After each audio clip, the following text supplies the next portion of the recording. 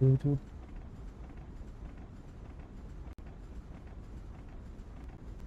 do, do, do, do, do, do, do.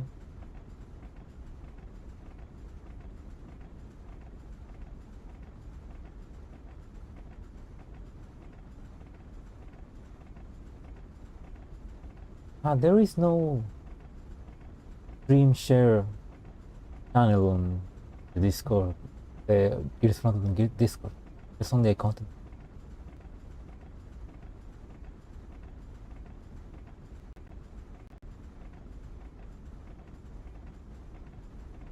Okay.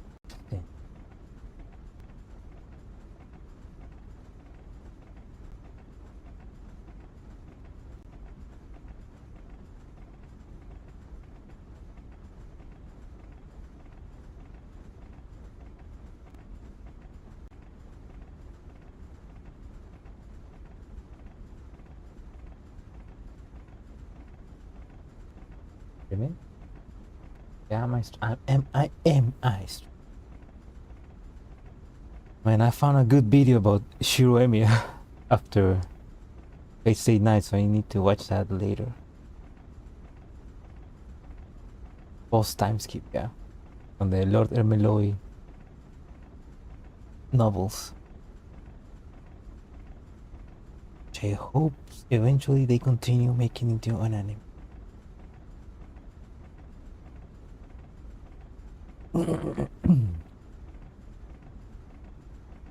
Anyway,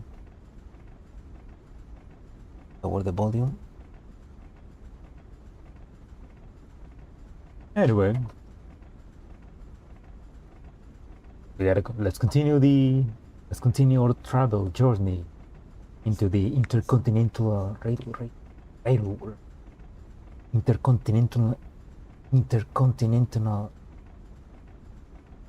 railway.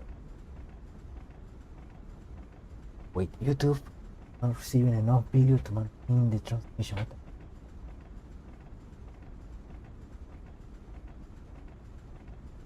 Why are you not?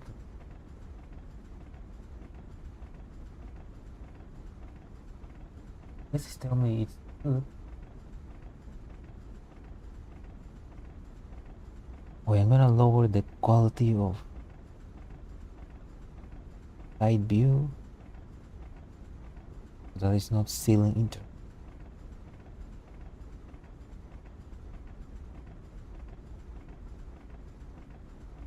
There we go.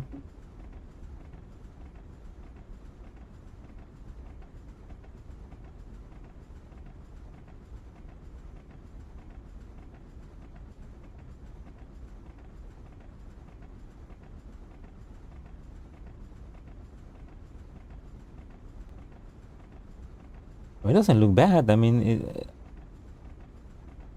looks like it's streaming well. OBS is also saying that.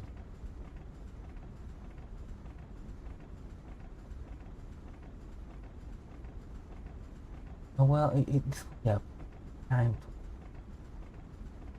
to stream starting soon. Screen so that I can like troubleshoot everything before I actually will have one of those. Why haven't I made one of? Why am I so lazy?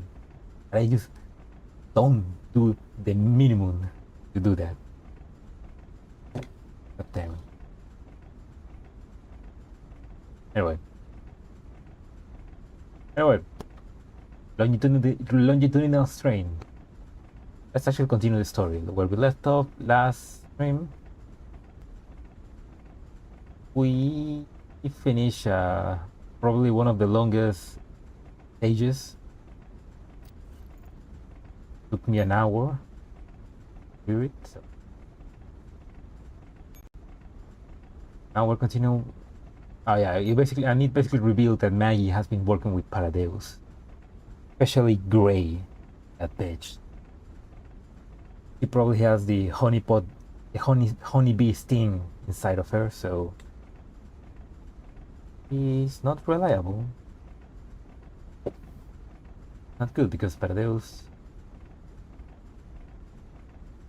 Also, I remember somewhere that supposedly This event, longitudinal strain, happens before the previous event, which is, oh fuck, I forgot the name. Previous event, which was the one where we sent Team Aeneas to Avernus and we lost contact with them, trying to save Ange, but it was a failed mission. Like, supposedly this event takes place before that. And Eclipses and Saros also takes place before that. So it's like we're having this kind of like pre-event stories. Yeah. So anyway, let's actually continue the story. Caballeria Rusticana. Ah, shit. I forgot about that. Yeah, that's pretty interesting. The fact that the last three events have basically, the last two events have basically happened before the previous event.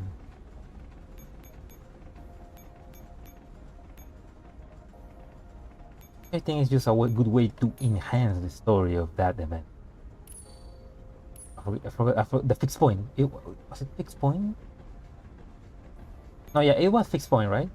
The one where Team Aeneas infiltrate Avernus. Like it's kind of because we know what happened, so we get then Eclipse and Saros and this longitudinal strain. They're basically prequels to fixed point. It's pretty cool.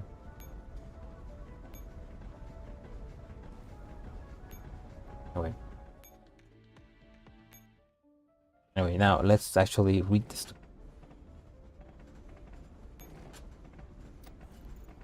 Caballeria Rusticana.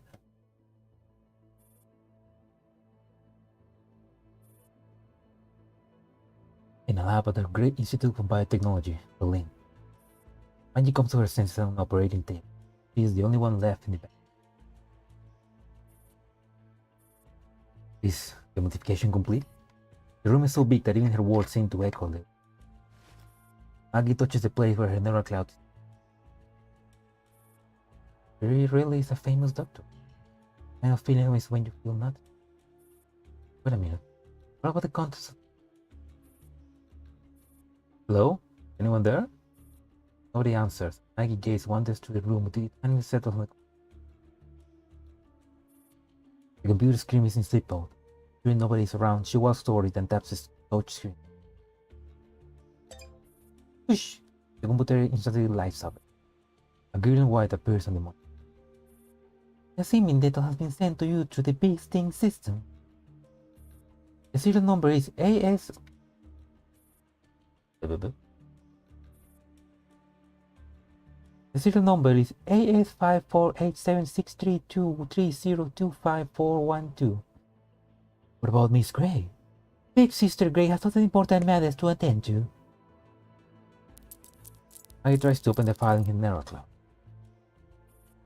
Scripting file. So these Tereos will be my contact. When Maggie looks up again, the white-haired girl is already gone. When Maggie leaves, Gray pours herself another cup of coffee. Emran.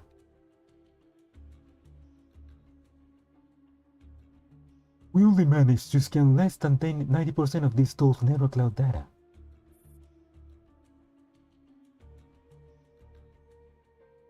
Minor deviations are fine as long as they don't affect the big. In other words, if you can evade your system, it means she's capable. As you wish. However, I do not like the presence of potential risk. Ray walks over to the record player. He places the low music fills the air. Don't worry, big sister Nemra. I guarantee your beast thing will take control of that line. Last carriage of the Colt Express.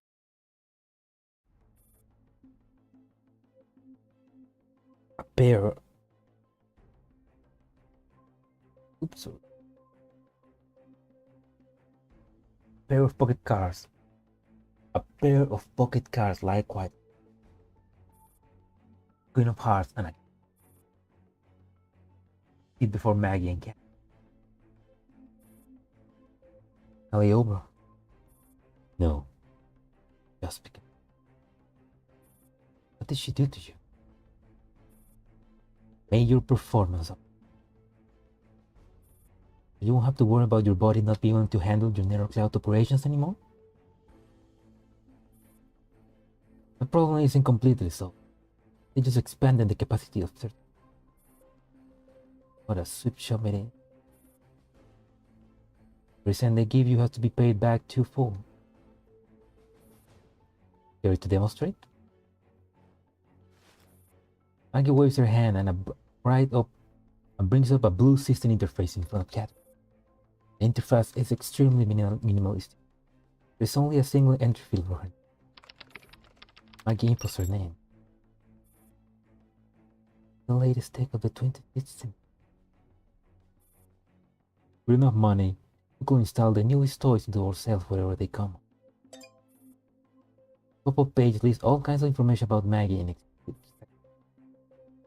no distinction is made for how important or trivial the information is. Even every word that Catherine said while she was creeping out Maggie in the pantry early has.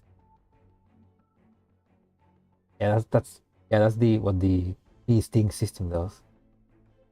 Basically gets information out of anyone. That's the biggest thing. Gets in. I did not realize that what she meant. Scary. I can feel countless eyes staring at me.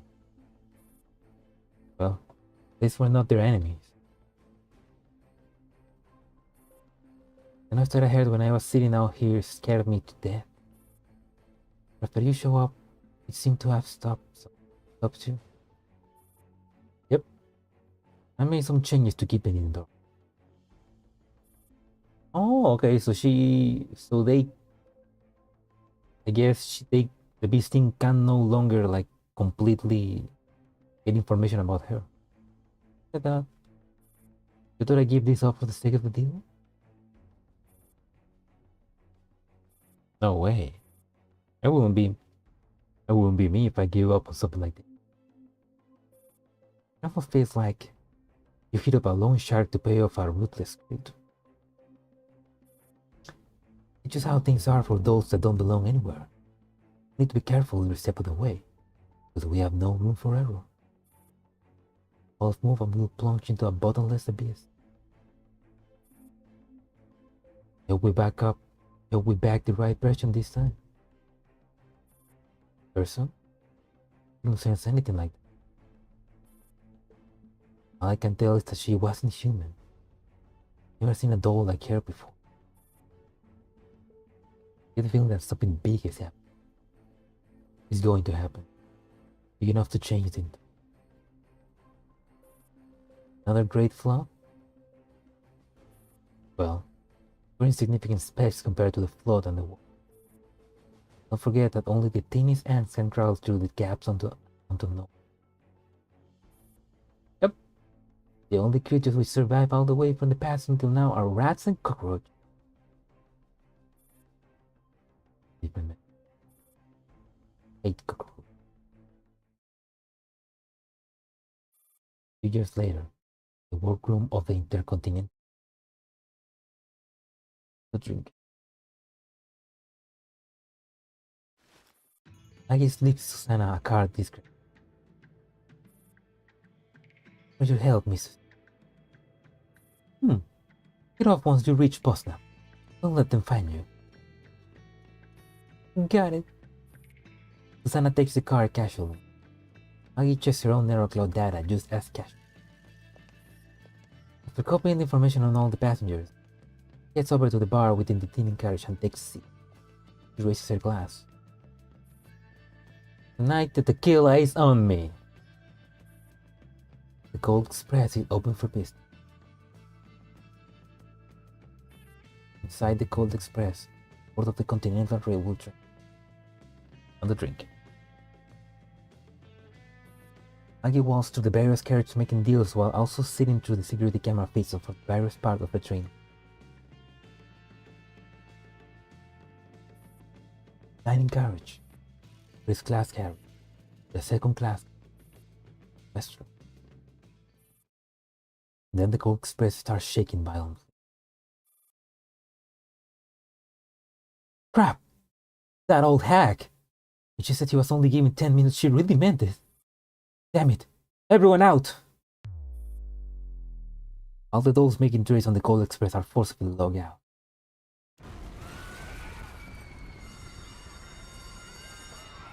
Oh shit.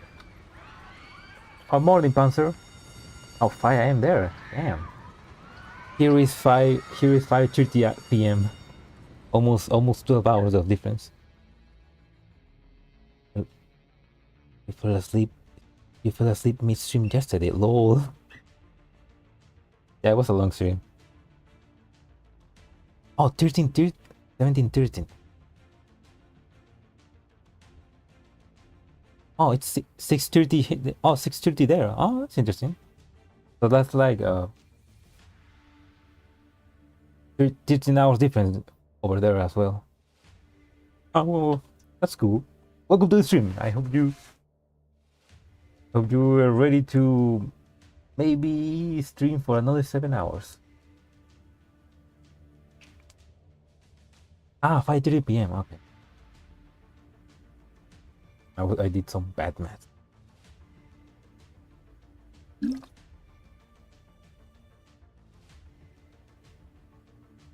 I lift her head from the table.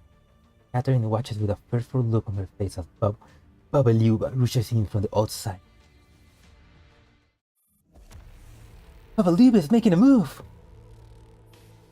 Know that. Keep guarding my body. I'm about to find the objective. If we withdraw now, we'll have a hard time finding another lead. Got it. I'll think of a way to void your time.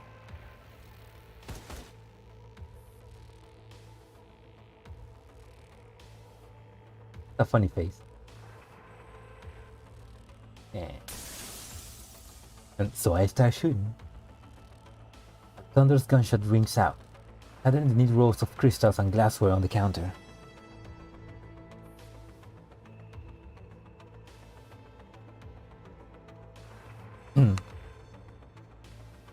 Works out at the night. Oh, you have a night shift.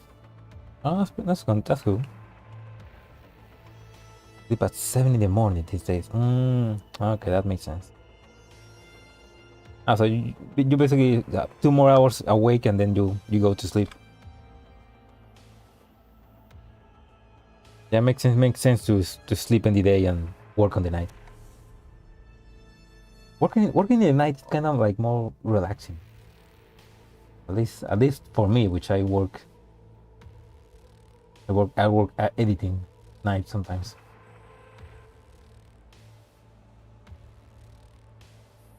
Even Susanna, who's seen it all, can't help us.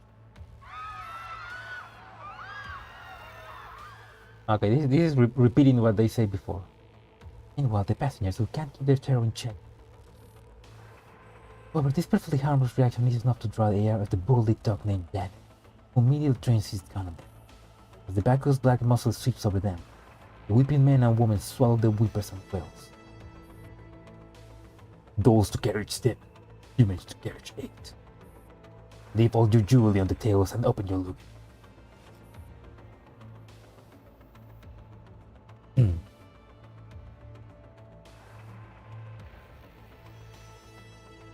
No people are relaxing, yeah. And the silence in the street is also too nice. I'm like screaming from Civilization 5? Really?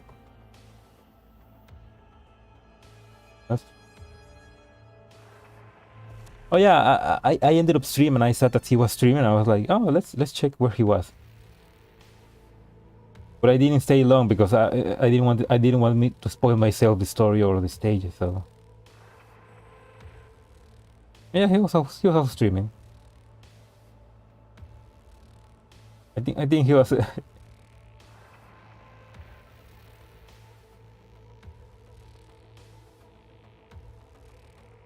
I guess everybody's just streaming right now, trying to finish the event at the last second.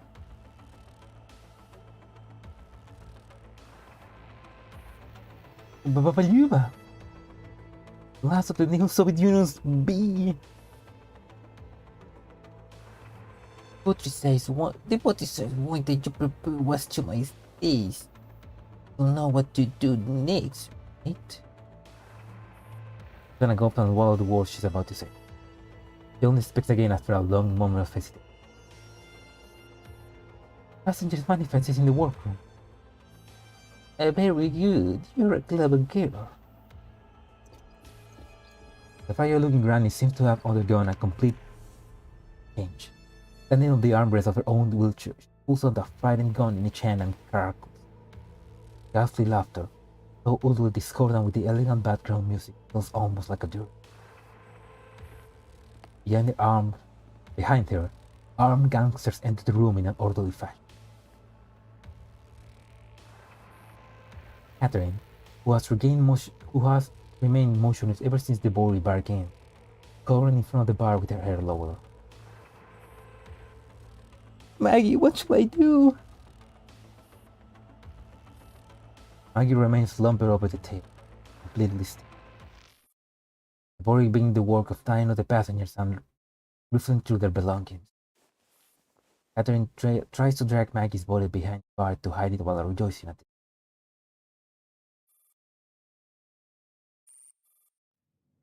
It's a sound.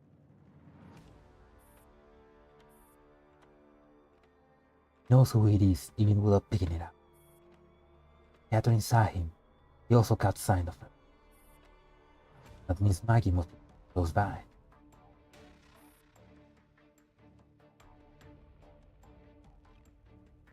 You dumb bitch! I heard you delay them for 15 minutes already. Is something wrong? Alan, who's standing beside Nikolai, noticing natural stiffness. Most of them are regular dolls. What could possibly be wrong? You don't have to be such a tryhard around me. Save it for the orderly. There are still several more carriages. We had best set up the jammers ASAP. You aren't the only one working here. Take care of the restroom side. I'll handle the bar side. The communicator keeps vibrating. Nikolai silently cuts it. Then he slowly ties up the dolls who have ducked off to one side. 10 minutes left. I take care of it. Nikolai has only tied up 4 of the dolls. Daniel, you help me.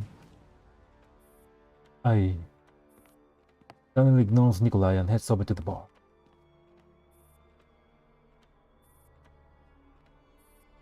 Behind the counter, he finds a trembling Catherine and an unconscious Maggie on it. Daniel reports it with a strange look on his face. Baba, Maggie Ponce is here too. He glances at Nikolai. It's been more than 10 minutes.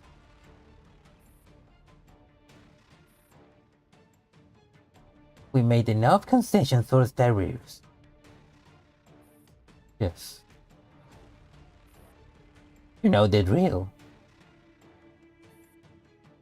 Yes, Baba. Catherine hears a clear, crisp sound. The sound of a safety latch is engaged. She slowly looks up. I hope we don't meet again. Bad looks always happen when you show up. Babaluba! Babaluba pays Catherine no heed. Daniel presses his gun against Catherine's chest in a brusque manner. Takes aim at her narrow clout. Wait, we're actually on a mission. Strictly speaking, we're allies.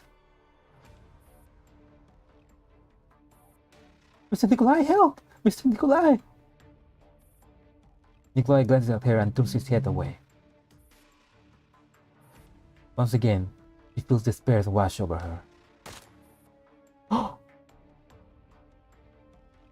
Daniel's gunshot is the answer to her desperate.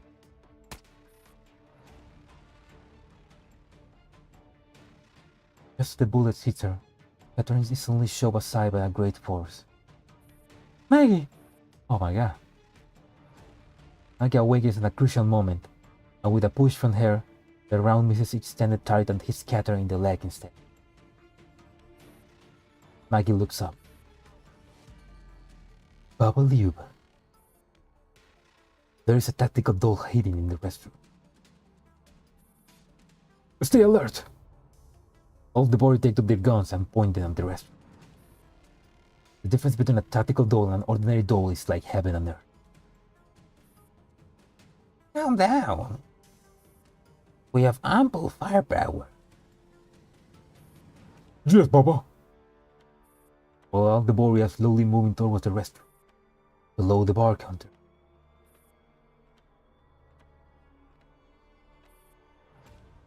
Think so? Forget about me. Don't target yourself out of the mission.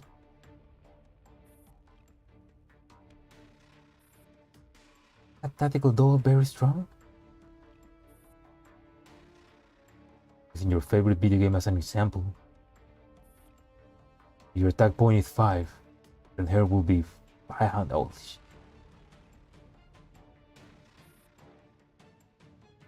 looks like she'll be enough of an distraction for you to escape.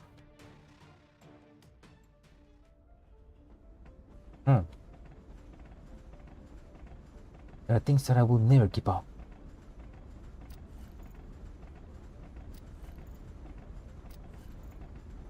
Ladies and gentlemen, hand over all your money. I don't have any money. Next.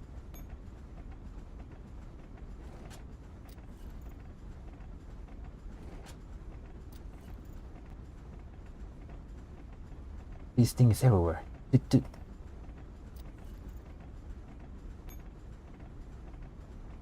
Firebird.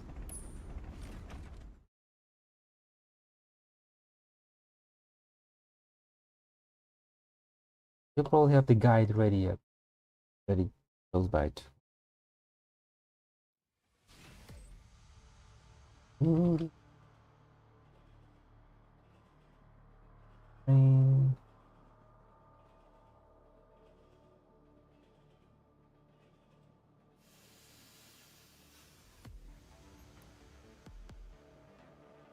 Forgot the name. What was the name of this one? Second class beach chilling. Yeah, they're just like. Yeah, right. I mean, they are in the worst carriage. They are poor. They probably are suffering from collapse radiation. It's chilling. Firebird. Firebird flex. Okay, that looks easy.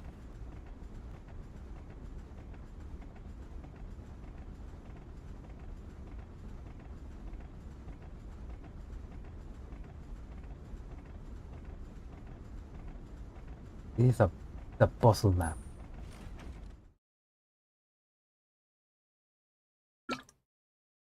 If I can do it.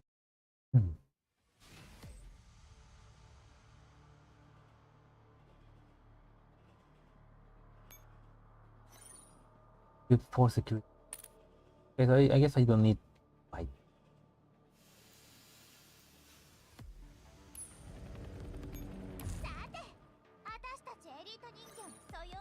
Okay. Hi. Good for security.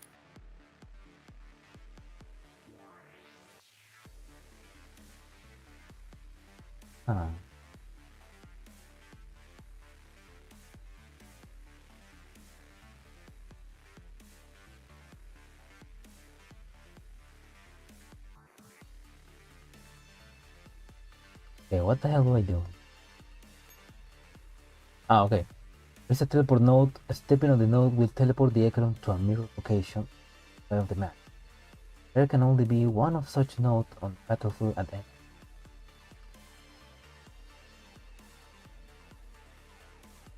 See? Yeah.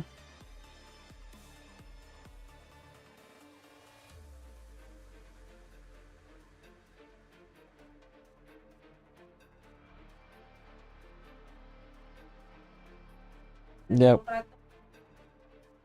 Ya, está bien.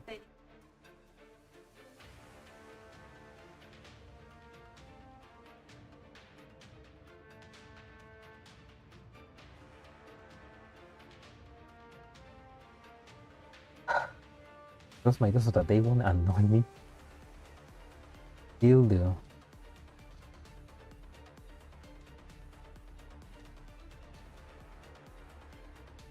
I forget what I was going to. Ah, fuck! I should have.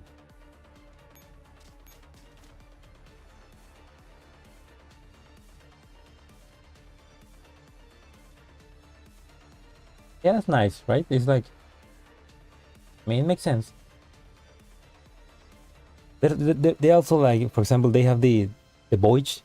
They have for the map the gangster. They have their own logo and everything. That's a nice detail.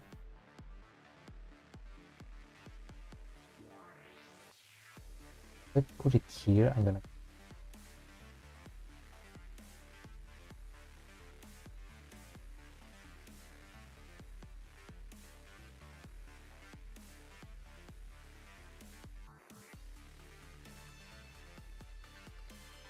Okay. Yeah.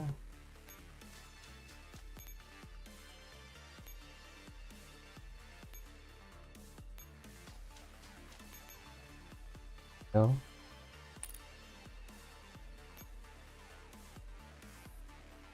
Notification.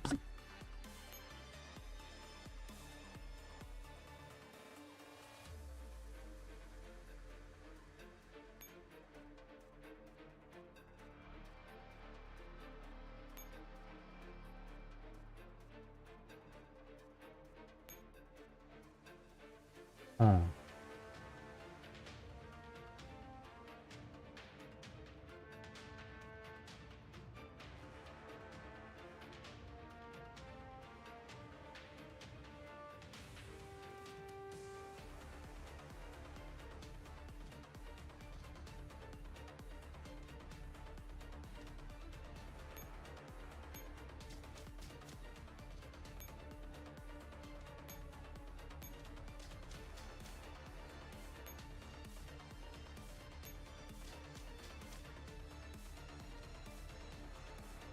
Track.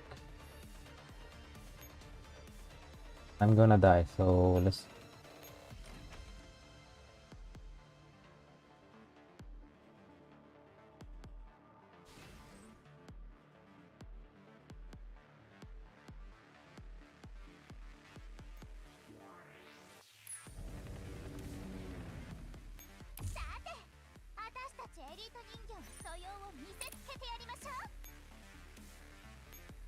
Yeah.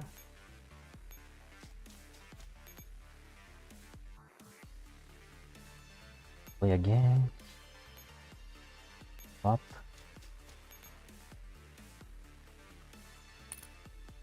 Track that.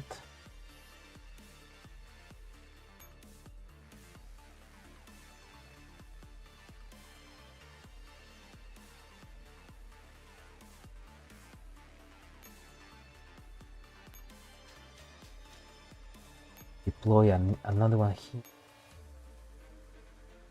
Down.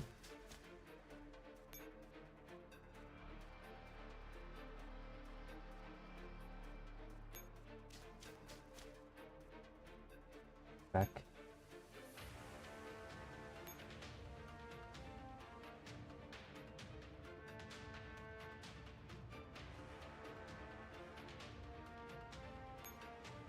Go here.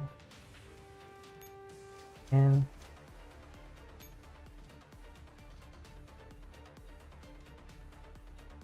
doesn't look like this activates. Wait, no, it does.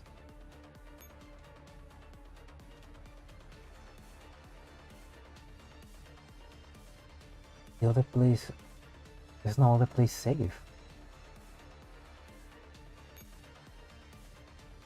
Or is there?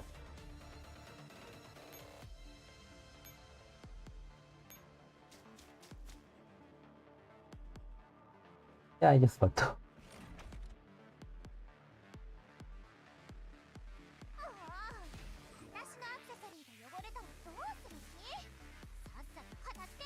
Nah, she could probably date them.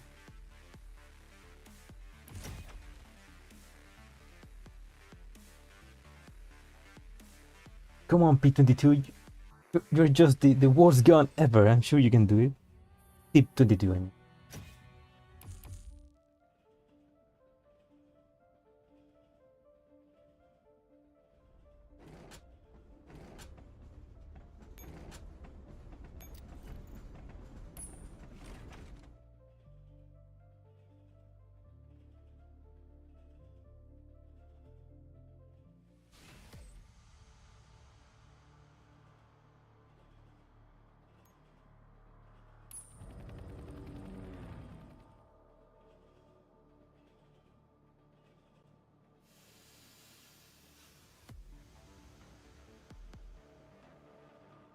I'm probably gonna have to check the guide.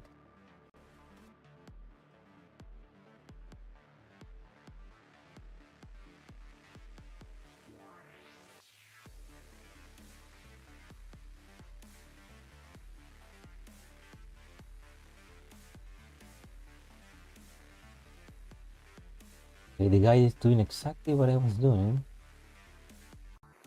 Oh, okay. I see. That's where I was wrong.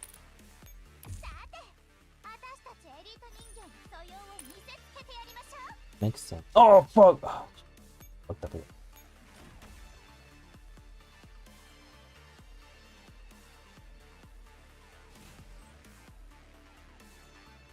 I mean, I was right up until the last portal, kind of like the last portal, because I didn't realize that I could just go here directly.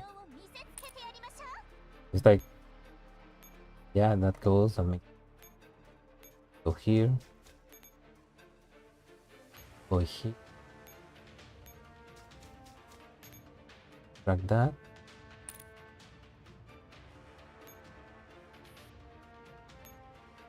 Deploy here, and that actually takes us directly instead of having to go to the other side, like that.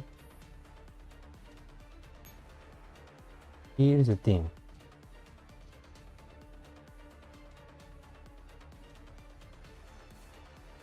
I put a portal here, I'm gonna get back here.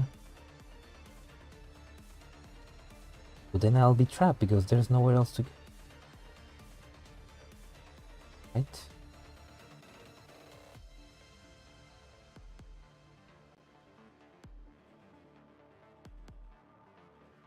Not.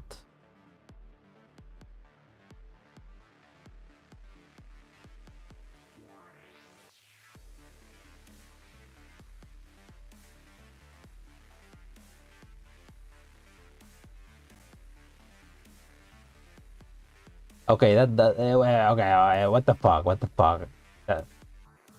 That's not fair. What the fuck?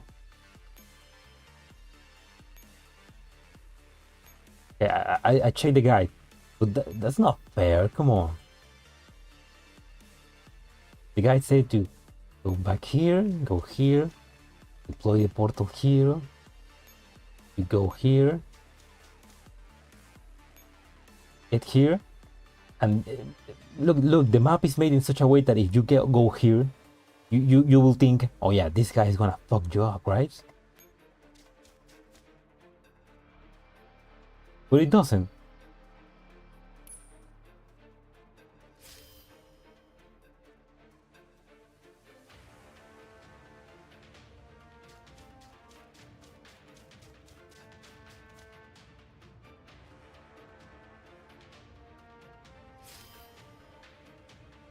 Or was I supposed to just check this guy and... Oh, Okay, he doesn't move. Okay, yeah, I guess that will be if you were using big brain, like you will check the movement patterns of everyone. Play it safe and one console at a turn. Yeah, that's much better. That's a better idea.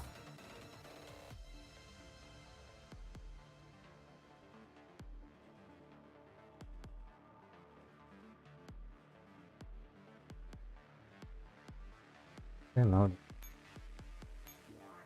go here, teleport.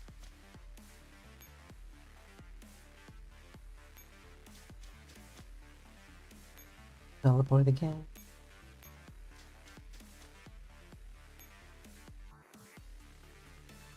Here.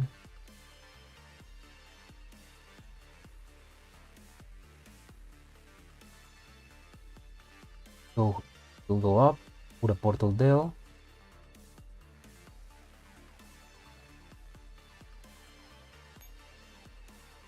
That's probably what I need to do. Yeah. Boom. This. Move.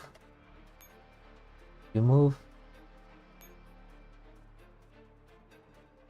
The next movement I should do, get hit or hit.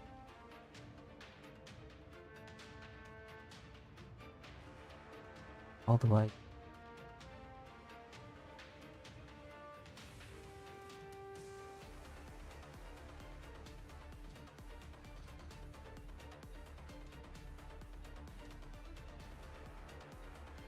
Somehow need.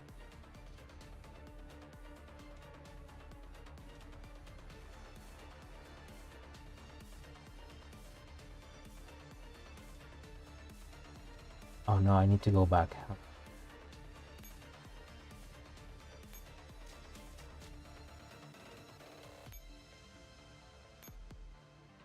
Back.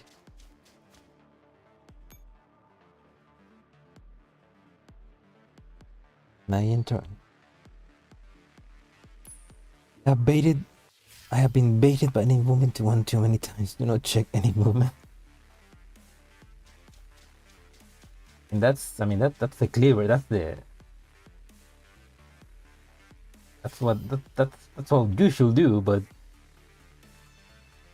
I don't know, man. Sometimes the UI is so difficult to understand. It's like you only can check these lines to know if they connect. But sometimes they can just be. You can't see them because they are being covered by these things or these things. It's like. It's like at one point I just like I stop caring and I just do. I just leave it to God.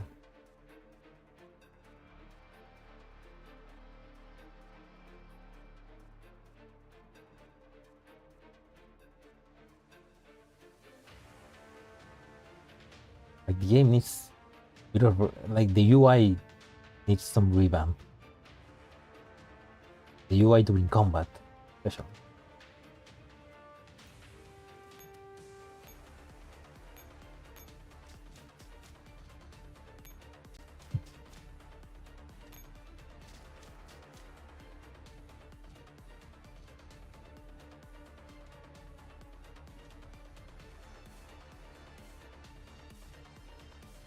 Okay.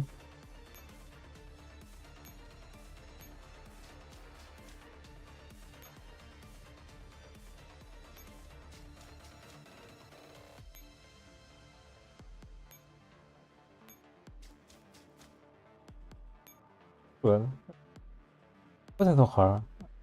I'll probably do it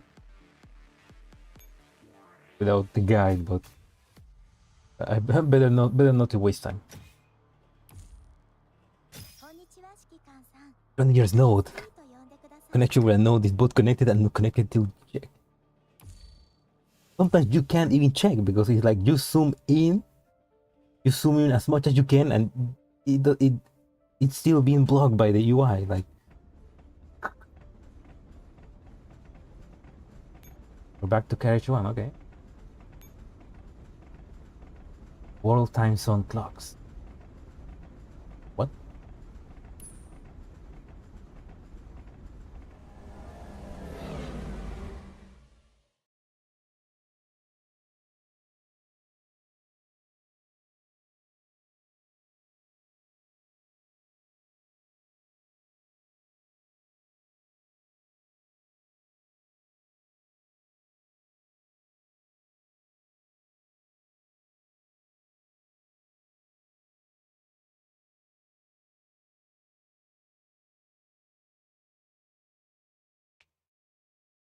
Planning mode? Yeah, but you kind of forget. You something. I don't know. You kind of like. I always forget the forest for the tree. Yeah, the gameplay is the greatest obstacle. Enjoy GFL. Like, I love GFA. I love GFL, but the gameplay is like you can't feel that it's a 7-year-old game. No, not 7, 5. 5? How many years is the game been out in the CN server? Like you can feel that it's a a game from the last decade. Like you can feel that too, especially from Fate Grand Order, which is also pretty outdated, has pretty outdated gameplay. Like it'd be nice if GFL received a gameplay revamp.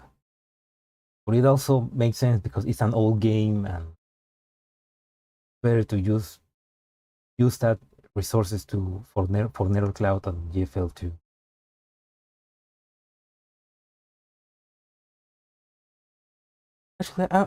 Actually, recently there was this game that the other gacha game which was from Mega Man X Dive, which also recently used end of service. So they decided to basically remake it and relaunch it as an offline game, and it's gonna be available on Steam.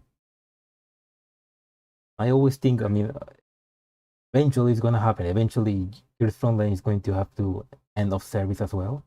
It'd be pretty nice if they release the game standalone game.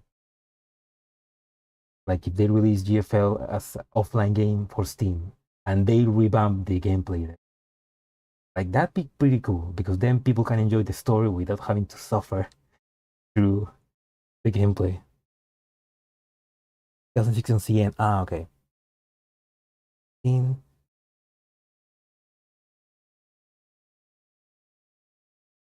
okay, 7 years. Yeah, it's a 7-year old game. Like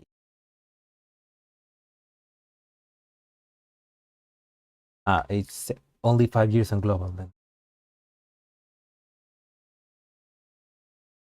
Yeah, it definitely needs. They have made a lot of improvements, but it could get some more.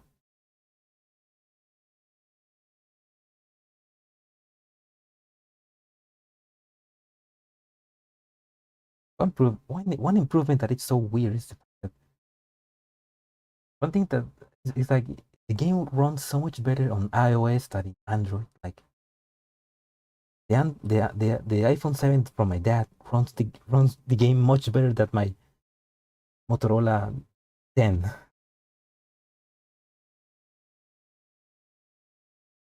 Spaghetti code is very strong. True.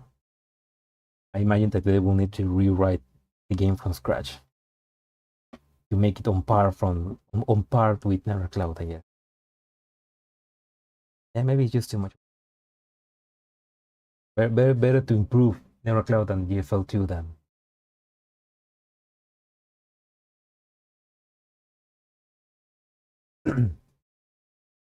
Nightfall. The dark shape of the Intercontinental Railway Service EN44C13M traversing the red zone gives a faint sense of body. Like oblivious spray, it has unwittingly fallen into the criminal syndicate known as the Bori Bisakon are bloodthirsty hunters. Right now, you're committing a ruthless robbery. Yeah, no, the story and the character are the best of the game. The gameplay is kind of like the thing holding on down.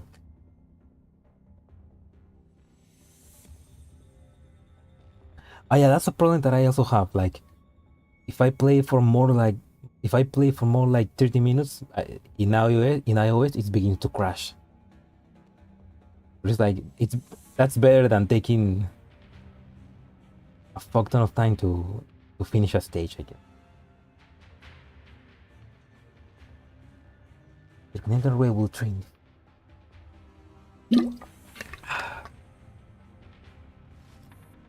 Man wearing sunglasses is standing on top of an expensive hardwood round table with a large and portable gun in his. Our minions, having scattered all over the carriage, are keeping an eye on the passengers. Passengers, all in their own seats, are looking at these intruders with both fear and. Mr. Julie, this safe just won't open. The man in the shade is in charge of the first class cab. The objective is to squeeze as much out of these fat sheep as possible. Since the Boreacs are experienced robbers, they know very well that wealthy passengers traveling in first class carriage never carry anything of real value on their person. Julie taps his python loudly on the two Bori have been toiling over the safe for a long time. They haven't made so much of a scratch on it. Next to the safe, a rich woman with a bloodshot eyes glares at the smoke July, her hands and shoulders quivering in fear and anger. Miss Eloy. Eve. Where have you taken my daughter, Eve? Julie ruffles his own hair in exasperation. Ma'am, you're making things very difficult for me. Miss Eve lies in your hand. I guarantee that she will be returned to you safe and sound if you cooperate.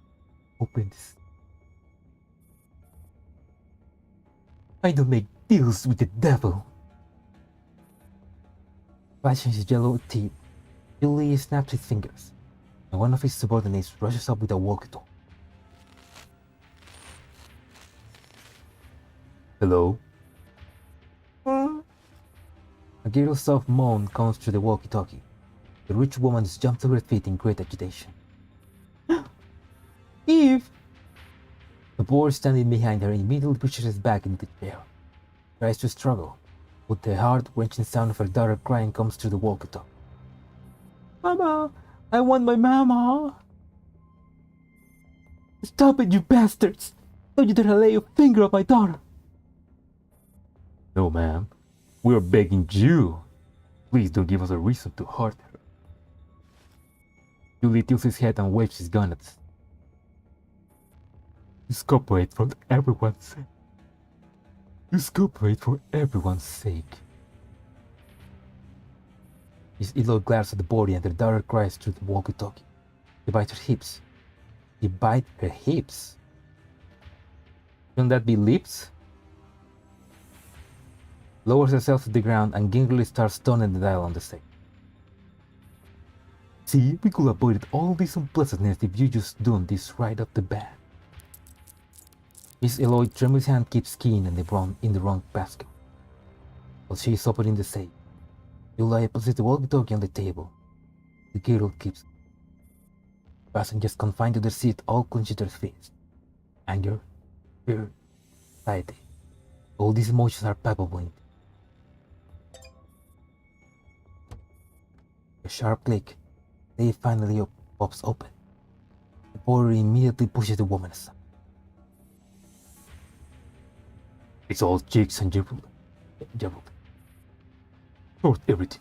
Give me the jewelry and hand the chicks to Mr. Dan. My girl, my little girl. Julie turns off the walkie-talkie and the girl's cries suddenly cease. Why are you so scared, man? Don't worry. We aren't the bad guys. Just then, a string of courses suddenly erupts in the corner of the cave. A board grabs a middle-aged man and drags him viciously before Julie by the collar. The other passengers gasped at the sheer violence. Their hearts lurched with fear. This motherfucker made an emergency call when he was hiding in the corner. Who did the call? Stop it, cops. He was also trying to call the crowd when I found him out. I beg you, please let me go. The man's forehead is climbing with steam. His eyes Julia's gun forcefully. His voice quivering the whole time while he begged for mercy. The gun is enough to send his brain splattering all over. Watching this pathetic display, Julia rubbed his head and craned his neck. Then he beckons out his subordinate. Give me his communicator. Julie squats down next to the man and calls the police aid with the communicator. Then he shows into the man's hand and taps his face with the barrel of his gun. The middle-aged man's eyes widen. The call connects.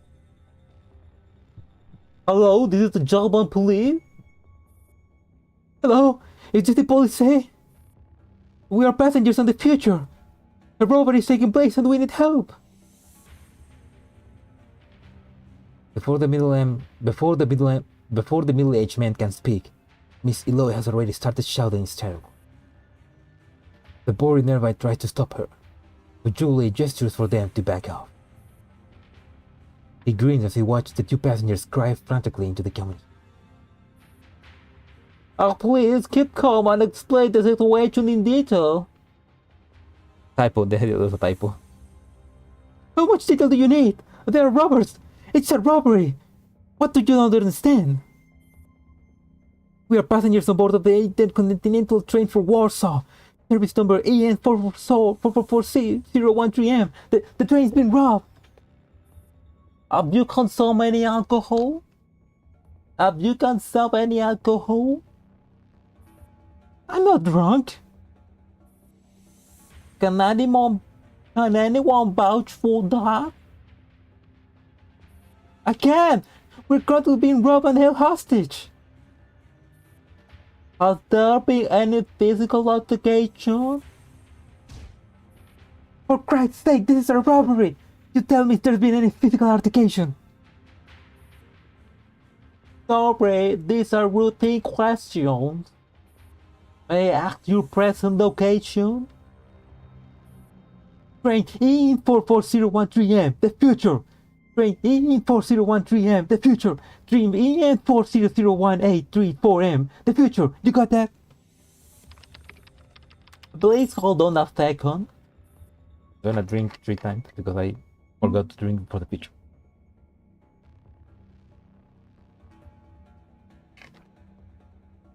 I'm very sorry, but service EN44013M is currently not within our area of jurisdiction. The police say would only take over security from Poznan. The voice speaking through the communicator sounds heartlessly cold. Miss Eloy and the other passengers in the carriage are all left speechless. Reply.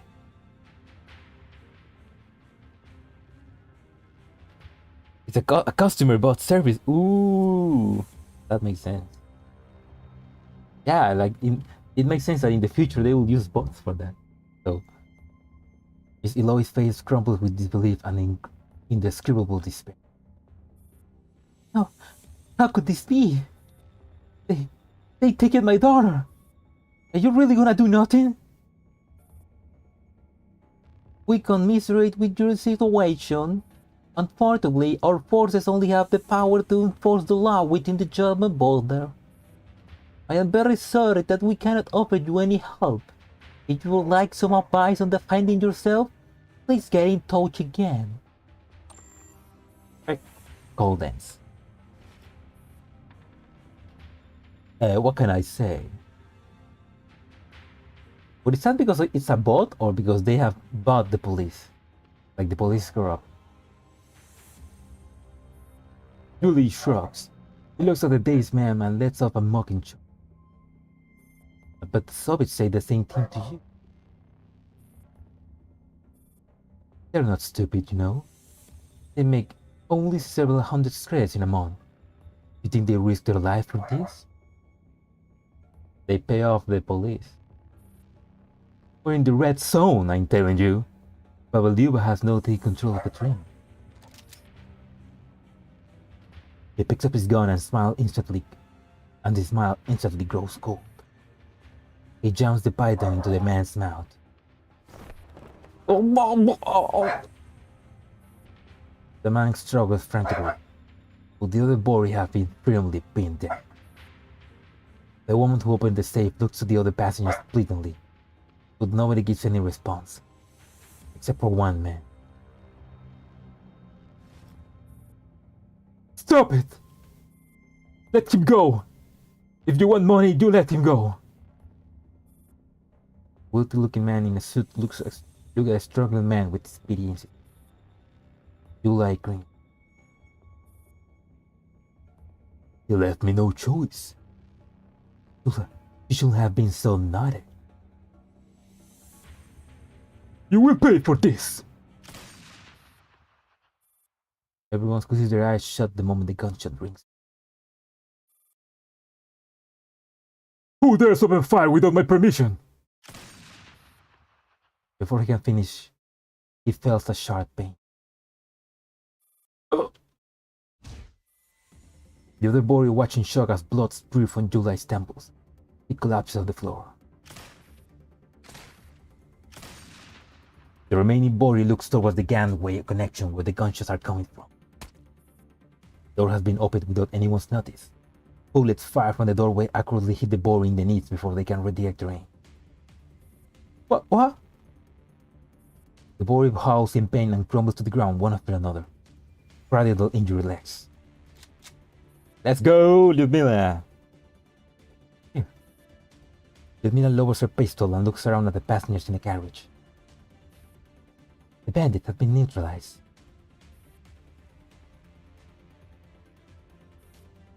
Gangway connection between carriage F07 and 09 wait future. Blah blah blah blah. Few minutes ago. After darting into the gangway connection, in between the carriage, Lyudmila fires 3 shots from her. The pursuing boy are forced to back off. Lyudmila looks them out on the other side of the door. Their cursing is still clearly audible through the metal door. Sensing another presence in the cramped space, Lyudmila spins around rapidly. Behind the half-closed door of the workroom, a familiar figure raises her arms. Wait, we're on the same side! Are you? Lyudmila eyes the woman. Queen of Hearts, we have never been on the same. Maggie blinks. My principle of survival is to make as many friends and as few enemies as possible. For instance, right now we should deal with the Bory as friends and not as enemies. I have no need for friends like you. What you do? I possess all electronic keys for the entire train. I changed all the key codes. Lyudmila studies her with narrowed eyes. I continue before she decides to pull the trigger. I'm just a business person. In the world of business, no rules are set in stone. As long as the price is right, you can have a deal. I am not your enemy, instructor. Lyudmila hesitates for a few seconds and finally lowers her weapon. Need to reach carriage 2. A pleasure doing business with you. Alright. Instead of Queen of Hearts, you can just call me Maggie.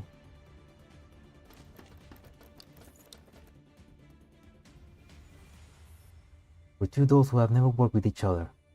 A fantastic team. Blaze a trail to the train with several dolls and humans following close behind. Make it to the gangway connection between carriage 2 and 3, no. Just so you know, there are no enemies behind that door. Lyudmila starts taking her body apart with practice. She dismantles a few seemingly redundant parts of her lane. These parts are assembled into a pistol like metal. Oh, so she has her pistol inside of her. Oh, expert scans. She produces a few cartridges in the buckle of her belt, inserts them into a magazine, swiftly load her pistol. Maggie opens the door.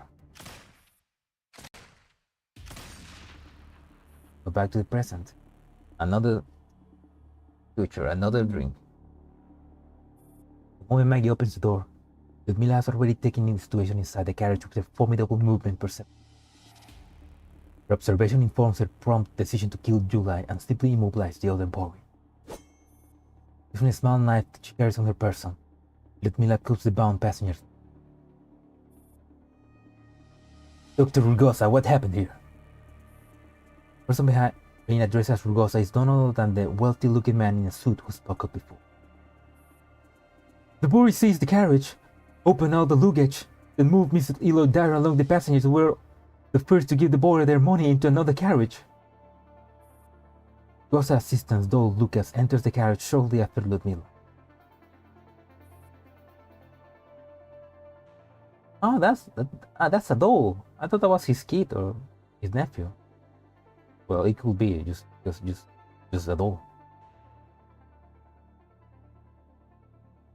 Hope whoever designed AR-18 got a pay rise for pistol parodies in the doll design. I mean, I would imagine maybe they write that into the story and he designed her around that maybe. But yeah, it is a pretty cool design. It makes you wonder, why don't more dolls have that, like, secret weapons inside of them? I mean, I will imagine there are parts in the body that they have empty, so they can just make guns out of them. Here, we only made it here because Madam Instructor took out all the borrowing in the last few carriages. However, some passengers and dolls are still left behind. Rugosa pats Lucas on the head and looks at Ludmilla, who has returned to her seat for her own luggage. Miss Ludmilla, I have a presumptuous request. Ludmilla turns to face the doctor. I want to stand up against the Borai. Please lead us in doing so. Are you crazy? The Borai experienced weapon smugglers and robbers. How can we hope to stand up against them? Then let us leave as long as we give them our money. Hey.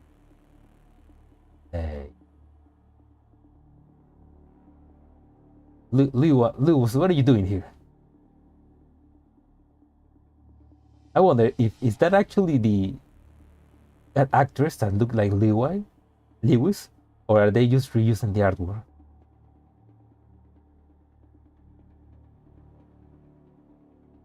I don't think you want those in civilian doors. Those? Yeah, that's true. But I would imagine that civilian doors could use them for maybe like storage, you know? Maybe they can put some extra batteries or chocolate. Reuse artworks? Ah, okay. I mean, it will be kind of funny if she's actually the actress and she's somehow found herself in this. I don't think we need to take such drastic measures. That's right. If you think about it, the actual murderer here isn't any of the Borai. But what about my Eve? Oh. This girl looks very sus.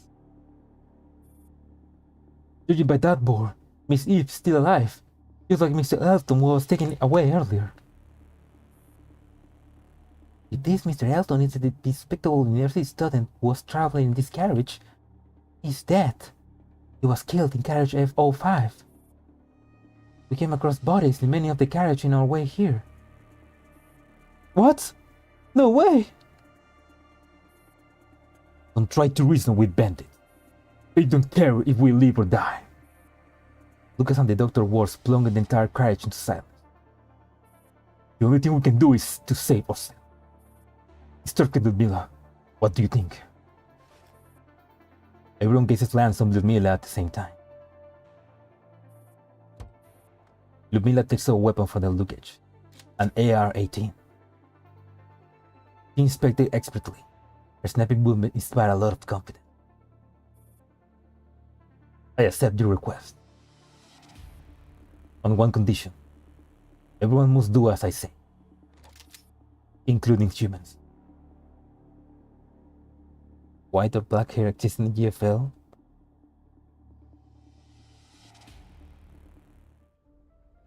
Let's go. These talks are very well prepared. They probably knew these security blackouts. I can say for sure I can save all the passengers. It's German. They're all the same. Always happy. Is there anything else new? Everything has a price and I will be the winner who takes it home. Ladies and gentlemen, name your turn, so please don't harm the passengers. Was marked to the gangway connection between carriage F02 and... Damn it, how dare that cheetle hold me hostage! I'm gonna block her head off. Oh, now it's noisy down here. Can't move. Comms are down too. The gangster rummaged around the racks helplessly, knocking a few subkeys off and scattering objects all over the floor. What's with that suitcase?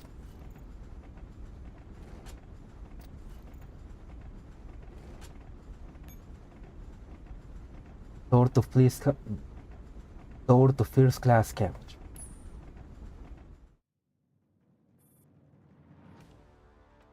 Yeah, I like the design too. It's pretty fun, and it's less confusing.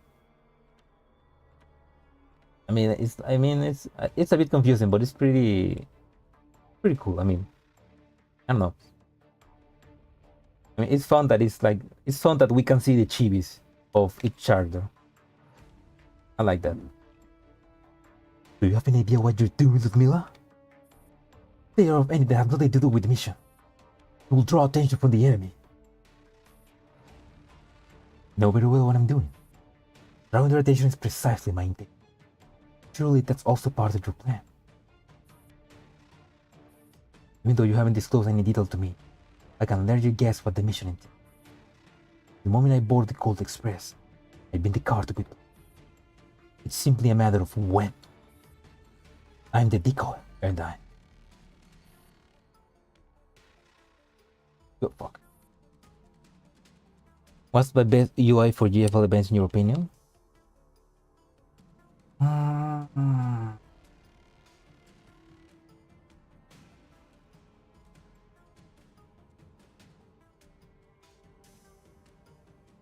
I really like Singularity one. I think Singularity is the best one. Yeah, I mean, also Singularity was pretty straightforward. Like, you just needed to follow the path. So it's like, and you can see the map overhead. But I think this one is a close second because I can see the chibis, and it's a pretty, how do you say, visual way to forward the story. You know, it's like if you can explain, you can tell the story by just looking at the way the UI is presented. I think it's a pretty successful UI. I also like the one that was based on the midnight clock. Was that Mirror Stage? The one that was basically a clock moving forward to midnight. Yeah, it's a messier menu, but at least it tells you where to go, because the yellow points, the orange like orbs, like it tells you where to go for the next part of the story. So it's like, but it's a bit messier. Yeah, that's true. If instead of moving from carriage to carriage, we will just stay in one carriage and then move to the next one for the next part of the story. I think it will be less messier, but I still like it. I like to see the chibis.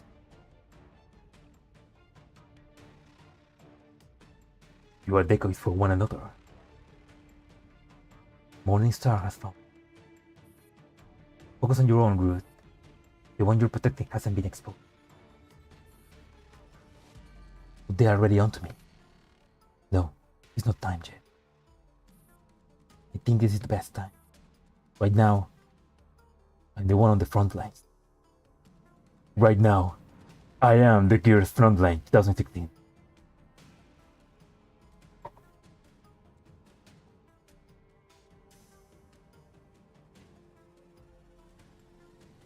Yeah, that's not, yeah, the clock one was also like another like way to visualize the story in the UI by showing us the clock getting close to midnight.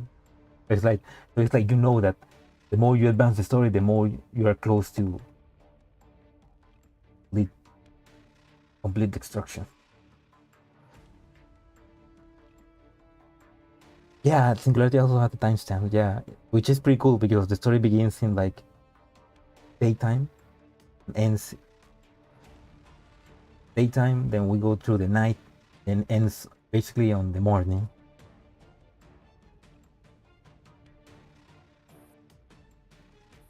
Demand action to be taken against the Bori Bistakone. Instructor R, I order you to take command for this operation. I, Ludmila Pachulenko, will be your field operative.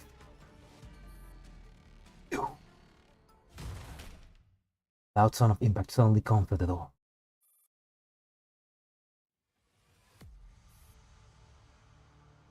Another drink.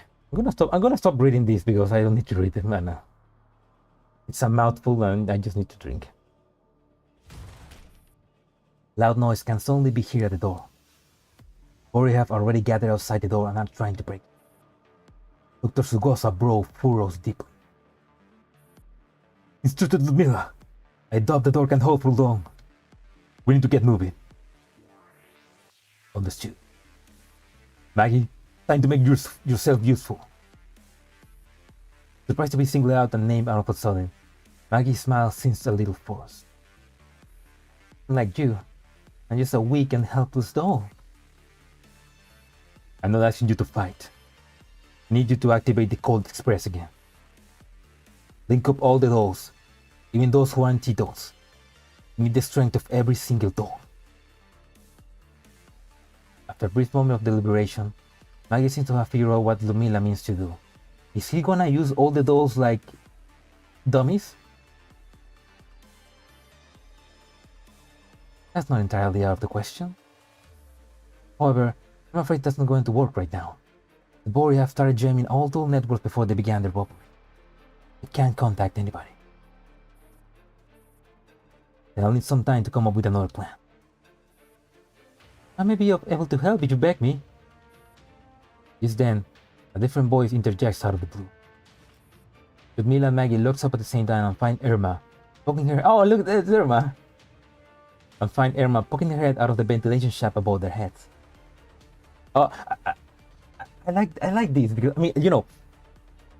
Continued Turbulence is still my favorite story, and it's mostly because it's stole from different perspectives and different points of views, and I really like that in a story because then when they connect and meet each other, it's like pretty cool. And I'm liking this story because of the same reason, because we have Irma, we have Maggie, and we have Ludmila, the 3 points of views that they didn't connect, and they slowly are like connecting and interlacing, and they have to work together now. I like that. I like those stories. That is pretty cool, and so I'm loving this. Now we have our 3 protagonists here. Yeah, the Doomsday Clock. I was saying Midnight Clock, but it's Doomsday Clock. I forgot the name. Yeah, I know about the Doomsday Clock. I had a book in school that teach you about that. It's a pretty interesting concept. And it's kind of fucked up, but we are so close right now.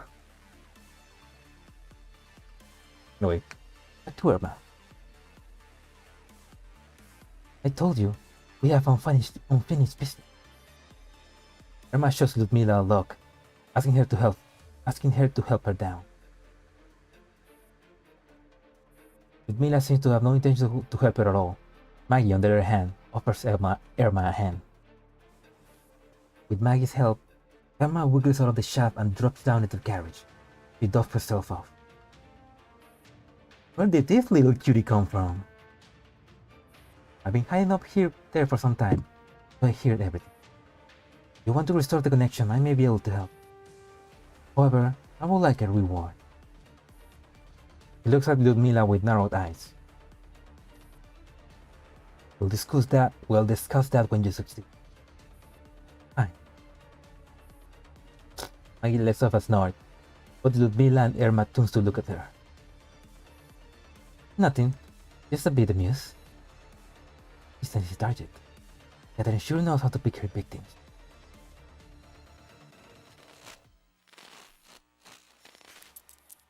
Irma at the source.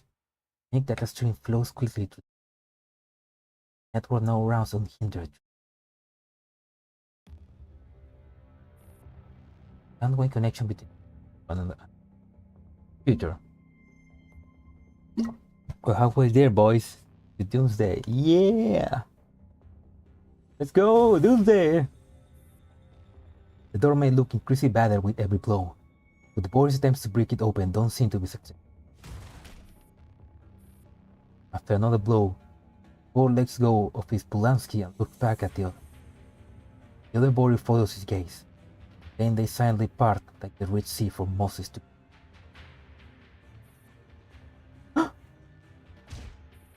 Daniel walks up and dumps Susanna in front of the door.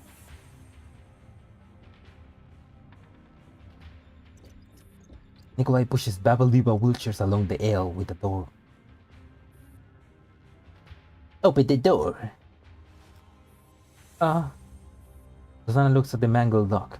With a frown, she takes off her electronic key. Now, there's not even there hesitate. The Bori won't show any mercy to a dog like it. The lock clicks mercilessly. And a thundercloud almost freezes him. Wait, hold on, I'm not trying to mess around. For the Bori, I can't even question her. Anna is already desperate trying to acquit herself. There's nothing wrong with the key. Oh, I know. Someone must change the code. After some thought, she decides to sell out the culprit. Maggie, it must be that asshole. What a piece of shit, Susanna. Is that what you do to your friends? Only she is capable of doing such a thing.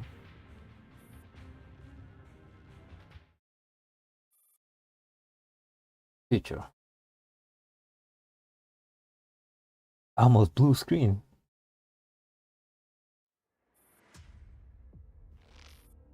Catherine, who has been bound, looks down at the bullet hole in her leg. She leans back in her chair and lets out a long sigh. Not only is my neck screwed, even my signal has been cut off. Now, I'm about as useful as an alarm clock. Miss Catherine, is my purchase on the Coal Express still valid? Pavel, who is also in the same predicament, starts conversing with Catherine. Of course, but only if the seller is still alive. Then, are we going to die, Miss Catherine? Catherine gazes at him with exasperation. They might pump us full of concrete and throw us into the Baltic Sea. All I can say is, backups are our one and only savior. Catherine, just ask your questions. Stop calling my name. I didn't call your name. Catherine, you totally used it. If Catherine weren't bound, she would jump on her feet and whack Pavel on the head. Pavel's headlamp flickers in protest. I really didn't say anything. She suddenly realized that voices coming in via circuit comms chat. Miss Catherine? Have comms been restored? I'm here. Actually worked again. Catherine twitches in excitement and peers around ridiculously. This is Irma. What's the situation in the dining carriage? Tie up with the tin can. I'm tied up with the tin man. Honestly, rather die. There are a dozen boardrooms in this carriage. It's actually not. So it's not actually a private channel. Why didn't you say so, Irma? You didn't ask. You got sassy. Anyway, the plan is. Plan. Carriage. Future. Per Ludmila instructions, Irma dutifully relaying the plan to the other door. Meanwhile, Maggie is pouring some coffee for herself. I just wanted to get in touch with Catherine, but she ended up connecting all the doors on the entire train. Really impressive. You two really not a team? Ludmila watches with a raised eyebrow as Irma walks away with grief. The sign reminds her of an unpleasant memory. It's true. It does have something to do with Dr. Hume. And we should get into position. I don't mind hiding. But my wife has asthma. I don't think she can hide in the ventilation shafts. And we'll leave her inside the toilet or something like that? Well... Dr. Rugosa turns and points to the other end of the carriage. If I remember correctly, Carriage 1 is the VIP class carriage. It's even more secure than this carriage. Ludmila nods in agreement. Right. It is the VIP class carriage reserved for special passengers. It has the highest level of defense. It should offer even more protection than the ventilation shaft in this case. It is usually out of bounds under normal circumstances. Lucas' gaze shifts to Maggie, who is casually sipping her coffee. Fine. Roll me another one, Instructor Ludmila.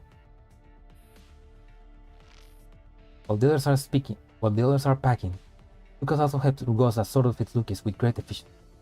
He is done. He tugs slightly at Rugosa's sleeve. Have you forgotten what happened before? No. Then why did you intervene? No one will thank you for that. It will only bring you endless misfortune. Yeah. You know, why are you doing this? This is my path, Lucas. I don't understand. This path does you no good at all. Rugosa turns around and pats Lucas gently on the head. Gazes down at Lucas' familiar face with a tender smile. Will you understand, Lucas? Huh. I mean, there's some story there that... some background about them. The morning star has fallen. We must try a different tack. We must save ourselves. We have no choice but to defy the gangsters. You dolls are something. Damn this Maggie.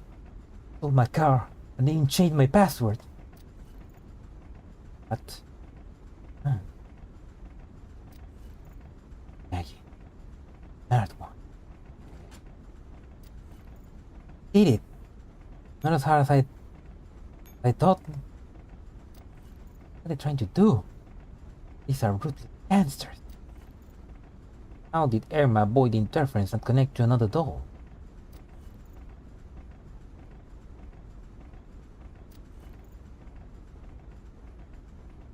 Hey, that's Lee Infill, right? Rhapsody on a team of Paganini.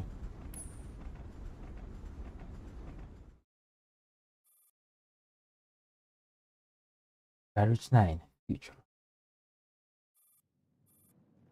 Those within the dining carriage seem calm enough. The real consciousness are having a knockdown, drag-out fight elsewhere. Inside Irma Comstra. Why, Deborah? Are you insane? We're just ordinary civilian dolls. I can't do it. You know how scary these guys are. I'm not even armed. We're kind of fine right now. If we behave, they won't cause us trouble. Who go all out against a toaster anyway? Ouch.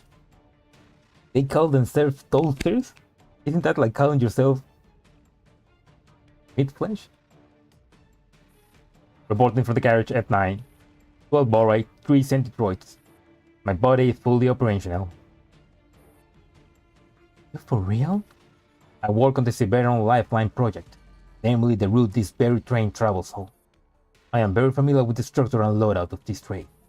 Once you activate me, I can work with you. Hey, don't forget to save me too. I used to do tricks in a circus, so I'm pretty agile. Who are you, Polka?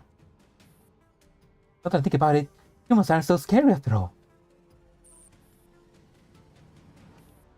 Panel is now muted. Waste time on pointless details. Report the situation in the carriage you're in. Follow Mr. Pavel's format. I'll be taking command now. Panel is now on mute. And she got admin privilege. Reporting for carriage F12. 3 borite, no centitroids.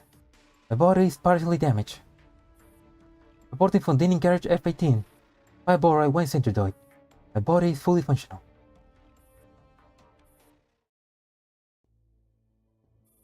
Catherine listens quietly.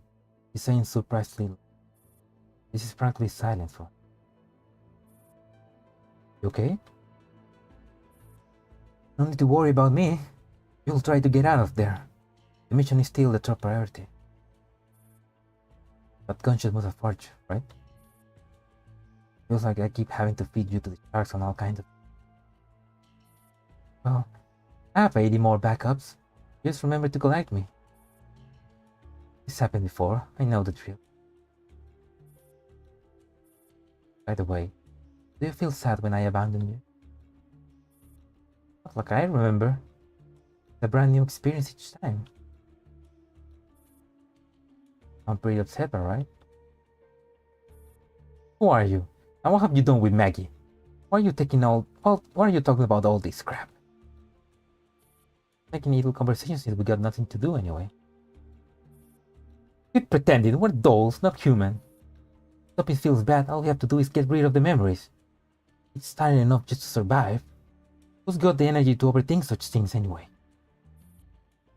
Not pretending, I'm just... Who's that? Halfway through the conversation, Maggie senses something in the gentle tone she's using with Catherine. I didn't mean to eavesdrop up on you. You already did, didn't you? Well, I picked up some signal fluctuation. I thought it was something extraordinary. Sorry to bother you, please continue. What, you think you can just walk in and out as you like? Why the hacker engine? Catherine, good job of picking this body for me. Oi. You know, right? The train ride isn't free. You now? No wonder you didn't want money, but that wanted me to put my body up as collateral. So am I getting back the 2 ones I earned on the Cold Express? Ha ha ha ha. Yeah, how is she gonna play? Those be playing Minesweeper in their channel system when they're bored. Yeah, right, they could probably install those games.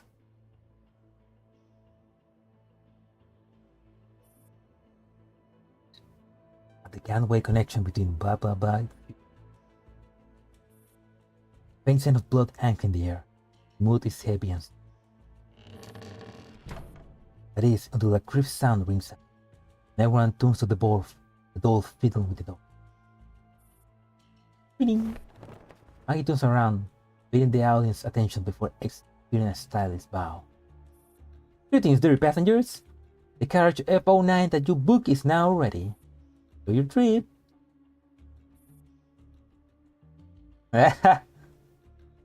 See, where's Maggie? I like a seasonal set meal. I have to charge you an extra fee for that. Ignoring the two of them, Ludmila enters the carriage and gives the interior a quick once-over. For some reason, the place is empty. However, given how dangerous the current situation is, Ludmila leaves the question silent. She comes back out and nods to everyone. Considering the level of the defenses here, we should be able to make it to the post if they don't hit us with heavy fire. I'll be going in first then. The rest of the show is up to you. The passengers hurriedly squeeze into the first-class carriage, leaving Rugosa at the doorway to exchange some final words with the doctor. Rugosa looks at Ludmila and bows solemnly to her. We're counting on you. Ludmila silently closes the door on the first carriage. In an instant, there are only 3 doors left at the gangway, or trip.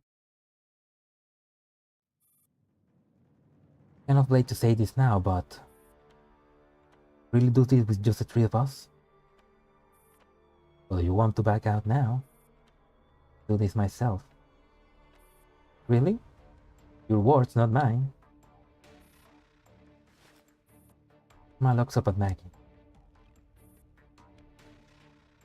Took a look around your narrow class while I was reconstructing the comm signal. Very rude, Miss Irma. Irma doesn't seem embarrassed at all. That she seems even more righteous than you. You don't work with Ludmila. I'll scrap your precious gold expert. Ooh. Maggie's mouth twitches. Really know how to pick people, Catherine. 3 of them are briefly silent. Oh, I like this. Just then, an encrypted transmission slowly enters Ludmila's private channel. Doctor, why have you haven't forgotten your role and your mission? Getting rid of you on the spot isn't all that difficult, you know. Now, don't be happy. Remember what I said. We can have a deal as long as your name is the right price. The way I see it, I'm more of a con artist than a businesswoman. It's a matter of perspective. Torsion is skill. Torsion is skill. Torsion is still a kind of a transaction. In fact, not another transaction, at least a little extortionate. We'll use whatever means necessary to obtain what we want for a cheaper price. Don't see how I'm any different. Double tongue devil. So, Madam Instructor, you like to do business with me?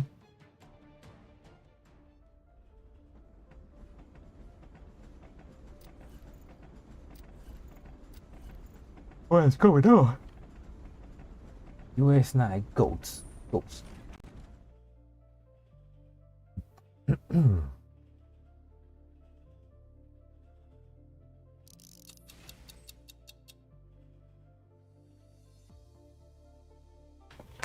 Oh my god, my leg.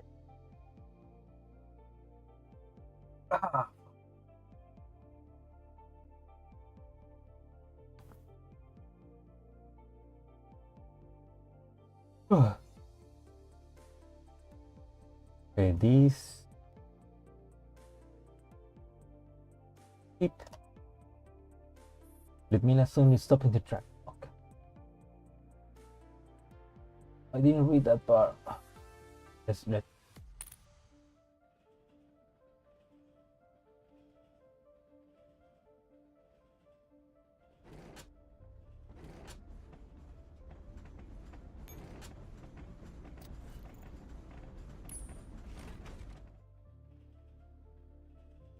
Irma is as scary as she's cute. She's scary and cute. She's cute.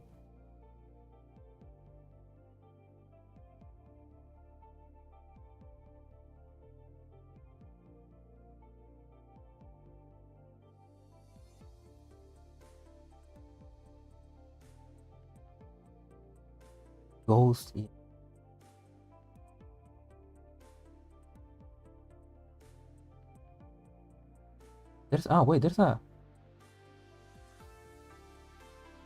There's two versions of Go CX.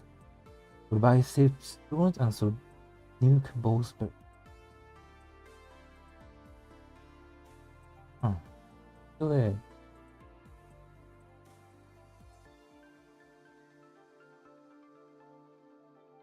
Beep.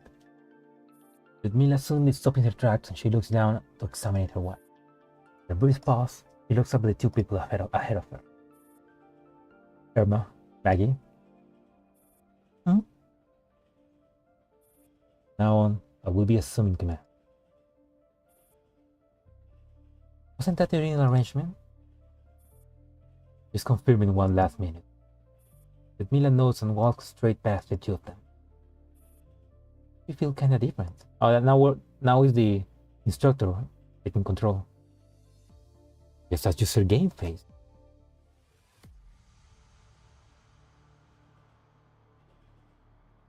It says that there's RNG. A lot of RNG in this one. So before we continue, I need to go to the bathroom. I'll be back.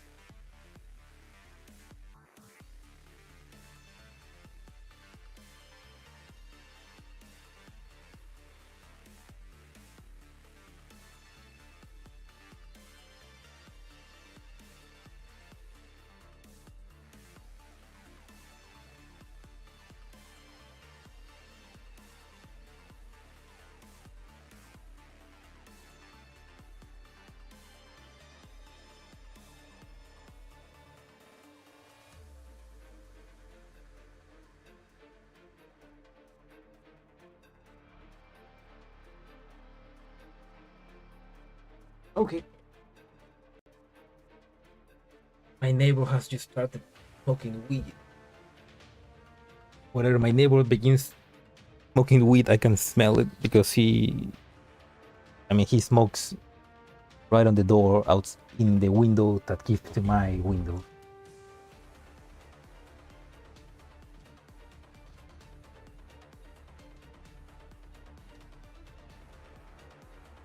Yeah, I can summon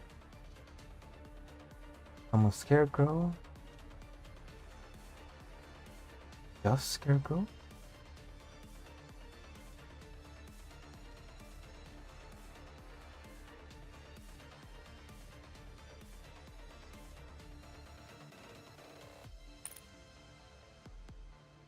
Oh, she did.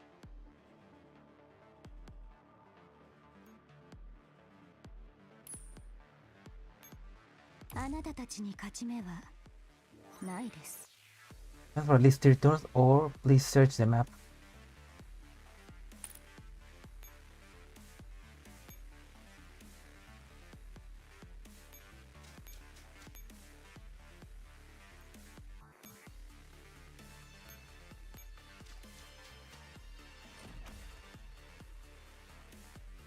はじめまして。そして死んでください。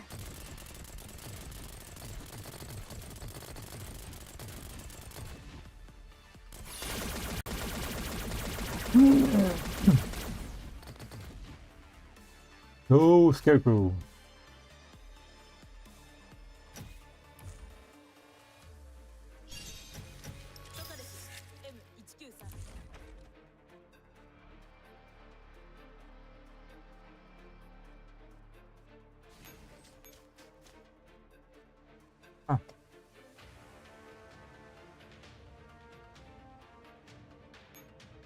Huh.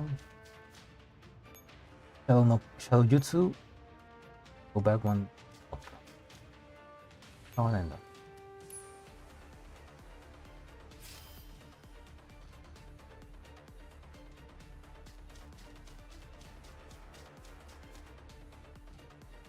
Who's that?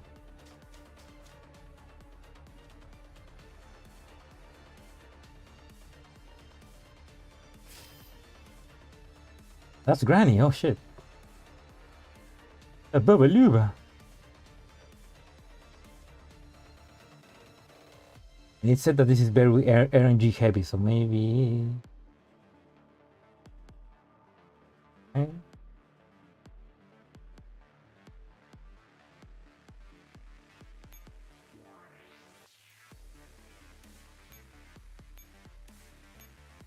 The way here.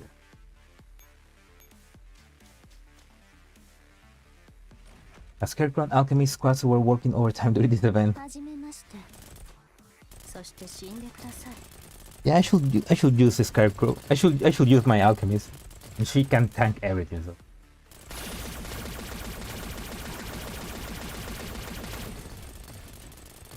Absolute tank.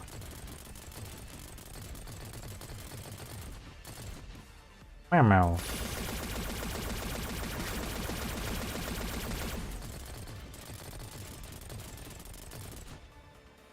Meow meow. Pero ahorita no puedo, gatito. Ahorita no. Meow.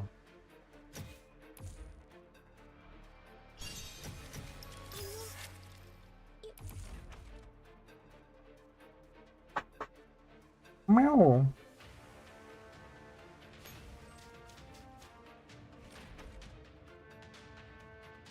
はじめまして。そして死んでください。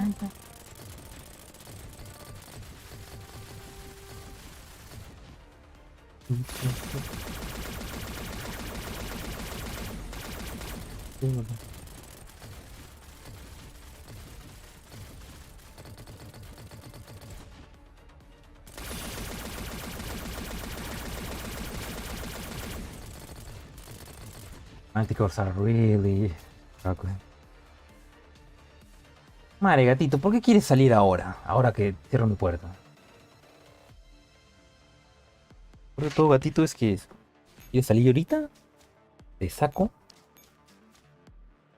Y te abro la puerta.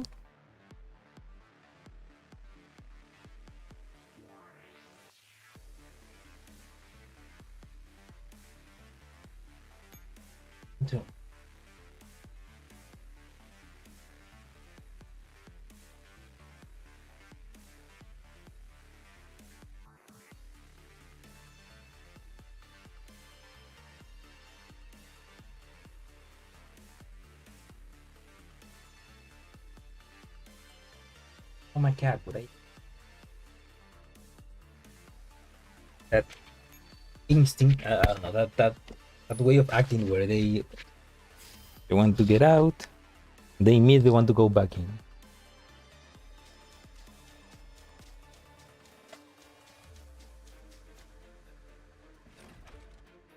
Tum, tum, はじめまして。 tum, tum, tum, そして死んでください。 tum, tum.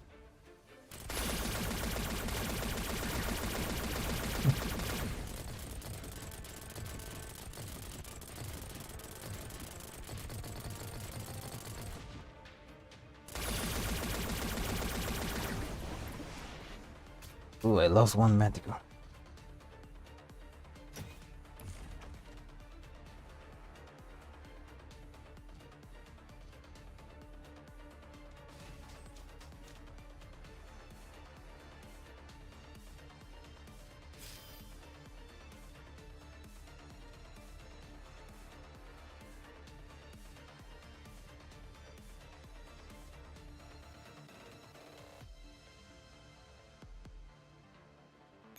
I'm gonna dummy.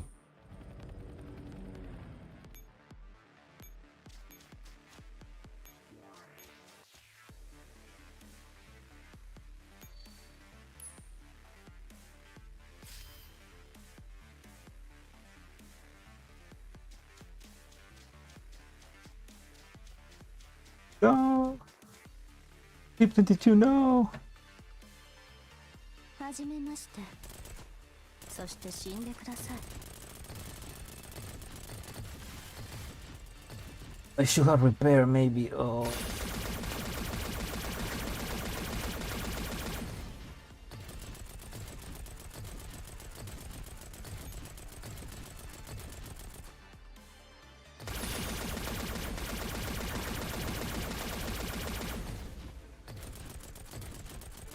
tank them?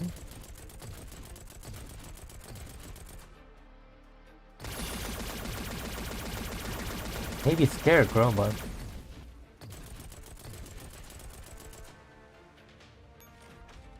はじめまして。そして死んでください。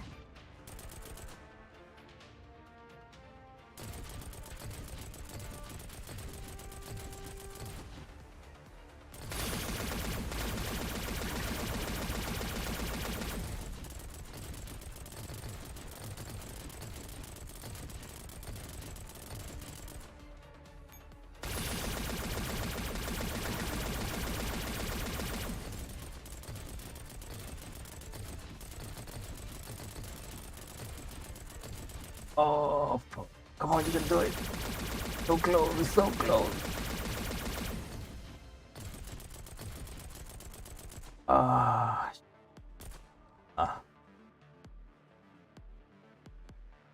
you over.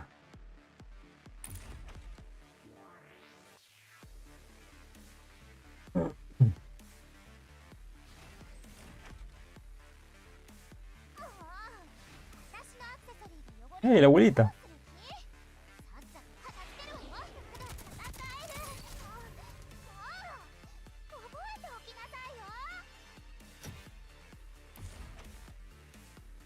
She used wheelchairs as a bomb. Well, mission failed because I lose both of my HP.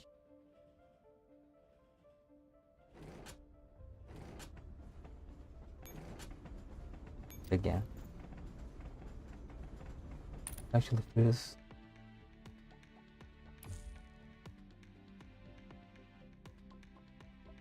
Change this. Bit better.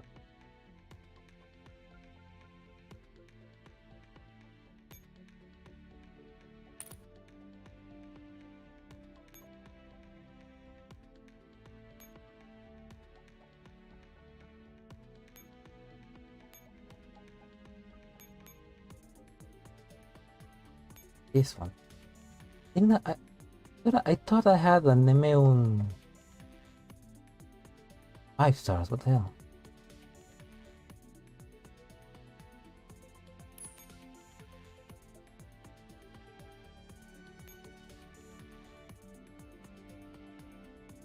Addition damage by 1% to no allies.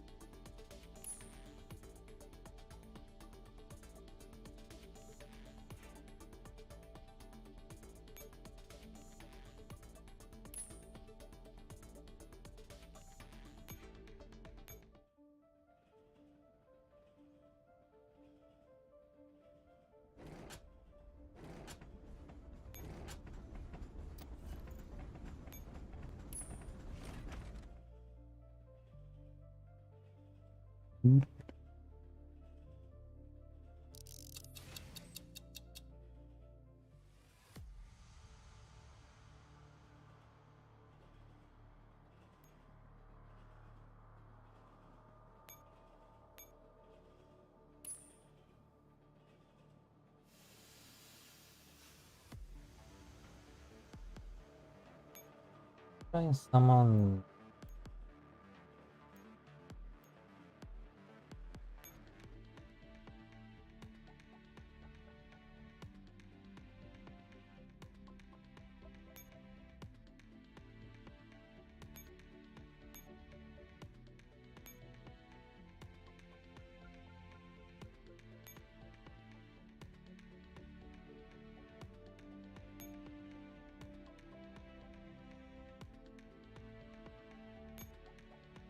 New Year.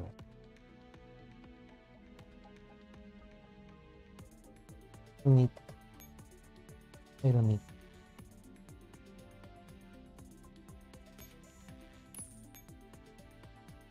Old Jagger, one new Jagger.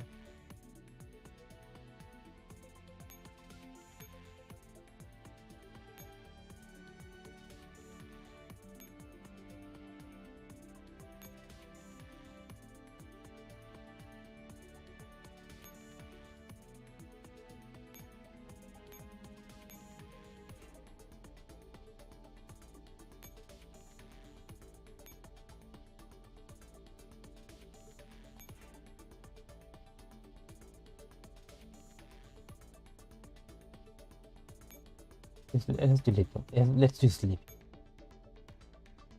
Oh.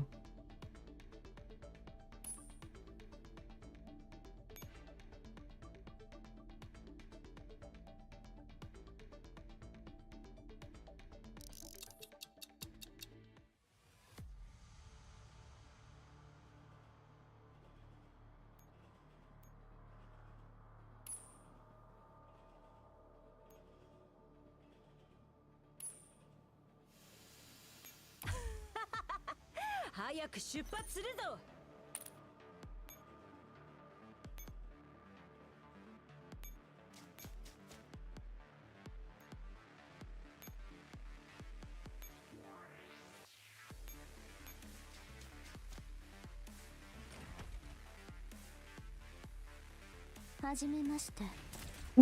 そして死んでください。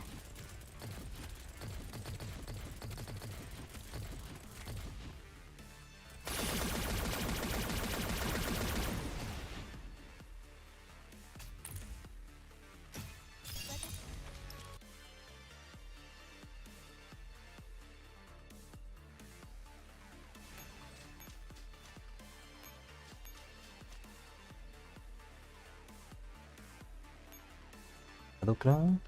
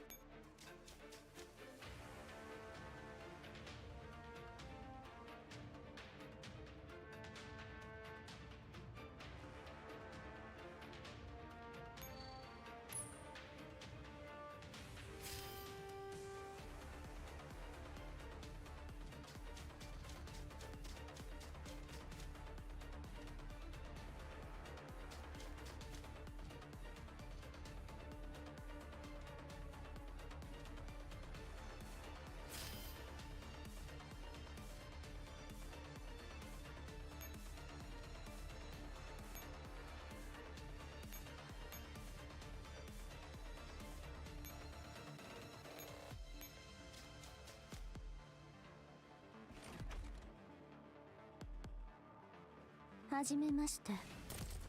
そして死んでください。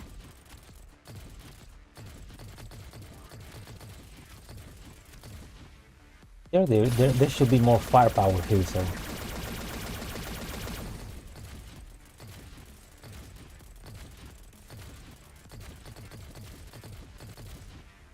Yeah, there are more firepower over there.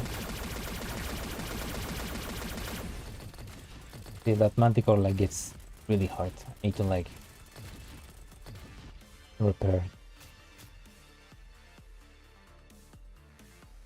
I'm gonna go and check my cat again. Oh fuck.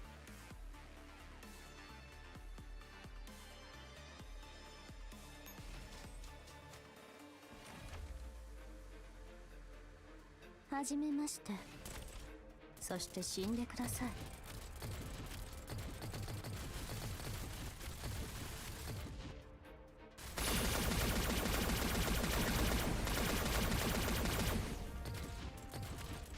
Kita no te voy a dar cariño.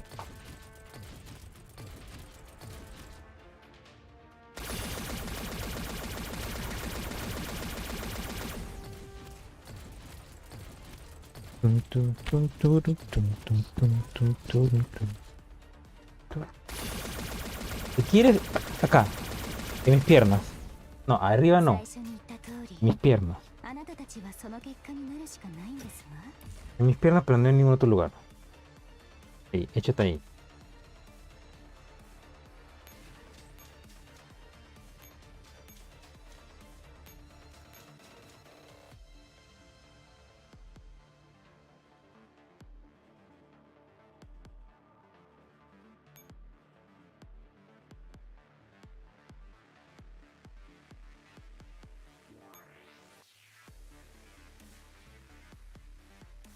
Wait, where are they alerted? They going? Oh, they alerted everywhere. Shit.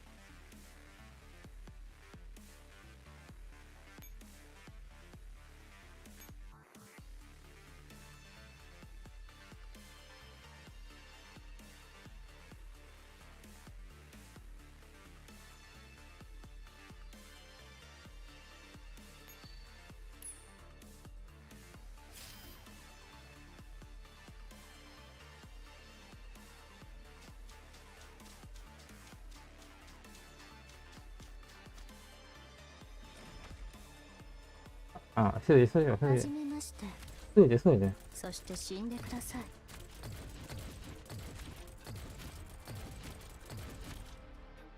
Y ahora ven acá. Pin. Acá. Pin. Me vas a hacer perder. No me de aquí, hey.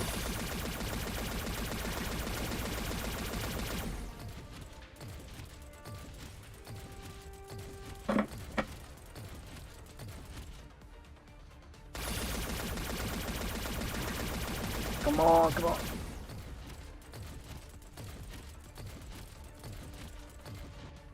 最初に言った通りいいの。あなたたちはその結果になるしかないんですわ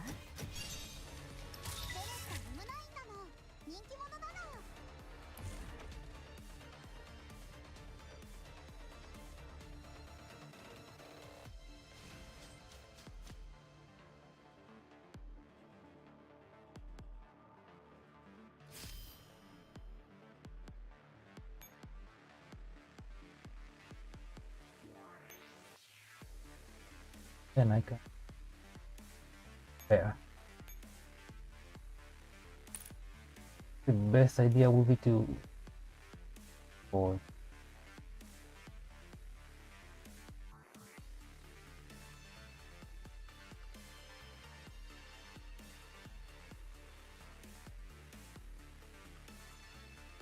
Sácate de ahí, oye.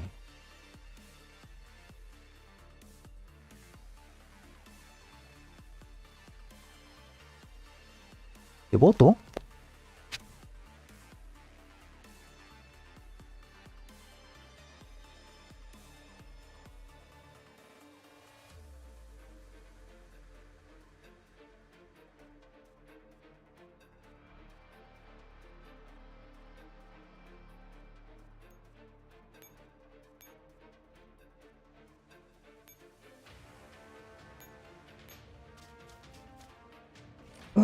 I will need to survive six turns, so I. はじめましてそして死んでください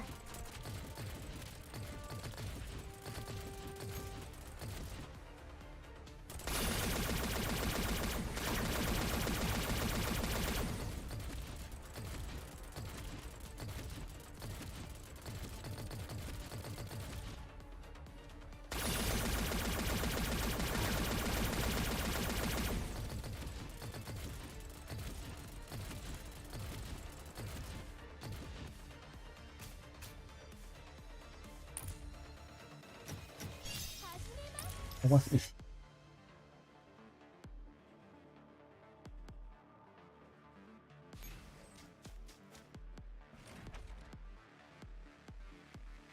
はじめましてそして死んでください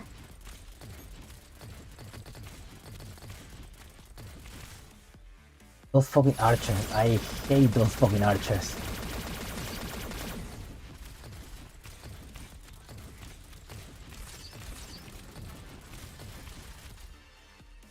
Who the fuck gives a bow and arrow to some fucking archers?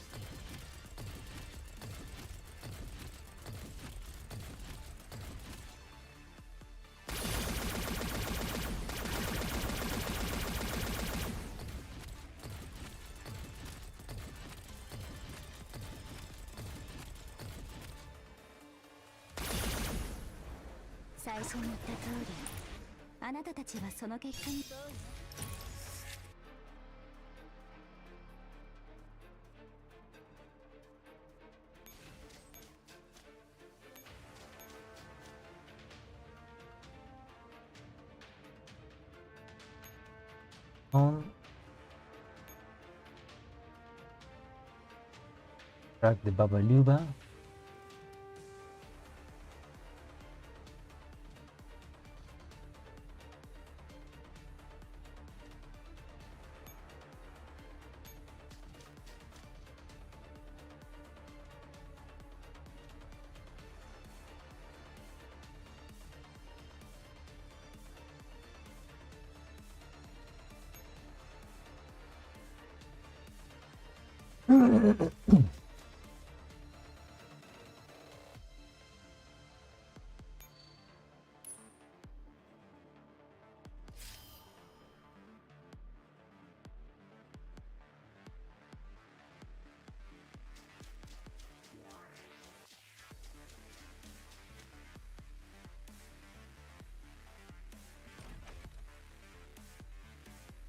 始めまして。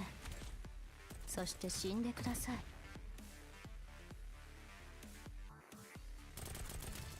計算外の可能性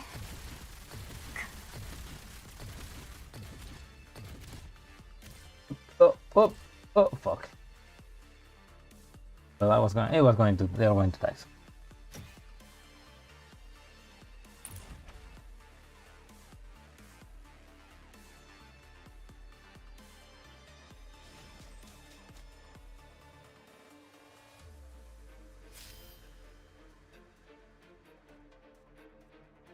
To survive this mortal.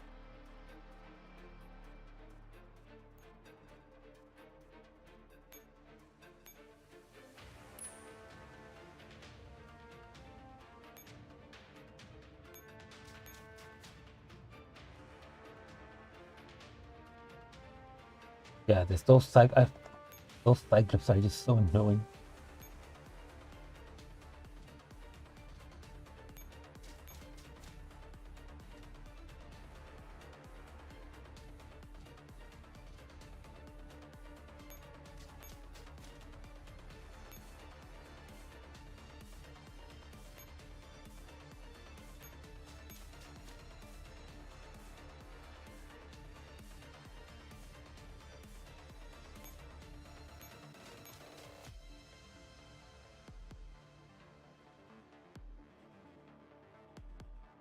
Not the best pixel. Hopefully, the Abuelita is gonna go up. Oh, but if the Abuelita goes up, it's gonna. Oh no, it doesn't. Oh fuck, it's gonna get Irma. Fuck! 始めまして。そして死んでください。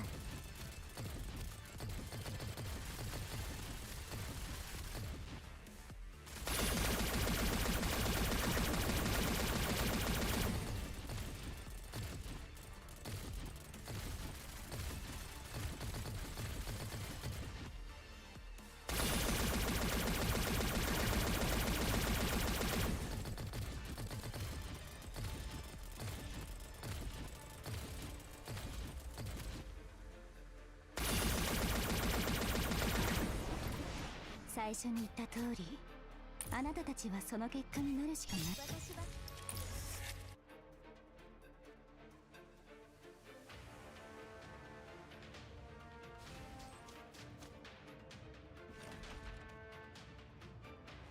始めまして。そして死んでください。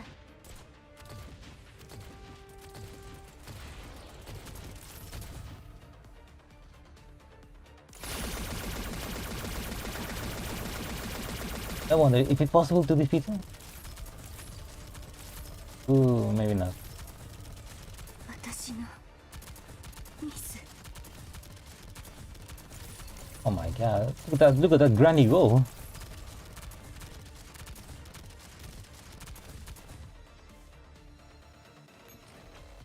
始めまして。そして死んでください。That's okay. That's okay. Waffles, thank you for sticking around for a while. Good luck tomorrow with your important stuff, important boring stuff. Good. Hopefully you don't die of boredom. Have a nice sleep.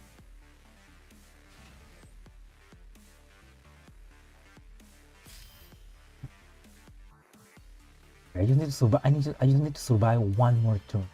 Wow.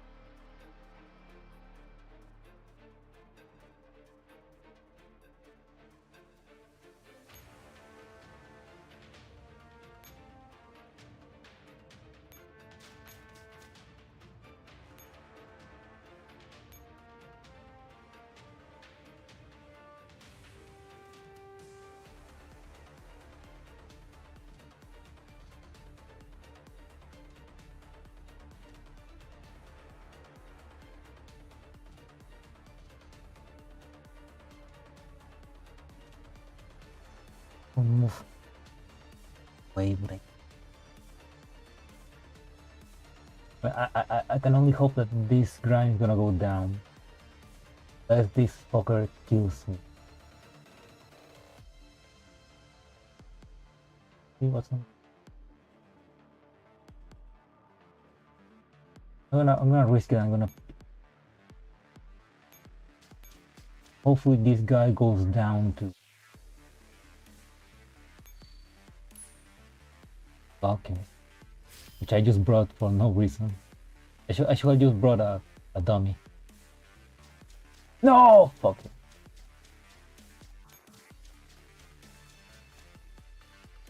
Tommy Mod AirJ can win Granny? Really?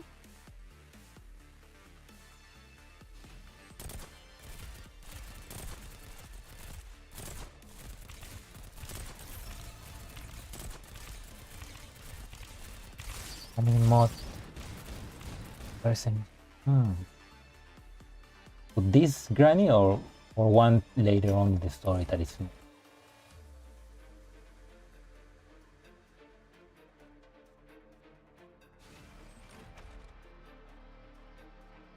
はじめまして。そして死んでください。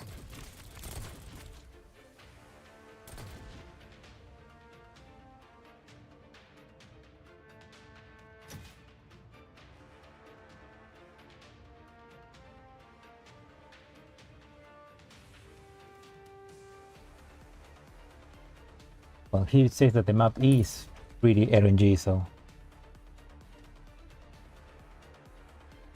Mod there.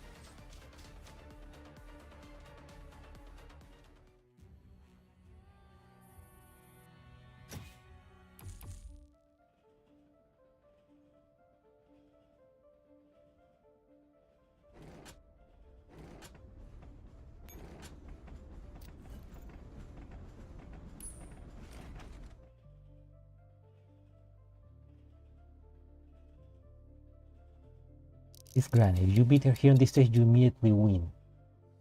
Really? Huh.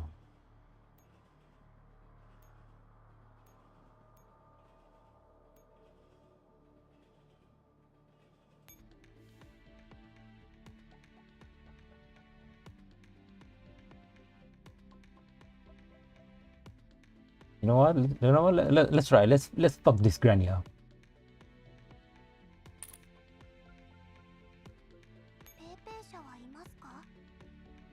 Mommy. 特に気にしているわけでは。これもみんなが望んだことなのか。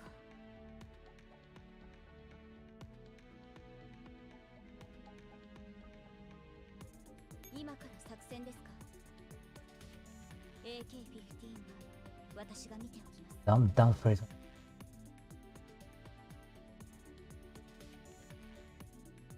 I prefer.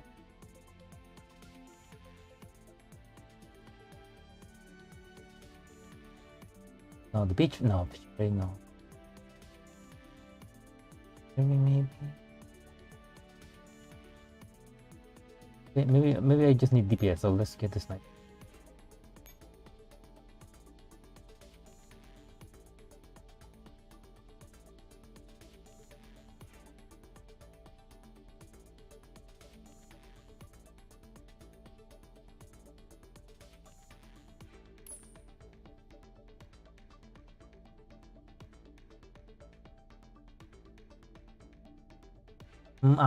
Put into okay, yeah, that makes sense. Put B to the. こ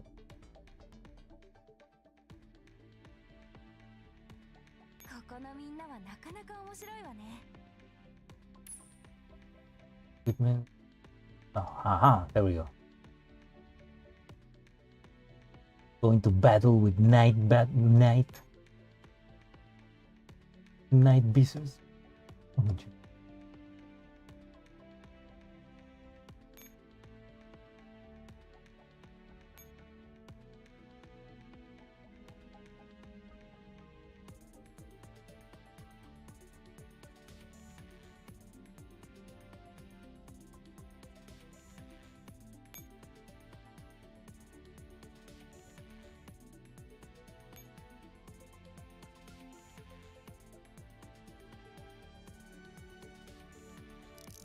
Hopefully this team is...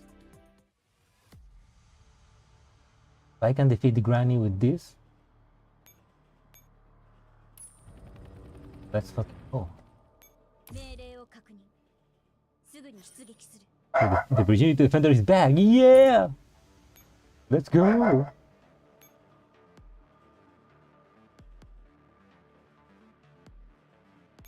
Let's get Scarecrow to take care of that mob. I'm wasting resources.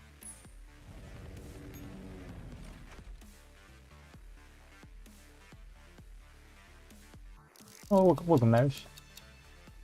Okay, okay, now, oh no, yeah, this team here. Where are you first? Start.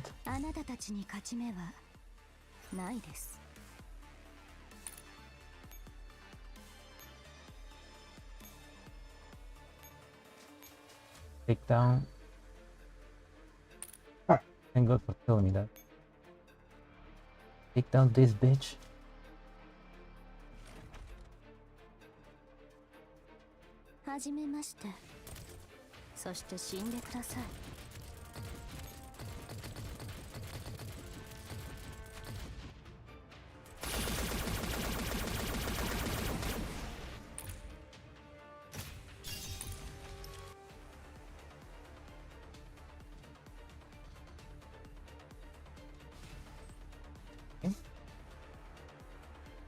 So 5, 4,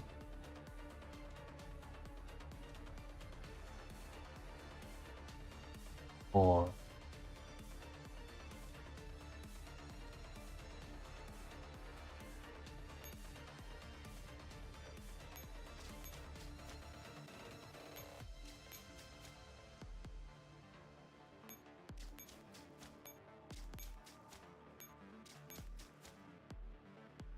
Fuck some grannies up.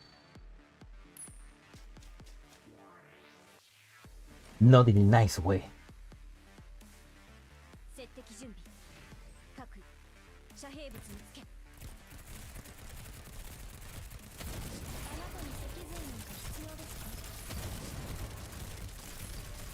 Man, she got really hard, but oh my god, they're doing it. Oh my god, she's doing it. She's tanking them all. Oh my god, come on, come on, come on.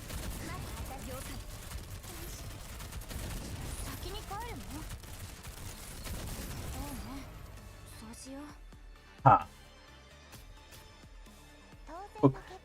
Ooh. B? Because she's not a boss, they didn't lose. Section 9.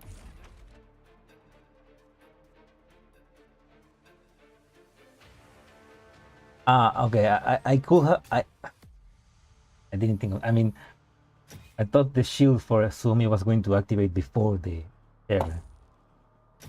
But that was my fault. That was my fault, but at least I didn't lose affection. It's the most important.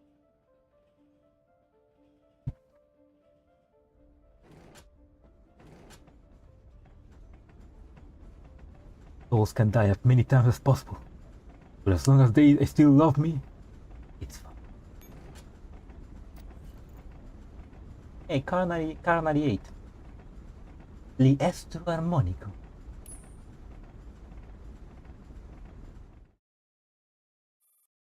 Gangway connection. Future.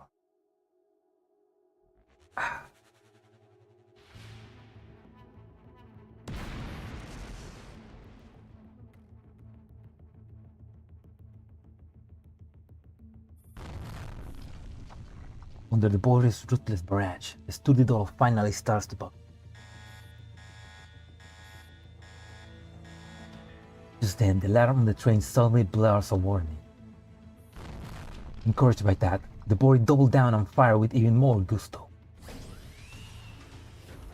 It's open! With a soft splitting noise, The tightly shut door suddenly opens a crack. Nikolai draws his pistols and charge in with 3 other Borai. We're going in too. Daniel pushes Babaluba Wirchel and follows suit with a few others.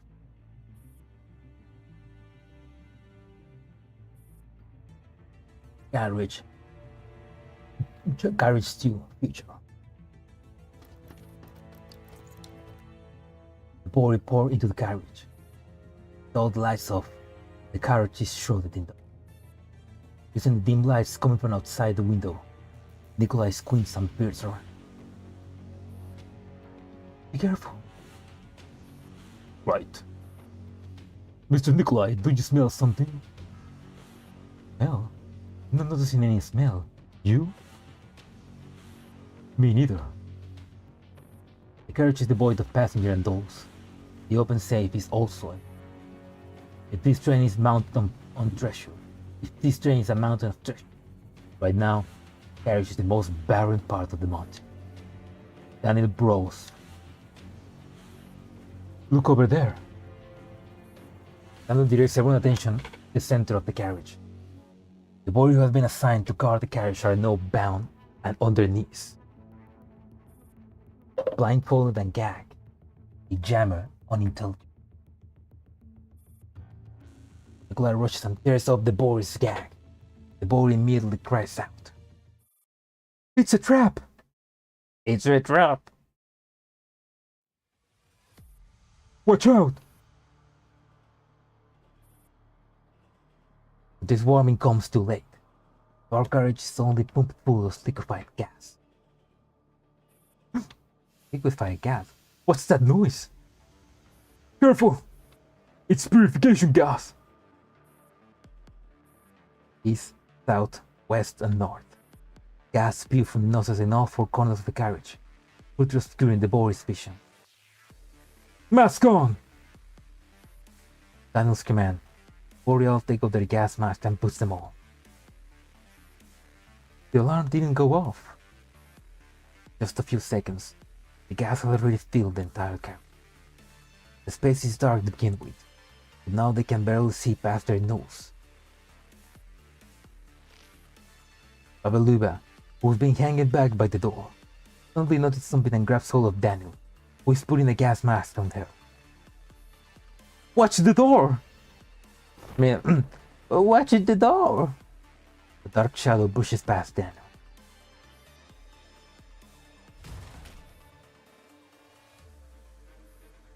What was that? Something's in there! Under the cover of darkness and heavy mist, a grey spectre weaves its way through the crowd. In spite of Babaluba's order, the boy are too disoriented to respond in time. The man blocking the spectre's way instantly loses consciousness and hits the floor heavily. In the center of the carriage, Nikolai suddenly feels a chill behind his back. When still around, he catches sight of the spectre who has made her way around Babaluba. Babaluba, still busy scanning the carriage, completely oblivious to the fact that the target she is searching for right next. Daniel, behind you! Get her! Shoot!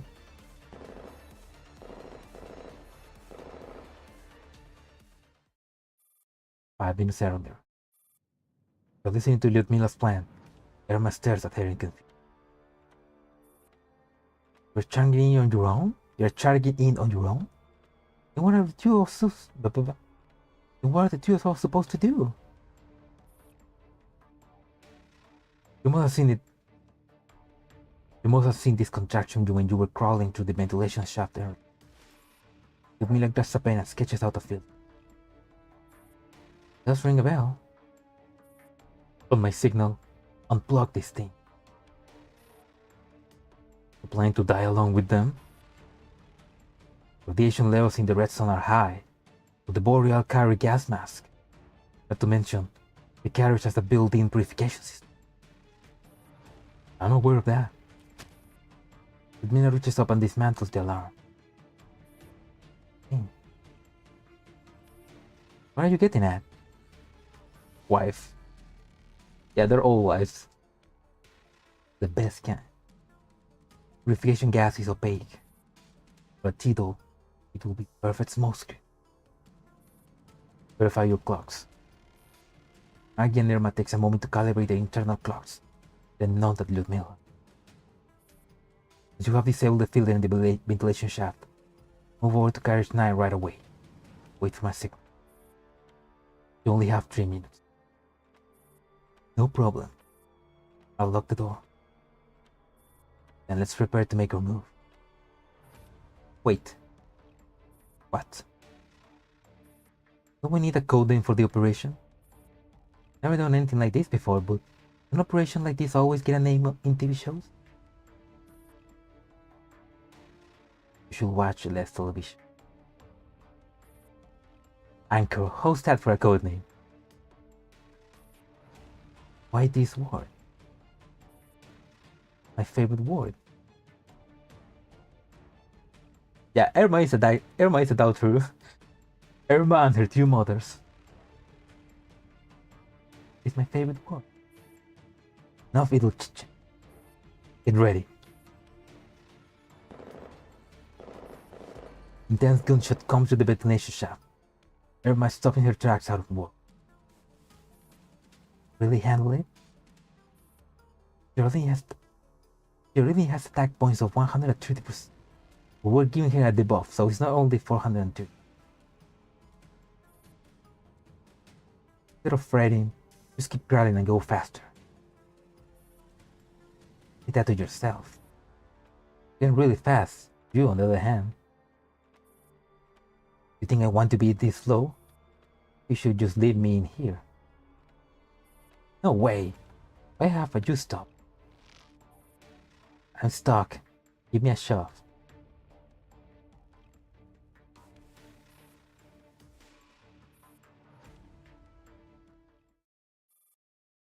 Page 9. Future.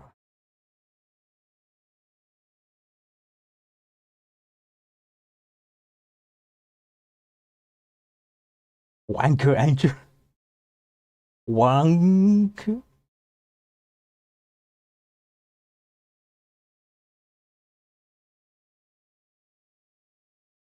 I almost forgot about. I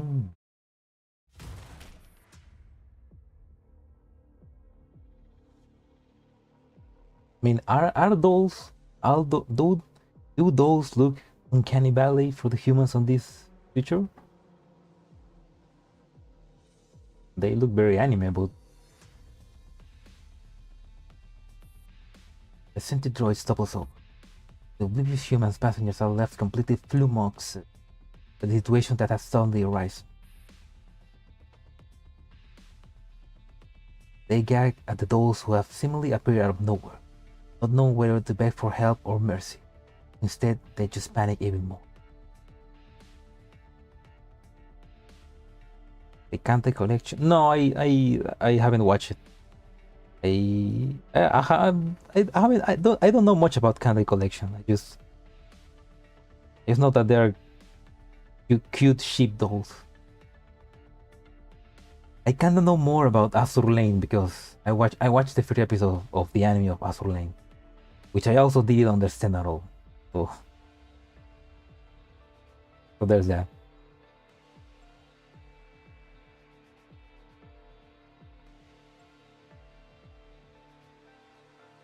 And Azur Lane does have some pretty cool enemies.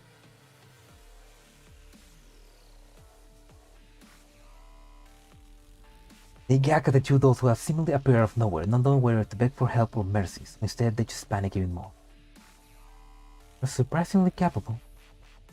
It took you less than half a minute to take out this musclehead. Still holding a fire extinguisher, Irma can't help but compliment. But it isn't just about brute force. Use my brute. Maggie promptly turns off the jammer and restores communication in the entire carriage. She then makes a beeline for gathering to untie her. But before she can pull out the rope, Emma grabs at the hem of her coat and drags her off to the other end of the... We need to help Ludmilla first! Those hurry to the bar counter in the dining carriage. Open the door! Don't rush. We're supposed to wait for their signal. Been trying to contact her since we came out of the ventilation shaft. There's been no response. We're only 20 seconds away from the great time. With the full Elmar's anxiety, intense gunshot ring out once again on the other side of the door. Emma blanches in. Mila, he'll be fine, right? Don't worry. If he can't handle them, you and I don't stand a chance either. The conscious drive you closer, followed by chaotic footsteps. The two dolls can almost feel their heart lurch. Do you? Wait, Uncle. Maggie and Irma shoot each other a quick glance. Without any hesitation, Maggie opens the door with her key. Ludmilla rolls into the dining carriage in the same second. Wasting no time, Maggie locks the door right away. Executes the whole sequence of maneuvers so smoothly, none of the gunshots have made it through the... Douglas, are you alright? Ludmilla's face looks ashamed as it's covered in cuts. She doesn't look exactly alright. Ludmilla? Oh, she's crying.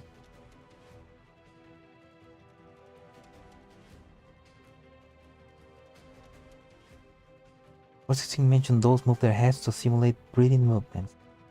Eat and wear fake masks during combat together to prevent uncanny valley. Yeah, that's true.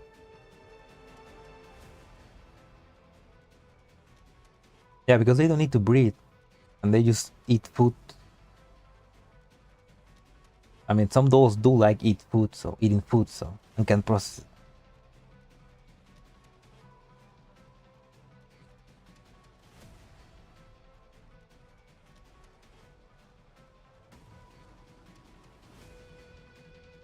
Scheduling issues, yeah.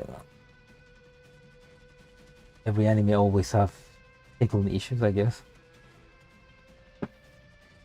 But it's worse when the animation and the story suffers from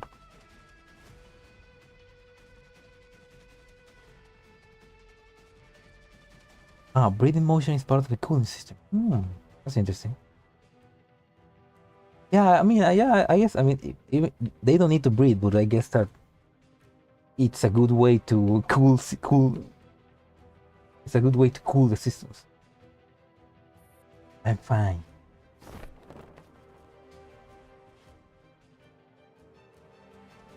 She gets to her feet and turns to look at them.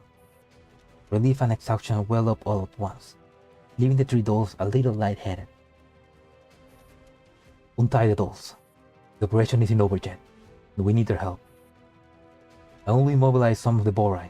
They will regroup and come after us soon enough.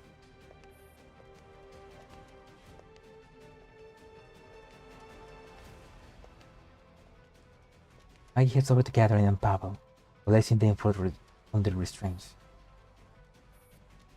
Irma, still buzzing with excitement, remains rooted to his... Ludmilla! Ludmilla turns to give Irma a quizzical look.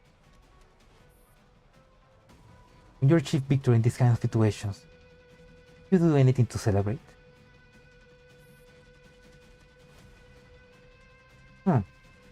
Not reading the rules, but sometimes we hug each other.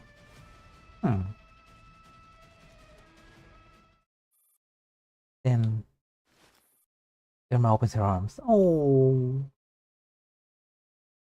Oh, that's so cute. Ludmilla freezes in shock. She doesn't quite know how to react. Amused, Irma grins and starts striding over her. Congratulations on the great success of Operation Anchor. Oh, how cute.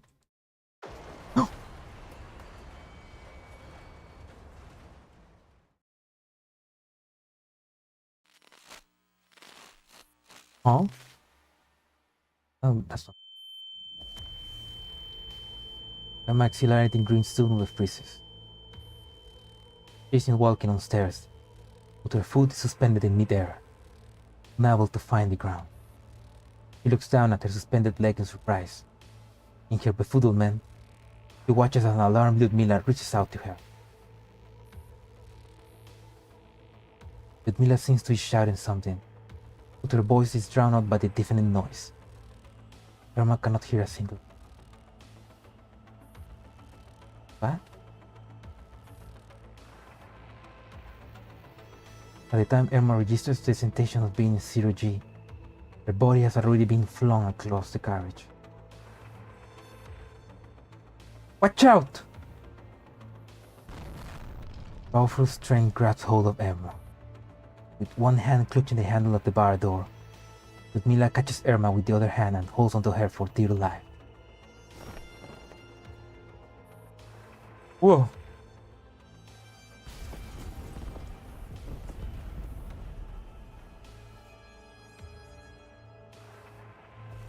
Did the carriage explode? The train tears off the metal tracks. Ludmila's vision spins and swerves into a blurry, incoherent jumble. Having lost all sense of balance and control over her body, she tumbles around in the cramped space, colliding with other objects. She has no strength to spare anything else other than holding on to Irma with a vice-like grip. While everything is in motion, a sharp metal stake pierces through her right arm. The centrifugal force finally subsides. Her body grows heavy, exhausting. She has her right wrist in a daze and as a message keeps flashing her watch. Evening star has fallen.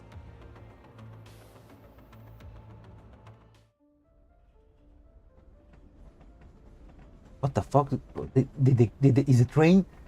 Did the train just run out of these tracks? Operation Anchor is a smash success. Huh? How am I flying? Oh, don't say that. What are they trying to do? They're ruthless gangsters. How did Irma avoid the interference and connect to another doll? The dolls are really something.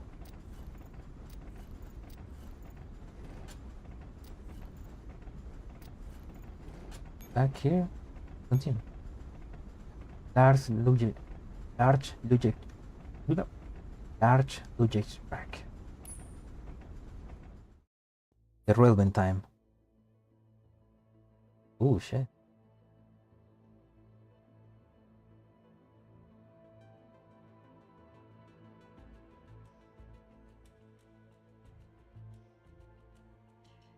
Persist to drink coolant when the weather is too hot. Moscow 24, this just in. The signal of the Moscow-Berlin Intercontinental Railroad Service EN44013M has suddenly disappeared after it departed from Warsaw at 1850 local time. The Ministry of Transportation has issued instructions to enforce traffic control on the whole line until further notice. A hand operating the remote control changed the channel. Shadowless, hey! The girl's back! This is Shadowless, here with some breaking news. In the red zone to the east of Poznan, an intercontinental train has come under attack and has allegedly derailed. Contact with the Intercontinental Railroad Service EN44013M currently lost. According to the Customs and Borders Protection Guard, an investigation party has been dispatched to this scene. And changes the channel again. The BBC? Breaking news! An explosion has occurred between Warsaw and Poznan on the Siberian lifeline traversing the red zone. Current casualties currently unknown. The local railway company analysis attributes the incident to either extreme weather conditions or human error. This could be the most serious incident concerning the Siberian lifeline since the Poznan train accident in 2062.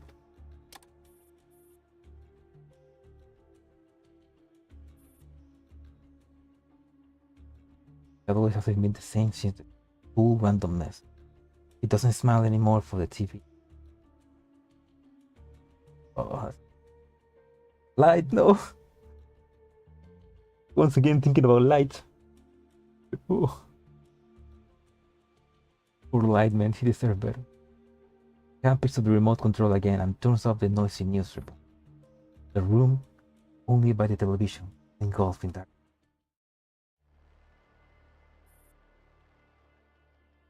Oh, it was us, the commander?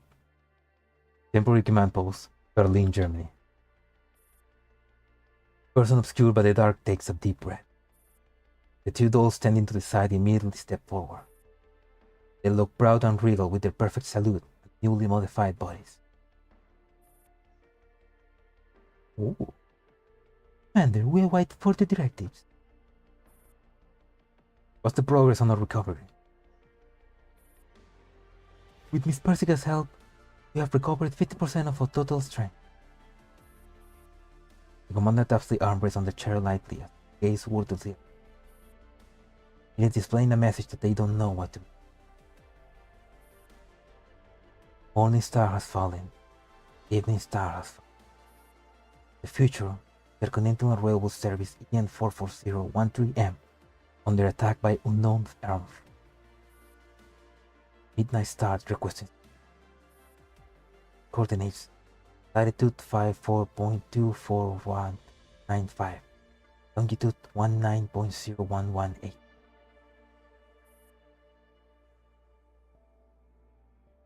Something has gone wrong with Operation Eclipse. I'm ordering you to enter the red zone. Port midnight start. Legal with the Grand Duke. Yes, Commander. Roger. The restless fingers cease their taping. The commander opens their eyes and swivels around in their chair. Get off immediately. So cool. I didn't think the commander was going to appear. I thought he was going to appear maybe at the end. Well, that's so.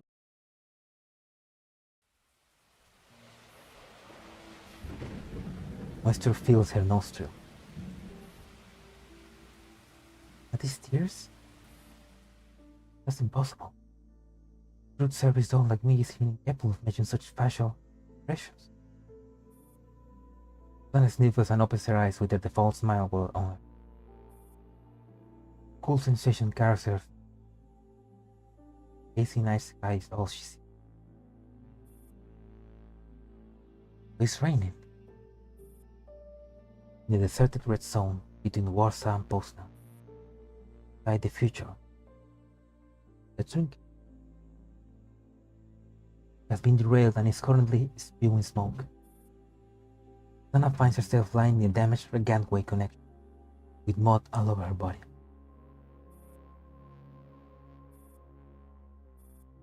Raindrops land on her face and body. She clambers to her feet robotically, up to the left panel. Above her head, a horrific rupture has appeared across the carriage roof. This is where the rain is falling through. Raindrops reach down Susanna's smile. And I pulled yourself together. Remembers now. Before you drag her here, wanted her to open the door to carriage. Failing the task, left her on. You have time to feel sorry for yourself, Susanna. Passengers. If you want to keep this job, you need to find the passenger. Got direct. The carriage were badly damaged. The most important thing right now is to find the emergency communication handbook. Save the life of the survivors. Almost ahead in the dark.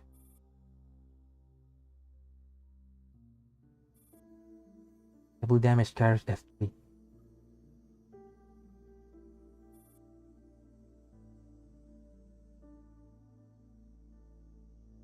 Yeah, she probably doesn't want that rain in her face. I mean, she's a doll, so she can survive a bit more, but... Ooh.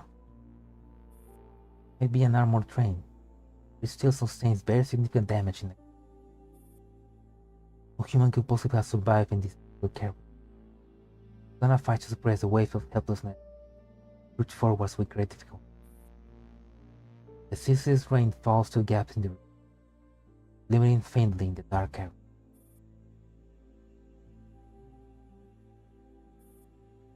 Carriage 4. No survivors in here either. I can't give up yet. The Count's handbook should be in the workroom, the dining carriage.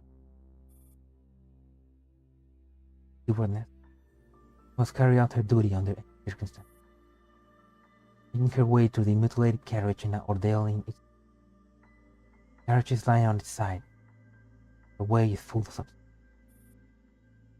The rain streaks down erratically in her field of vision, sometimes vertically, sometimes diagonally.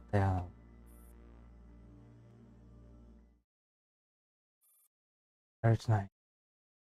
Damage is less severe. The door of the dining carriage is still locked. We got mangling. Anna gives a light shove. The door gives out. Turns on the emergency lights in the carriage. Luckily, when the power supply in this carriage is deep.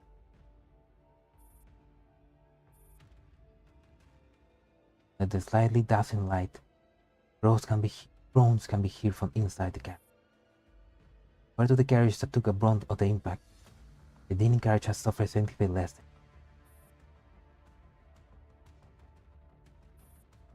We have finally made it to her destination. The dining carriage has, quite literally, been turned inside and upside down. It is in absolute.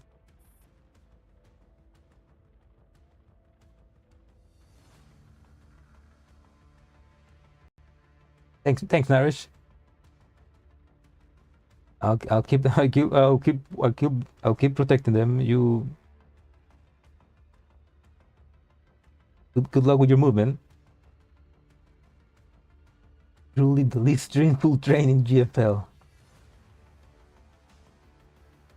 I mean, maybe our train ride in Other Connection was even more stressful. But yeah, every train ride is stressful. Bottles of liquor that used to sit on display in the cabin are all fallen off and are now smashed all over the ground. The smell of different liquors mingle and waft through every corner of the carriage. Oh. Using her memory, Susanna feels her way through the dark, taking care not to trip over the doors or objects lying in the floor. She finally reaches the staff locker, though it is also badly difficult. She pries the door open by force and retrieves the emergency communication device. Immediately punches in the rescue. The light stays on, but nobody picks up. Their only hope is about to turn into despair. Oh, it can't end like this. I haven't even won 500 credits with my lottery tickets. I can't just die here. This is Pulse now. Please report. Urgent aid needed. This is service EN44013M. I am Susanna, the train stewardess. Latitude 52.2495, longitude 190118. EN44013M. Latitude data, longitude data. The call cuts off. Time to see the reception in the red zone. Anna puts down the device feebly. I should have applied for annual leave yesterday. Is anybody out there? Do you need help?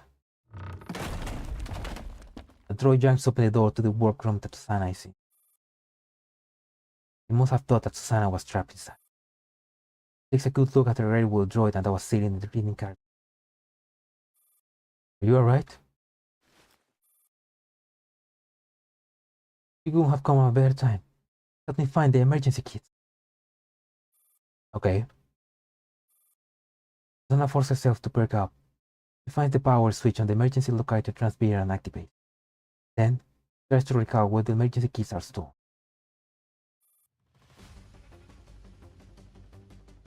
Ooh, that's not good. Hey, wait! Someone infected in carriage 17! Terrified voice cries out from the other end of the carriage, followed by a series of clamorous footsteps.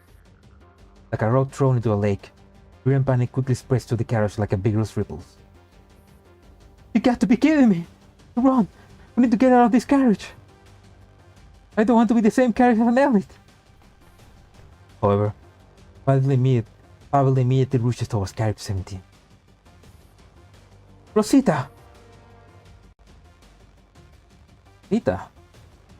Pavel's large form quickly disappeared from view. Susanna mutters to herself quickly.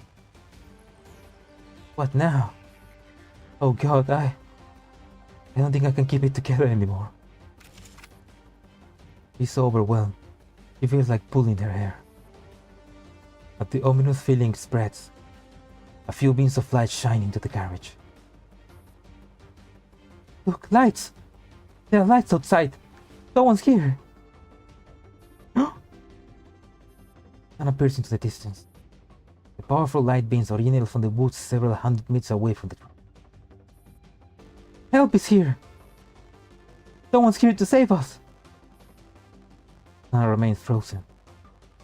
The passenger next to her slapped her roughly on the back.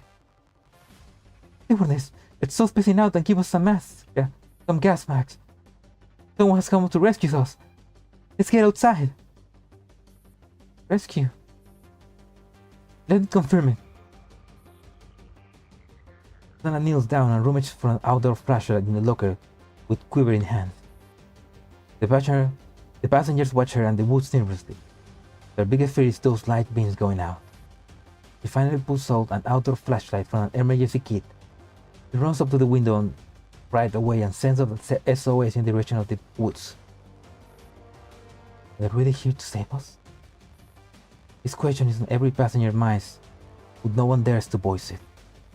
Each passing second seems excruciatingly slow. After what feels like several centuries, the light suddenly starts blinking in the woods. It is an accurately signaled response to the SOS. Help is here! The rescue party has made it! We're safe! Finally I can get off work. That was too fast.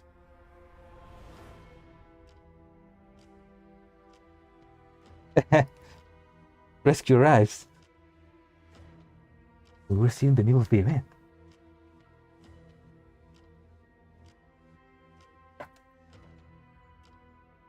Carriage 2. Oh. Nicholas presses a hand against his head and crawls off from under a seat. He stands on the spot and teeters unsteadily for quite a while before he finally... What just happened? Did someone hit me from behind? In the chaotic carriage, the boys slowly regains their consciousness, get back on their feet, cursing all the while. Neil helps Babalu up from the floor. The woman tries to appear calm and composed, but her expression betrays her. Daniel, what's up with you lot? Train suddenly brak, and we all got sent flying. Did an emergency stop? No, something must have happened up ahead. Stanley examined the situation inside the carriage briefly before making his report to Babalu. This carriage was built to be sturdy. We haven't taken any serious casualties. We have a serious problem. We can't contact our brothers outside. Not only that, we just took a look. The carriage ahead is completely wrecked, and the interior is exposed to the air in the red zone. The purifiers in this carriage also stopped working since the power got cut. God knows how long we can last with just our gas mask. Don't panic. Nobody dares to speak while Babaliba ponders his. Communication suddenly comes to life. Answer it. And he'll note some picks up the. Yes. Witness sends his regards. Baliba takes her grip on the communicator. Her tones suddenly grow more menacing. You. Memory serves. We have worked with each other many times before. We were once the Boris' closest friends. What happened this evening is no way to treat a friend. Yet we're joining hands again, Babeluva. This is compensation? We won't abandon our old business partners. However, we have a small favor to ask of you. Well, fuck. Please, give us your support, just as you have always done in the last few years. Babeluva's eyes narrow. All for the sake of the Neo-Soviet Union future.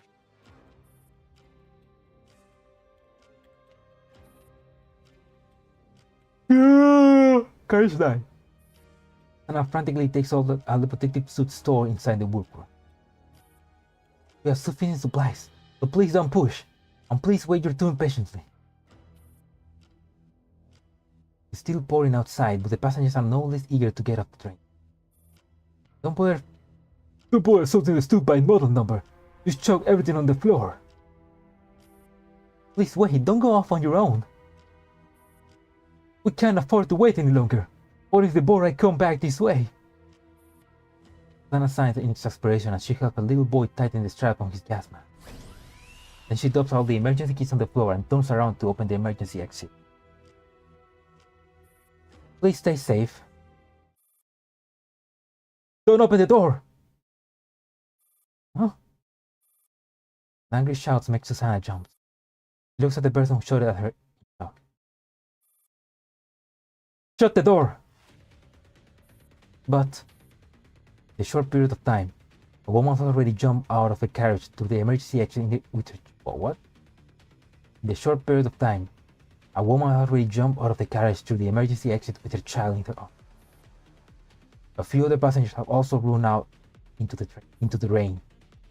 So anxious they are to escape, they cannot hear anything from behind them. They spring hysterically towards the lights in the woods, as though they were the last lifeline. While Susanna is still frozen in shock, more passengers surge through the exit.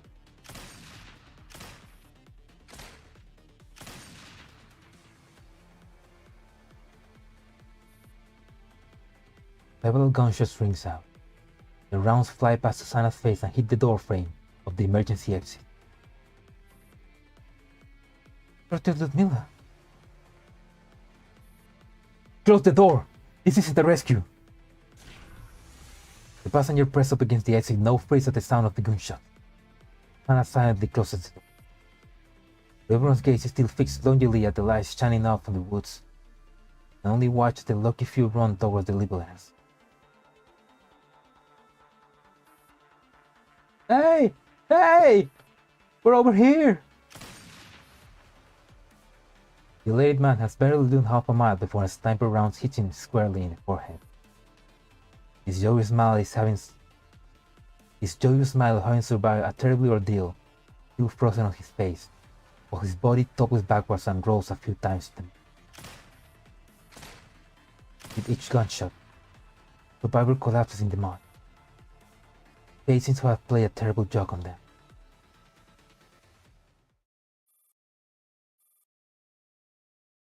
We have arrived at the coordinates. Executing quarantine.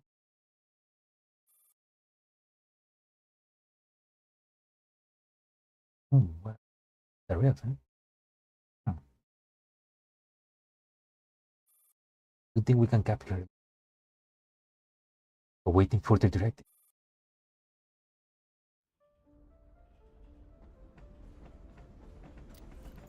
Down. Then crash into the train. He's hit by both the impact of the train sudden stop and Maggie's weight. Ludmila, are you alright? Yeah, the rack collapses, causing a scrawny young girl inside a large suitcase. Oh! Is that Rosita? I mean, this guy just ran over telling Rosita. Is that Rosita?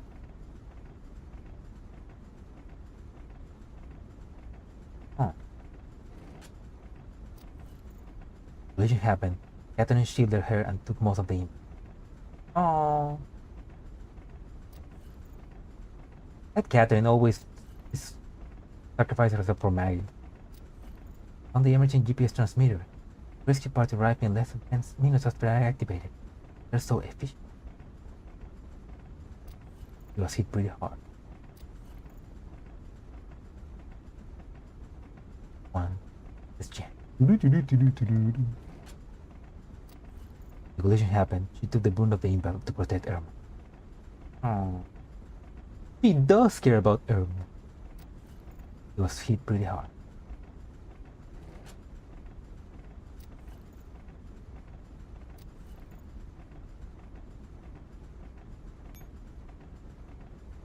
Wait, what is this? Quarteto Rondo Presto? Quarteto Rondo Presto. Are these the rankings?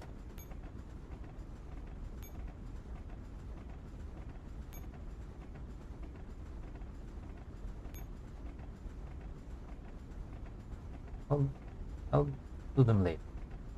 Continue the story first. No CNN, number one. No CNN, number one.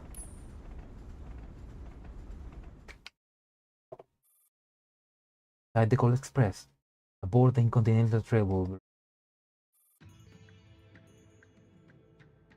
Maggie sits on one side of the table, smiling to the black figure opposite her. A king of space lies in front of the figure, weighted down by a wine glass.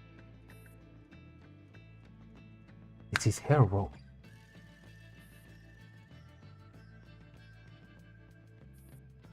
So what will Casino Royale do about the remainder of the payment? When can I expect it? Someone will take care of it. Of space gives Maggie a glib reply before vanishing before her eyes, just as silently as when she had arrived. The rear carriage of the Cold Express. Maggie's mission was... I guess Maggie's mission was to figure out who is the agent. Back at last. Turning signs in relief upon seeing Maggie show up in the carriage. We have unidentified armed forces outside the train and Bobby inside it. The cabin is also leaking. I hope we won't have to take super hard jobs like this again. If I had known, I wouldn't have gone after Nikolai's money. You complain about stuff you can't do anything about. Then why don't you say something useful? This is no longer our business now, right? Says who? You got a lot to do after this. Hold on. Don't talk about this. It's giving me a headache. You think the stakes are a bit too high this time? I thought you'd be playing your usual trick of betting on both sides while they fight each other. Time is life when you can only get on one boat after all. And what about those armored vehicles outside? Never seen a battle formation like that before. Well, now you know why you shouldn't accept black market jobs offering huge payment over that the ones you personally betted. I wanted to make some money to upgrade my body and enjoy my retirement. Not mess around with this gang of people who are clearly tired of it. The world is getting crazier and crazier. Sometimes I get to choose. You must never learn the lessons. World War I with basic weapons. World War II with advanced weapons. World War III with fully automated. Who knows how far off we are from World War IV. Get it. Don't want to think I'm so far ahead. Catherine then disappears from inside the car. Really so far ahead? And if the kite falls, how people will hold it up for us? What's the point of me work? He also is.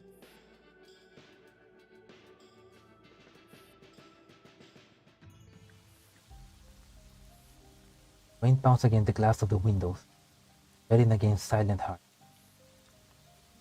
Nobody's making a fuss of Nobody's making a fuss about getting up the tree.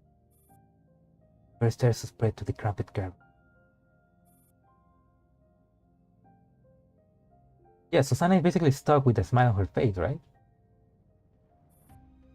Susanna stands by the door.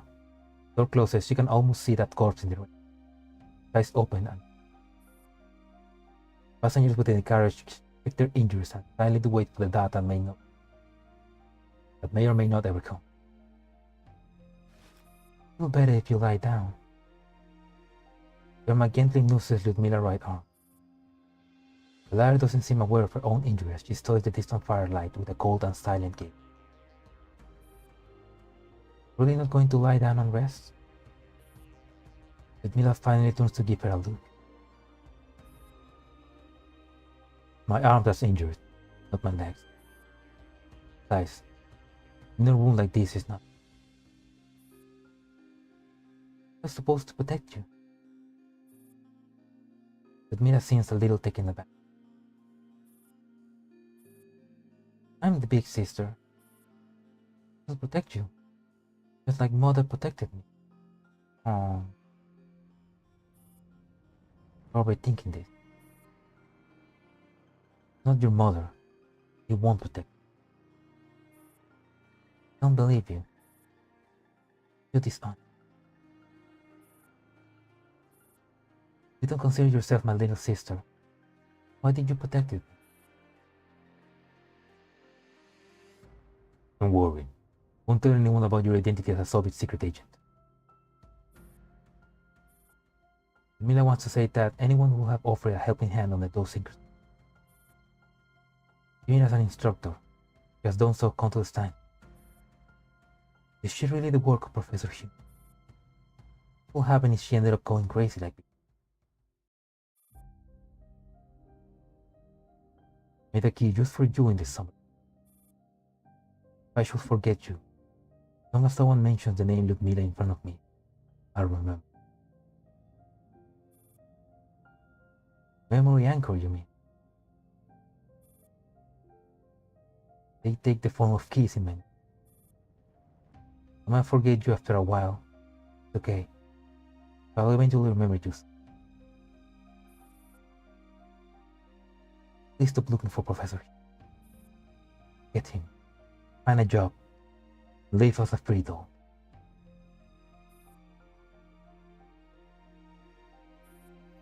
Why are you so persistent? I told you. Want to be a complete self. If my memories is precious to me. Shape me. They accompany me. They comfort me. If I forget those people and things by accident, it will be very unfair to them. It wouldn't be fair on my part. Memories aren't all good, you know. So what? Good memories are mine. The painful memories are also mine. Together, make a wall of me. Oh. Going to tell me about Professor Hume now? You don't hate talking about him anymore? Fine. Let's talk about something else. How did you know that they were in a rescue party? Didn't they respond to Miss Susanna's signal? Came too quickly. We only just left Warsaw. Such a big ruckus. Surely the outside fuel got in the ward, right? I mean, there would just so happen to be reinforcements nearby that wanted me. They wouldn't have taken on that for me. Because that's an armored assault formation. Armored assault formation. No country will deploy forces. No country will deploy rescue forces in it. They'll be carrying out bloodbath. Just then, a voice suddenly calls out to her. What are you talking about? What are you talking to yourself about, Instructor Ludmila? Ah, I forgot I had a dear conversation with you. What's the matter? A doll called Pavel wants to see you. He's got an elite patient with him, and the humans inside the carriage refuse to open the door. The gangway connection between carriage 9 and 10. Ludmilla brings Irma and Maggie with her to the gangway connection. The dolls there have cleared up some space, which Pavel the doll is standing. He has a girl behind him who is showing obvious signs of infection. Her eyes are tightly shut and it's plain to see that she's blind. Mr. Pavel, what happened? Pavel nods to Irma in acknowledgement. Irma, it's a long story. He then turns to Ludmilla. Dr. Ludmilla, we have only spoken over the comms, but I remember that you are in command here. Ludmilla quietly studies him.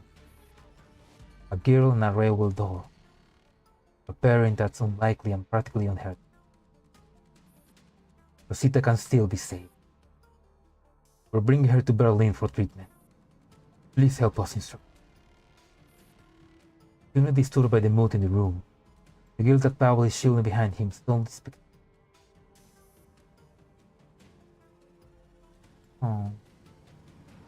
Pavel, stop begging people for my sake. Rosita sounds very weak. Be fine, Rosita. The train just broke down a bit.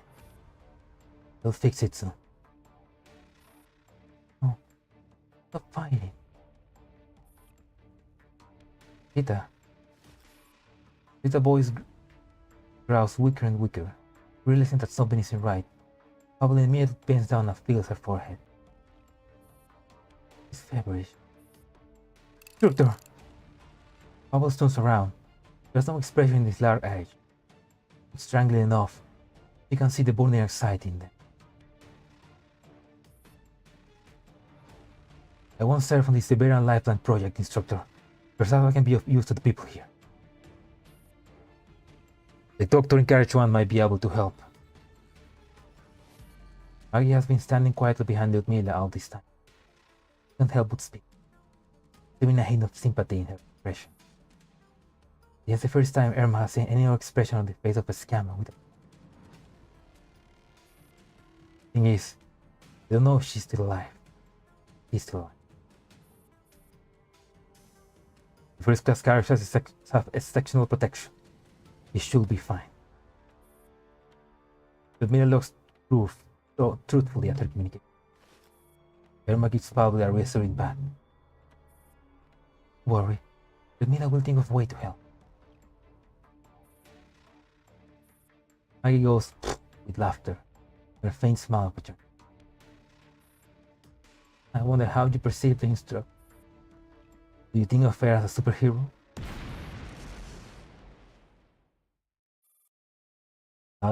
Loud noise interrupts the instructor. There's no need to throw such a big temper tantrum. Ignoring Maggie's mockery, Ludmilla immediately drops her handgun and heads back to carriage 9. The enemy's here. Everyone, on your guard. All the dolls in the carriage instantly go on alert. Just then, a figure she hasn't seen in a while show up near the ruined bar counter. Scrap all these dolls. Signals specifically wants these pieces of trash.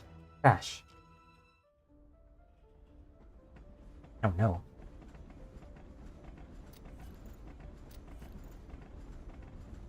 More and more players are joining the stage.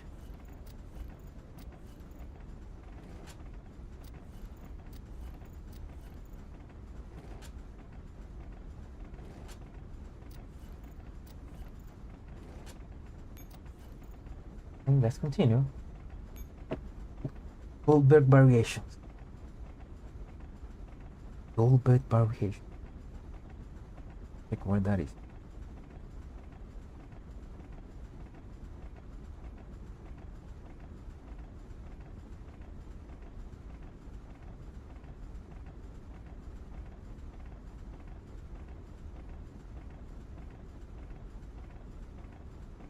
This map is the first night map. Oh, the first night map of Longitudinal Strain. It's also pretty easy if you know how to abuse Expand AI. Expand AI needs to be on their own faction tile. expand further, and it's also not RNG but rather follow no priority. As such, we're just going to use Scarecrow, pair of dummies, and good old Phantom Step. This is the same generic Scarecrow echelon I used for most of the event. If you have a swap Aegis, you can use it instead to tank instead of the Manticore, but it's by no means necessary. Night vision range chip is not necessary at all. It can help you see where enemies are more easily. If your team are weakly, use night vision accuracy chip instead.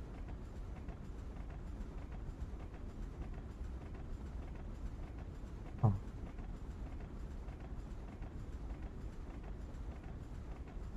Okay, let's try this event then.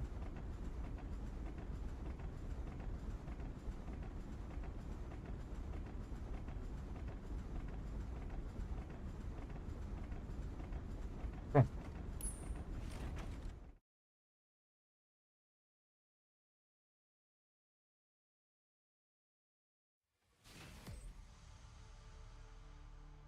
Yes, this is just night, so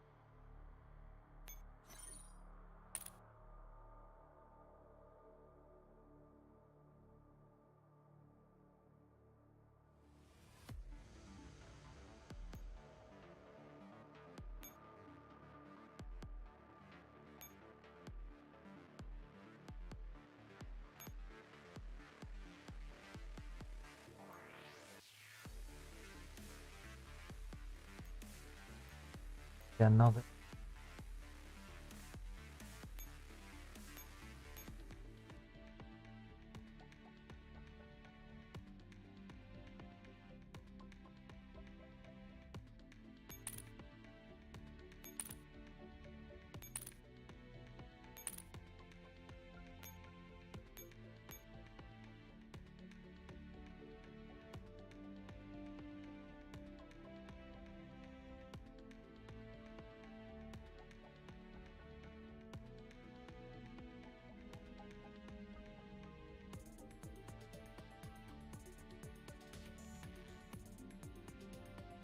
Take night. 人間と協力し合うのが得意じゃないんです。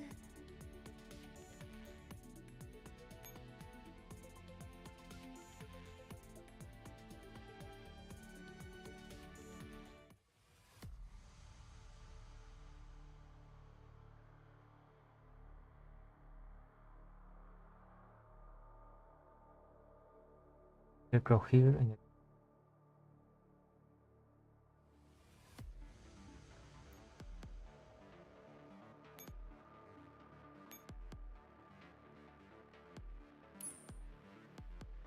Tommy here.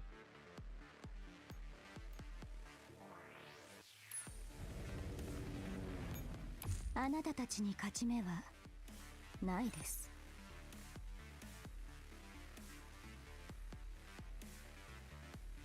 He approaches and hacks a mech.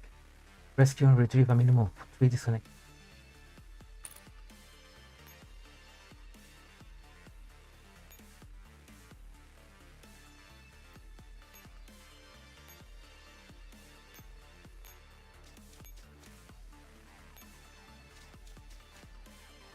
Those guys are a bit strong. I don't know how.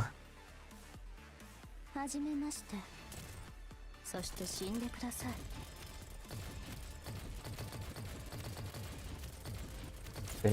They can do.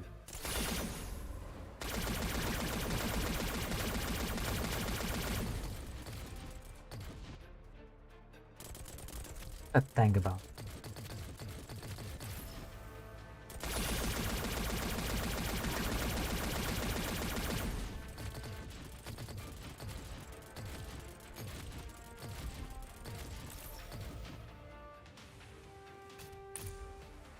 Is that tank just a buff?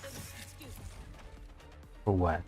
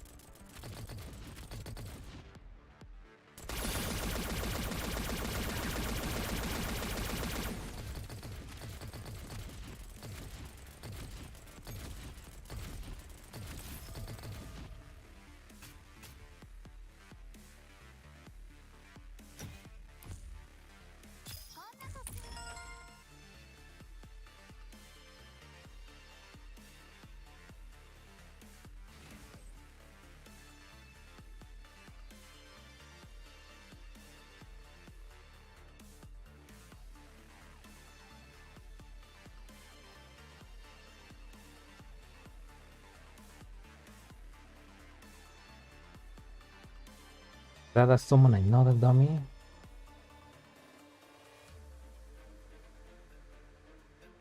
After that, whoops! Oh shit!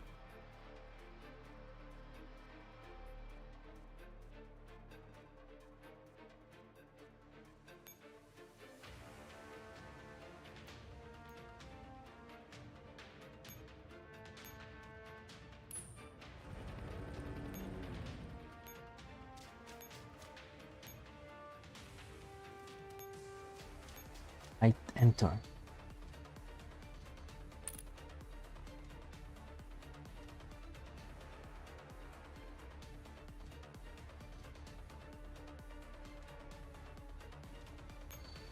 Enter.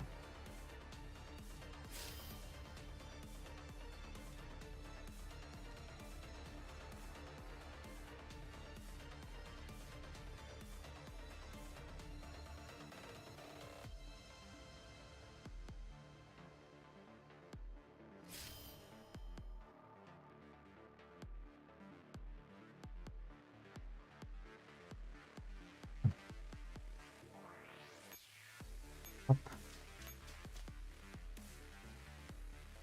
Give the shadow clone. Switch. Pick up the bomb. Switch with the rescue. Rescue. Switch again.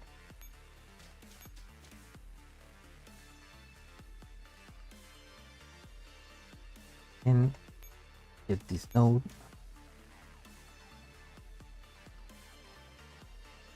Get Maggie.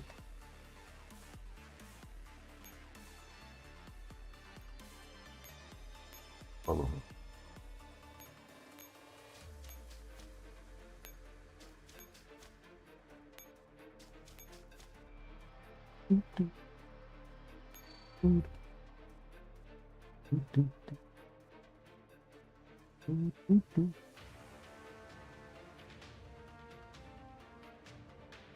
Oops, I forgot to put okay.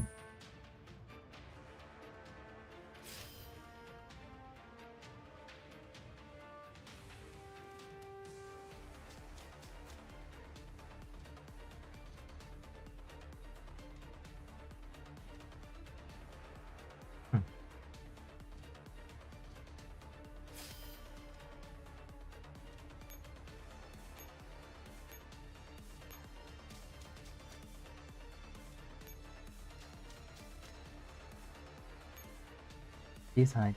And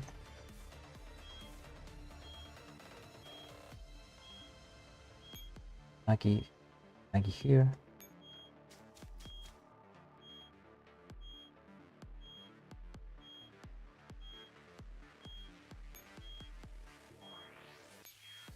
Oh fuck no! Shit. He hate misclick.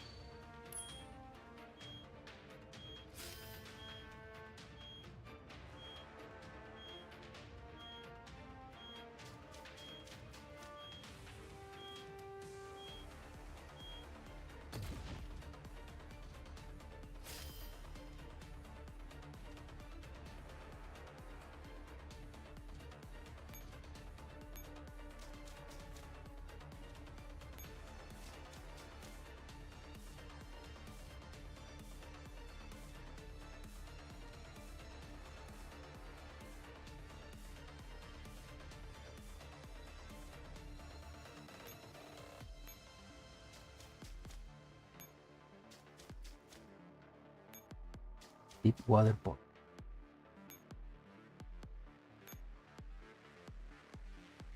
Hack it. Need to.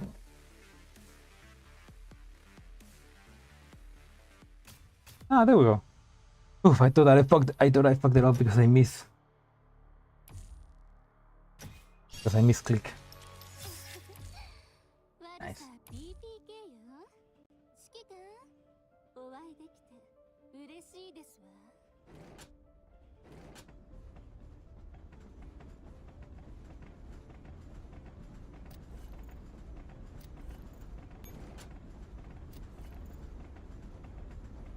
Pretty much over for the gangsters. Was right.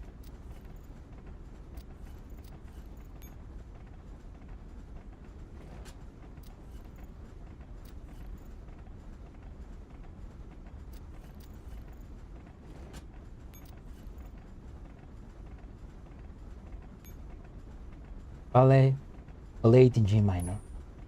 Oops, there we go. I need to enhance some those.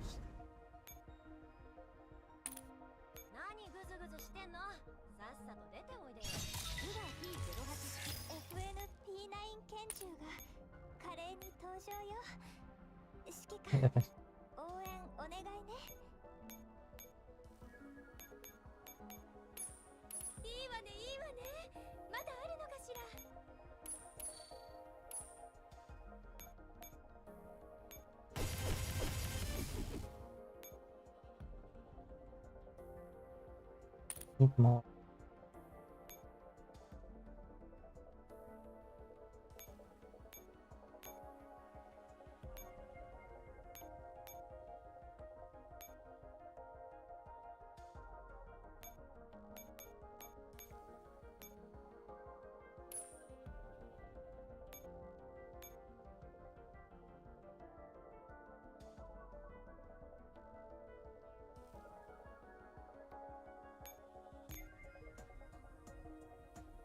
Oh, because I haven't.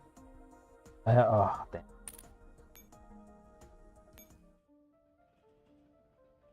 Because I got the new.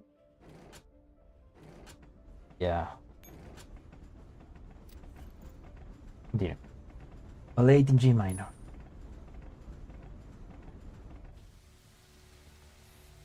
A rotted carriage, broken droid, shattered rain. Moving into a sleepless night. The smuggled military droid topples to the ground with a military. He would keep going. Instead of mocking Daniel like he usually would, Nikolai shifts his gaze to Papa Luba in a wheelchair. A small handful of remaining board all huddled about her, waiting for their orders. No! Papa Luba looks around at the underlings and signs table. Withdraw. Once the order is given, the rebel Bora stumbles out of the carriage in a run. Their demeanor cannot be more different from when they swaggered on board here. It is hard to look threatening when one is running away with their tails. Mixing with the incessant rain, blood seeped through a layer of gunpowder into the soul. The body trudged on heavily.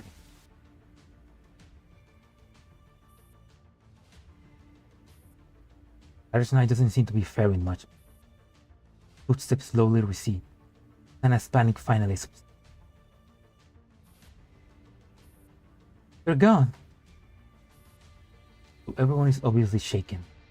Chaos has not engulfed this particular carriage thanks to Ludmilla.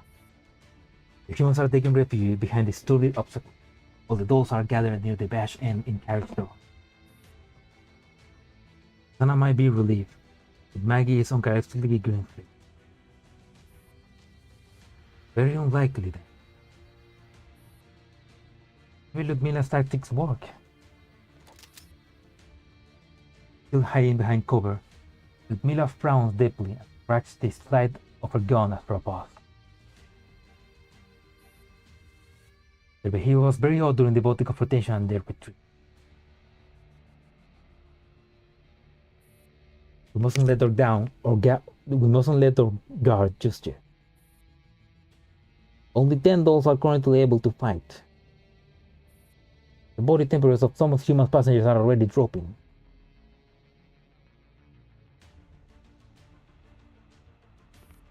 Things talk the situation in the carriage. Pavel comes up to Ludmila with Rosita in his arms.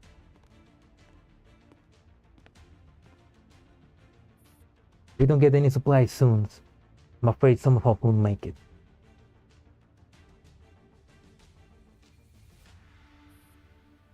Rosita's fever is also getting worse.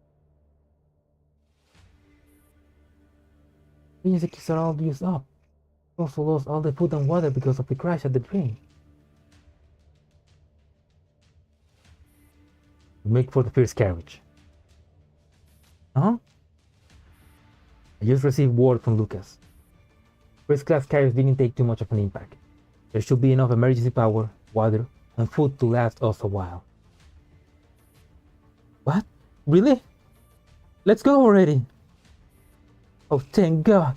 Our Lord hasn't forsaken us after all. Before Ludmila can even finish, the passengers are rushed out of their hiding spot.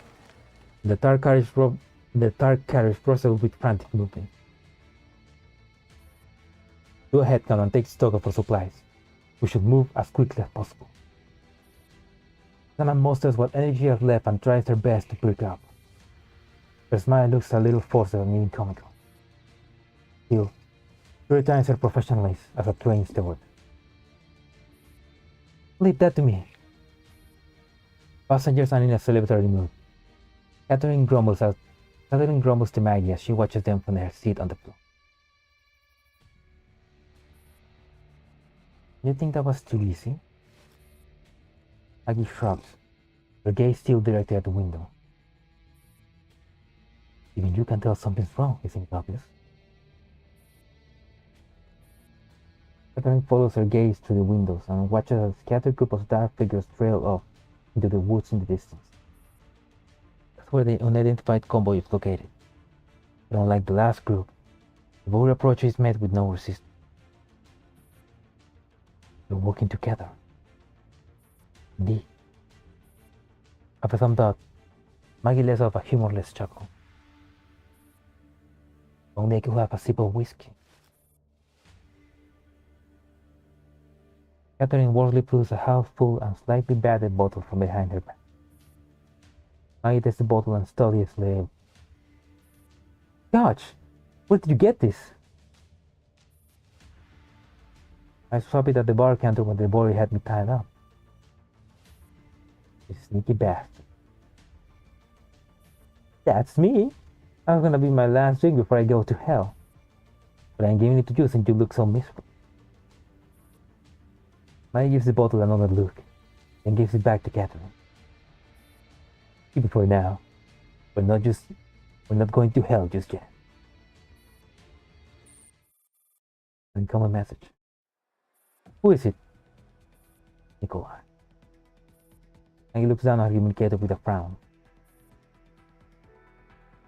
Only the good die young. You think you're not good, and neither am I. Another message. I'm going. See you in Poznan. You backed the wrong horse. Who knew it was his coattails one we should be riding on? Maggie puts away her communicator silently. He found his way onto Noah's Ark. We got left behind like a fool. Been slaving away from him all these years. How could he just abandon us?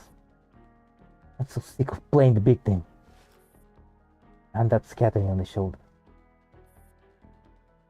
Don't interrupt my emotional soliloquy. Keep thinking. It's Catherine, the others are ready. You not coming with us? I'm coming. Of course I'm coming. Wait. Maggie's eyes widen as she stares out the window. Look outside. Look at what? And what's going to happen?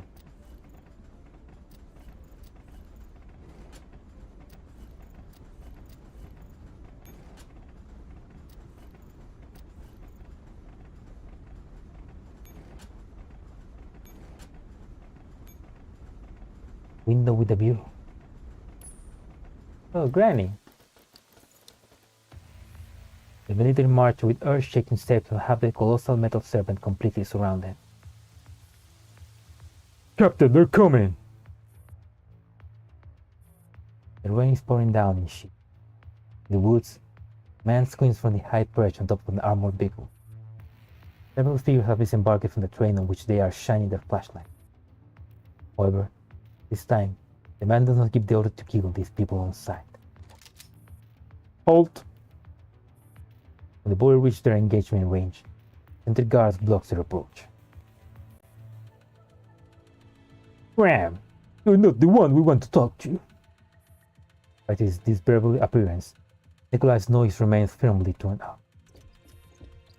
Babaluba pats Daniel's hand. Daniel takes the cue and slowly pushes her wheelchair to the front. I would like to meet with Captain Ivan. Babaluba raises her head. She looks past the sentry guard and gazes deliberately at the man hovering over them. The man waves his hand and gestures for the sentry guard to let the boy pass. He also gets off the armored vehicle. It's been months since we last met, Babaluba. We delivered 4 whole batches of weapons and ammunition to you back then. Never thought this would happen. That was a pleasant and fruitful transaction for both of us. I'm sure you won't disappoint me this time either, Babaluba. Nikolai grunts and hands a blood-soaked suitcase to a soldier next to Captain Ivan. After inspecting it briefly, the soldier opened the suit. It contains a bunch of dull cores. Some are intact, others are dead. Dull core? He'd agreed to get you out of here. Captain Ivan looked first at Babaluba, then at the remaining board. However, no have enough seats. Do you know who you are speaking to? Nikolai closes in on Ivan and points his pistol at him. At the same time, the infantry units behind the captain also prompted the other weapons and sprayed them on Nikolai and the Borai.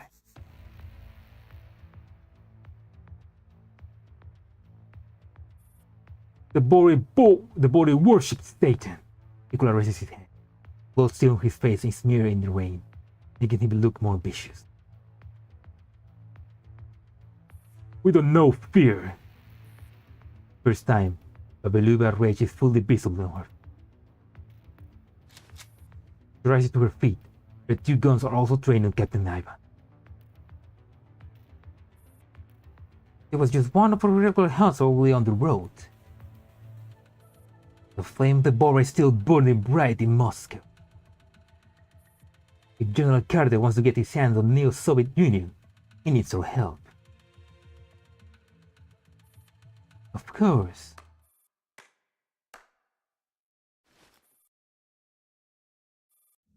Captain Ivan's cue. All of the Borai behind Nikolai points their muzzle at the new target.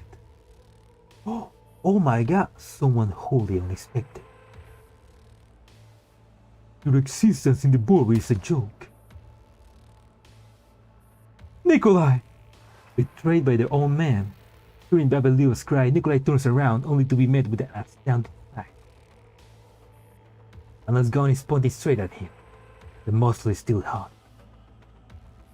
which means the gun had just been fired. An eerie sense of foreboding hangs heavily in. Daniel, you... Blood blossom on his chest. Nikolai, still utterly perplexed, crumples to the ground.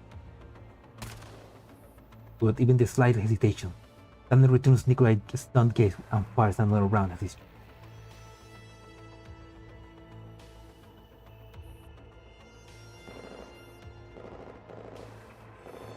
Daniel's shots mark the beginning of the first gunfight. Babaluba lets out a furious howl and fires multiple times. Her muzzles flash and 4 Borai fall. Babaluba realized that she had been shot. The shot was not fired by any of the Borai. He looks towards Captain Ivan, whose gun is also ready.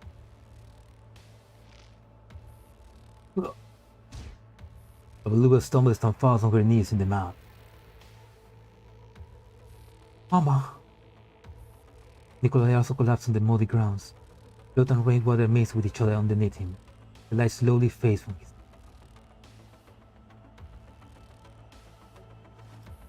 The beluga cries his body and looks up at Daniel, who is walking towards her.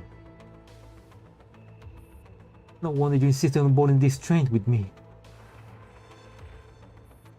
He glares at her one strong subordinate with hate-filled eyes.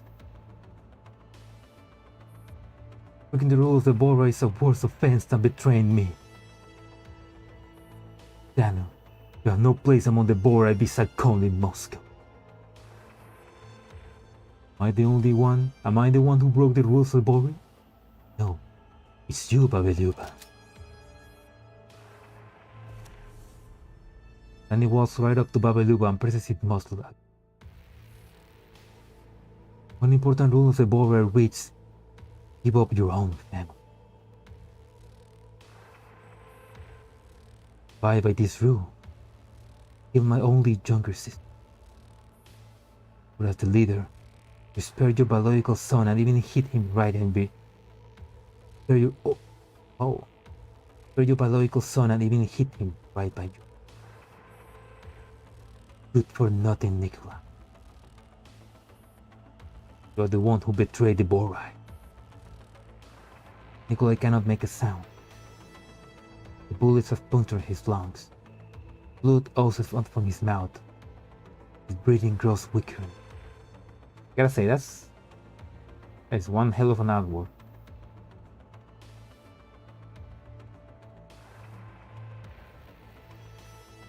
Beluga has nothing to say against Daniel like a switch. She bows her head and looks down at Nikolai. The rage and viciousness on her face slowly transforms into a tender smile. Having no weakness is a terrifying thing.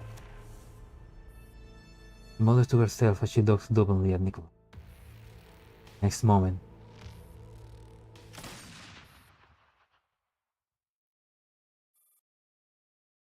Beluga grabs the bar of Daniel's startled. Neil pulls the trigger off.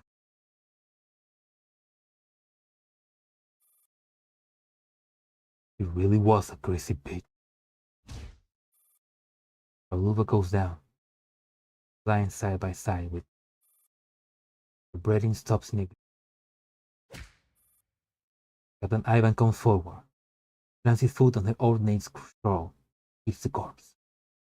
The bloody and muddy straw wraps around its owner and sticks into and sinks with her into the. Thank you for your contributions to the new Soviet Union.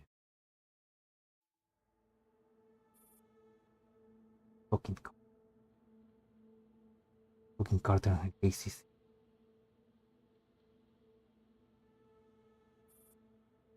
The scene plays out clearly through the window before the passengers steal on the train.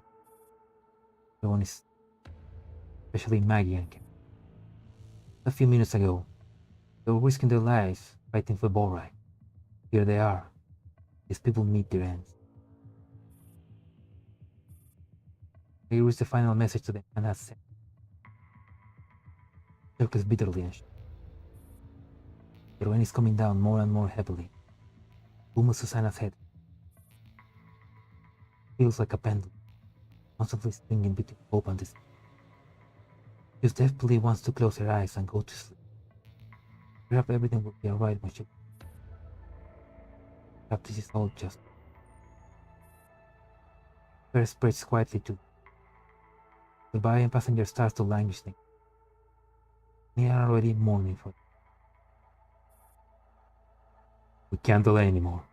We must hurry up and move into carriage 1. No, Vijay. This isn't the time for this. Ludmila's voice is the voice of war, but it snapped everyone out of it. Mila urges the survivors to Frontline to keep moving. Suddenly notices that the grip he has been feeling on her arm is now. He looks back. Irma is still standing by the window and staring out in the day. The scene she has just witnessed is still burning to her. Her mind seems to be in a million miles. Ludmila keeps calling her name. There is no response whatsoever.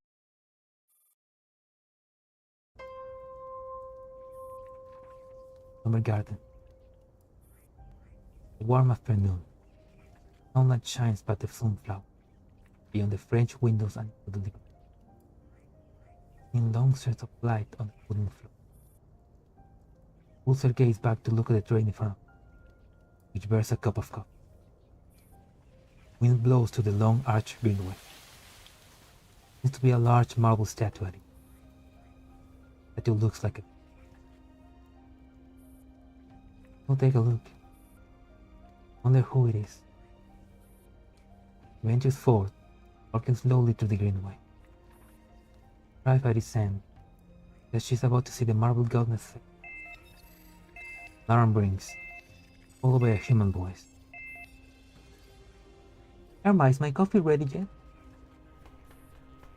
For a brief moment of hesitation, Irma places the coffee tray on the ground and springs towards the stage. I want to take a look outside. Irma, come back! I'll be waiting for you here.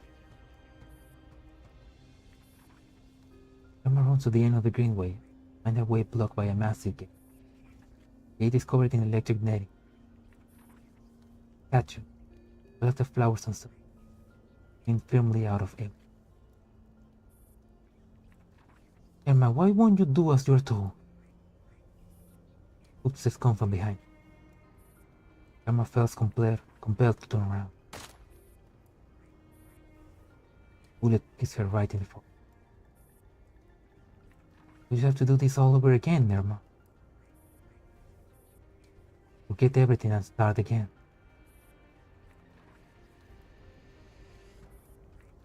Girls Garden opens her eyes once. You awake, Irma? Yes. Who am I? You are my masterpiece. My one and only daughter. Why do you run?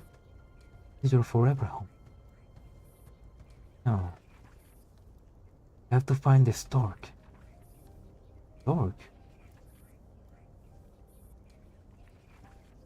Was the stork in front of your ankle bone? Succeeded. I finally succeeded. It's wonderful, Irma. Metal surrounds and brings to a mad sprint. The road seems to stretch indefinitely. Irma keeps running tirelessly. She is determined to find the word that she has carved out in the secret. Lord. Good. I want to test if you can still find this anchor point again, Miss Irma. Can't wait to see what you can.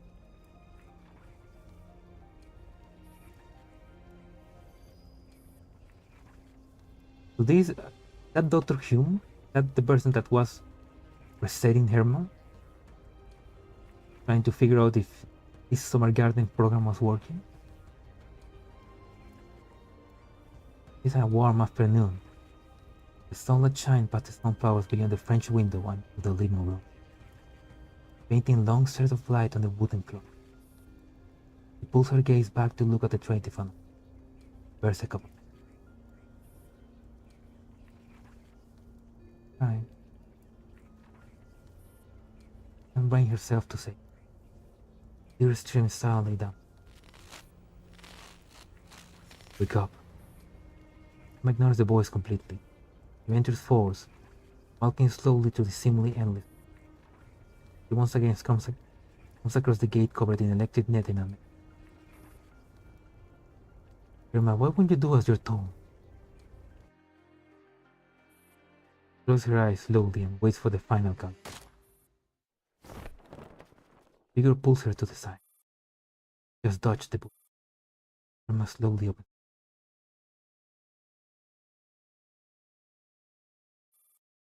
Wake up.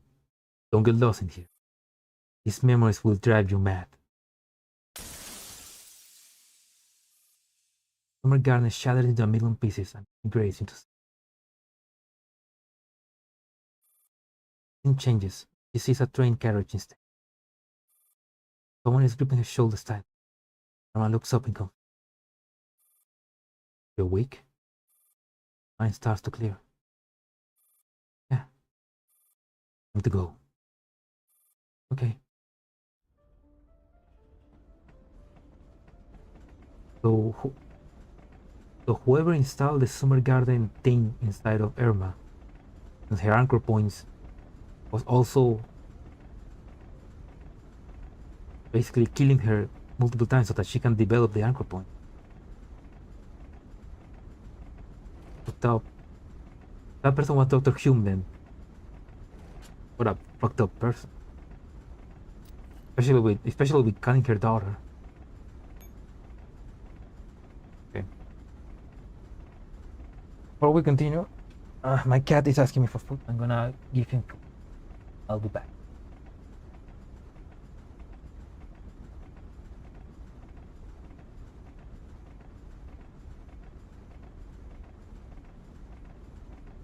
Yeah, my legs are asleep. I cannot move them.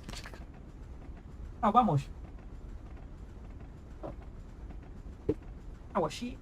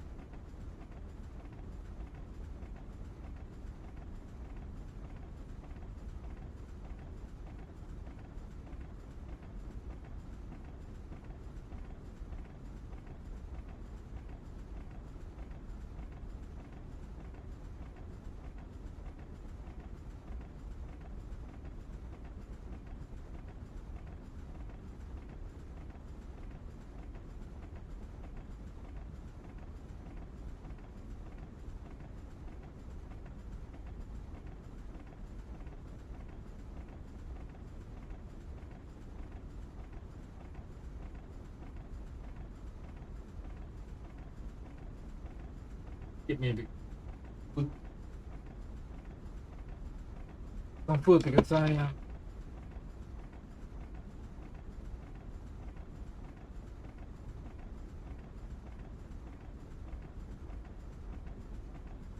look back narration. Oh, the dolls, yeah, that would good. That were defended. Can't say the same about the Bosch. They just got extremely at the death.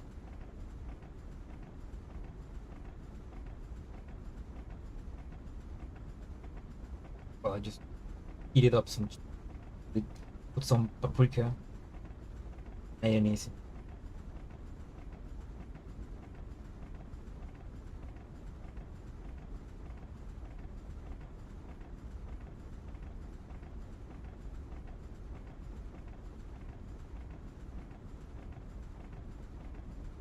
Try to put spicy.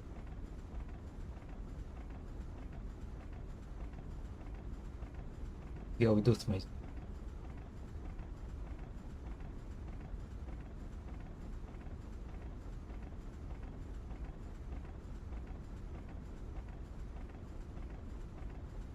I'm gonna quickly finish eating and then I.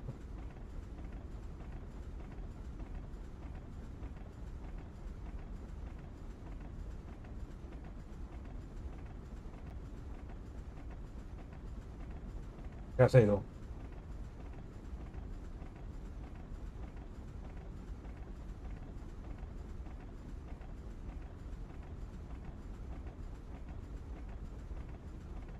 What a combo, man. The fucking cases, yo. I mean, Carter and his rebels working together with the fucking Russian mafia. Top of that, fucking Paradeus as well. Fuck, man.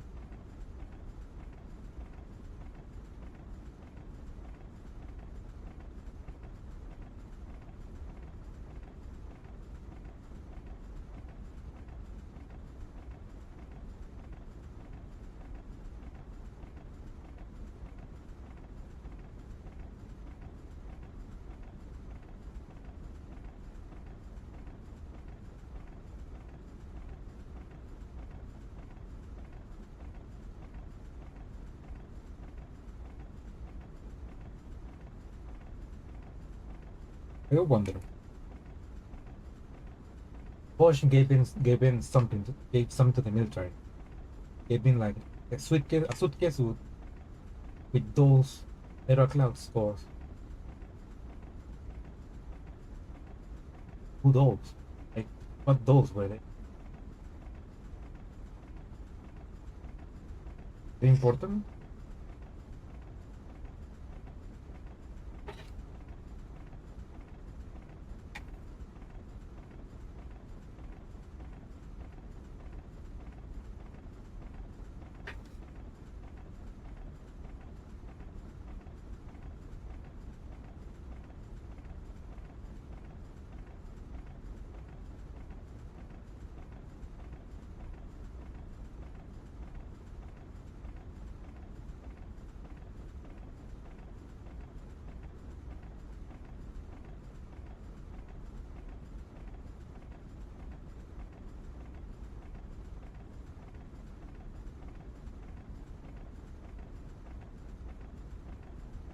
Probably Operation is called Operation Eclipse. Those scores maybe the dolls from the Eastern Stars event.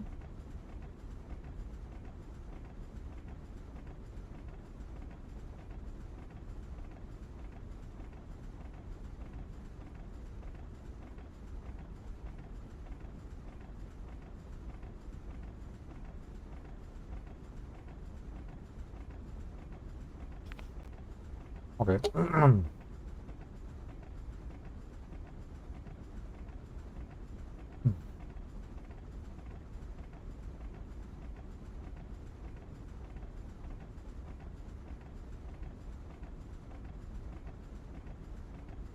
Yeah, I mean this whole operation is called Operation Eclipse. Does that have something to do with the event Eclipse and Saros?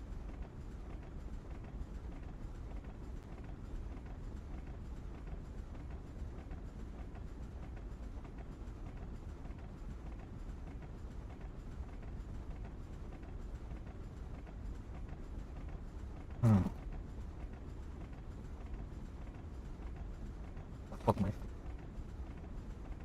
Okay.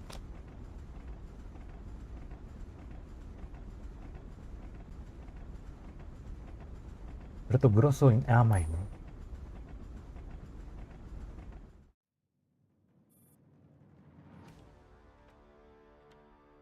Paris night. Ludmila and Irma walk into the.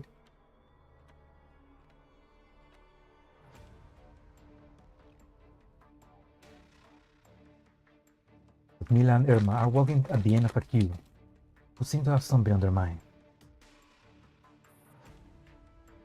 For a brief moment of silence, Ludmila stops and leans heavily again.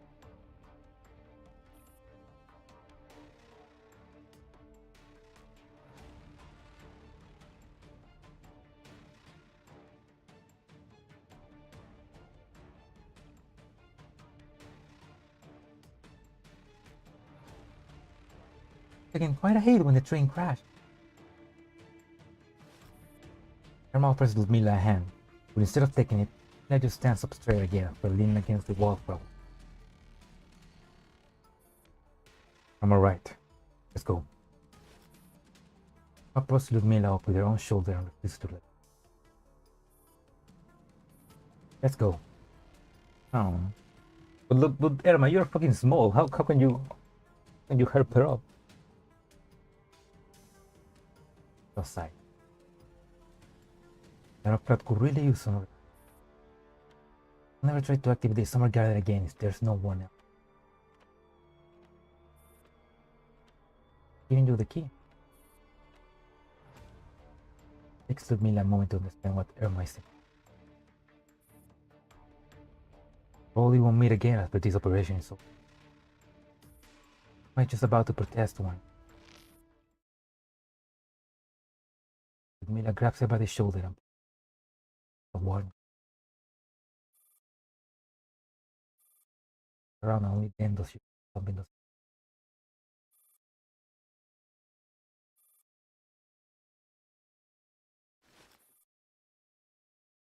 She turns around to look towards the front of the cab. Passengers have left them behind.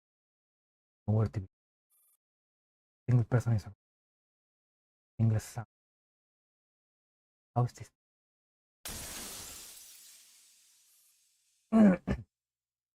Carriage in front of their eyes.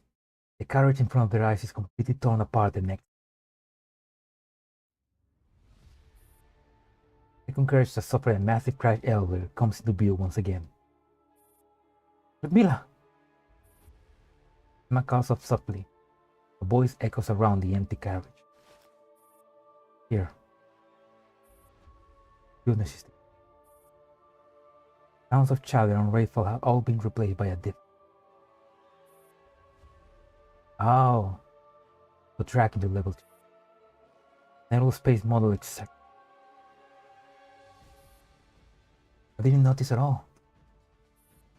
Irma gulps nerve. Even the cold express didn't make her so uncomfortable.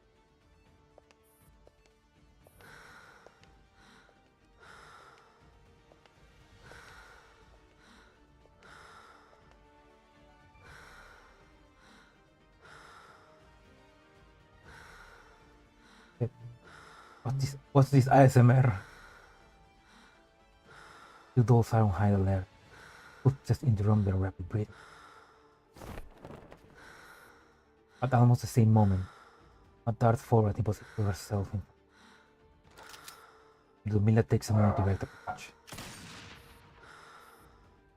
She raises her weapon and fires at the end of the carriage without the slightest hit. Boom. Playful but sinister woman's counterstop.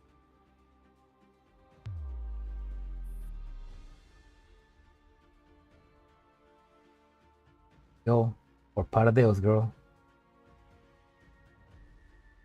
bullets is causing it. Artwork.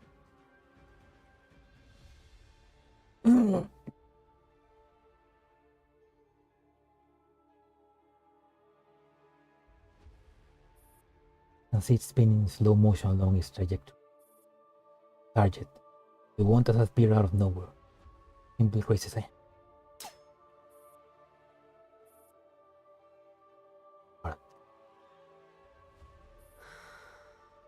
The low breathing sounds unusually loud in the carriage. As if she is breathing right into the pillar's. Who are you? Nora keeps her gaze firmly fixed on the woman. She can sense instinctively a malevolence that far surpasses the voice emanating from the woman. I've never seen her before. He knows with certainty that no matter what, will not let her anywhere near Ludmilla. Those drones! With a white flash, this vertical object smashed a carriage window. The white flower in the window is still flutters softly in the wind. The two first hovering in the air, aiming straight at Irma as they glow with a blue light. Irma studies the two ominous hovering cannons. The woman doesn't seem to even register her presence. Their target is Ludmilla. The moment Irma comes to this realization, blue light beams slice through the air, emitting temperatures so high that they create visual distortion. Irma, move! No! Irma's body is trembling. She refuses to budge. She plants herself firmly in front of Ludmilla, and braces for the laser beams to hit herself. The two cannons are still hovering in midair. The ultra-hot beams simply give a brilliant flash and do not even penetrate Irma's skin. Not for the smashed windows, it will all just been a dream.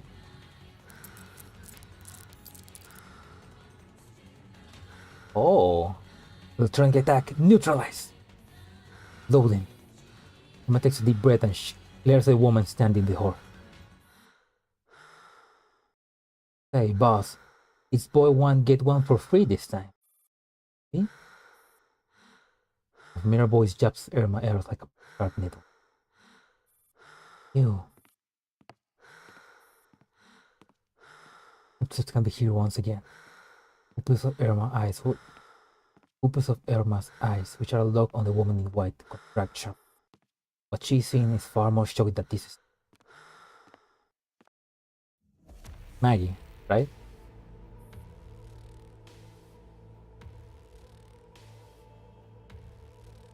I mean, she's working for Paradeo, so her other mission was finding out who is the agent sent from the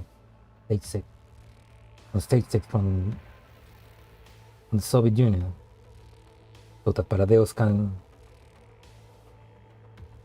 I don't know, take over them, destroy them, kill them. Oh man. Okay. Emma's breath grows increasingly short. The chest rises and falls rapidly. Her nerve seems to have snapped the moment Maggie appeared. I suppose this spells the end of the show, Herman. Rolling out from the white and blue gleam, Maggie walks up to the woman with a taunting smile. Irma, stay calm. The Miller tries to think of something to say, but Irma has already let out a furious shout. You liar! Maggie bows and tips her head. Oh my, a generous praise for a con art. Of course. You played me like a damn fiddle!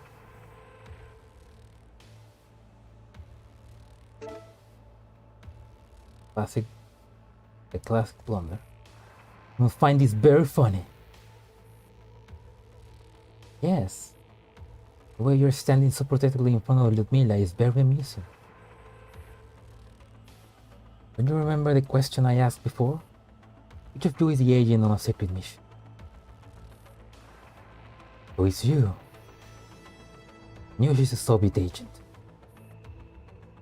Oh, right, you're a little kid with amnesia. There's something I've been meaning to tell you. The Dr. Hume that you've been trying to find is dead. He died at the hands of a Soviet agent long ago. Who knows? Instructor Ludmila behind you could be the very same agent. The corners of Emma's lips twitch as she looks back at Ludmila. Behind her, Ludmila looks down and gives no response. She neither admits nor denies the allegation.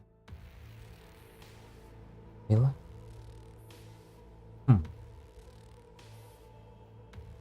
What is it, Mr. Reos? The neato named Tareos gazes at the two silent dolls and slowly speaks up.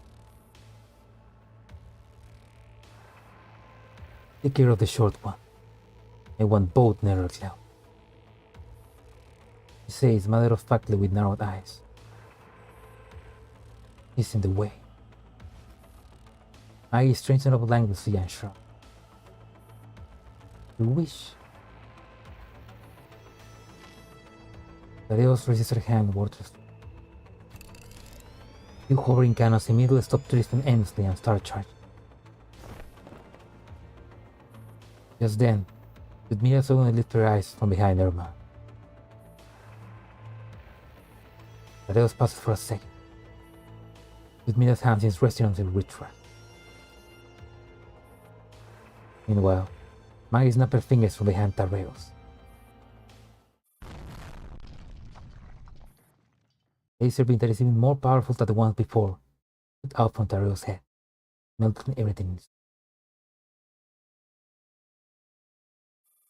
However, if target had already disappeared before attacking. Irma, Ludmila, and even Maggie behind. They have already vanished without a trace before she attacked.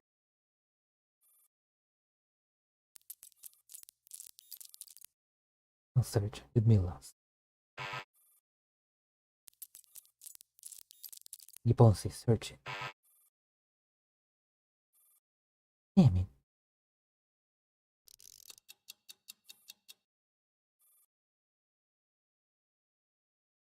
So this is the judgment call you made on the front line. Yes. I believe now is the perfect time to execute Plan B. Would you not have the full picture? I'm afraid I do not agree. There has never been a precedent. Please stop this right now. Did I remind you that I am the one on the front lines? All strategies have no precedent before someone comes up with them. Surely you must anticipate this back when you selected me for this mission. How certain are you that this will work? 100%.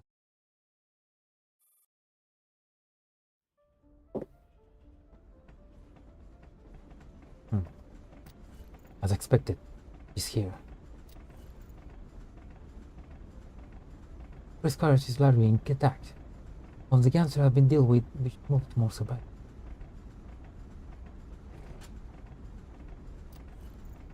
Will you die young? You think you're not good? There, Emma. The Gansers and survivors got killed. What on earth are these people after? Mama, I see. That guy's already dead. How can he see if he's already dead? He must find... Huh? What did I just say? I can't talk anymore. Can you give me a baby back? Maggie? I don't want Pavel. He just seems to having a fever.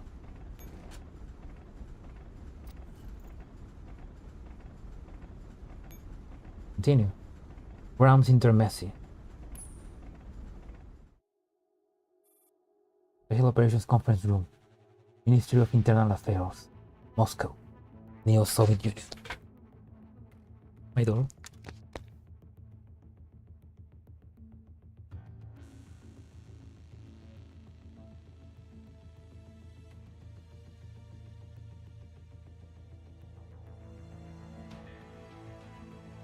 Ignore me, little cat. Ignore me. I mean, just keep sleeping on my bed.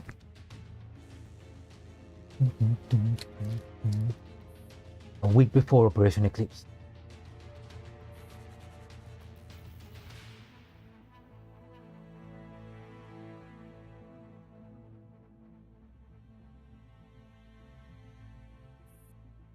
Dimly lit room. The director lights is the only source of illumination. Then on the podium with her head clasped. Standing on the podium with her hands clasped behind her back, Instructor Air swoops her fierce gaze over everyone sitting below.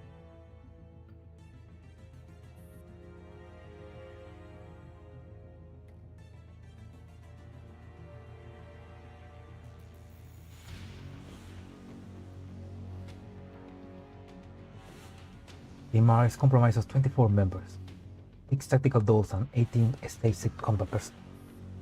These are the ones who will be undertaking Operation Eclipse. I won't repeat myself. Dr. R turns to the side and switches to the next slide using remote control. This operation will be carried out on 2 fronts. First is the official front. Route A. This front is codenamed Bonding Star. 4 agents will take off in a military helicopter at Smolensk Airspace, make for Gatow Airport in Berlin. Observe the present humans. Simply listening. On arriving, they will head to the target destination by military truck. A slide appears on the Road B, codename Evening Star. This team will depart from Borosnes Air Base with land-based armored escort. They will rent a spouse with the other side upon arriving in the Berlin suburb. Human faces still betray no emotion. Someone raises a hand. Will we undertaking our mission on official basis following both of these routes? Correct. So I may assume the true objective of these 2 teams are to be bait and decoy to draw attention away from something else? That's not exactly the case. Dr. R turns and points at the screen. Second front is the civilian front. Route C, codenamed Noonday Star. As you have correctly surmised, like the aforementioned routes, Team Noonday Star will be operating undercover.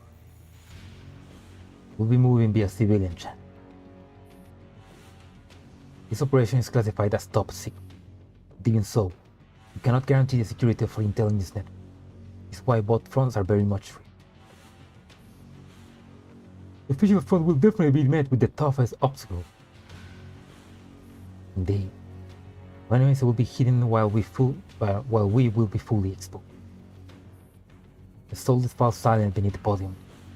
Fight Instructor R assurance that every route is of utmost importance. The seasoned veterans all know full well that under such severe conditions, the ones operating in official capacity will no doubt try to strong. In other words, they will be the likeliest to file. Let us handle the Morning Star route. Noonday Star shouldn't have a problem on the Intercontinental Railway. We will be the one to decide who does that. Rodol's squad has the highest combat capability, so we should be given the most dangerous task. No, that's all the more reason you should be going the clandestine route. You must save the best steel for making the blade. Or are you pitying us? Didn't mean it like that. Quiet! Instructor R remounted the restless crowd. We'll handle the job assignment. You just have to worry about the execution. Yes, ma'am. You're the one in charge. We defer to your judgment. But no matter what your decision is, please make it quick. Need time to prepare. Instructor R nods slightly. That's it for today. Dismiss. There's no need to conduct your daily training from now on. Get ready to deploy at any time. Yes, ma'am.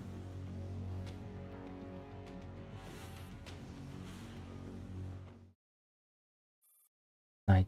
adult dormitory. Other than a simple bed, desk, and a whiteboard take up almost all the free space in the room. Television reports and myriad of practical handbooks are scattered all over the hours the map while for over 3. Down 3 separate routes for Operation Eclipse is the solution with the highest probability of success after running vigorous calculation. Instructor R is far from a completely failed.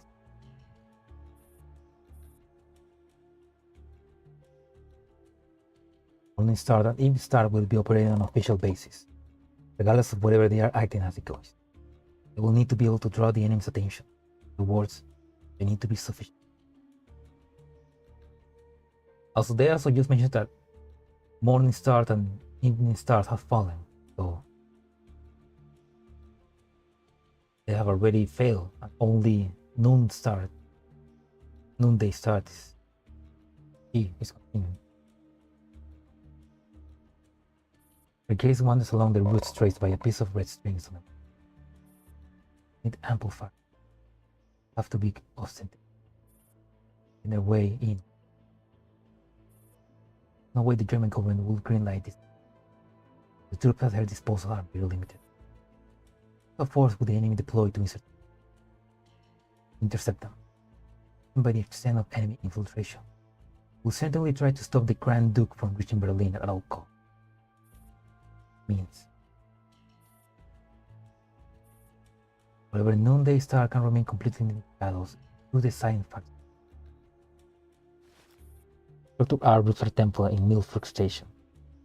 This is precisely where the biggest problem lies. It's not an if I'm the only one aware of the whole plan. The more logical a plan is, more predictable.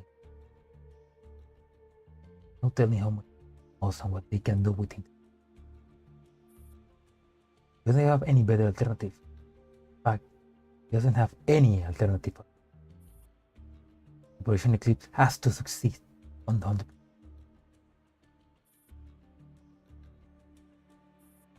With Noonday Star hit, Dr. R turns around and walks up to her. All the documents on the desk are sealed and labeled. Down on her chair and rotates the face of her. All the rules are desired. And then pick 2 out of these. One of them will decide Noonday Star. The other will be yours to carry out, no matter which mission it is. I need you to undertake it as it is. Understood. Is it safest to let someone unaware of the real mission choose?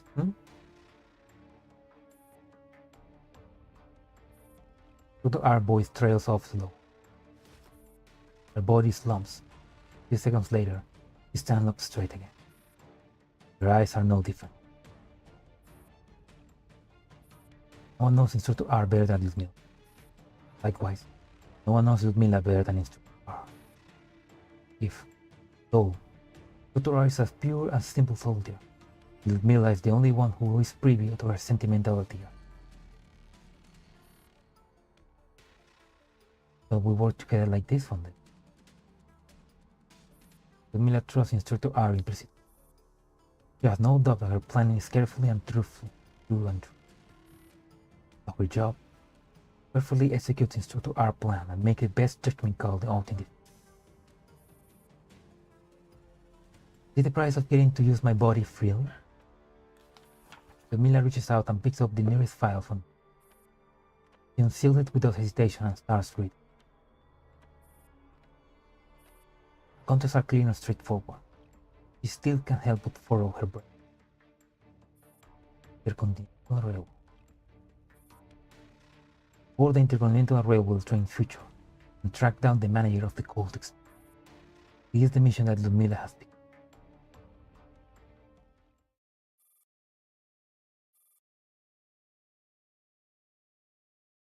So yeah, so like instructor.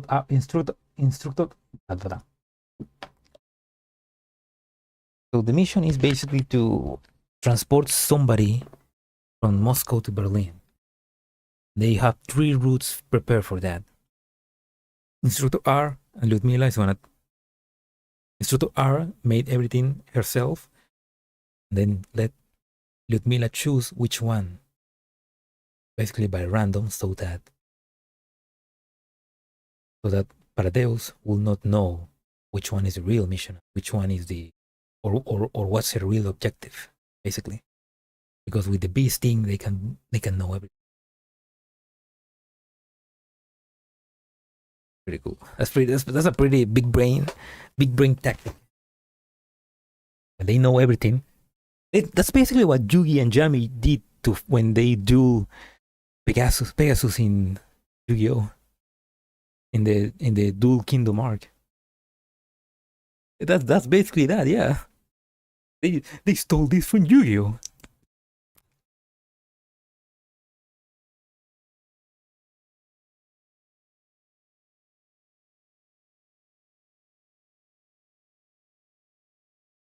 Basically Ludmila and Suki are Jami and Yuki.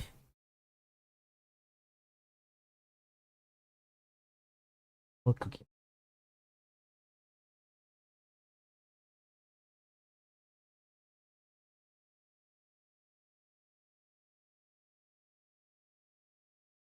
More pretty.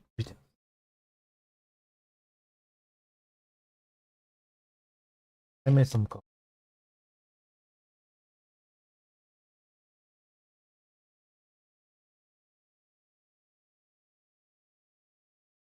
There's no more prettiness. My fate has been sealed from the moment I made my choice. Don't tell me my real objective. I'll get started right away. Get started right.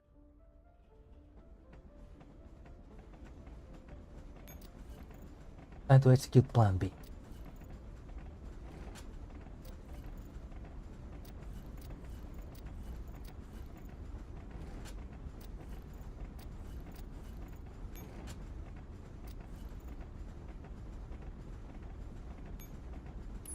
The swamp.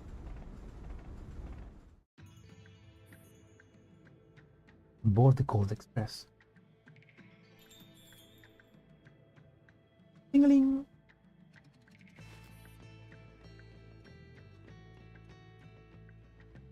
Catherine, who has been long and languishing in her seat, jumps at her feet.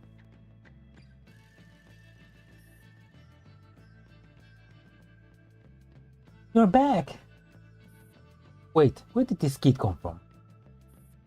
Ai has appeared inside the carriage out of nowhere with a smile in her arms. Blinks at Catherine. This is a byproduct of the transaction. Let go of me! Liar! Traitor! Scumbag! We have enough alarm clocks as it is. Maggie chuckles and Irma squirms desperately. Maggie chuckles. Irma squirms desperately in her. She dumps the gear into us. Stay put. Irma turns around and eyes Maggie distrustfully. You're keeping me locked up in this train? Where I was locked up in the summer garden? He glares at Maggie with a compliment mixture of emotion, not just anger, also resentment. Summer garden? What's summer garden? The level of intellect is making communication very difficult. We have no intention of imprisoning you.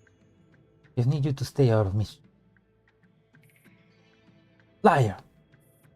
Who are you trying to fool? By all means, keep shouting. No one will come to your rescue even if you scream your head off.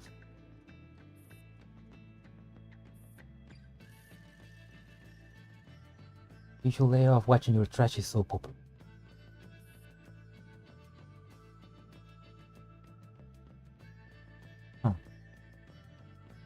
Something weird about that Maggie.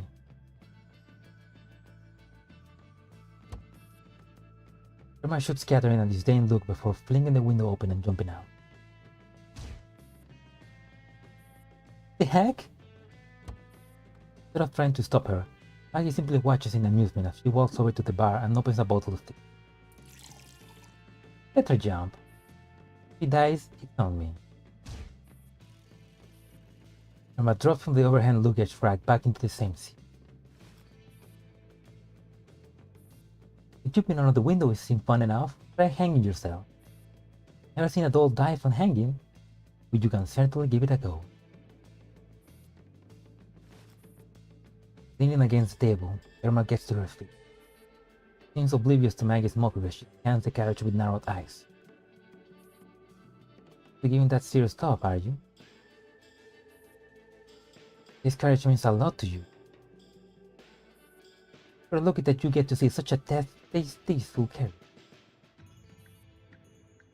He'd say, I'll tear your precious Gold Express apart, remember?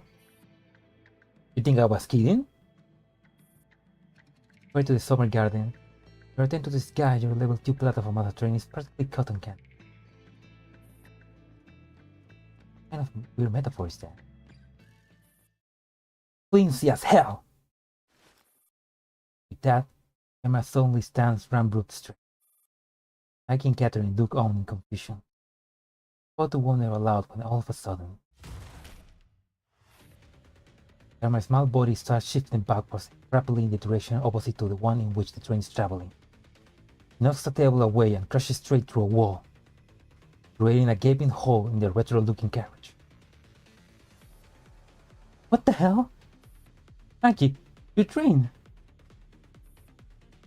Look at that. Maggie immediately goes running after Emma. She doesn't even go around to sipping her tea. Hey, I just renovated this place not long ago. It cost me a freaking fortune. No matter how many times Emma is forcefully deposited back into her original position, she immediately resets her own coordinates to an absolute point in this virtual space. Ah, my digital cat! Catherine shrieks. Emma, stop! Stop it now! You'll have to beg properly. The whole carriage starts shaking. The glasses on the table and painting hanging on the wall all come crashing to the floor. I beg you! Please stop it!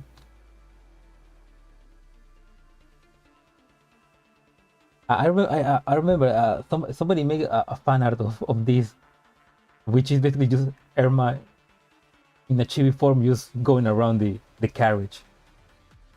I'm gonna see if I can quickly find it. Pretty funny.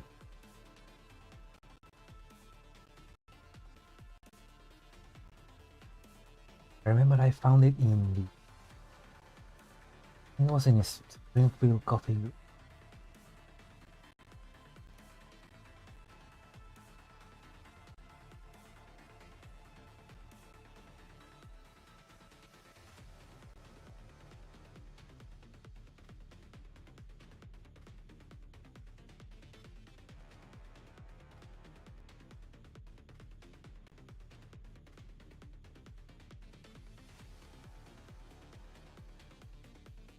Did somebody post it?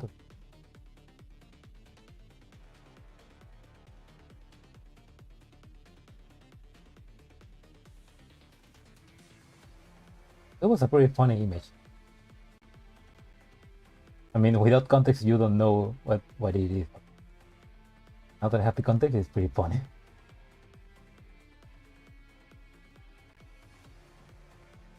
There we go, I found it.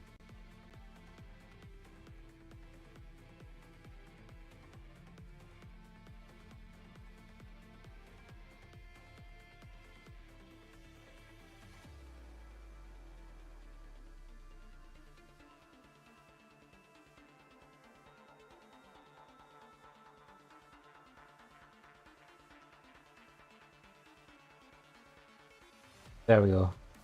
Best Irma dork moment. This is after your picture called itself. Ah, remember? And then this. I mean, that's pretty funny because that's basically what she's doing right now.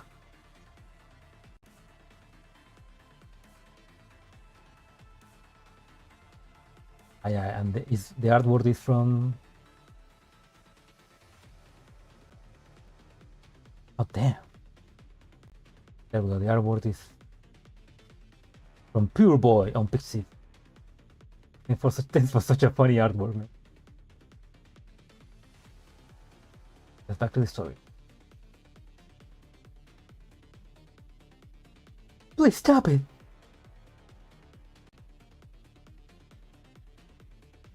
The comment section, it was just the image of.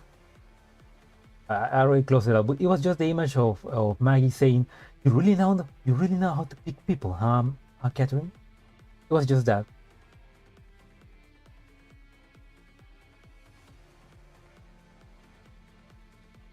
Please stop it. Wow, do you have any shame at all? My God, your idiotic ladyship. Can't you see I'm trying to rescue you? I rescued you from Tareos, alright? This is all Ludmila's fault. Seriously, when am I getting out of this stupid deal? Ah, my Irish whiskey. Irma stops. Maggie watches as the Gold Express slowly sinks, fixing the glass bottle lying in broken pieces all across the floor with a painful look.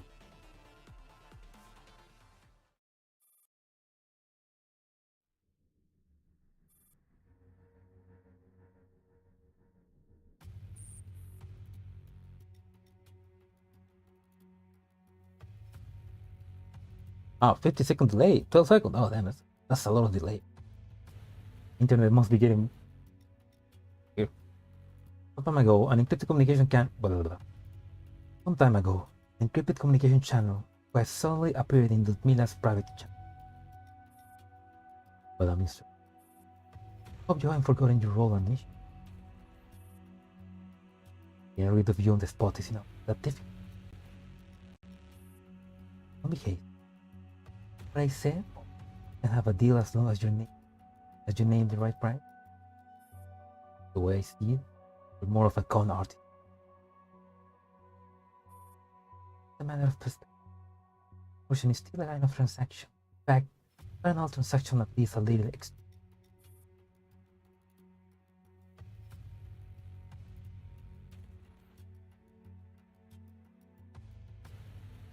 Thank you for not showing the screen and showing the YouTube stuff. Allow me to calculate the times.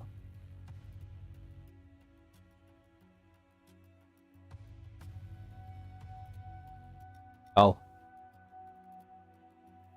Fuck. Ah, fuck. Oh, fuck.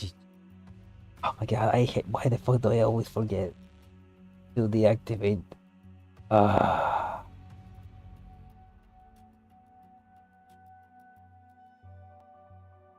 Fuck me. Fuck me, yes. God fucking damn. Well, I didn't miss much. I just the nice artwork. God damn. God damn it.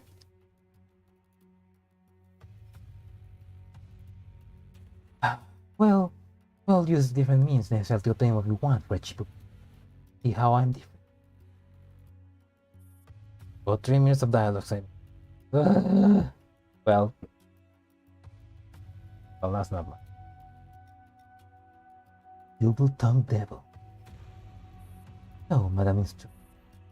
Like to do business with me? You need to show some sincerity before you start pitching. Now you're part of a top-secret mission. Your destination is Berlin. Associate is a commander on the deployment of a PMC named Griffin.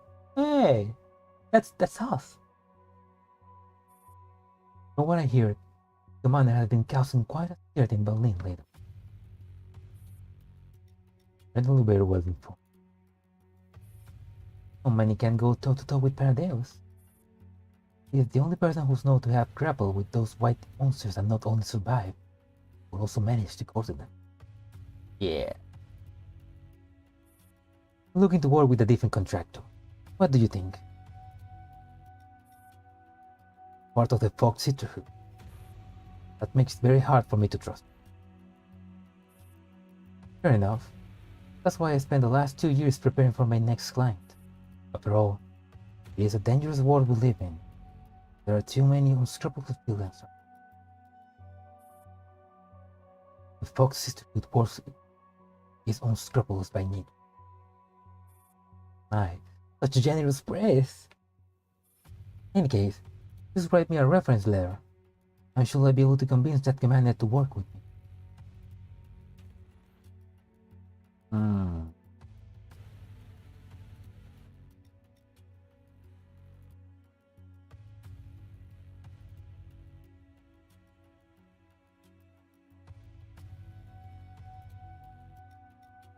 Oh yeah, just a little bit dusty. It's okay.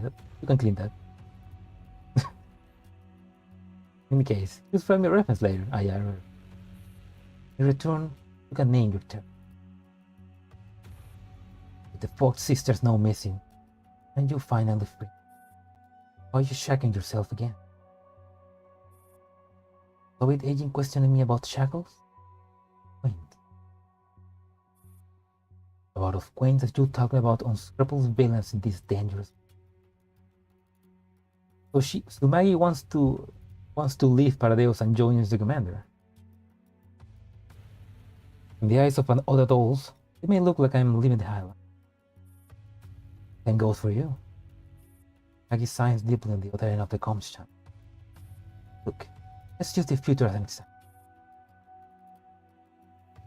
You to travel in the first class carriage, sipping the best red wine served to you by us. I can only risk my life and be a stowaway. I was made a fortune in this business by now, and it should be enough for several new bodies. Looking like a true member of the upper class, you're a dull in the military. Maintenance and overhauls are a walk in the park for you. A drifter like us aren't.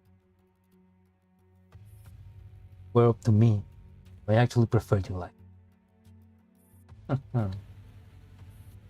Maggie let out a bark with of laughter. They find living like this by chance. You see, most people don't get to choose the circumstance they are born into. You don't? This is why I cherish every single choice that I do get to. The choices that have puzzles, the ones that we never had in the first place. No point in beating ourselves up over them. My fault that I didn't get. So I have a choice. So do you. Think about it. Look forward to doing business with you. We have one extra condition. Take Irma with you to the Griffin base. Yeah! Take Irma with you to the Griffin base. Let's go, Irma! He looks out of the window into the distance. If I remember correctly, that goes directly against your official secret act, no? It's all created by Dr. Hume in private. We problematic Hume dolls are unlikely to have happy endings. Since I now have a choice, I'm choosing Gryffindor. Huh. So we told agents are equipped with surprise emotion mode. The border will be storming this place. We don't have much time. Fine, we have a deal.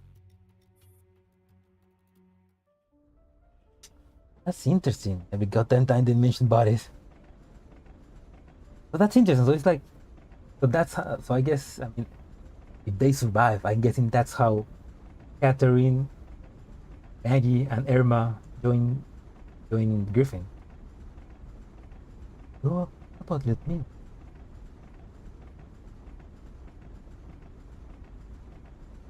Although, I mean, a double, trusting a double agent, that's not always very good plan.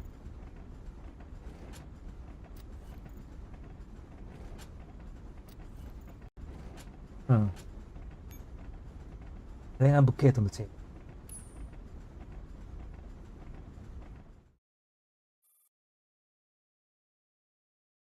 For this. Captain Ivan is standing by on this rainy night. That is, the transmission finally comes. Moving. I want this doll. Dream of code comes true. Captain Ivan enters his orders. Her looking face weaving at hat appeared. Instructor R, from the 7th General Directorate Advancement Command Training Team. She is the only doll in her unit. Little is known about her. Consider her extremely dangerous.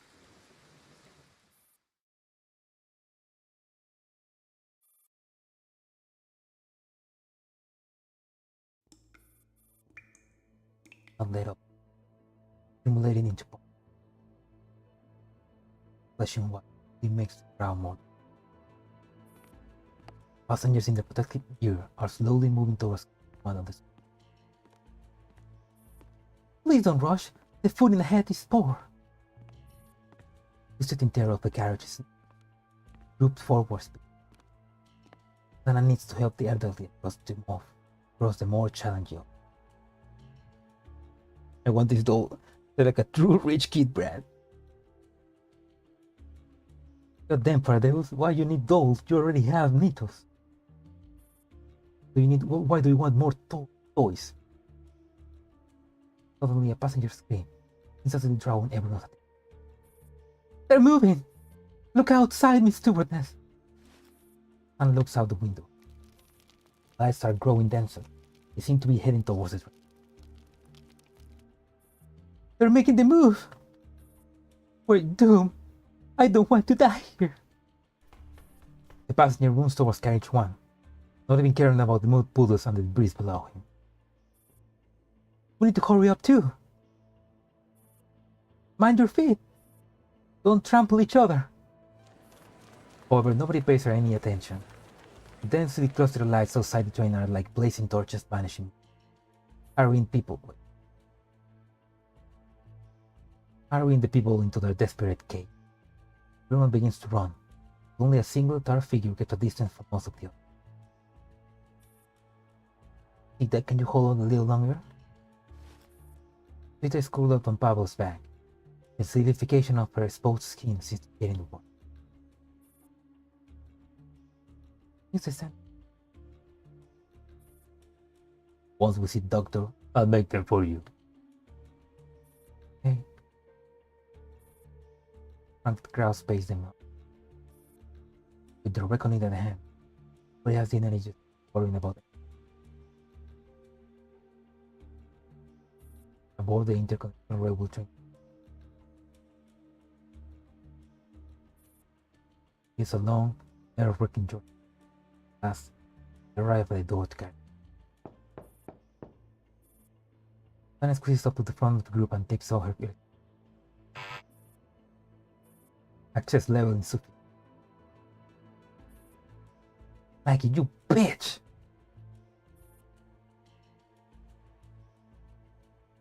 That's okay, Narish. Have a nice lunch. Hope you enjoy the lunch. The passengers inside. I am a stewardess to Sarah. Our survivors need clean water, food, and rest. Please let us in. Faces of a wealthy-looking man appears at the window. We can't let you in. You have to take off your suit first. What the hell are you saying? The purification system here have stopped working. We'll be exposed to the red zone. That's why I'm telling you to take them off. Who knows what kind of germs and radiation your suit have on them? What? You won't die if you're exposed for just 1 or 2 minutes. If you bring radioactive particles in here, we'll all be dead. Passengers outside exchange looks. They think about the lights approaching them. They fall silent for a while, but eventually, they start unzipping their suit. The elderly, the young, man and woman. It should be fine now, right? The man slowly turns around to open the door. However, his head jerks up as she suddenly notices something. Wait a minute! What's with that girl over there? The man is pointing at Rosita on Pablo's back. She's been infected, hasn't she? Are you trying to infect us all? The solidification is... Come. The solidification isn't complete. She can still be safe. There's a doctor inside the carriage, right? Please let her see the doctor. What good is a doctor at a time like this? Don't come in. We don't want you to die. What? We did what you told us. Just because she's infected doesn't mean we are. Let us in. Who knows if she infected you? Pavel. Good rage on. With the pulse on Pavel from behind. Hand me over to this. They hate me. I want to stay in a place like that anymore. It almost seems to be smiling as she. Her sightless eyes are open. I don't want to go back to a place where everyone hates me. Me. Since you're here, Pavel, having you with me is good enough. This boy seems to have some kind of mind. Passengers still arguing hotly. Her voice is barely audible to Pavel. He's right next to him. It has somehow silenced the commotion both inside and outside. This stifling quietness, all things for a good long while, before he finally answered. I am just a droid. I am not your companion. I cannot stay by your side. You should be in the world of the humans. You belong there. You know where I belong, Pavel.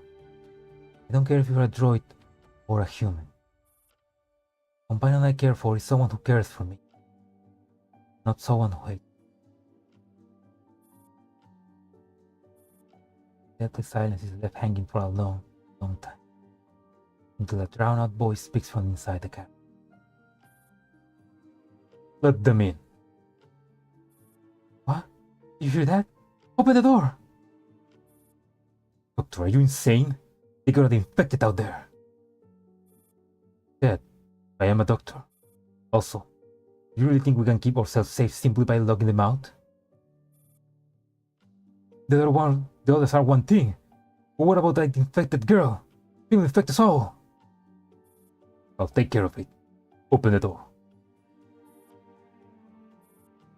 The Fregosa's voice brooks no disobedience and utterly defeats the man, who can't think of anything to say. Fregosa. True man. The door that is locked from inside slowly opens.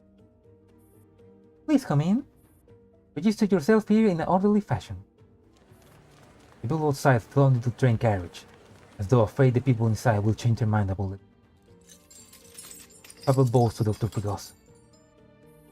Thank you. I'll leave Rosita to you. He puts Rosita down and hands her to Susana. Lucas notices that other than Susana, the other dolls have not entered the carriage. Aren't you coming in? Pavel shakes his head. Our mission is to protect the humans. Right. If there's danger, we can help hold it off in the carriage too. Some of those are silent, others sign. Perhaps they all want to go inside carriage 1. Maybe because those find strength and courage in numbers.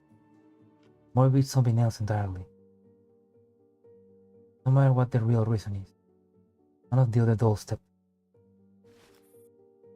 Time. This doctor who was a boss of them. We counted on you. Go check on the train. Rosa nods, and after watching Pavel leave, he turns back to Rosita, lost consciousness. Luca, get me my doctor bag. Yes, doctor. Luca nods, wants to head back inside with. Rosa stands upside for a while, looking thoughtful down the length of the entire carriage. There is no sign of life at the other end of the long. He turns, there's the cabin, closes the door.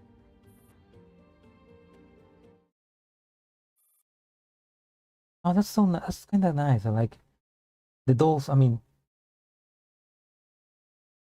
Ludmila and Irma make that connection with all the dolls, and they decide to join together and try to protect the people.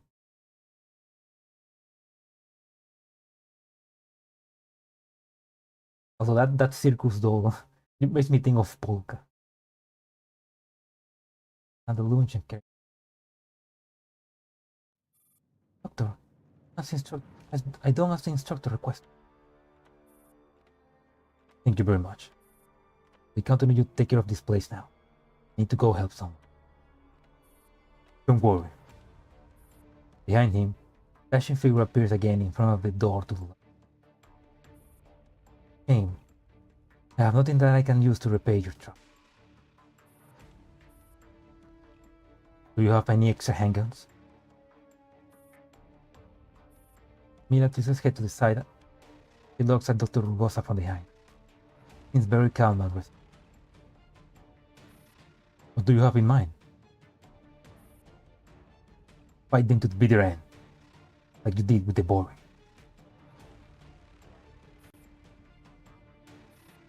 Mila keeps gazing at Group. She shows no sign of hesitation or uncertainty. Wait, is this happening right now, or is that like a...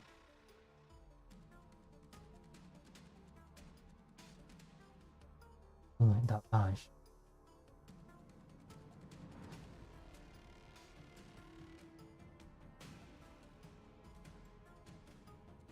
When is this happening? A moment later, she takes her pistol up from her hipster holder and hands it up to him. Dr. Rugosa solemnly accepts the gun. A look of sadness appears on Lucas' face as he sees this. The doctor is going, I am a doctor, but...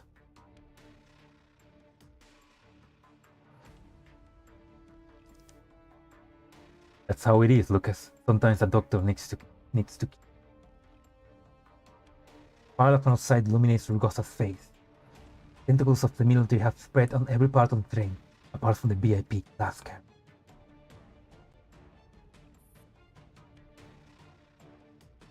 Huh.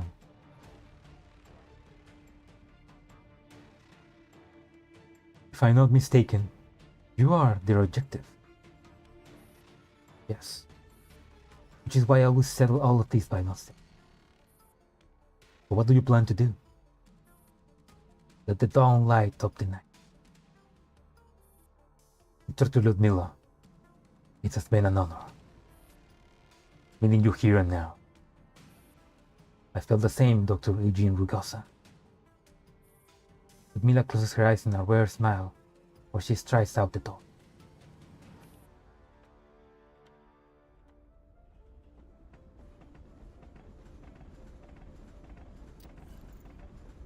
Next are down.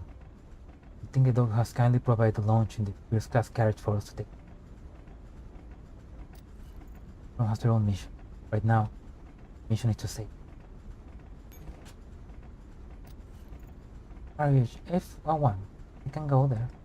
And go there. Thank goodness for Dr. Rugosa. Or it will be in another fight. Really don't have the energy for that.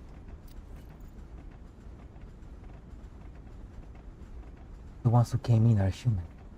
The only door is a stupid.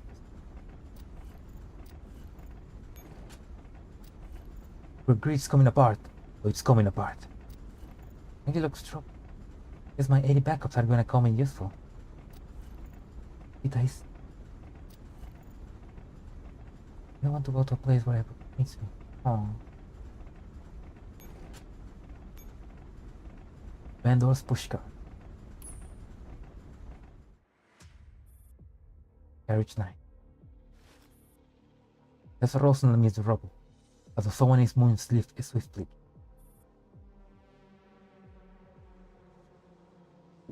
Ensuring that nobody's paying attention, Maggie pushes an intact snack cart out of the corner of the carriage. Jerky or chocolates? Catherine, who has emerged from hiding as well, glares at Maggie. Her face twitches with annoyance. Are you actually in the mood to be eating at a time like this?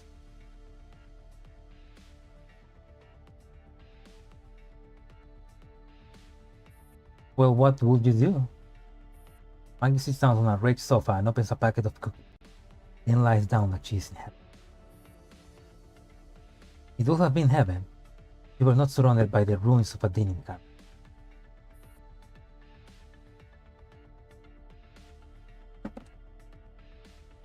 Irma peeks out from behind Maggie, suspicious look in her eyes. Catherine glances at Irma, then flinches a pack of olives on Maggie's little bush. Why don't we just hand her over?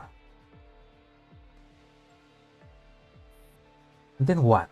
Get shot full of holes by the soldiers outside? Do you have to discuss this in front of me? Then if we do that, those soldiers will destroy the train carriage by garbage. How much longer can we hold out? Why didn't we run to carriage one with the others? They say about putting all your eggs in one basket. Besides, we heard of people hunting elephants. That's because elephants are worth more than ants. I rolled her eyes at her. She didn't understand the analogy. What we can do now is keep our strength and stamina up. Put our hands together. Pray that Madame Instructor pulls off a complete victory. We're counting on them. And isn't this plank we're clanging to a little too soon? I feel like we're already being carried away by the flood. Isn't this common occurrence for us? Or do you think we're plank from before we're bearing big? True. We're either having adventures or on the way to an adventure. Plank is the only constant. The only safety is to safety. Catherine signs heavily. I suck. It's a luck to get stuck with an Odin like that. We won't catch a break at the beginning and it's just being endless suffering through our life. What's your honor like? No comment. Huh. Do they mean the Fox Sisterhood? And tell me everything you know about Dr. Hume. You can afford to pay for the information now? Put it on Ludmila's staff. Hmm? You're not mad at her anymore? That's between her and me. Ask her to explain everything with you. Welcome back. Welcome back. Apparently, Doctor. Welcome back. What you missed was the Doctor being pretty epic, saving Rositas and the dolls sacrificing themselves to trying to buy as much time to the humans as possible. Pavel with them. Oh man, I hope Pavel survives.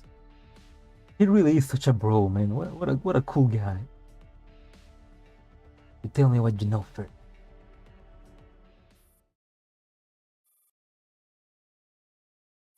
Actually, I don't really know that much. I mean, he wasn't a regular customer. He did do business with me, but as a seller.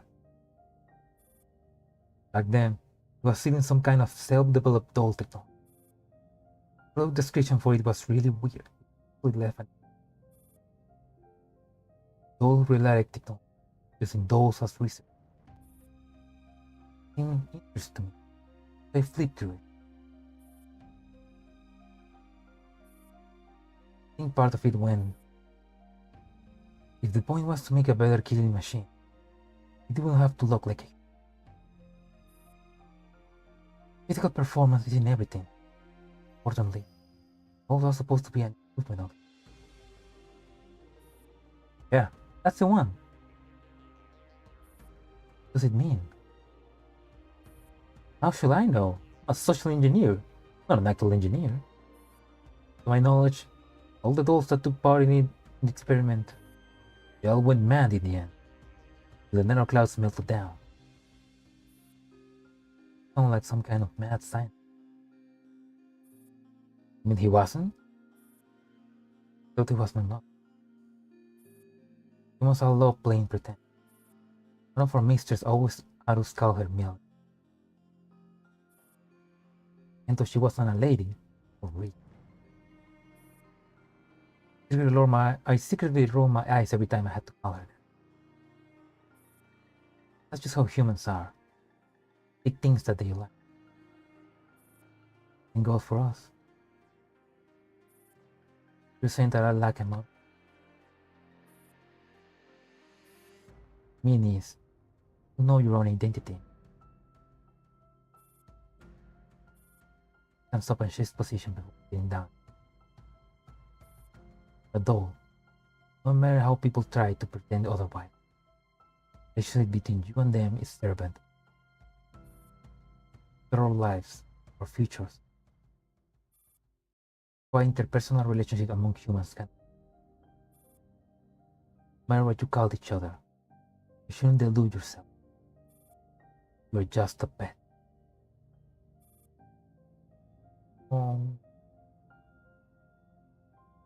Poor girl. I'm not that.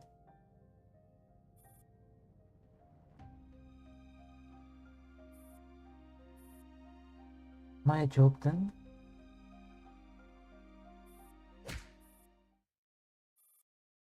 Only kills over on this. Catherine hardly catches her falling body. She's crashed again. No, it's that woman. Maggie needs us. We need to help her. Well, duh, huh? I told her leaving Paradeo's midway in our cloud was a terrible idea. The unconscious Maggie lies in Catherine's arms, though she were sound asleep, though she were in complete hibernation. She's getting hacked then.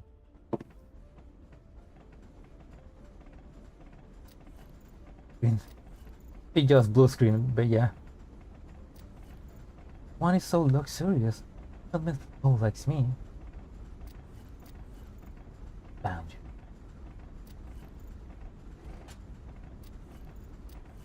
Midnight Star authorization activate.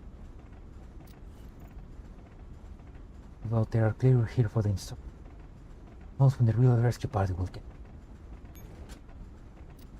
Miss Maggie needs help! Maggie! I knew she wouldn't spare us.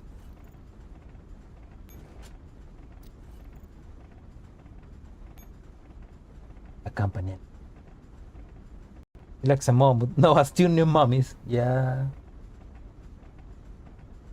Mom is not the one who created you. Mom is the one you found.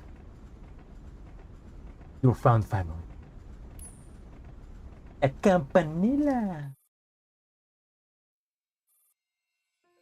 During an hour, Maggie is coupled by endless.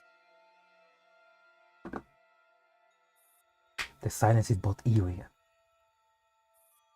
Chocolate is hard on it. How rude! Interrupting my conversation with my friends like that. I cannot hear her own voice at all. She still challenged the darkness. You betrayed. Voice is not speaking through me. It's more like a direct punch.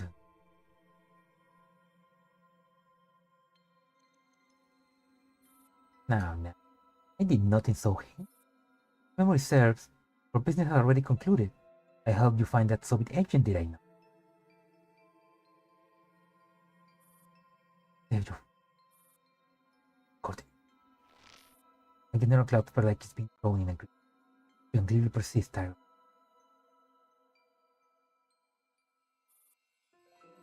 Anxious to her head, still retains her usual business line. You'll have to pay more for that. Do you have the money? And certainly provide the requirements, sir. Give them to me. Eros pauses. Maggie feels her bondage is now. Right here. White orb flies up from Maggie. Drifts slowly over to the rails, twinkling nicely. Rose reaches out to it. When she makes contact, Maggie reflects total light. Welcome to the scenes room. From beneath hell, yes, up at the head. Crystal gas affects the soul in the liquid cleanses the blood vessel, leaving happiness behind, sorrow behind, leaving madness behind, silence behind. Is that a poem? Oh, wandering spirits, hit my heart and answer my summon. Bell goes off, and a firelight stargazing. Tereos is seated in the center of a theater, where a musical is being performed on this. An alluring soprano croons with emotion, her voice being accompanied by ethereal music. Sleep, he sang to me. In dreams he came, that voice which calls to me and speaks my name. And do I dream again? For now I find the phantom of the opera is here. He gazes at the rose tenderly, frowns look at the skirt of the long dress and starts shaking around the entire theater. Also, they're just reusing the artwork. Think once again with me. This is why you don't have one night stand with a one-shot woman. You don't think of them across your brain.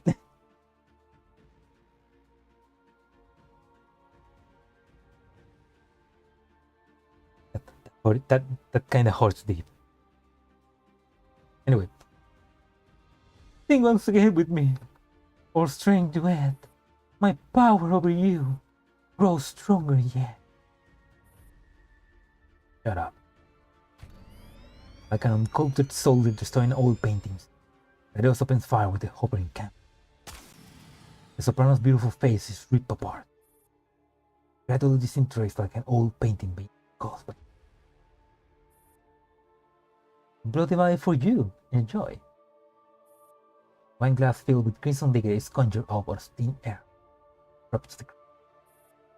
Burning blaze turns red. Maggie has already disappeared from the stage.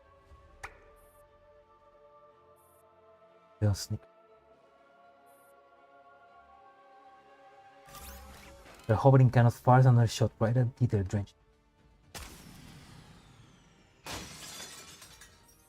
The theater shatters like mosaic pieces, landed in mid-air in the bottomless lake. Everything is.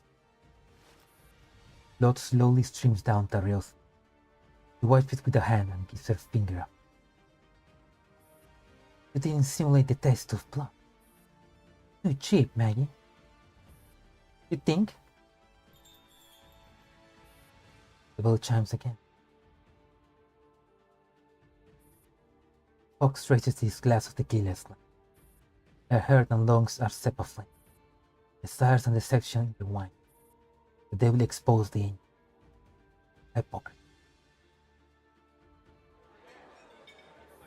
New colors appear before Tereos' eyes as she finds herself now sitting in an extravagant casino. Bodies keep brushing past her. The air is filled with strong cologne, the pungent smell of cigars, fragrance of the casino. Among the boisterous crowd was a playing card in her hand. She flips it open and starts. King of Spain. Maggie, I'm running out of patience. She gets to her feet. I've seen that art. Yeah, what a familiar art. Definitely not reused or anything.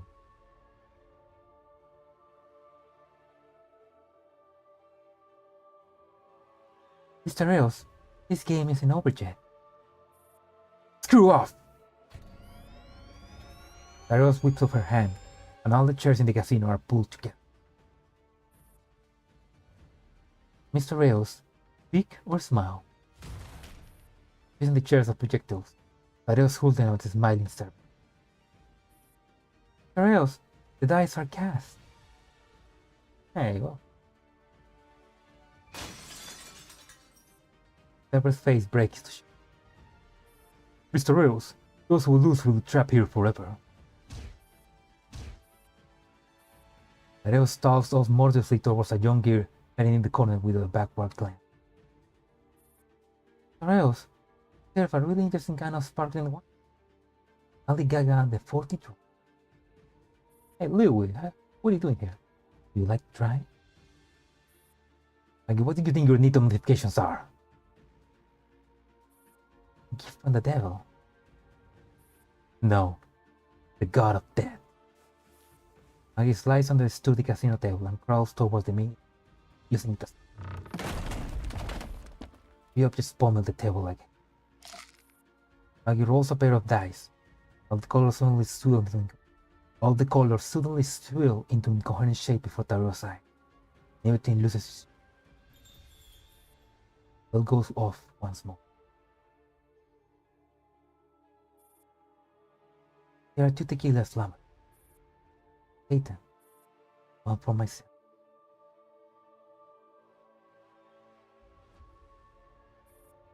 Darkness also slowly opened her. An offensive odor assaulted her nose, making her frown. Then before the arrow slowly resolved into clarity. You merciful. This is an abandoned factory. Less hidden within every sneak of deep. Working production line, like rotting corpses of an. This is where the raw materials for getting meat. You plan to hide inside a dead body again? The production line.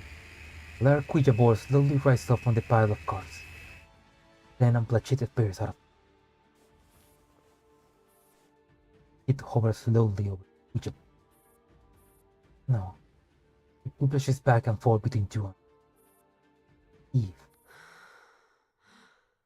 There's in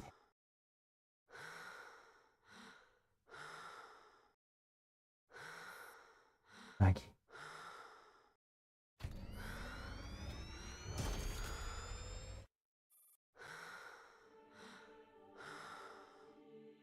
Did you see the real me? This time, the hover cannons don't just appear individually. Instead, a whole wall of them are arranged behind the rails.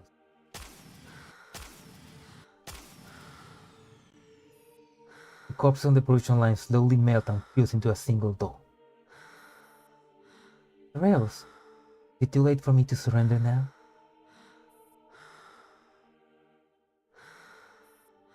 Showing my hand. I still don't know where she is. Ludmila has completely cut off her signal. You think I believe you? I'm telling the truth. We're gone. Just give her no more time to speak. Her plan is not. Way of hovering cannons all fire upon. Really taking my life on this freaking job. We close her air. A crisp gunshot rings out. It hits Darius on her mechanical arm, but the round just ricochets up onto the ground. It's not quite time to give up yet. What are you doing here? Don't just leave someone with an attack point of 5 to fight on her own, could I? Ooh, that's a badass. Oh man, what a badass. And what an interest. Holy shit.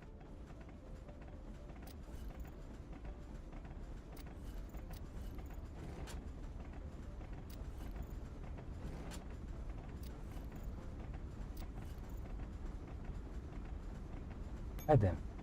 22. Night on Bald Mountain.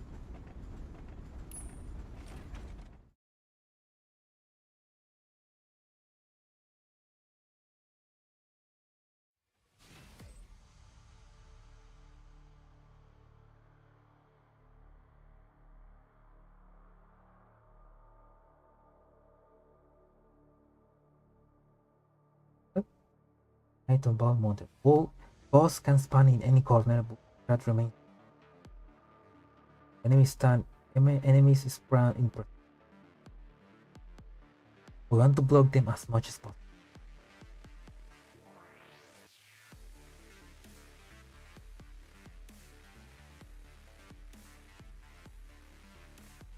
I'm reading the guide right now. If the boss is not killed on turn 1, he will continue to spawn extra enemies next to her.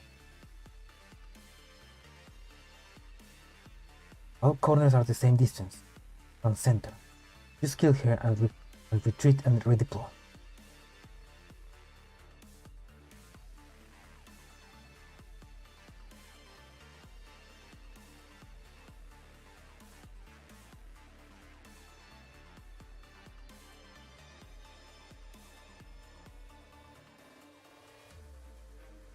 gonna span here, span here, right?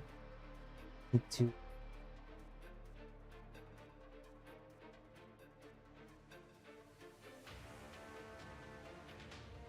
Close the restaurant window and Milao started. Oh yeah. It's also the place where we meet Carter for the first time, alongside with Krieger. Oh, you have a new quote to use against Soul as an excuse to not. Wait, what quote? Ah, the attack power of 5? No, poor Soul. Poor Soul, she just needs some help. チームの一員として尽力いたします。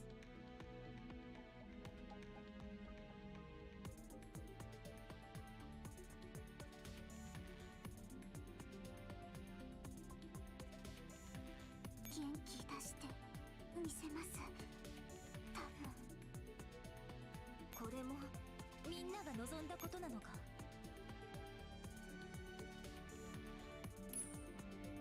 Observation area.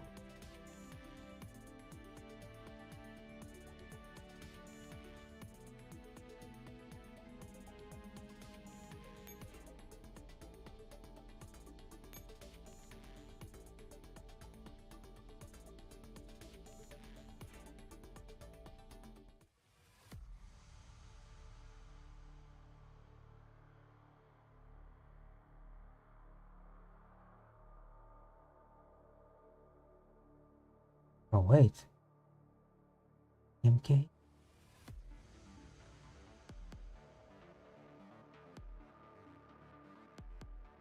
That'll work.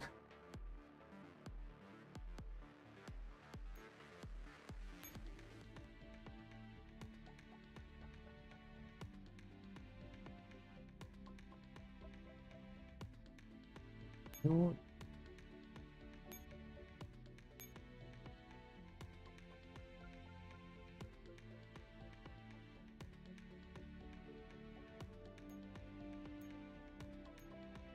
him.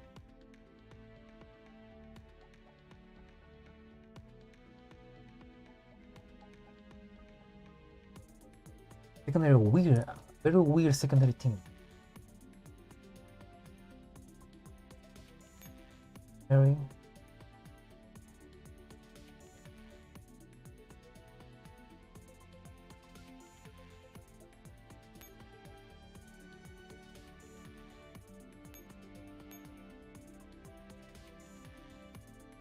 Here, すみません。失礼します。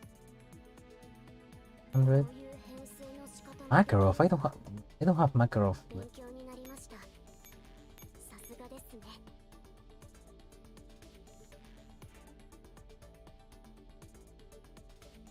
What skills does Makarov have?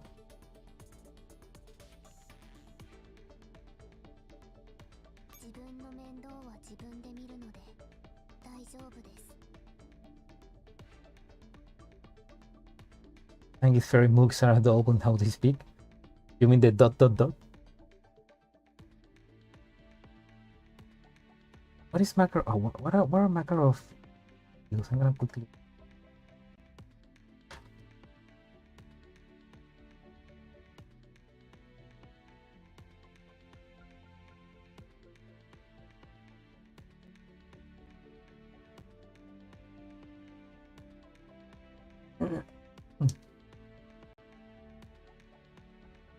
Increase all name is a core. Where is he? Heal. Recycle. There's a chorus of the unit with voice grace. That increases then the macro scrap.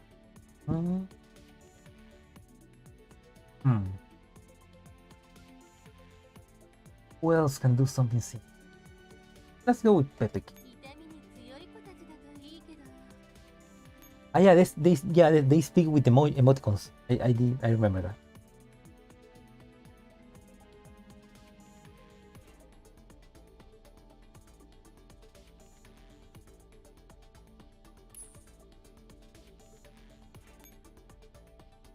It'd be fun. It'd be fun if we could upgrade them so that they can speak with normal voice as well. Like what they have to say.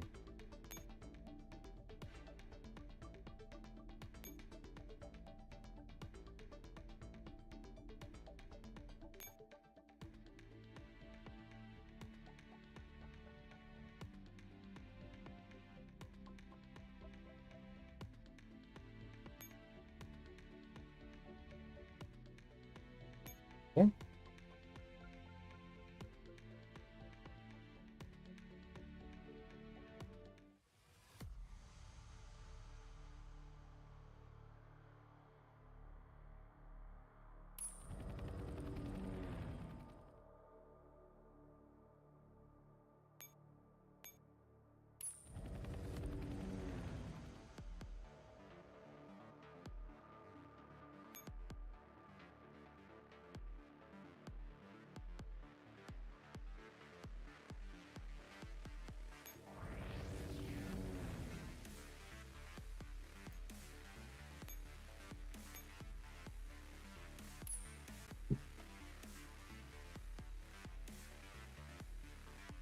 Art mission. 状況の状態で出撃します。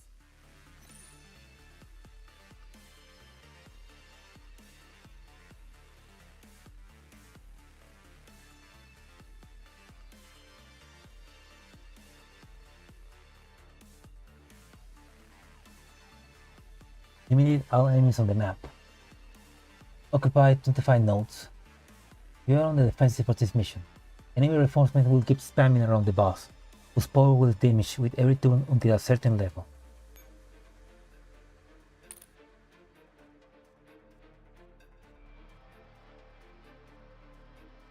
Okay, there she is.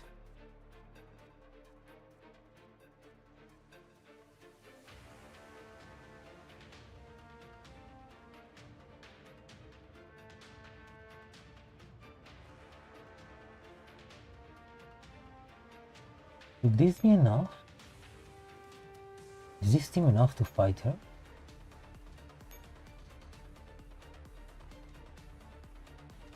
I need to...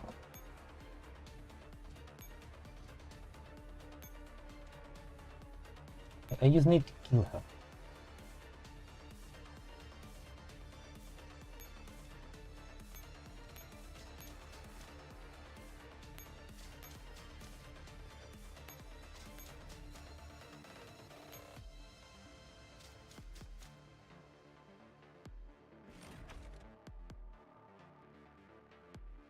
目標発見。殲滅します。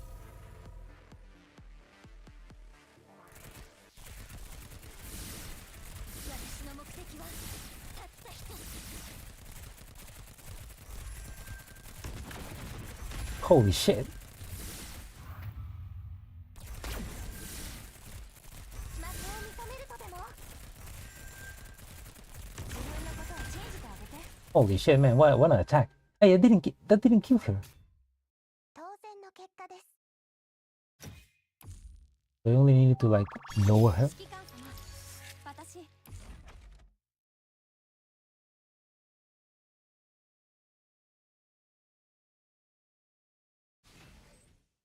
Oh, did that really just kill? That like sent. What does the guy say?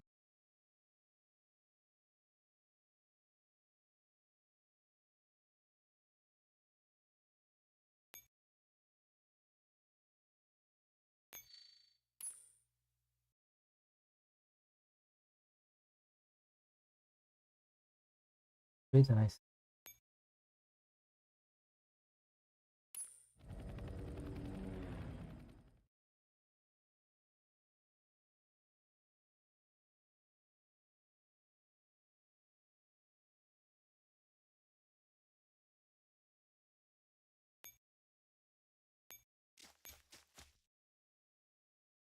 What the hell? When did the music have to stop?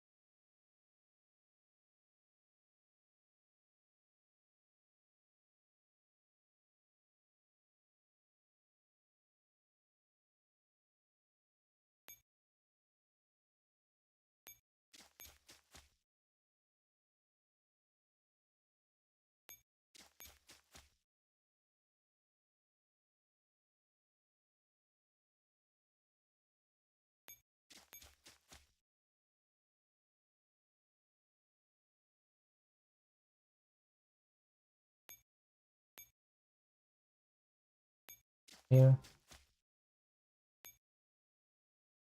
Oh man, it sounds so quiet.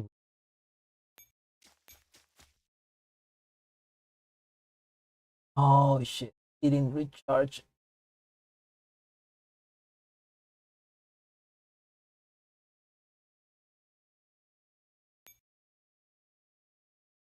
It doesn't. Maybe I don't.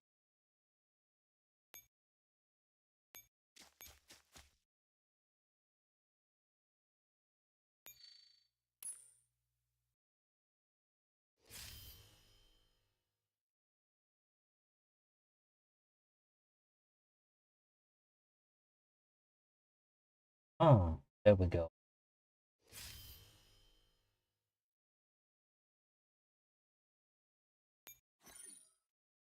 I don't find.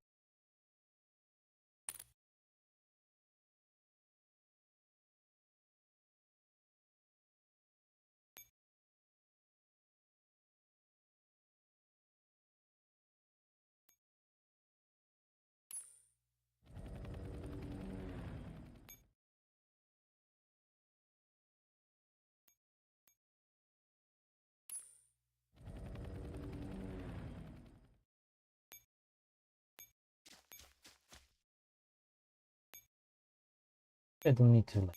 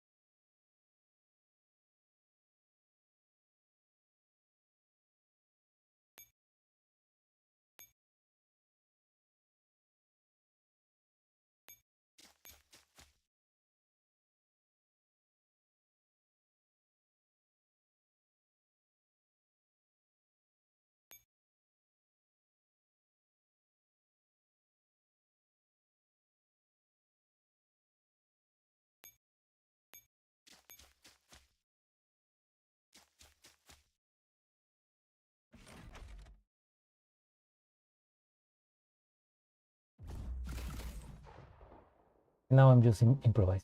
目標発見。殲滅します。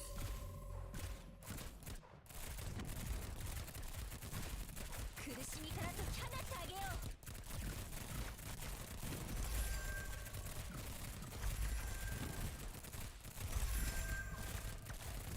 このお酒は強いですよ。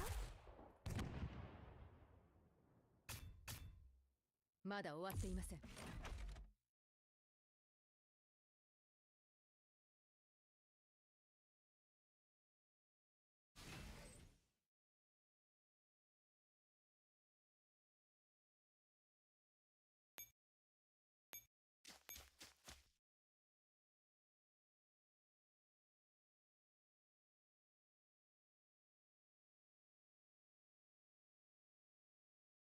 Is Echelon to fight?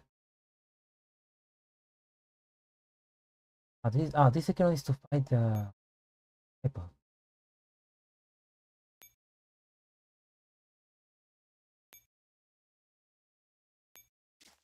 Looks like it could be one.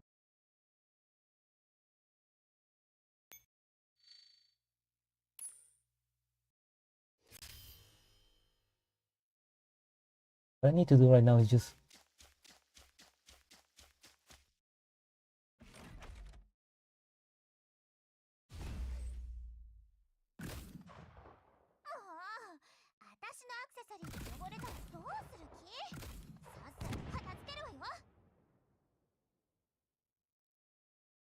¿Qué? Wait a minute.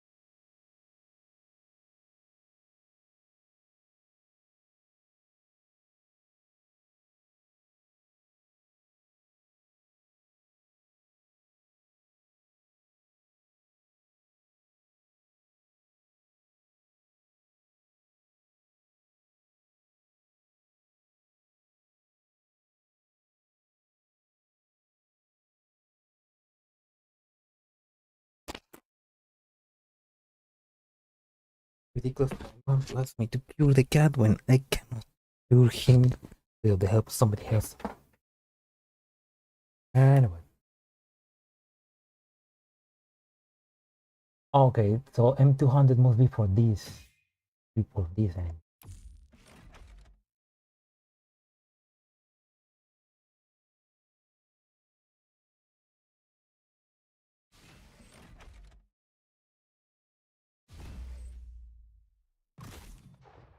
I am improvising 敵 this. が現れました。 Yeah, Laura. 撃てばいいですか？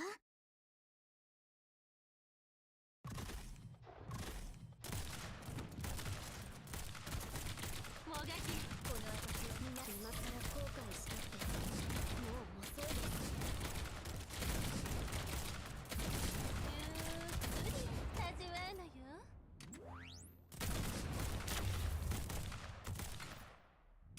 これ結構効きますよ。君たちより僕の方がお前ごときがか。チャンスです。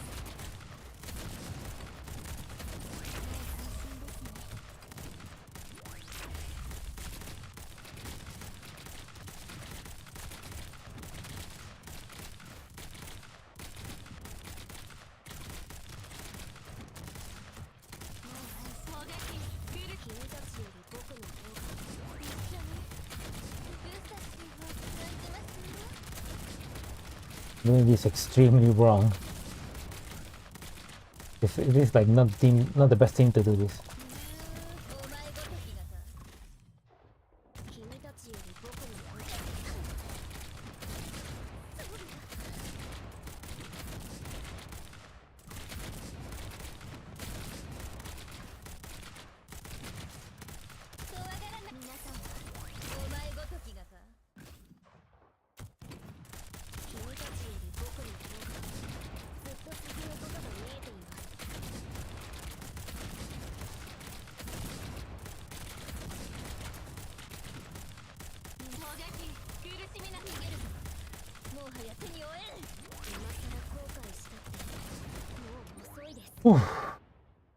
Close.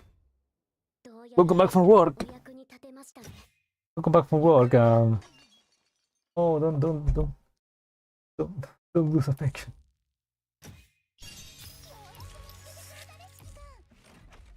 Yeah, that wasn't the best thing to do.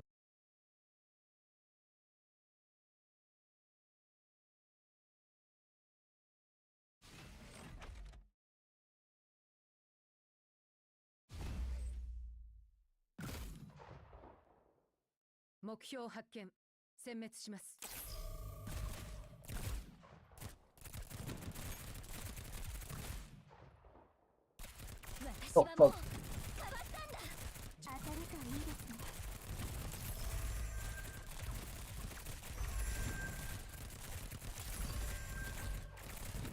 まだまだこれからです。 Okay, okay. まだ終わっていません。警戒を解かないように。Tommy got a bit hard, but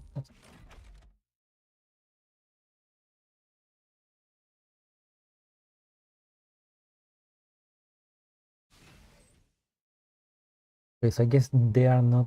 Oh, oh.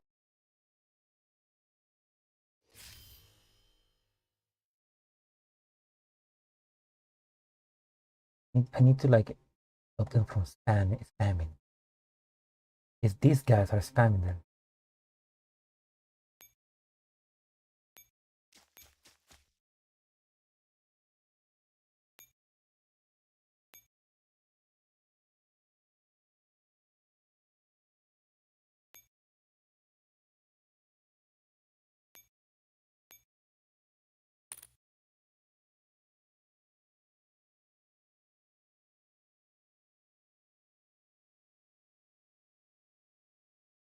Problem right.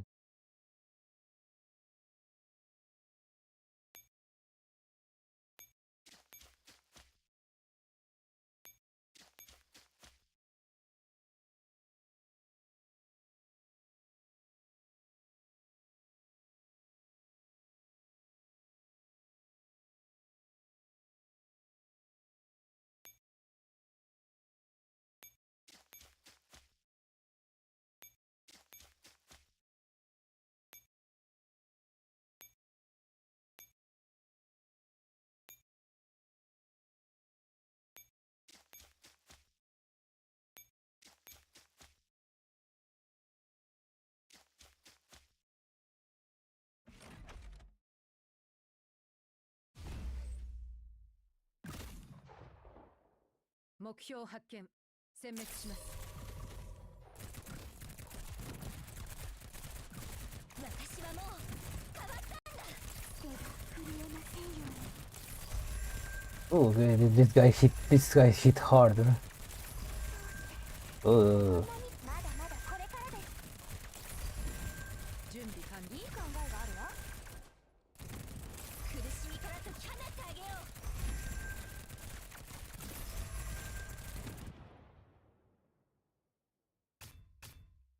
う。まだ終わっていません。Good job, Zombie.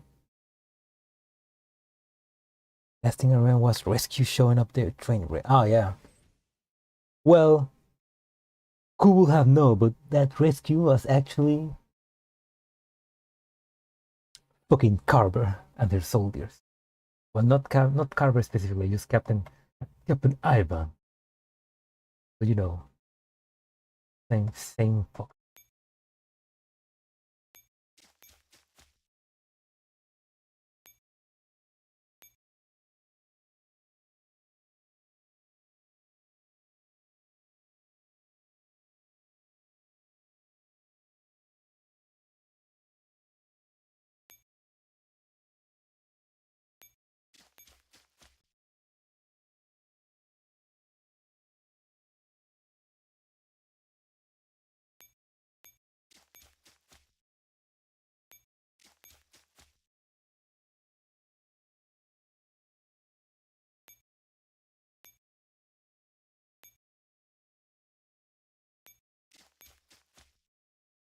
So it's coming to save the day. You know, you can always trust this Soviets to help, right?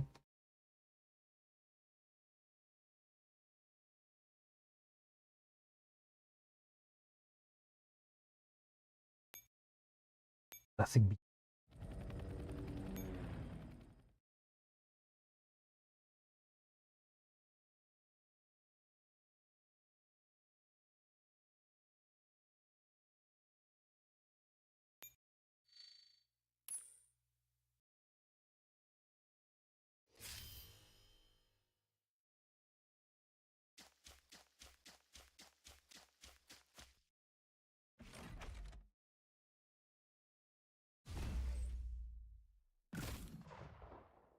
目標発見。殲滅します。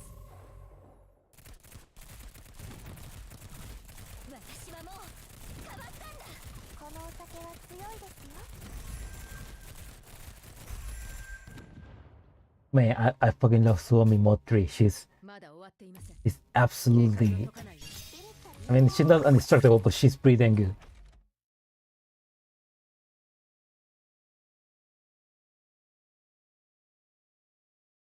Well, not the Soviets coming. It's more like the evil traitors Soviets come.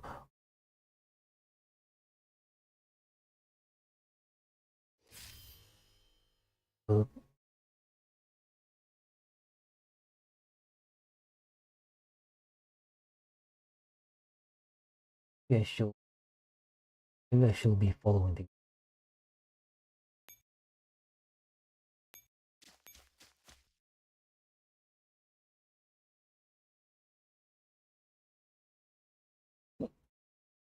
Yes.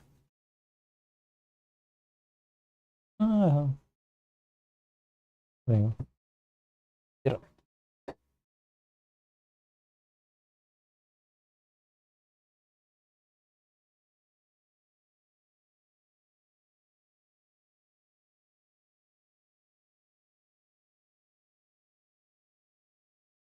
What's the problem, man? Trying to be clever.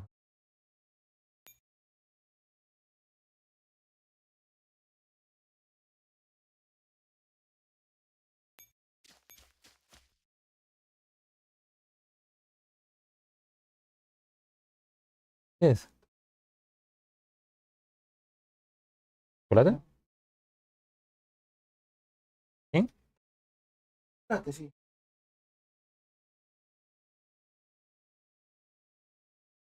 Ah, ya, gracias. Give me some. They don't know. I like that.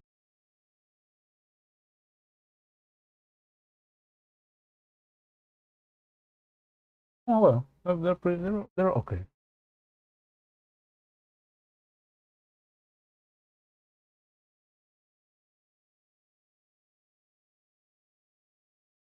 Oh fuck.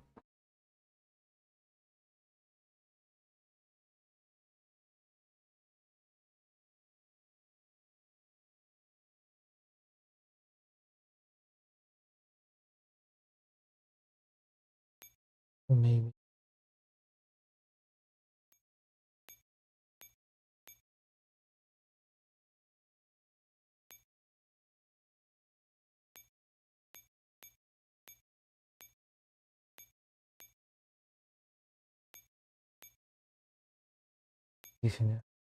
Their code is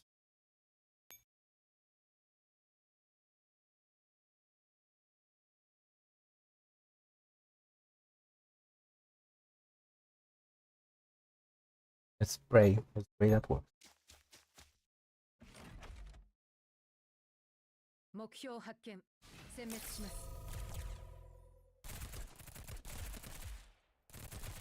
私はもう変わったんだ。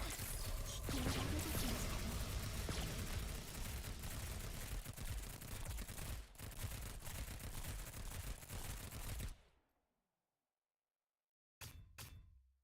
まだ終わっていません。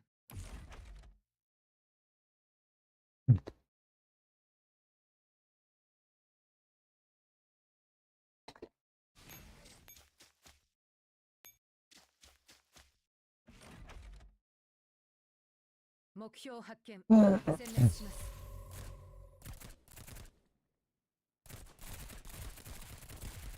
私はもう変わったんだ。いい考えがあるわ。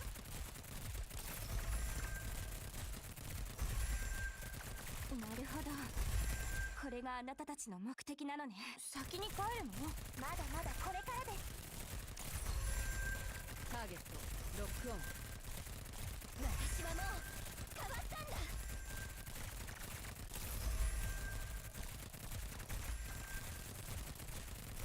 準備完了。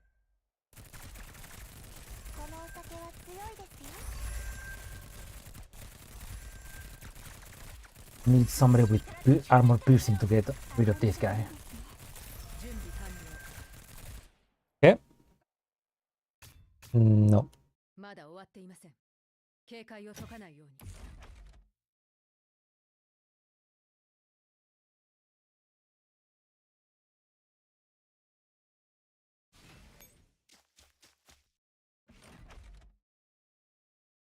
目標発見殲滅します。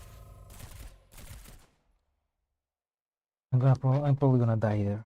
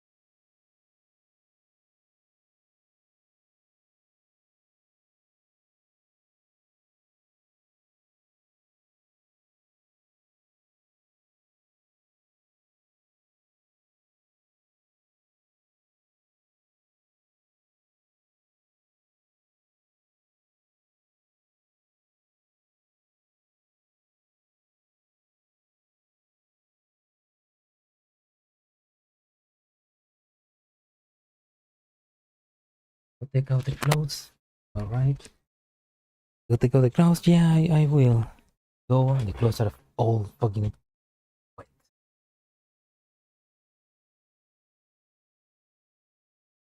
They want me to take out the wet clothes.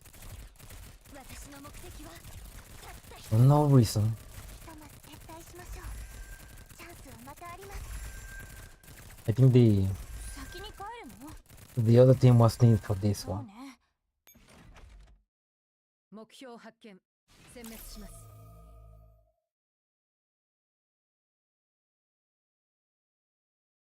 I think I need to use the rifle for this enemy.「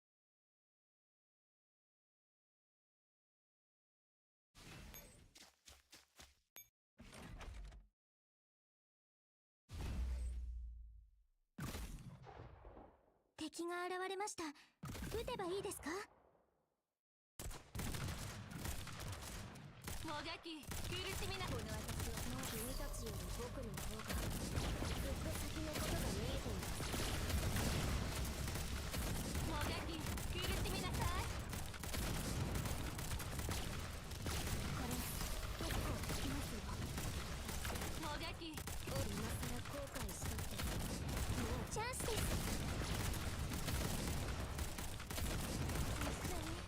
皆さん私が守ります。Okay, they can fight. 勝ったの。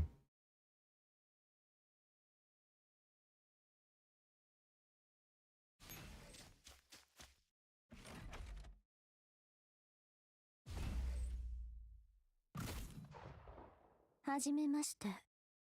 そして死んでください。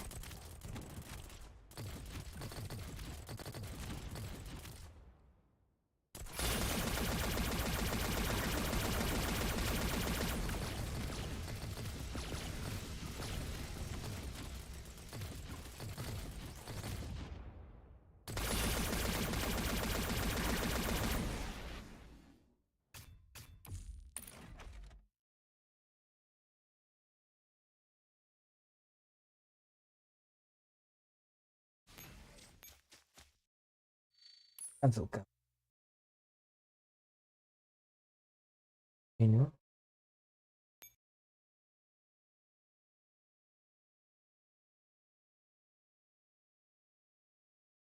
Where are you, girls?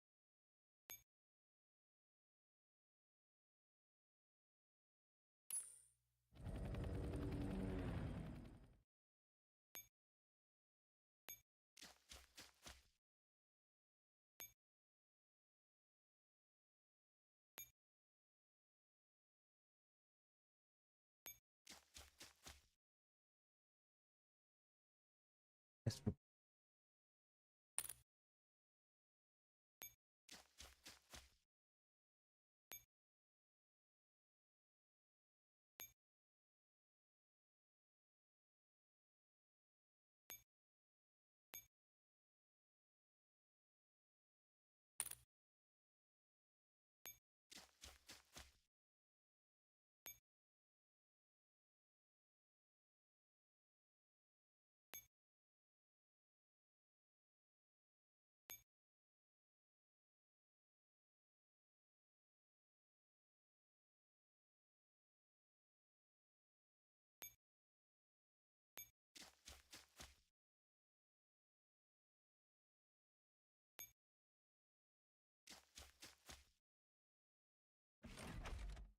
Read again this map. 敵が現れました。撃てばいいですか？怖がらなくお前ごときがもう安心ですね。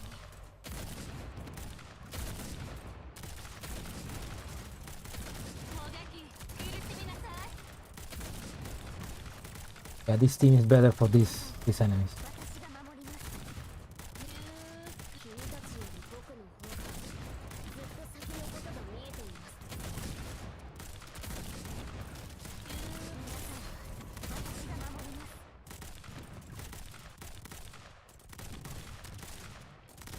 無駄だ。君たちより僕の Ah, okay, okay. 先のことが見えたら結構効きますよ。勝ったのですか？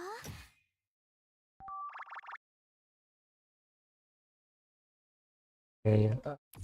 So the idea was to basically cap need to cap all of those points to avoid enemies from spawning.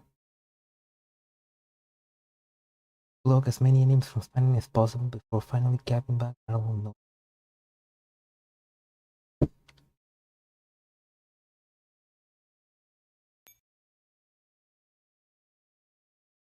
things.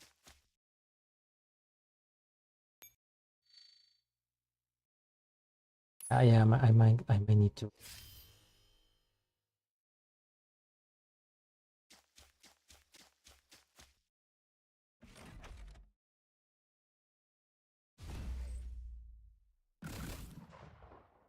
はじめまして。そして死んでください。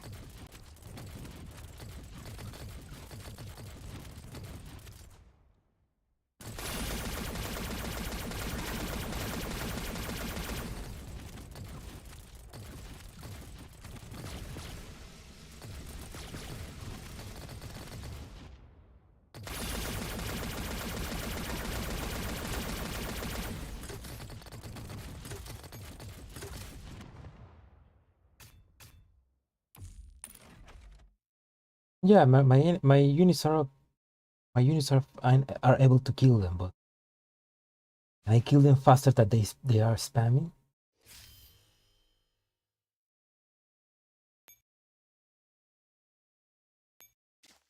Okay.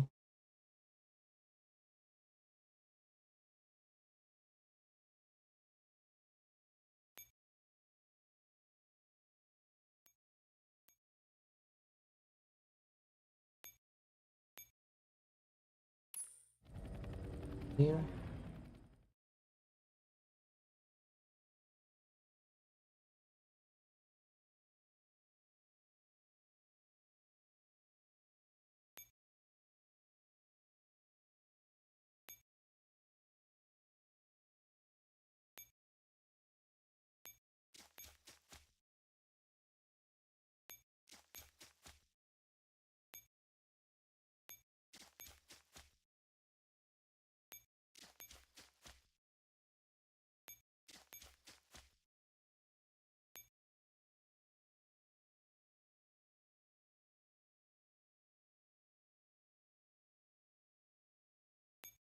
Oh, fuck.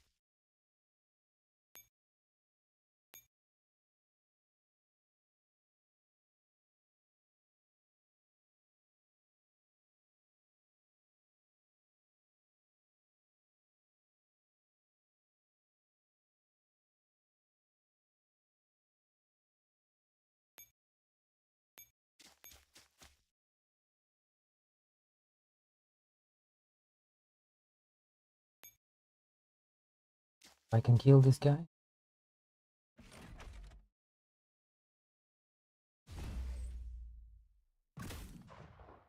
敵が現れました。撃てばいいですか？砲撃お前ごときも今さら後悔したってもう遅いです。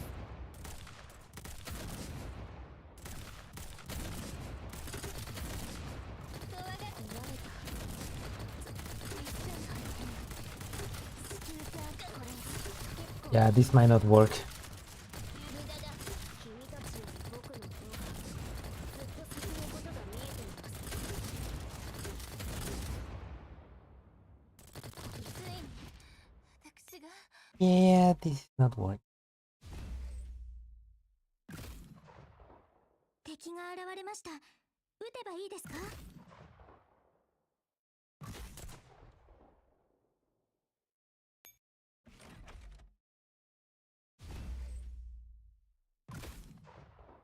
敵が現れました。撃てばいいですか？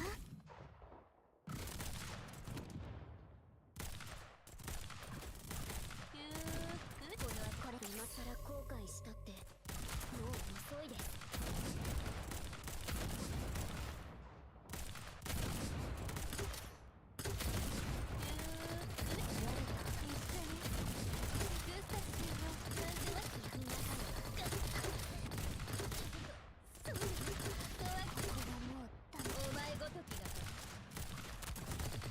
Yeah, this is not working.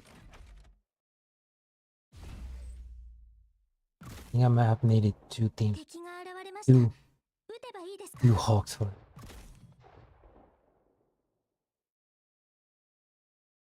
Okay, those tanks you read me. Yeah, yeah, man.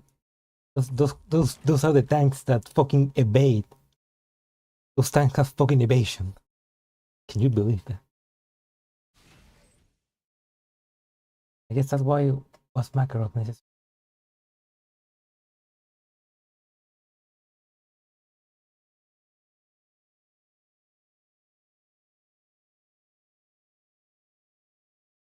Tragedy. What's this tragedy for? Guy.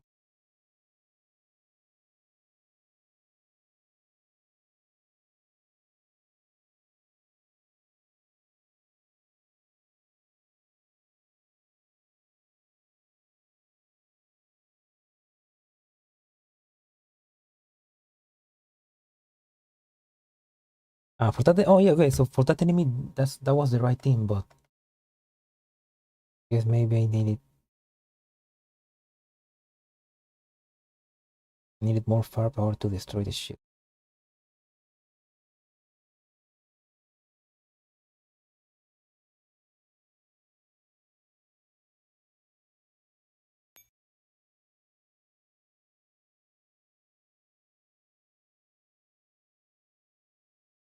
Buenas noches as well.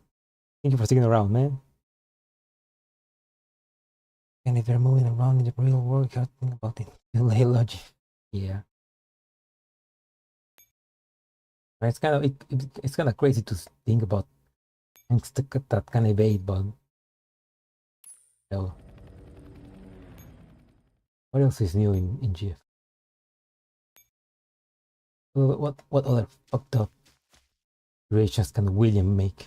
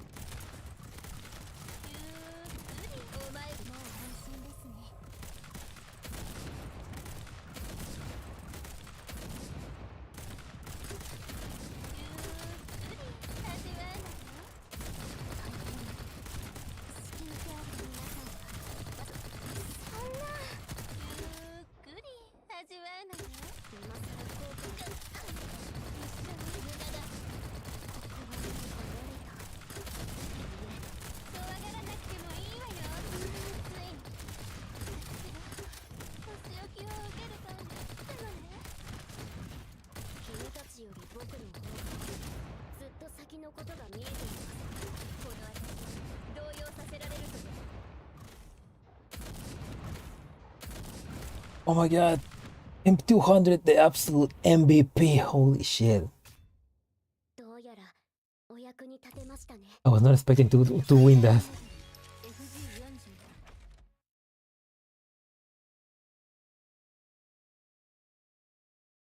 Fuck you, fucked shit.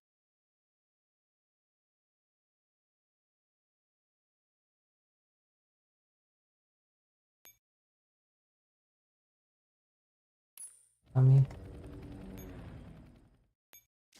round.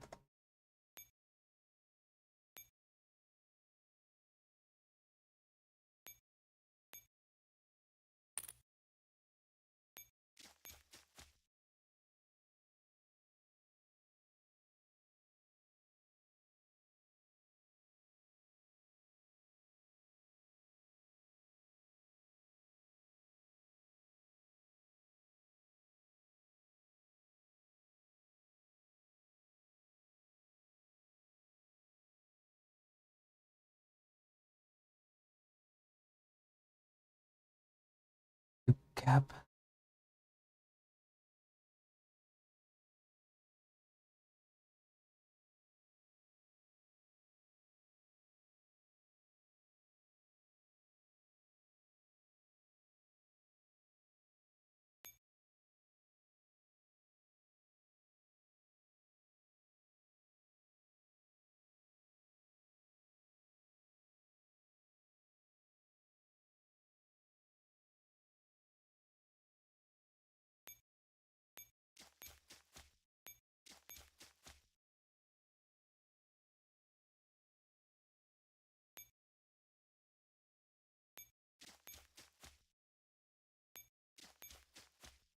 Oh no.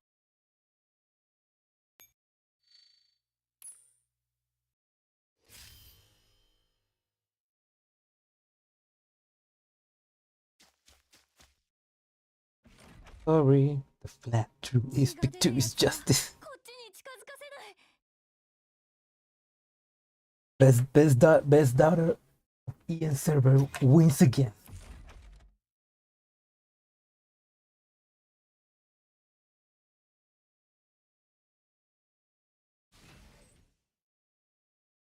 Wonder if enemies only spam like the first turns because they're not spammy anymore.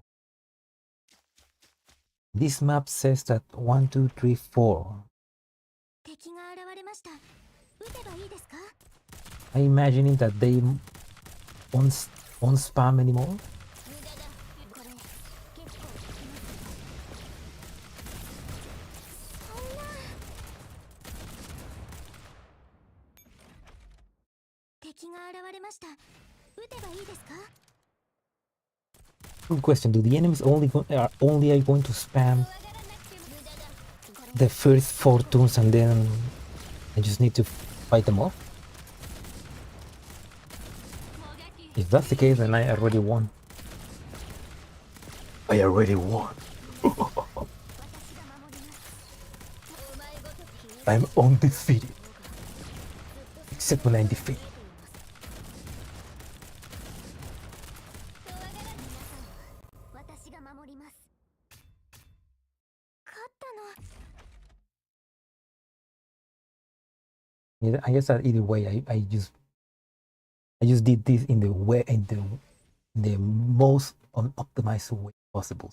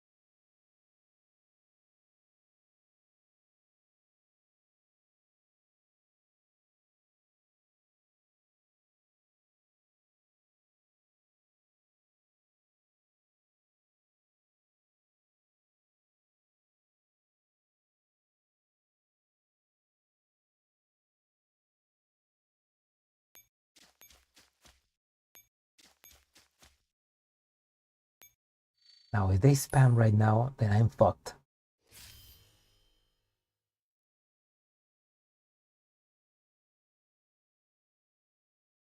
They didn't spam. Let's go.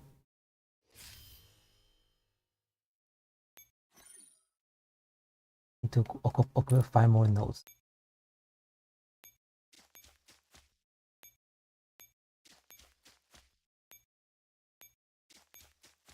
You hear about speedrun?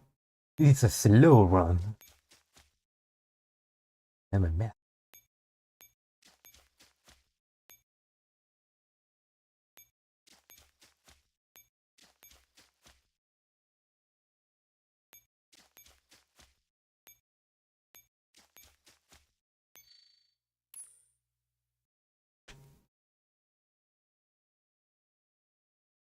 No. This is the most unoptimized way possible. This is my guide.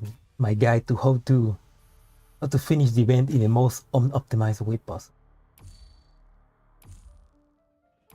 For people that don't like to finish things quickly, they just want to finish.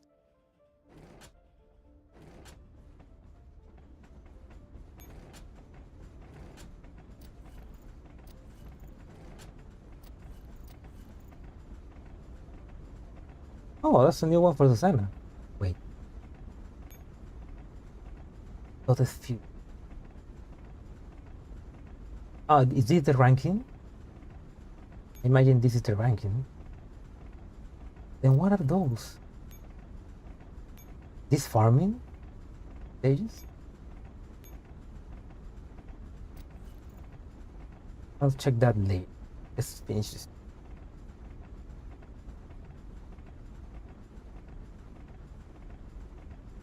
Tangin is here, and I think about that one artwork, but she's only in her tiny whities.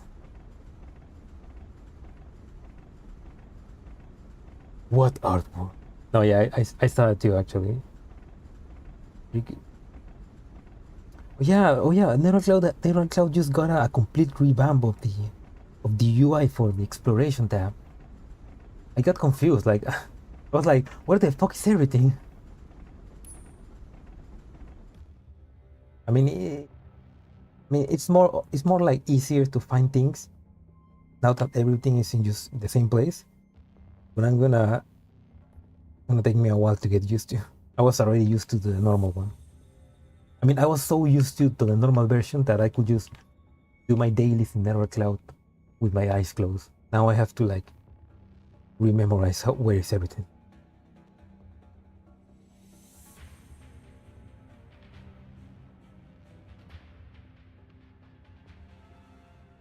On a scar battle. Eros is still unleashing all her firepower. Show yourselves. Yeah. I mean, it's more easier now to find them all together in one place, but like, gonna have to get used to again. You look behind a flimsy piece of obstacle. Ludmila directs Maggie in digging a makeshift train. You're such a dependable climbing streak. And given you've experienced the highest rating in all the years I've spent working in this industry, how much longer can you sustain electronic warfare of this intensity? About a minute. With your help, I'm able to stretch it to 2. Enough. I almost at my limit. You see her current state. There's no way I can take that on. Neural Cloud is practically soup at this point. Mila falls silent. You tell me what you're planning to do? There might be a way. Sorry, I cannot divulge any state secret. Is it too late for me to jump ship now? We need at least another 10 minutes. Really trust you? I cannot divulge any state secret. I'm changing my review rating. Instead of Lumina, you better make this work. Eros attacks has completely exposed. Maggie fishes out a playing card from her breast pocket. Breast pocket? A king of hearts. Then she snapped her fingers. Mr. Eros, yeah.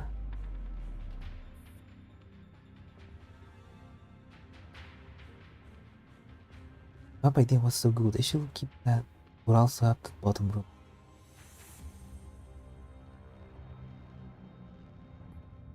I mean, I guess they're just trying to optimize and make the UI more clean.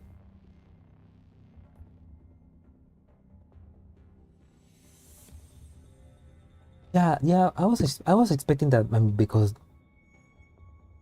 we had the events on the Burbank sector and the other ones. They will put them on the map, but they didn't. They just and we can't access we can't access those events anymore. I mean, we cannot play them. We can only read them, which is weird because the first event, which was the Copley sector, it's right there on the map. You can go there, you can farm there, you can read it there. But the other ones, they're just locked down. They're just like only story only. It's kind of weird that they just change direction at the first event. You have a breast pocket on her tank top. You know how it is. The secret compartment. The secret compartment that all those. The hidden chamber on board of the Cold Express. An old carriage with old gaslight and an old table. The site has never been so rescued.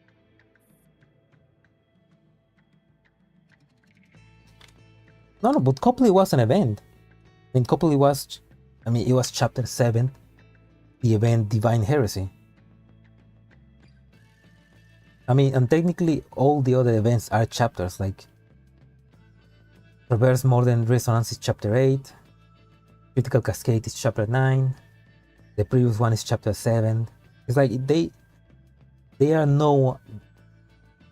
the following chapters.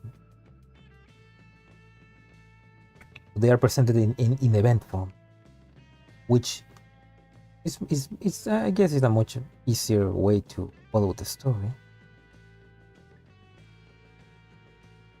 Know what a breast pocket is, though? Of course I do. You thought that we are both in the same level. What is a breast pocket, Narish? Enlighten us. Ludmilla and Maggie appeared at the same time, right next to Catherine and Erma, who have been waiting for quite some time. You're finally back! Huh? You came back with another one. Erma takes a pair of puzzle dolls and tilts her head. She pulls the hood back over her head. Oh, she's in there, right? Ludmilla ignores the small exchange and addresses Maggie directly.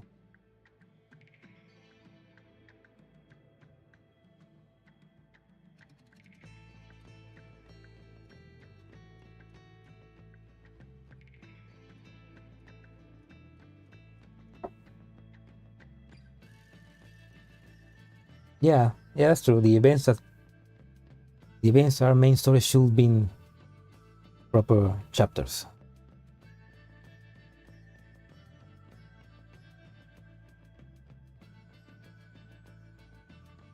Yeah, it's kind of weird. Plus, there's the thing that because some of the events have like a story during the battle stages.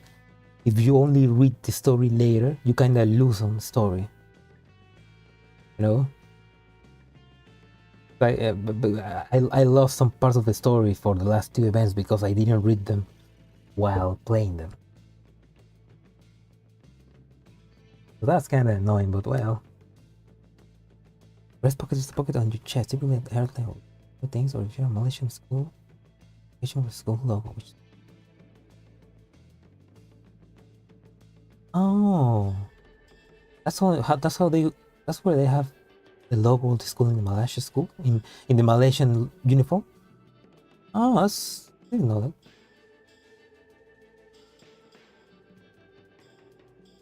Wait, what I'm thinking about in the middle of the chest. But if it's at heart level, I mean, I guess you mean in the side, like a pocket in a shirt.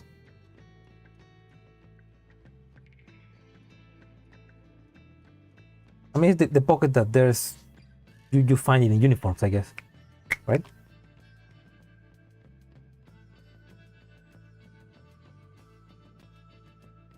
Pocket that you will find in a uniform.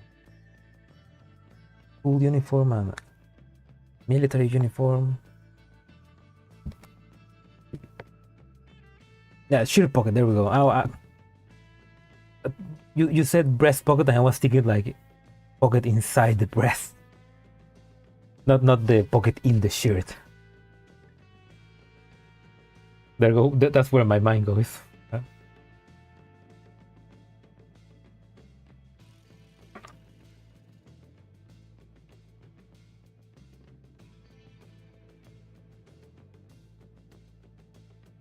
They announced the new event for GIRLS FRONTLINE. The new summer event. Like and thank you. Collect the event vouchers to the area to unlock Kalina's costume. Ooh.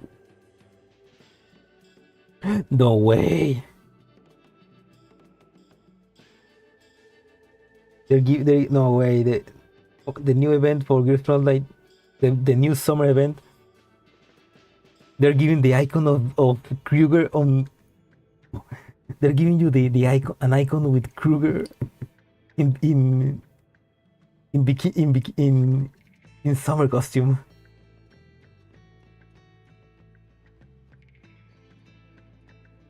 It's kind of skimpy. I mean, it's a bikini. But no, I'm more excited about Kruger, man. They're giving you an icon with the artwork of Kruger in the beach. Oh man, I love that. I love that.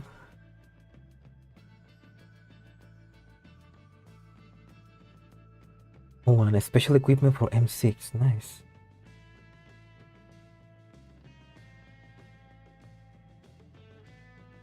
I mean, nice. There's not much to show. It's just the. It's just his face. It's not showing the whole artwork. The icon is just Kruger's face on with sunglasses.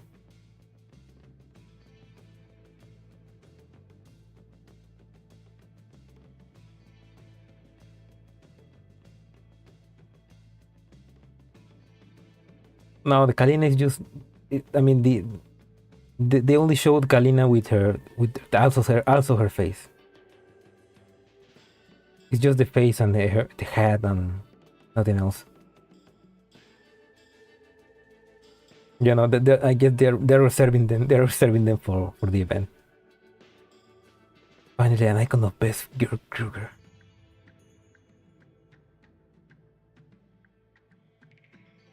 I mean, that was a funny Easter egg for that Kruger artwork was for like April Fools. It was pretty damn good. Anyway, let's continue the story. Ludmila ignores the smallest change and addresses Maggie directly.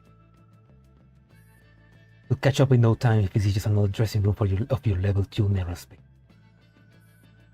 No, this is Catherine's space. In the authorization, I handed the controls over to Catherine. Finally wrap up the job? No, we need to hold on for 10 more minutes. Tough luck. This place won't last more than 5. I modified my neuroclock so that it can always track me down very quickly. Even if you move at a snail pace, holding her up for 5 minutes will already be a stretch.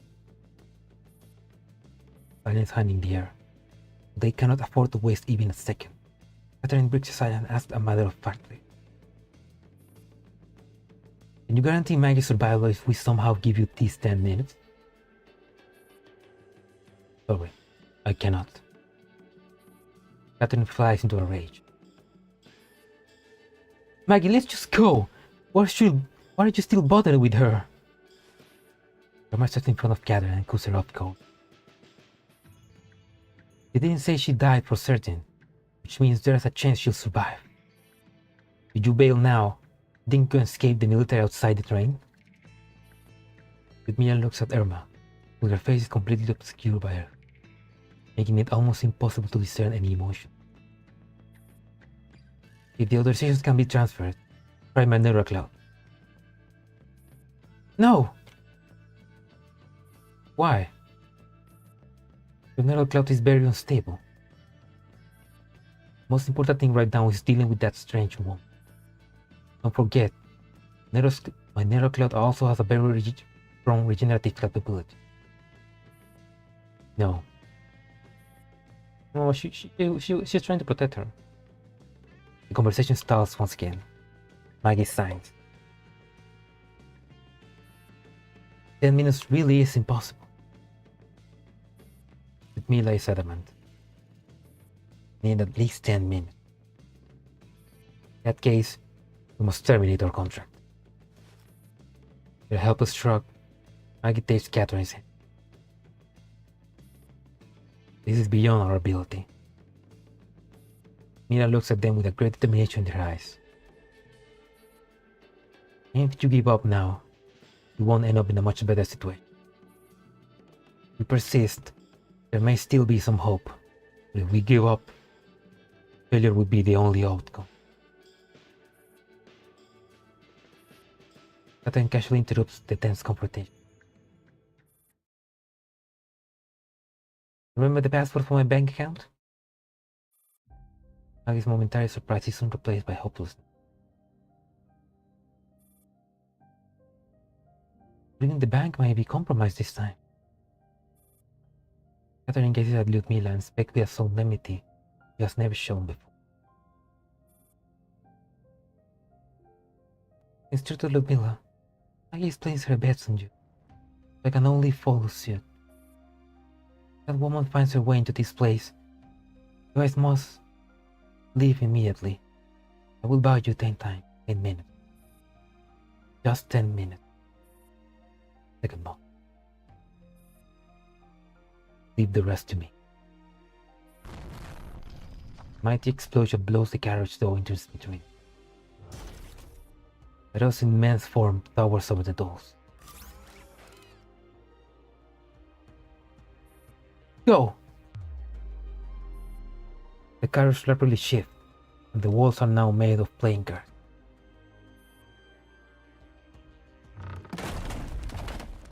And the walls of cars come crashing down. An asphalt road stretches out into the distance. It becomes technicolor. It has transformed into Catherine's favorite TV series, which a bionic cat falls in love with an idol. Catherine turns into an electronic cat and runs down the street.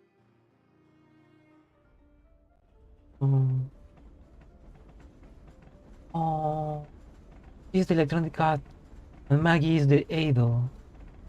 Oh, Miss Maggie needs help. Maggie, I knew she won't spare us. Catherine, I will bring you home.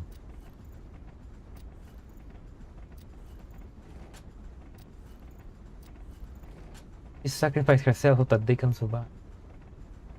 Humorous graffiti. The rain keeps pouring down.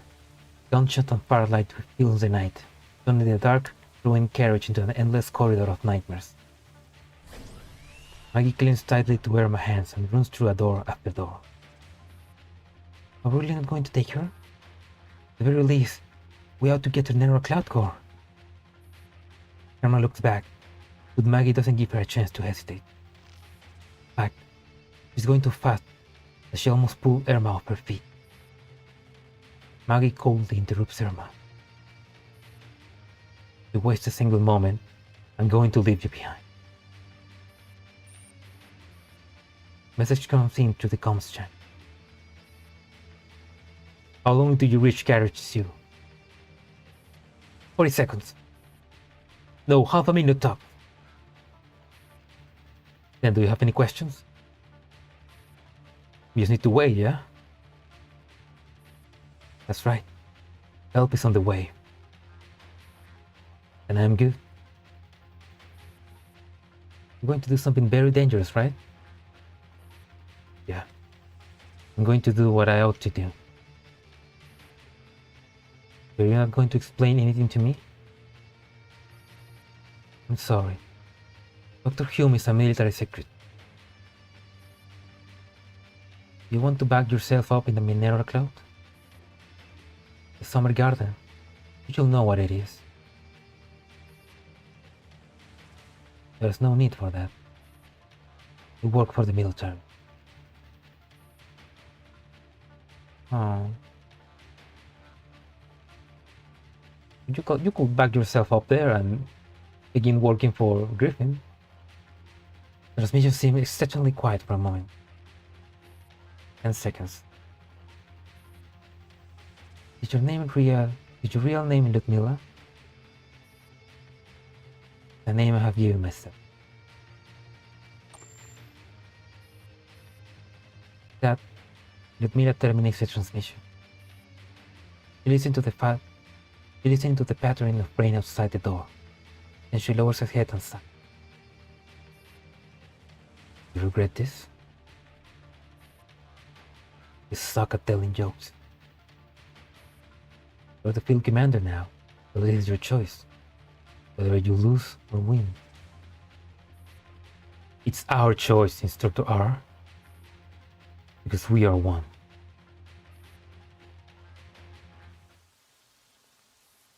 Carriage 1. After taking in the fleeing passengers, the already cramped space becomes even more packed. That unpleasant exchange at the door, particular, literally divided the carriage into two camps. Dr. Rugosa is caught in between the original occupants and the later arrivals as they their daggers. By being sandwiched between two parties, Rugosa seems almost oblivious to it. Clean her wounds. Yes, doctor. He is entirely focused on the gear lying on the table. Much of her exposed skin shows small-scale silicification. Fortunately, not very deep.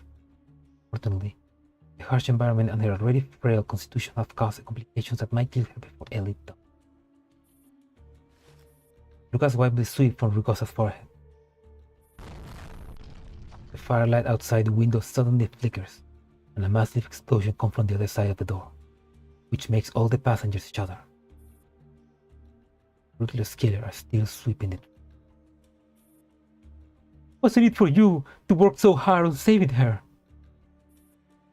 A woman from among the crowd watches Rugosa work and ventures on. However, Dr. Rugosa's hands do not falter in the least because of the approaching shot. The scare's only family is a droid that none of you will even bother to look in the eye. Right now, he's doing his best to fix the train emergency system. If he hasn't given up yet, then how could I? Droid, protecting us is his job. Fuck you. And I am a doctor. Saving people is my job.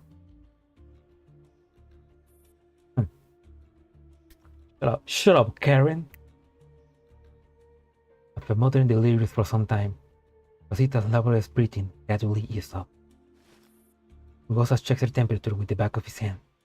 He, too, finds in relief. Just then, the darkened carriage is suddenly bathed in light again. This sudden surprise banishes the dark clouds hanging over everyone's head. Passengers, who were all glum just a second ago, I'll look up and around their days. It's not yet time to give up. Rugosa's deep and sonorous voice fills the room. The dawn will come soon. Returning to himself, the doctor pulls a blanket over her seat. Looks up at the tightly shut carriage.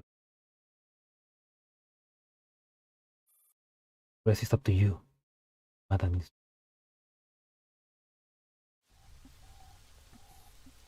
Captain Ivan raises an eyebrow as he looks down at the corpse before him. Stanley's eyes are wide.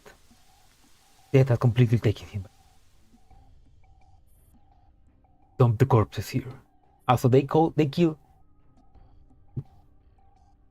So they killed all the gangsters. Just witnessed an infighting among the Sakura. Yes, sir. He looks at as he looks at the relic train with his Captain Ivan picks up his communicator and makes a call. Call connects. We have swept through 21 carriers so far. Will we continue? Proceed. You are too inefficient. Then grant us permission to use heavy weapons. Permission granted. Wait until I eliminate the target. Lyra's cold robotic voice rings without authority. Roger. Transmissions end. Captain. Wait a little longer. Ivan hands the communicator to the Johnson beside him, then puts his hands behind his back, gazes at the train in the distance. Suddenly, he raises his head.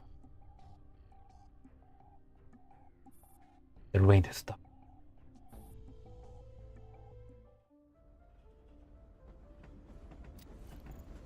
I'm just glad Rosita is alright. Catherine is lying there quietly, as she were asleep. Name actually Ludmila?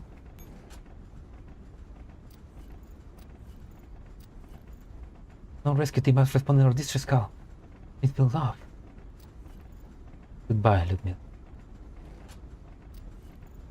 Daybreak is at hand. Everything will be sorted. She's about to sacrifice herself. Ruslan and Lyudmila.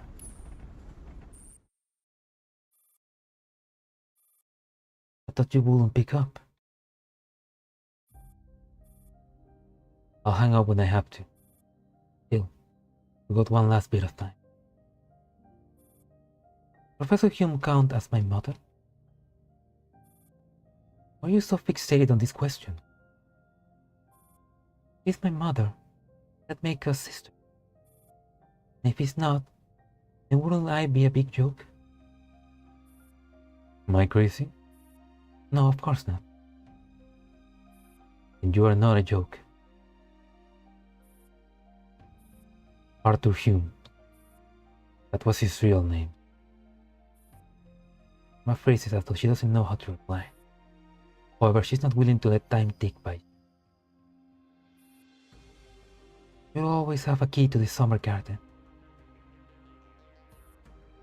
Yeah, I know.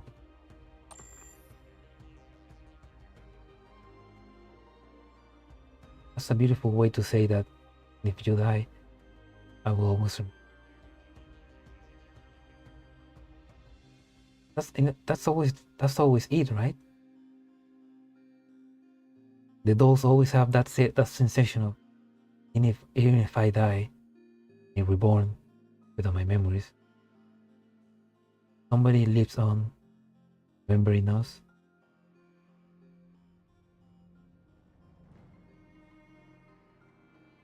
The sacrifice is worth it. Else can live to.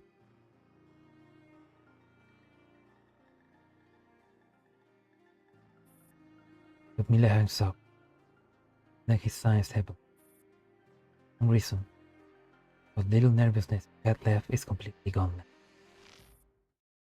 Suddenly plants her hands on the wall of the train car. A moment later, the little frame launches itself outwards and lands on the roof of the car.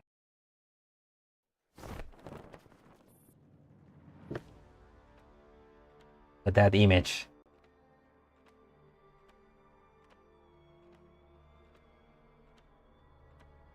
You get them, girl boss.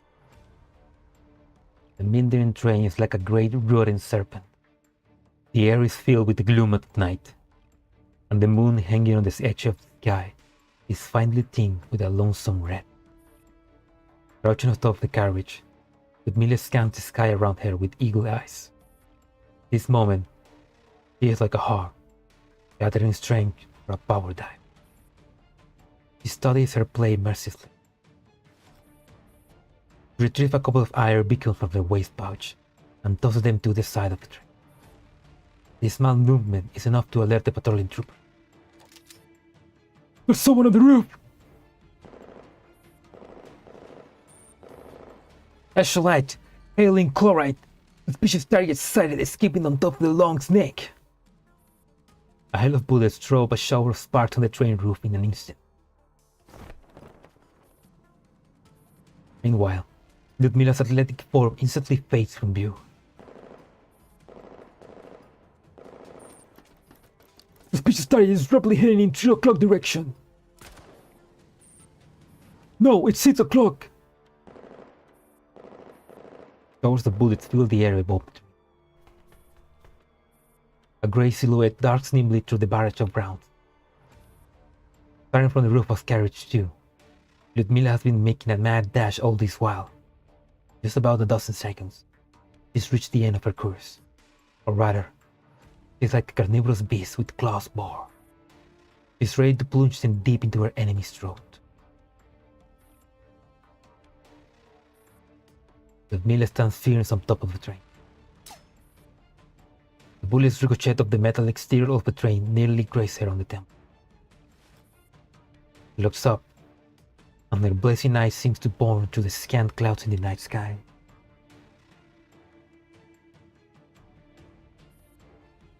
10 minutes exactly.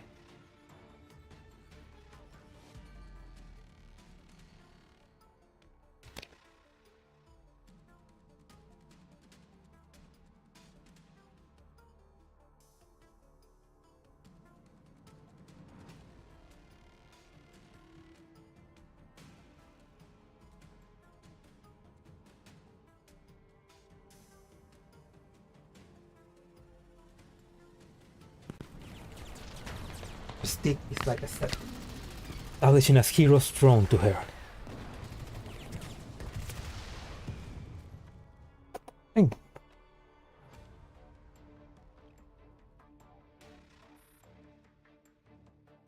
The ruined serpentine bulwark acts like a divine beast under her command and helps us banish the annoying disruption.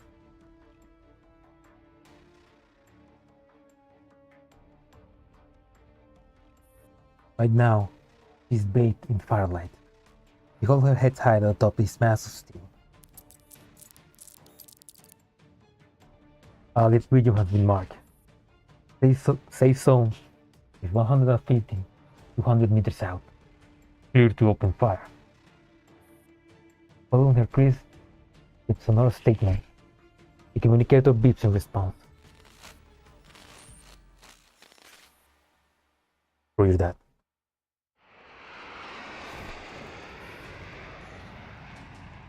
Holy shit. A deafening explosion erupts in midair, directly above Lyudmila's head, sparking a frenzy of violently activity. The panicked soldiers all raise their guns, but in that extremely brief opening, they're getting carpet bombed.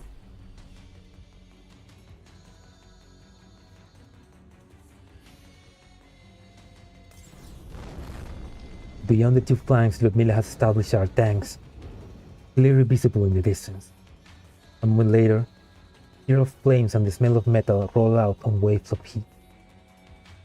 The tank, weighing several dozen tons, is thrown to the air before crashing heavily back to the air. Airstrike! Yeah, get fucked. Get actually, absolutely fuck you. KCCO. 26. Thus spoke Zarathustra.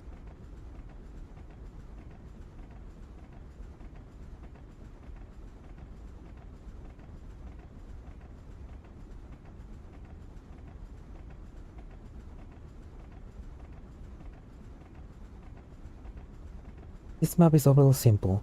Step on artillery, eliminate Hydras. The problematic part is the Hydras need to be eliminated with an airstrike. They only have one attempt. When Lyudmila activates the airstrike, her current node and all adjacent nodes will be obliterated the next turn, including herself. She also doesn't need to survive over the end turn. To make this very easy, we split into these two parts. Eliminate all known Hydra enemies, and cap helipads to prevent more, and bait Hydras. One can be copied directly. Following turns will need to adjustment 2 to random AI. Provided you remove all cyclones from the map, you can run away in the Hydras and wait for them to reset entirely. Then start the baiting process normally. Remember to bin the rocks on the far right side of the bottom Hydra and move through that node. Make some images showing the alert range and which tree node to bait the Hydra zone. If someone still messes up and leave 1 or 2 Hydras alive, you can abuse Scarecrow shadows and landmine fairy to slowly whittle it down to 1% HP and then fight it directly. To clear this map, I need Scarecrow, Night Vision, and Currency Chip.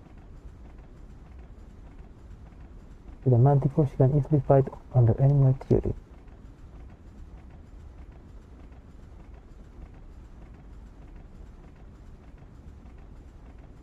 Strong SMG with Shield Fairy.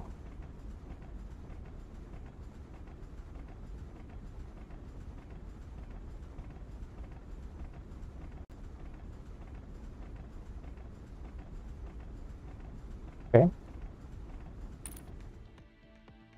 I understand the strategy.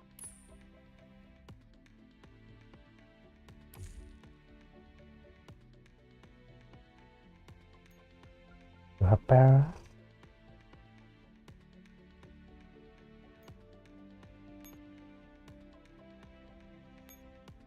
The night battle attention gains an extra no, this one. Up to 100% of night battle accuracy penalty. There we go. Now please go back with 4 了解行かせていただきます and I 作戦ですか AK-15 は私が見ております Yes, is this a night map?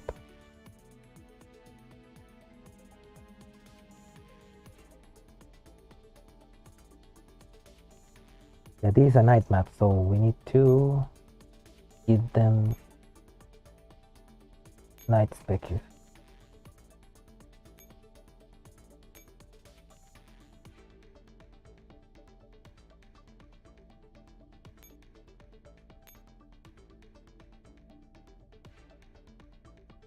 So that's better.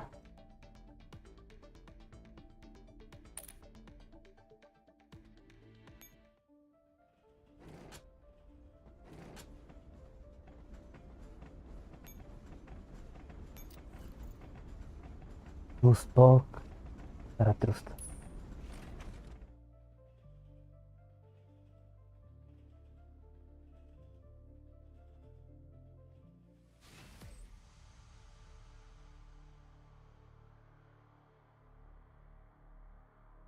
There is no turn limit, okay?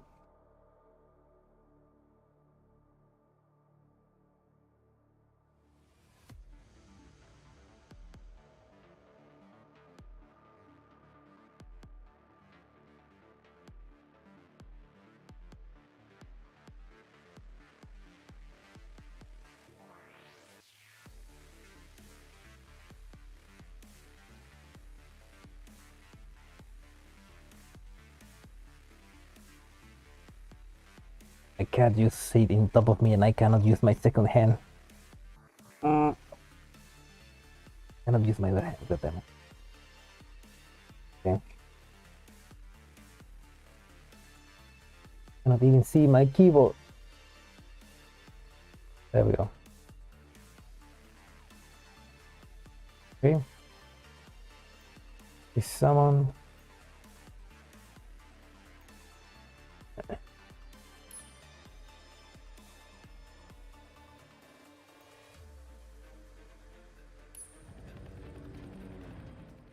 There we go. Start operation. 私たちエリ But I is immensely powerful. It is better to coordinate with Ludmilla and avoid a direct confrontation. Now you leave, no? Eliminate all 4 Hydra squads. Destroy all artillery positions.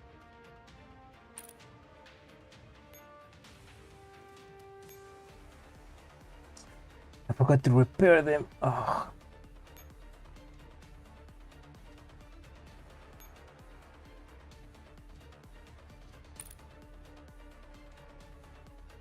I picked that. No, I shall not pick that code.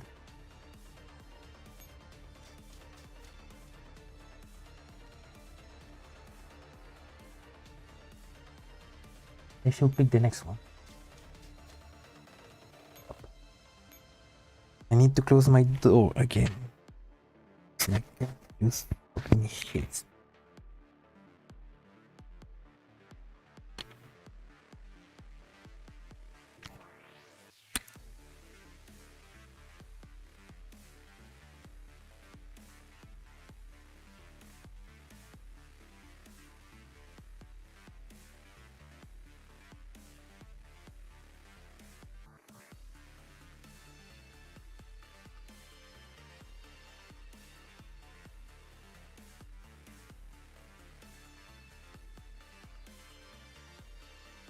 Hey, I get.「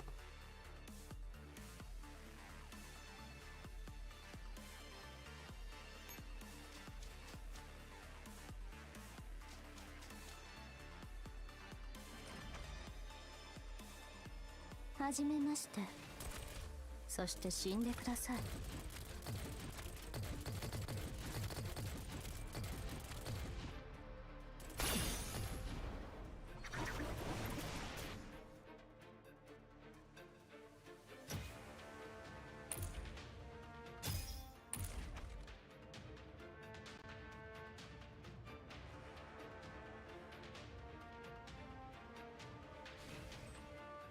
God, I need to summon this.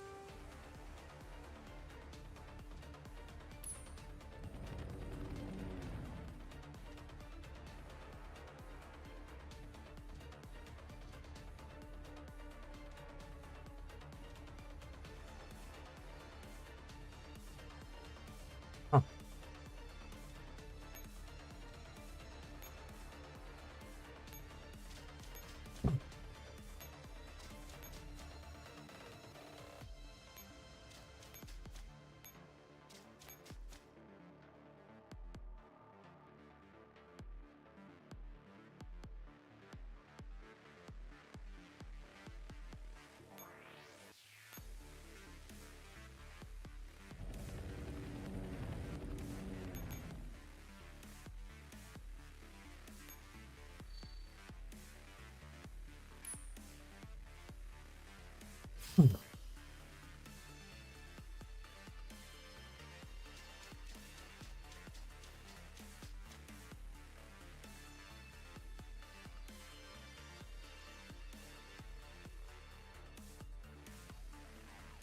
Wait.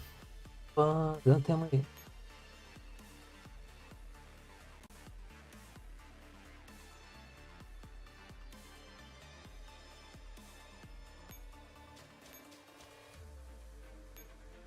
Hey, that's not fair. They didn't tell me that Ludmila was going to have 2 free movements. 3 free movements. Gotcha.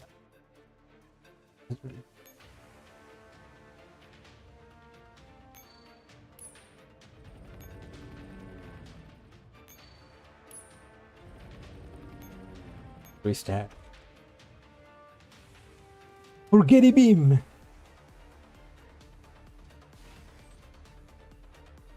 It never happened.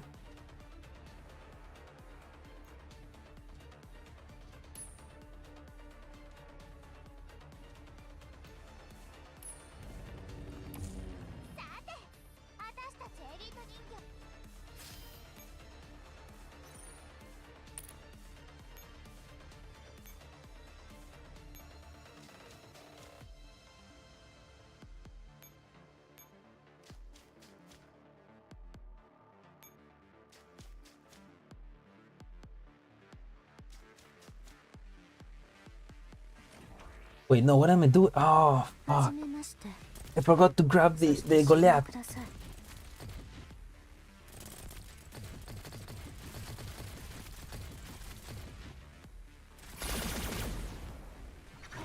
Damn, I forgot the Goliath. Ah.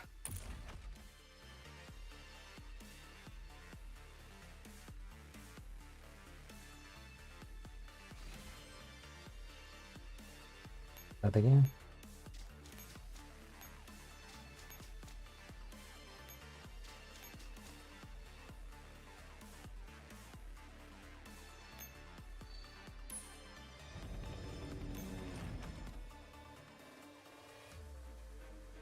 Repeat.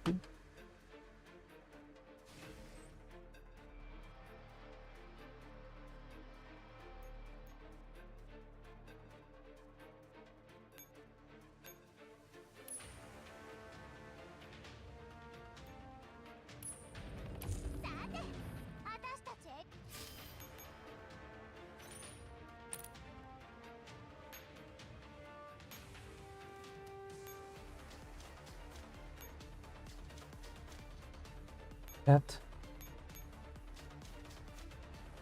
Or.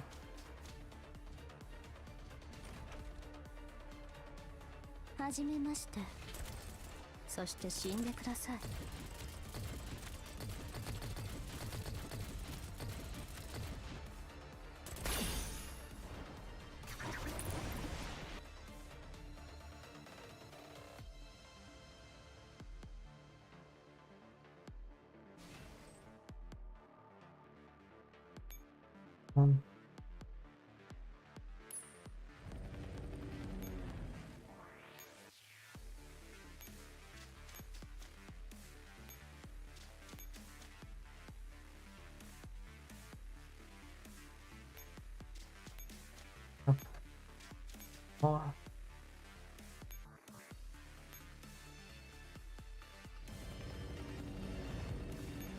Ludmilla. Free movement.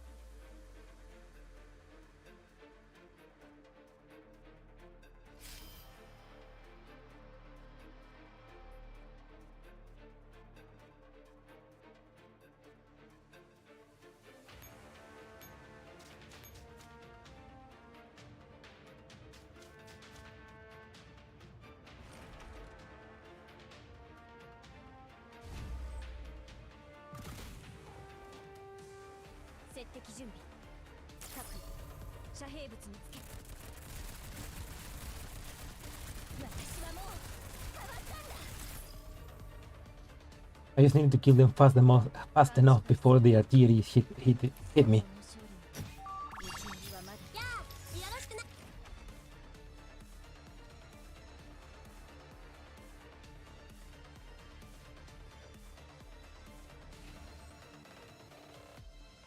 That Mila.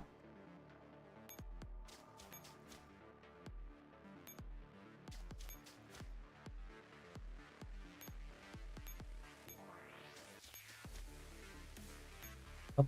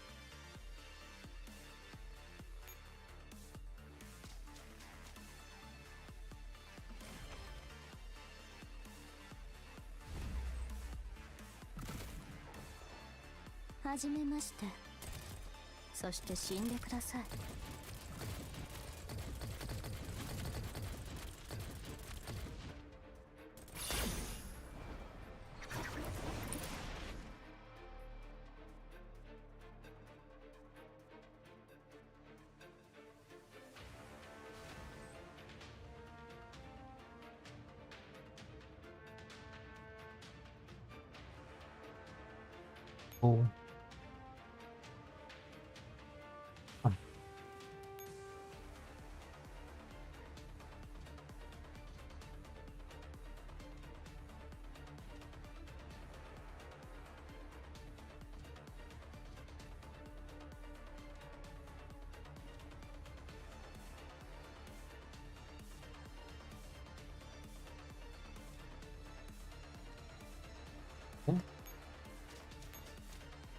Destroy this art.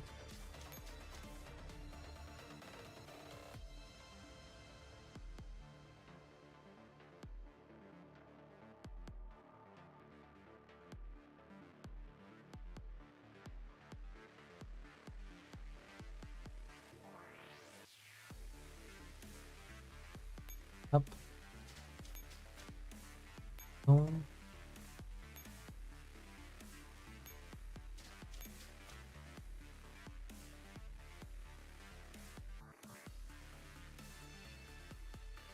Back.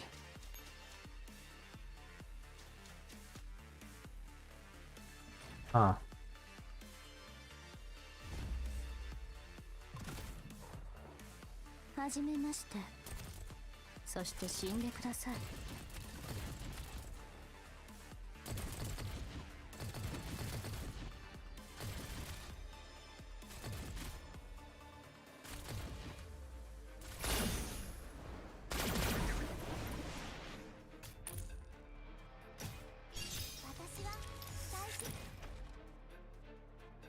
PNC added a separate checkbox to allow you ultimates to be shown. Oh, really? That's gonna make farming so much faster. Nice.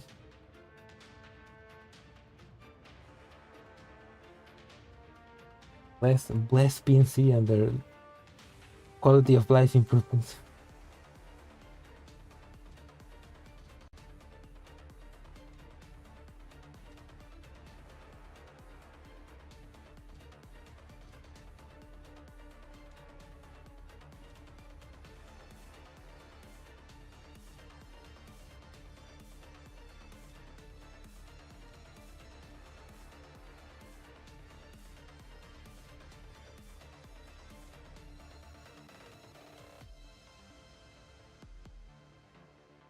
think right now is to just destroy all the non-Hydra enemies. はじめまして。そして死んでください。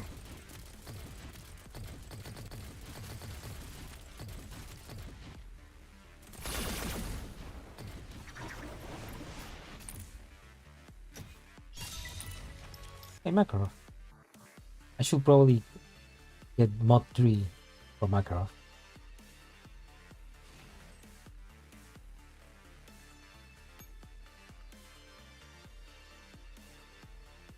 The Hydra. Gatito, ¿por qué te subes acá cuando quiero? Bájate, bájate. Bájate aquí. Ahí, échate ahí. Échate ahí.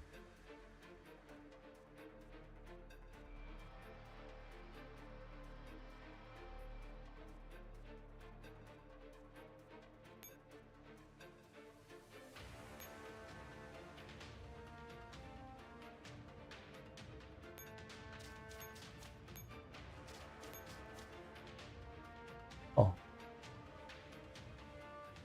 Probably. Oh no, That's not good.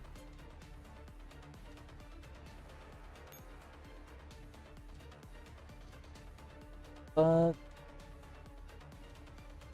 Gosh. Sure? No, but I cannot do anything else.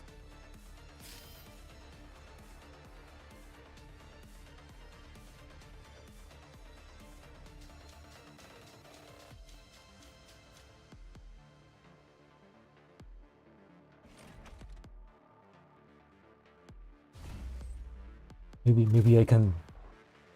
Maybe they can destroy them. Oh no, they cannot.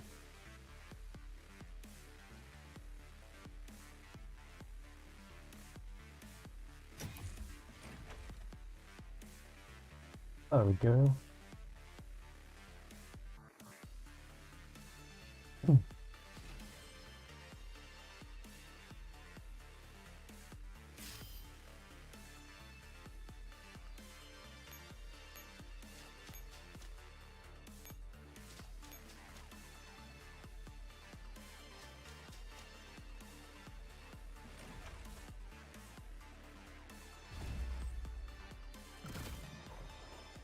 「はじめまして。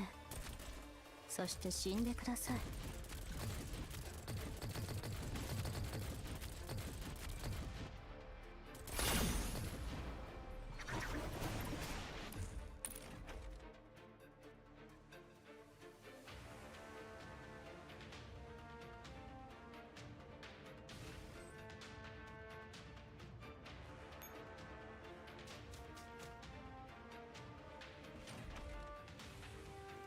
はじめまして。そして死んでください。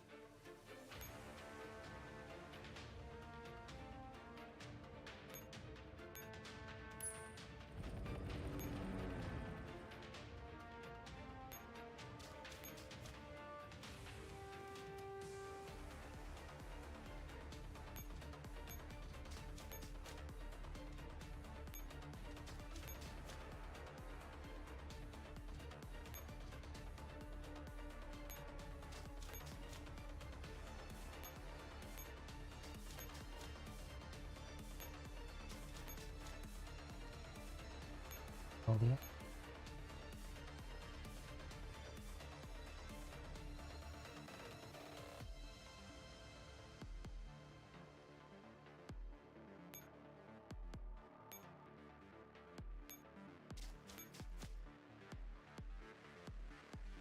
Oh, that was a bad move.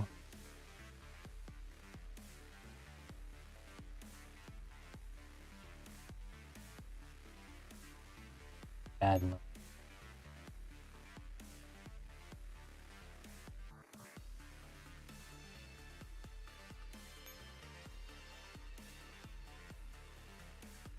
Why do I throw that move?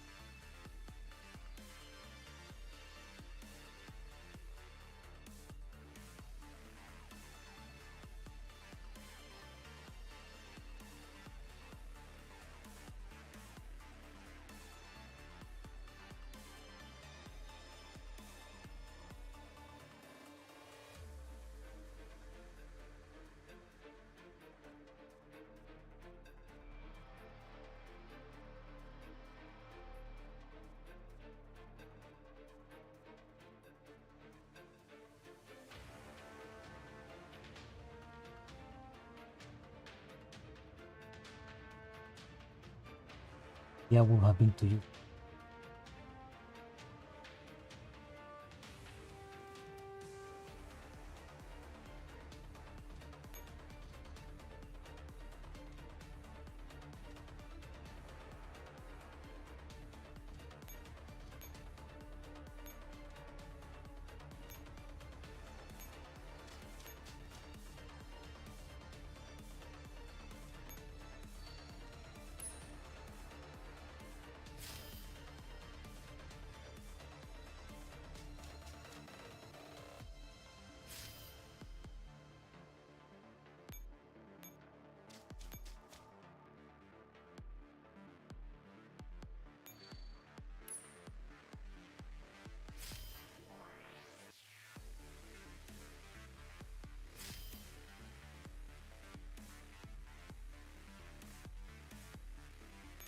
Hang on.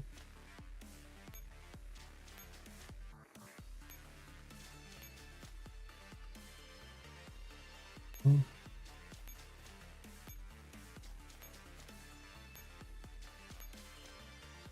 Up.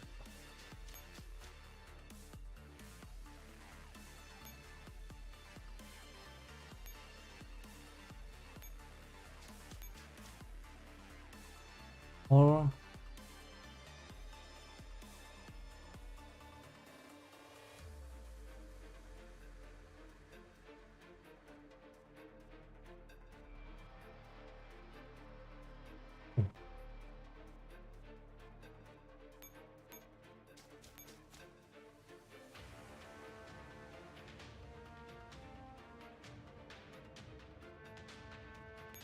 on end though.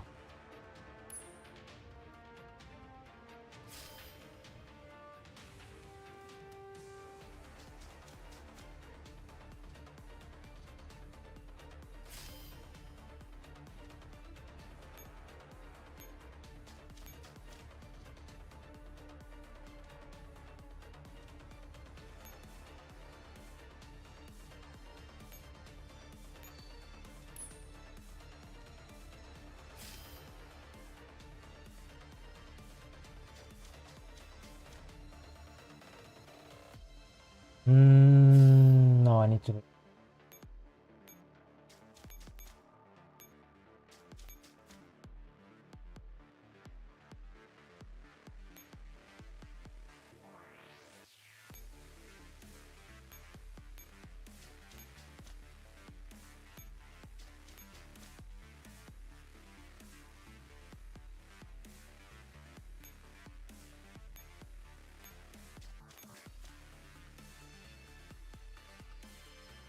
It.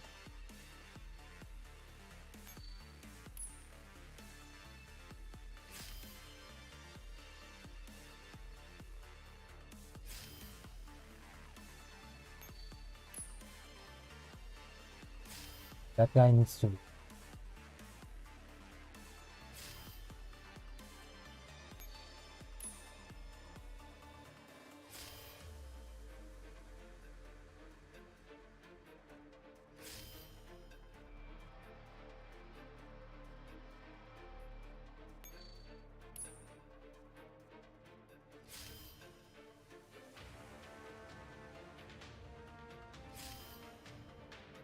Let's try.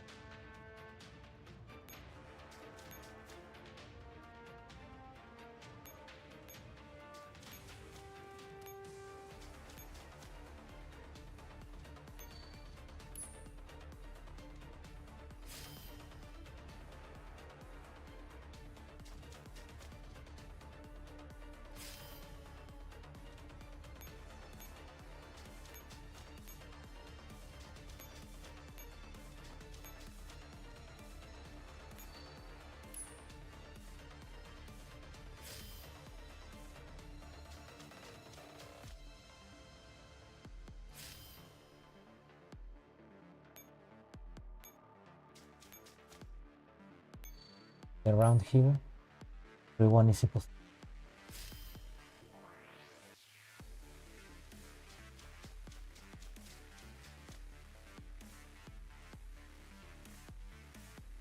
Give it a good fling. Well on you, Ludmila. Thank you.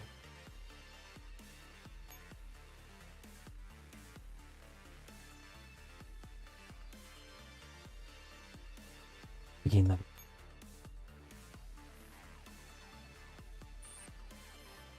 Ruslan, this is Midnight Star. Prepare to adjust fire. Attack authorization code FIN. Over. Midnight Star, this is Ruslan. Authorization code accepted. Ready. Over. Direction 064. Distance 220.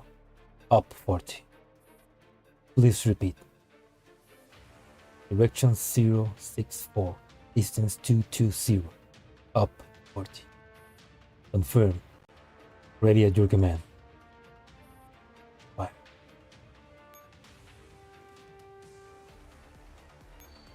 Enter.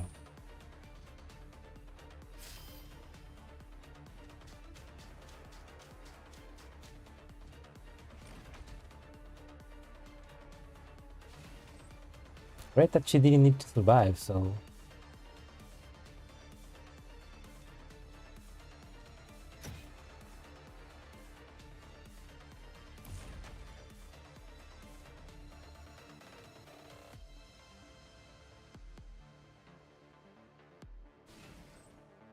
it worked.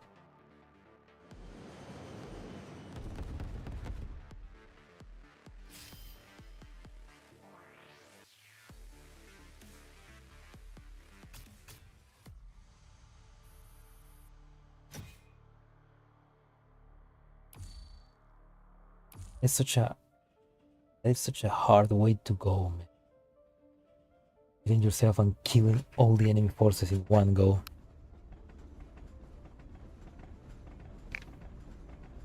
Just be like, oh, you didn't have to. Yeah.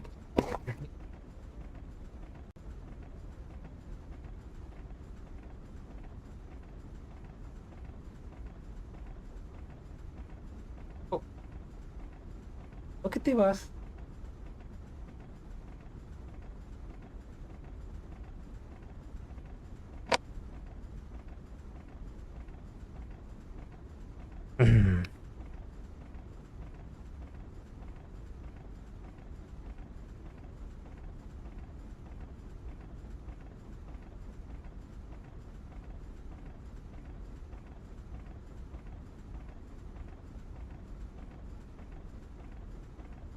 So clever. And I hate him. Close it.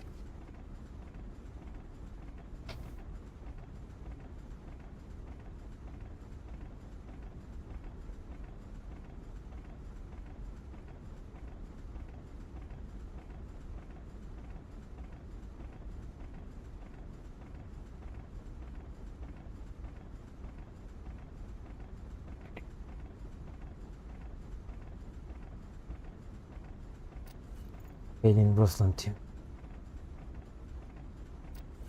Daybreak. Finds me.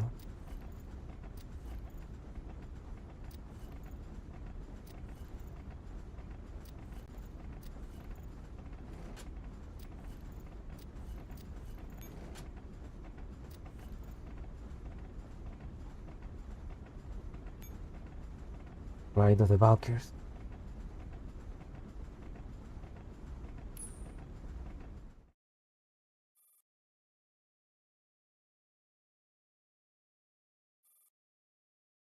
"15 minutes ago. Comes and stop. State your coordinates, midnight start. We need to double check them. Latitude 5242495, longitude 190118. Coordinates sent.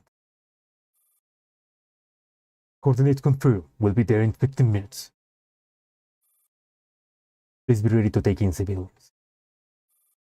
Understood.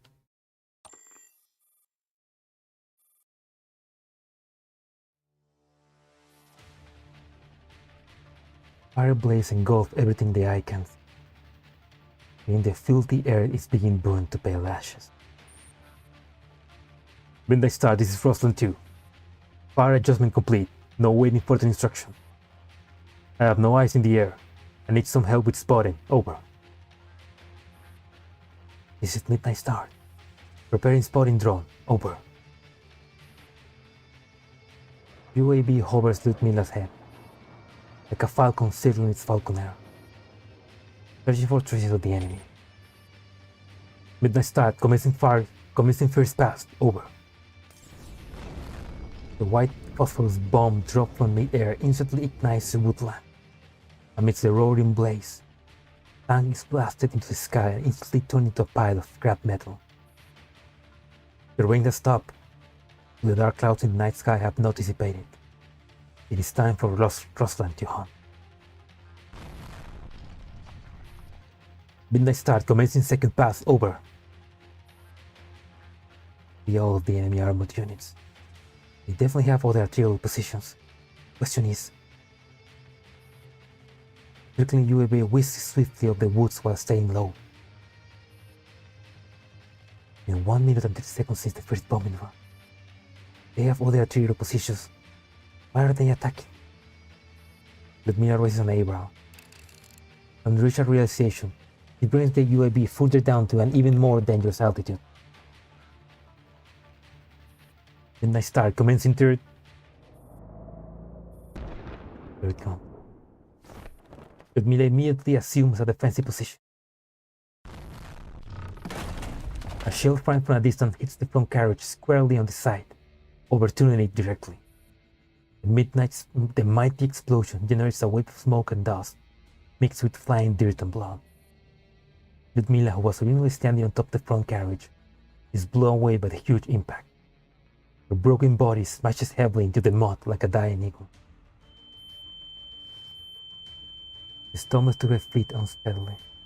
The tablet she has been desperately trying to shield from the blast is showing nothing but static. Spotting drone has been destroyed. Frostland 2 speak again through heavy static and the communicator as it begins to signal around for its second pass. Drone signal lost. Midnight Star, I can't fire bland. Copy that, keep circling. While she searches for the enemy, they're also looking for her drone. Now they are both aware of each other's location.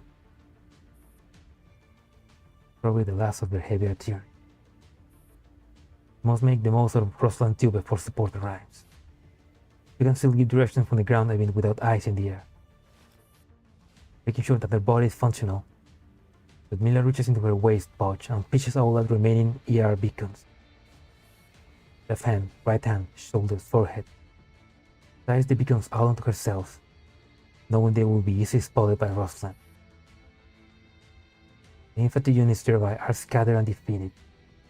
You can even see the stragglers hastily trying to retreat.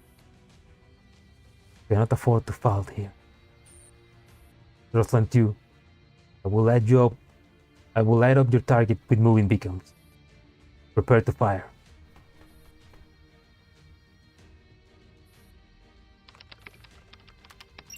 Fire beacon sighted. Moving target confirmed. Fire command acknowledged. Weapons up. Launching 4 Pyrrhon Grunts missiles at target G41507.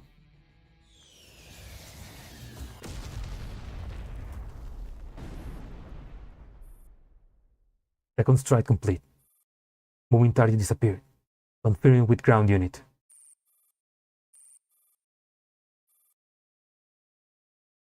FO signal lost. Now returning to base.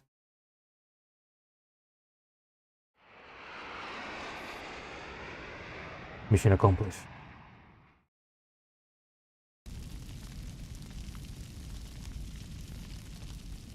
Sounds of gunshot and explosion outside on the desolated earth. The fires still blazing in the woods crackle every now and then, lighting up the otherwise dark and indifferent night sky. At last, silence reigns here once.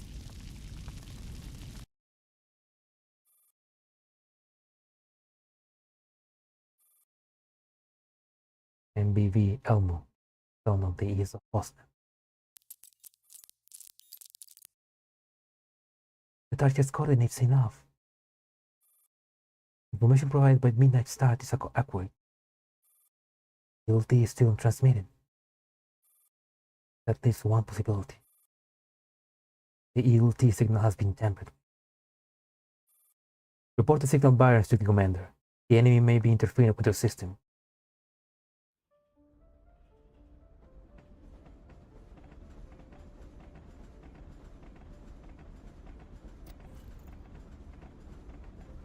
Goodbye, Irma.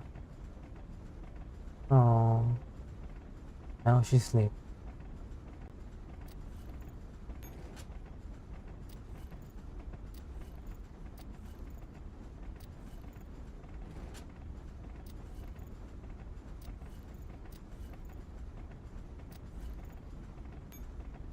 Maintenance room.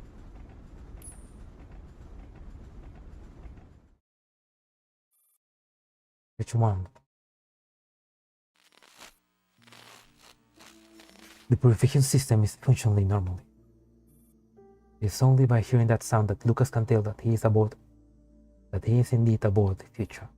Otherwise, he'd be asleep. If they don't know how much longer they'd be here, they shut down all the source of power's consumption other than the purification system. And after a terrifying round of shielding, nobody has anything to say. They are in the wailing and fuming there. Everyone is waiting for is the dawn. Excuse me, Lucas. Do you have any sweets? Lucas' half-closed eyes immediately open. He glances at the doctor, feeling off to the side with his eye, and replies grumpily.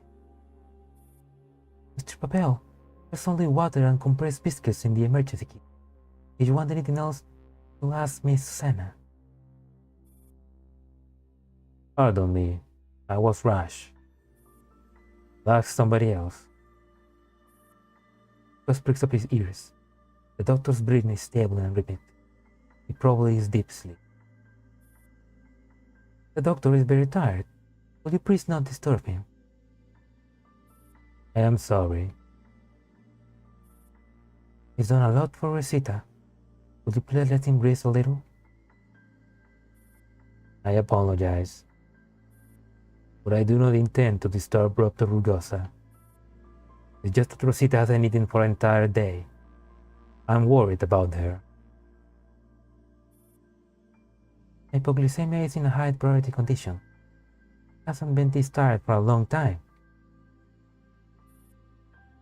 Her fever just broke, and I'm worried her body won't be able to take it. I don't know how much longer we must wait. I'm feeling a little anxious. I'm sorry. I just can't find anything that can immediately replenish her blood sugar. Oh yes, there's one more thing I must trouble you with. Go ahead. Carriage 2. Pavel moves over to how to phrase his words as he sees on the page. Keeps entering letters, then deleting them. Only after going back and forth many times will he finally hit the enter. I bought an ampoule of Idum on the Cold Express. I would like to pay for the serum that the doctor used on Rosita with it. Idum? I'm sorry. I know that the ampoule won't ever be enough to make up for everything the doctor has done for Rosita. I don't mean it as compensation. No, no, no. You have to compensate the doctor. My apologies. I am not good with words. I am very grateful to the doctor. I would like to express my gratitude. However, I have nothing to give other than what I obtained from the black market. Do you have an idea what you're saying? Karate stopped producing it. Item is now priceless. It's even more expensive than the serum. And that is as it should be. I don't think the doctor will accept it. Just how he is. Then please help me hand it to the doctor. I'll send you the transaction code. Please contact Quimby for collection.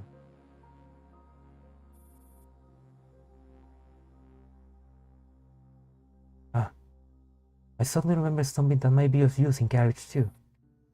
Don't try looking for it if you have night vision. There is a metal case under the doctor's seat that contains some lock.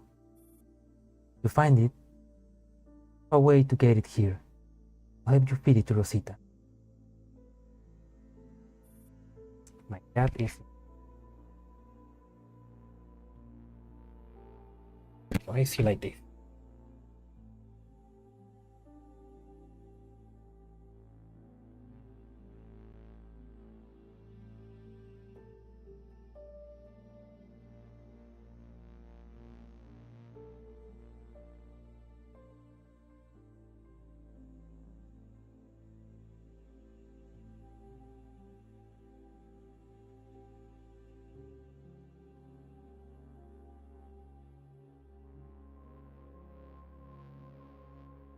Te voy a dejar subir, ¿ya? I'm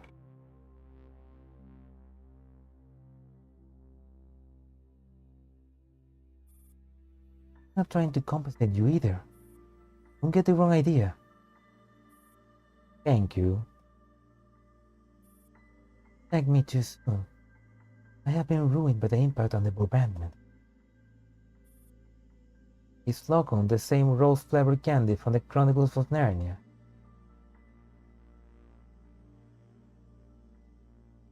Wow. I was not expecting a Chronicles of Narnia reference here. You know, now that I think about it, he kinda looks like a kid from the Chronicles of Narnia, like Edward. Edmund.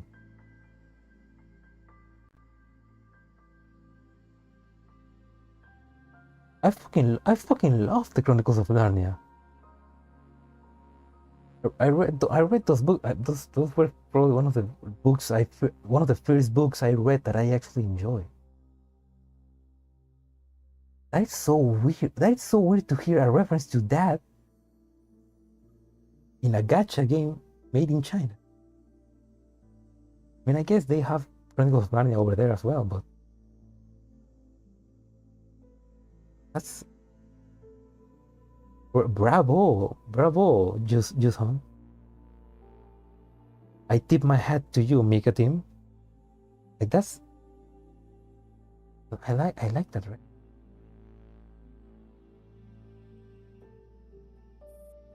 You know about it? Yeah, Rosita likes it a lot. How does Dr. Rugot? I'll try to find it. Find it faster if you have a magnet. The candy box. The steel. Thank you. Double hands. Maggie, do you have a magnet? Nope. Why? Going to play with magnets? I'm sorry. I'm looking for a metal box. You're going to look for a metal box inside a ruined carriage? Who do you think you are, Bal-E? So they can reference Chronicles of Narnia but not Wally? Come on. Well, I guess they just fired off a few rounds of shellfire outside. But there's nothing much for us to do besides entertain ourselves. Fortunately, I don't have one. Maybe you could try looking inside Susanna's workroom. Thank you. I'll try searching for it. Mike has produced 2 intertwined glasses out of nowhere. He places the glasses on the floor, then picks up a somewhat dirty shaker and wipes it up with her. Meanwhile, Irma is curled up into a ball opposite to Maggie. He watches her. The whole place is a mess. Only the spot where they all seated. Aren't you sad? Oh yes, I am. There's only half a bottle of gin left. I mean, not Catherine, only Ludmilla. Signals are completely gone. I don't even know if we'll have a chance to recover their course. Rather than sitting around and waxing melancholy for no reason, do you think you have something more meaningful to do? What can you do now? Maggie opens the shaker and pours the drink into the glass. It's a bullcrap. Look at this. Although they are a little dirty, she drops an olive into each of them. Maggie then pushes a glass in front of Irma. I'm doing one of the most important things in my life. Mixing a drink. This is the first time I tried mixing something like this. Give it a try.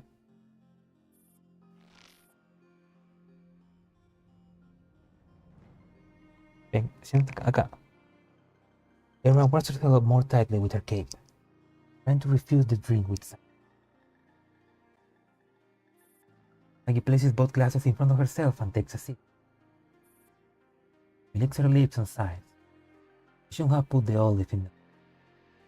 Love's ruined the day. We're going to Griffin together. Would you mind not being so standoffish? We have nothing to talk about. What would that be? Businesswoman, nothing in this world that I can't talk about. Think of it as a game of 20 questions. Think of it. Something I've been meaning to ask you for. What is it? Why do you keep calling Dr. Hume mother? I mean, he was a male both biologically and mentally. You can't call men mother? Fine, you win. Alright, your turn. What do you want to ask? I mean, my favorite female VTuber is a woman. We call her Dad, so there's no difference. Why is Catherine the King of Hearts while you're the Queen of Hearts? Because they love each other. Because she is a true mistress. What does that mean? A better scammer than me. Couldn't tell. That's because my style is most sharp. Oh, still, haven't you noticed the problem yet? The help that Mila said will be coming is long overdue. We're delayed. It takes 10 minutes. It sure as hell doesn't mean 9 minutes and 59. We can't do anything other than wait. If we wait too long, our luck will eventually run. Actually, our real stock in trade is seamsters. You can summon Ludmilla's spirit? 90. Beautiful though. Don't sweet the smell. Anyway, haven't you heard of beginner's luck? Anyways, are always pretty desperate at this sort.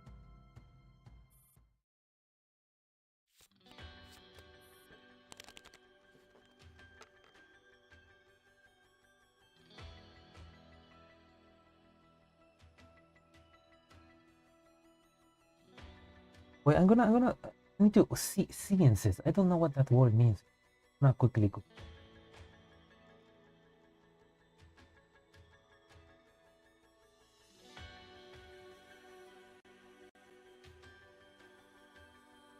A science is a meeting in occultism. Oh wait.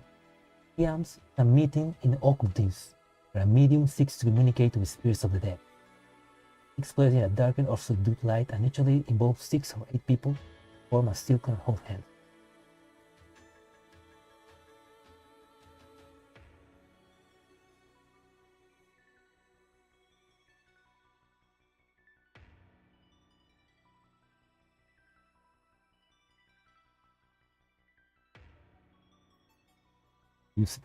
What are you saying? I'm white material? What? What? Huh? Fortune telling and whatnot. Fortune telling, well, like fortune telling and communicating with spirits, I guess. That's an interesting word. I always learn new words when reading GIRLS Frontline. They like to use contrived words. 54 poker cards are neatly laid out face down on the table in front of her. Opposite her, Maggie picks up the other wine glass and takes a leisure sip from it. What are you doing? Pick a card. Emma goes by instinct and flips over the nearest to her. He's the king of space. Maggie eyebrows right. Hell of a draw. What's the card mean? It means somebody on the train is hindering our. It was a total random draw. You think it's a little too much to take it so seriously? He smiles and scoops up the deck. I told you, beginner's luck is a thing. Right? The last cold express of the night is about to depart. Take care of your body. Don't worry about something that's stripped out of my body. I have a more important task for you.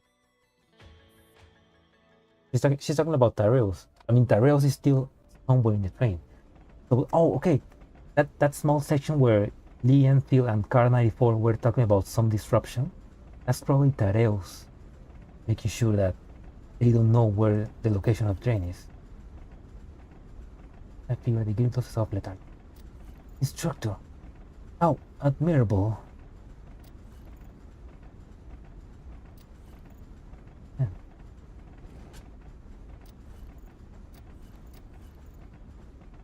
The rescue team has responded for the district. Be still off. The Gold Express heading out again. What has completed? It has transformed into a star that shines upon.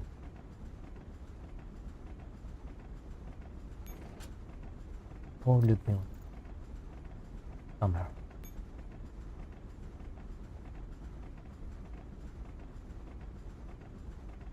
Good morning, Panzer. Oh well, good night actually.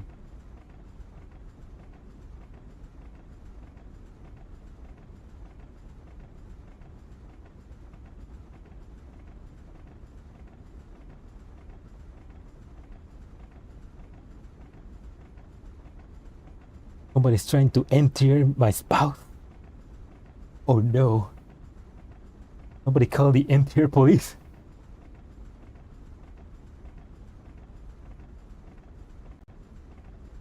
Anyway, I think I'm close to finishing. I think I'm close, yeah. Am I close? No, yeah, I think I'm close. I think I'm close to finishing, so I think I can just continue and finish the. I mean the last. Okay, I have stage 30, stage 32. I have 2 more stages to fight. So I can just. Nah, I don't think another 4 hours. Just maybe another hour. Unless I have to read other Bibles. 2 hours. What lies at the end of the night? I won't say it is. I won't say it is. Rose disagrees. Because she has gained immortality. Witness them. This moment, Miller gets sinister silence. The sound of bells fills the air. Heavy fog consumes Tyros. Welcome to the scenes room. From beneath hell, he gazed up at it. Crystal glass of like a soul. Sickle cleansed the blood vessel. Happiness began. Sorrow began.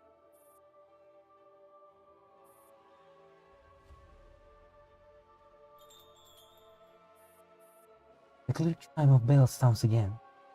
Darius opened her eyes.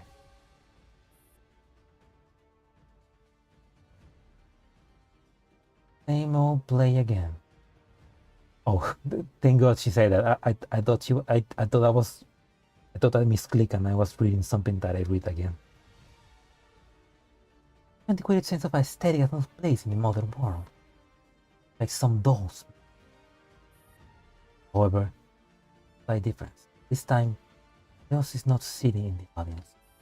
Instead, she is on stage.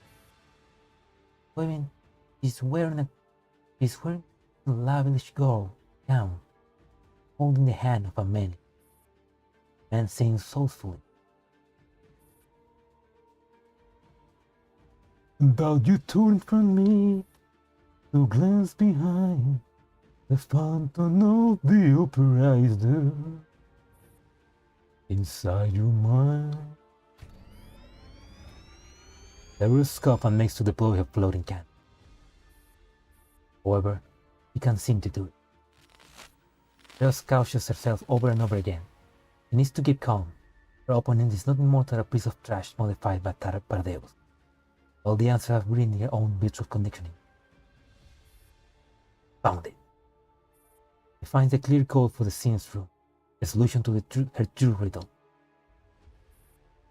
Those who have seen your face brought back in.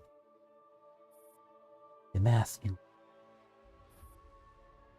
Mask you.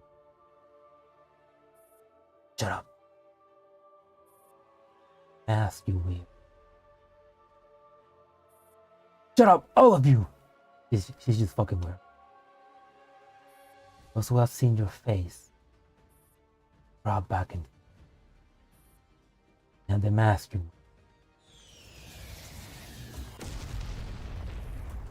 Nobody can command me. I am not afraid. Oh, she is afraid. Covering cannons fall like hailstone and smash the entire stage.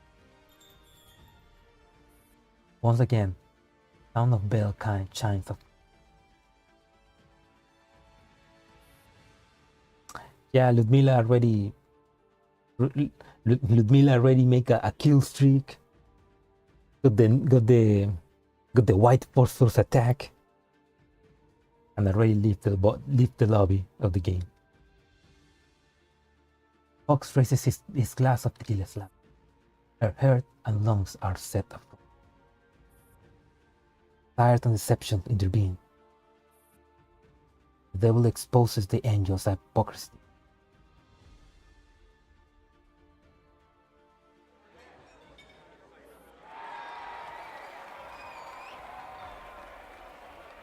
This again. Loud laughter comes from all around her. The mood is the same, so is the scene. Countless faces file past her like before, filling the air with the thick scent of dawn, and is inducing cigar smoke, the unique fragrance of a casino.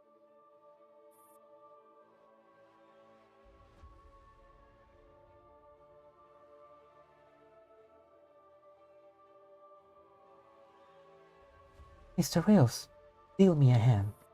Want to play Follow the Queen? To hell with your Follow the Queen!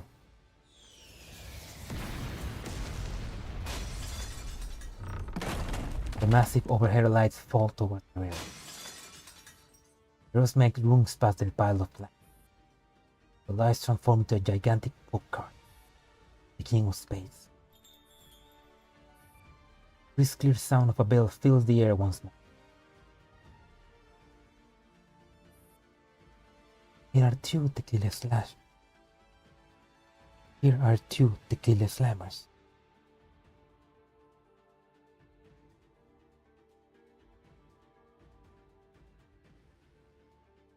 Two tequila.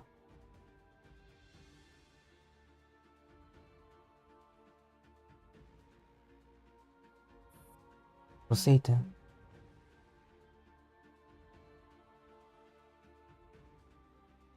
One for me.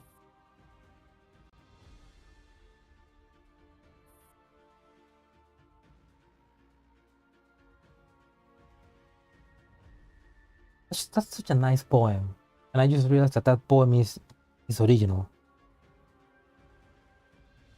Because I tried to find that poem, and I'm not finding anything anywhere. So it's an original poem, and it's nice. It's so nice. Like one for Satan, for myself.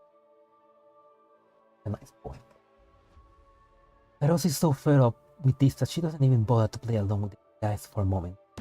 Maggie's really messing her up, yeah. I mean, to be honest, it's not that difficult to mess up with Paradeus, especially the name units, because they're all kind of crazy.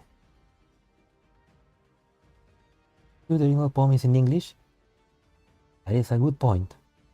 Maybe it's in Chinese and I just don't find it, and it's not being translated. A good point.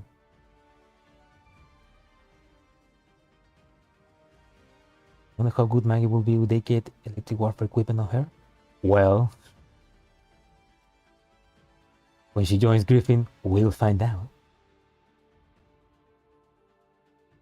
I don't have her. I want her. I've been trying to craft her, but she doesn't come.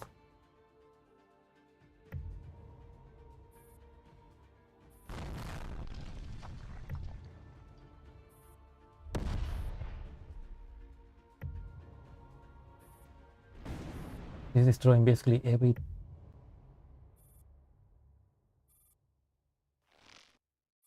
You rat! Get the hell out of here! Exploding blades are like bullets striking cotton. Sound of explosion.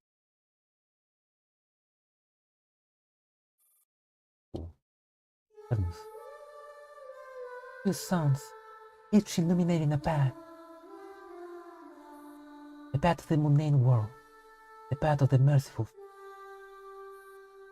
Sanctum turned into devil's spit. The scales into an altar. Wrenching sinners.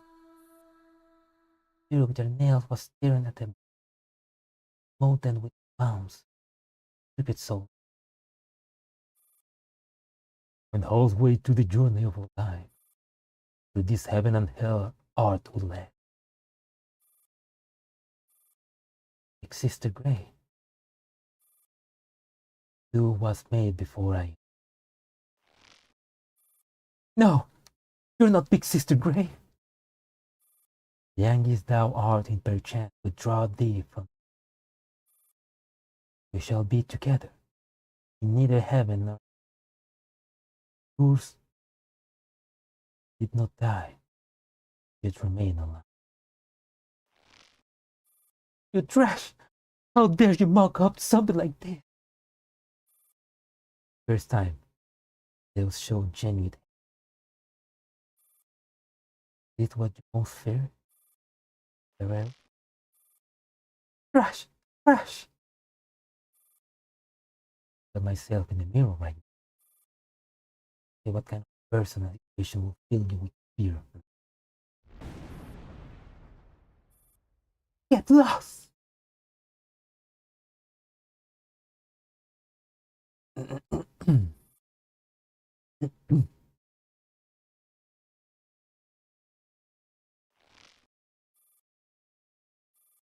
That's when little human, little half bread. Isn't that all Paradise?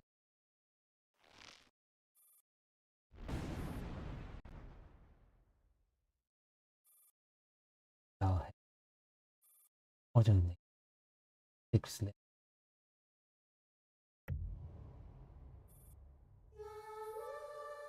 Once, illuminating the path. Part of the mundane world, the path of the mirthful feather. Plankton turning the devil's speed, nails into an altar, branches in a tree with their nails was staring at the breath, molten with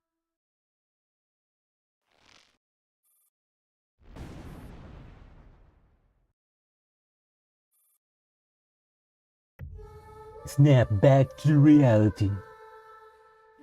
You just make her repeat, I'm going to kill you. Hey, do you know, there are actually things in my nano cloud that are still complete. Jammers are all hat. Still the most. Regardless of how you modify it, still love my. Catherine, don't worry. I pay her out for you as well. Oh, Catherine is dead, right? Maggie like.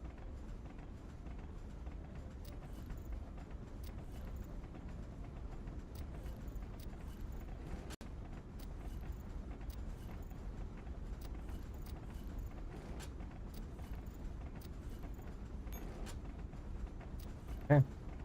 Symphony numbers.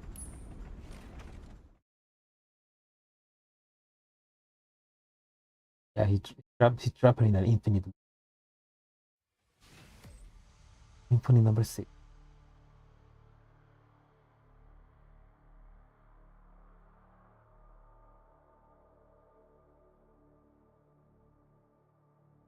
Okay.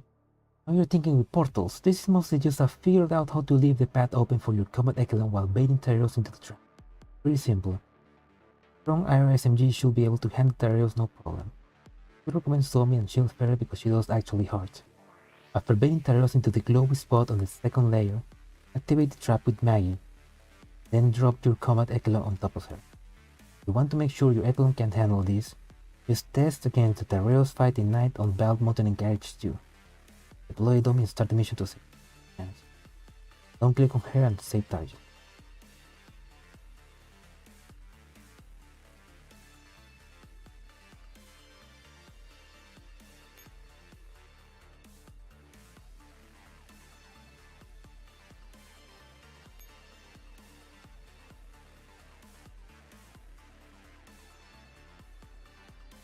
Okay, but what trap do you mean?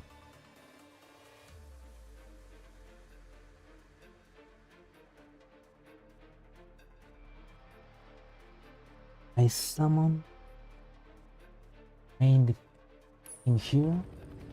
The other one, I only summon that one. 命令を確認 Miss Eve is protected by invincible shield in this stage. Have Maggie draw her to the jamming device in Zone Alpha on level 2 to disable the shield.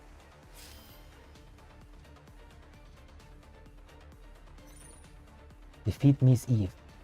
The boss is invincible at the start of the mission. Use a jamming device to disable. It will keep pursuing.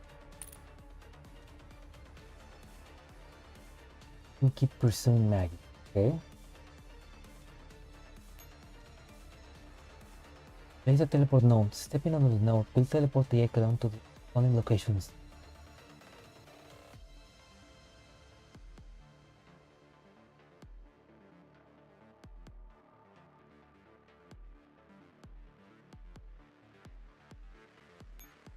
We can do this without.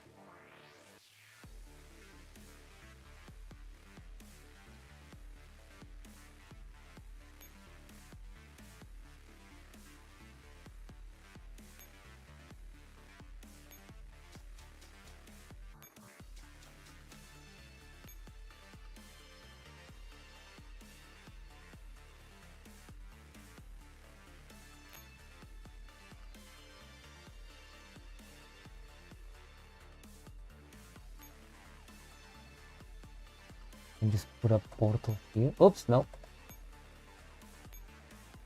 Why?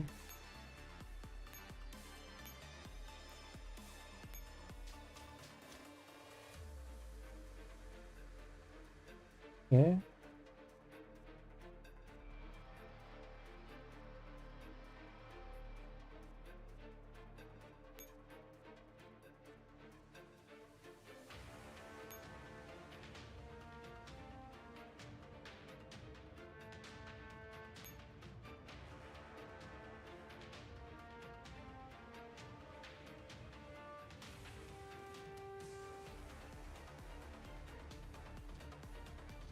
What to do?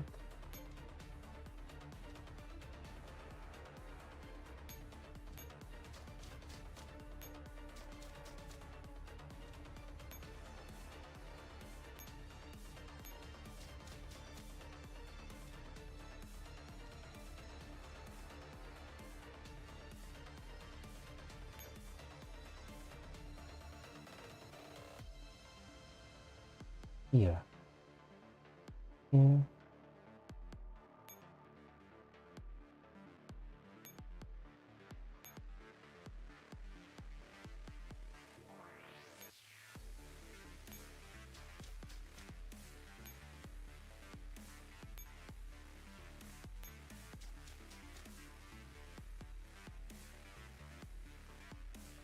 Don't deploy one.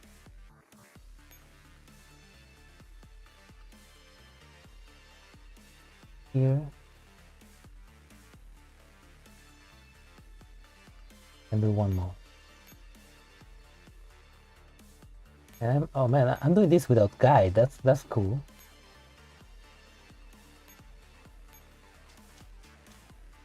Wait, please, Mika, more maps like this. Oh wait. Ooh, that guy can hit me, but he's gonna.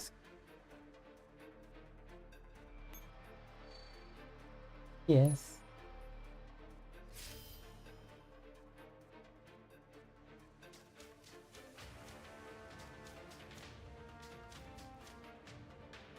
Oh, that is fat.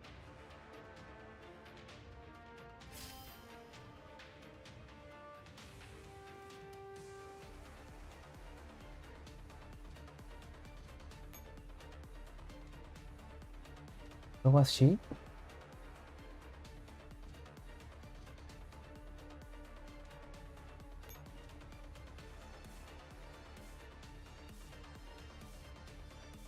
I put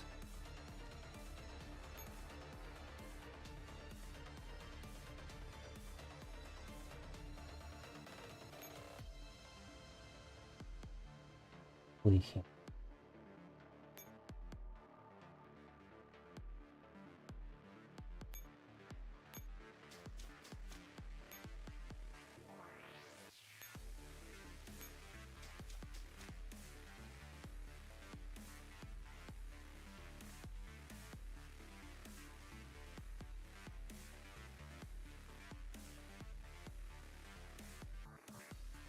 Mission. The jamming device to disable her wiki person.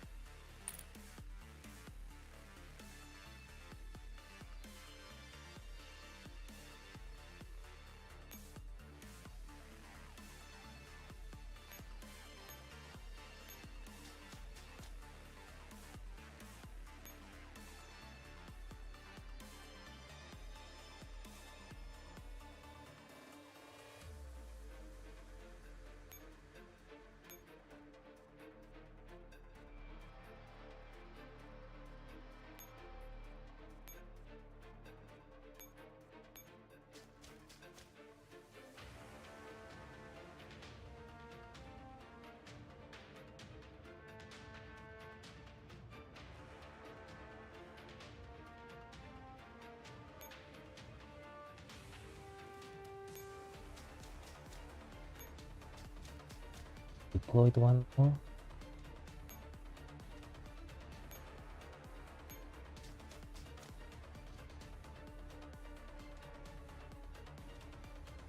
Go. Now I need to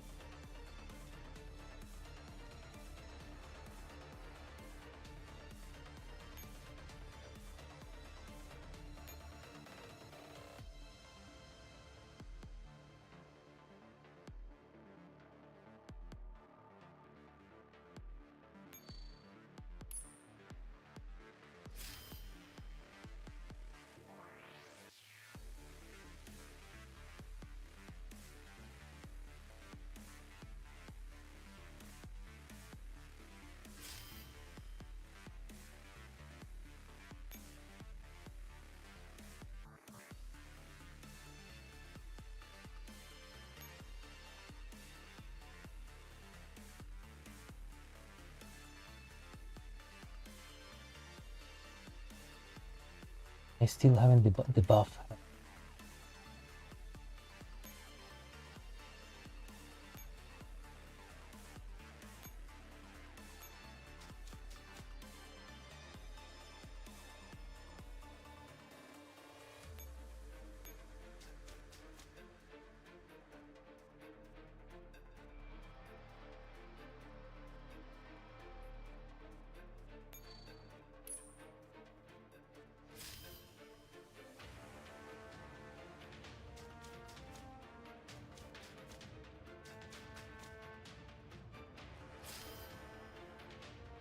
You just stuck in a loop.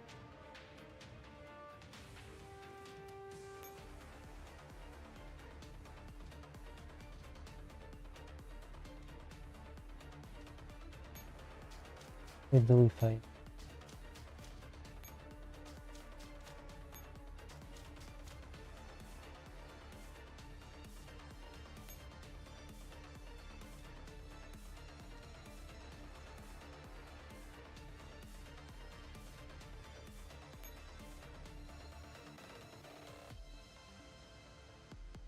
I'm confused. I'm gonna check the guide.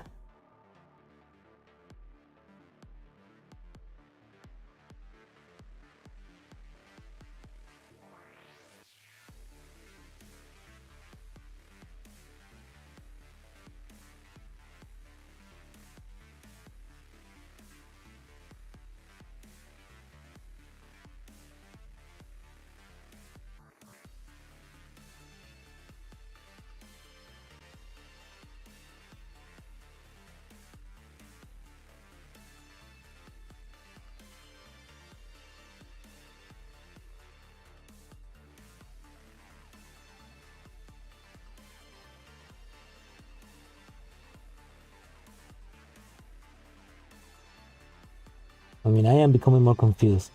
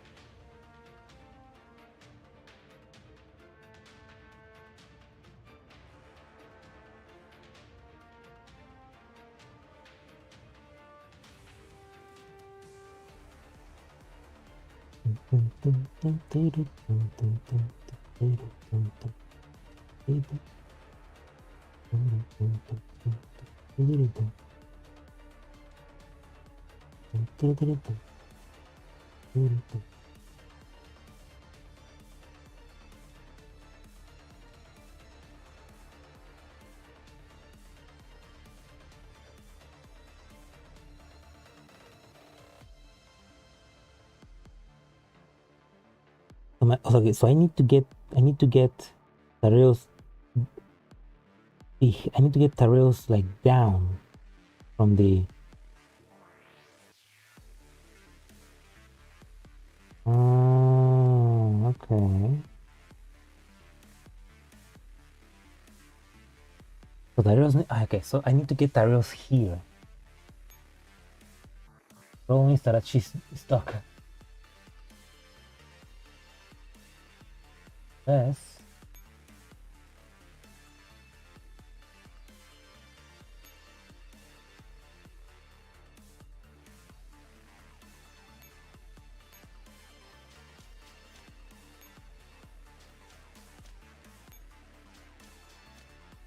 Here. Soy.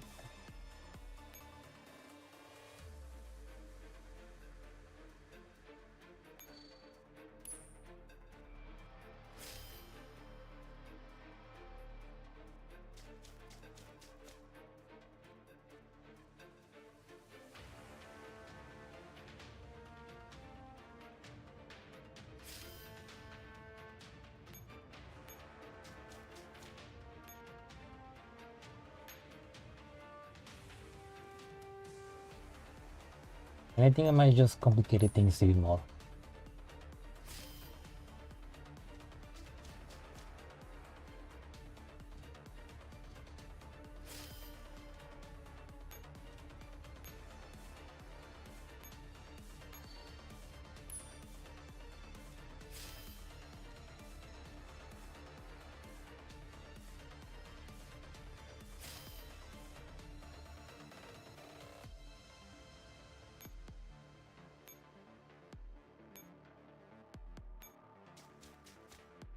Yeah,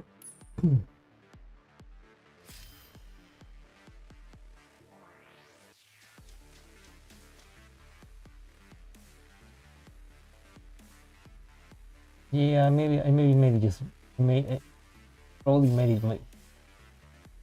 probably.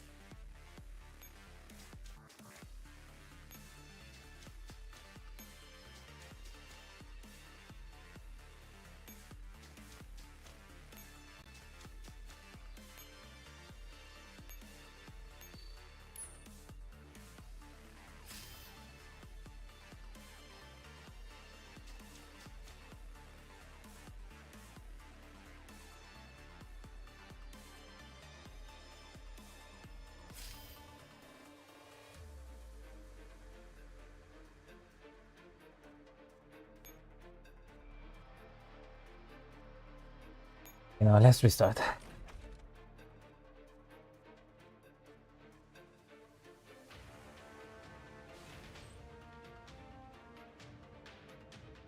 It's like the initial puzzle is like the initial puzzle to get Maggie all the way over there. It's like it makes sense. 命令を確 But 認 after that it gets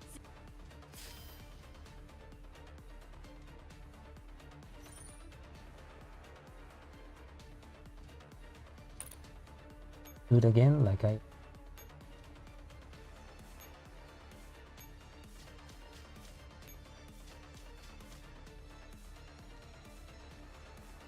again. Chloe. Here, right?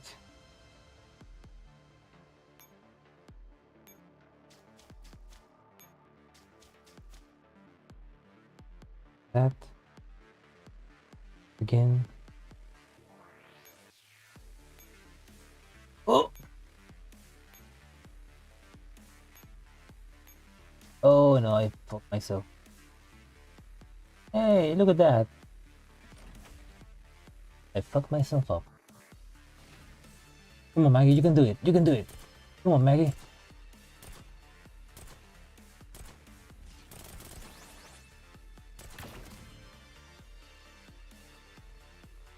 You can do it.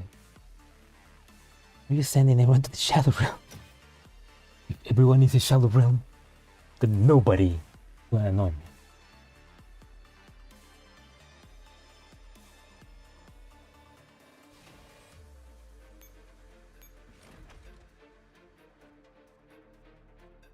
Dun, dun, dun, dun.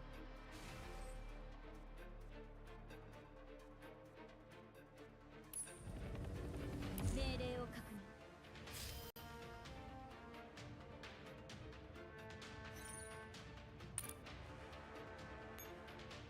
So interesting that she's no longer Tyrell, she's Miss Eve. From where did that name come from? Eve. That's her real name?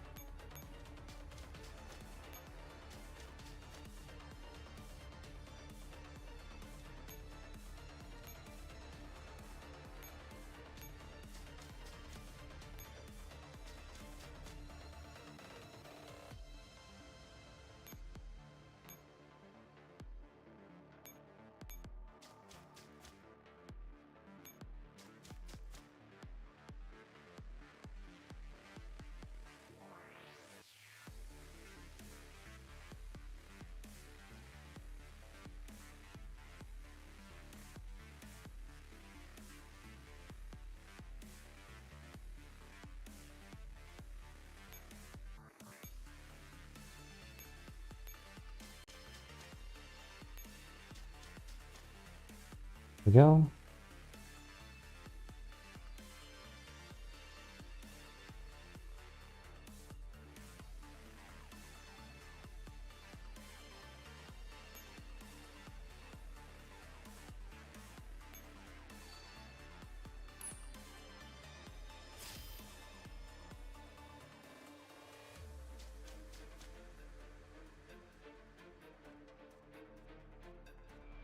May have just fucked myself again.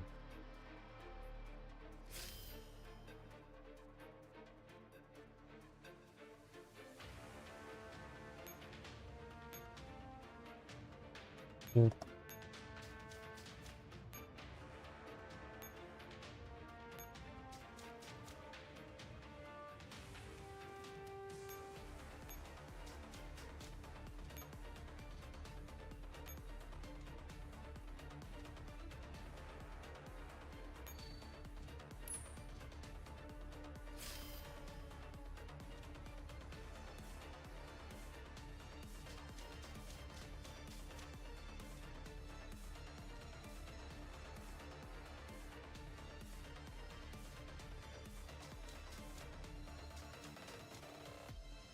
Okay. I can do it. I can do it.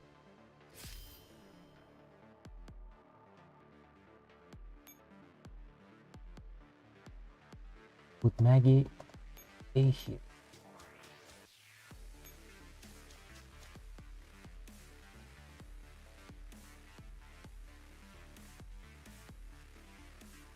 And round it.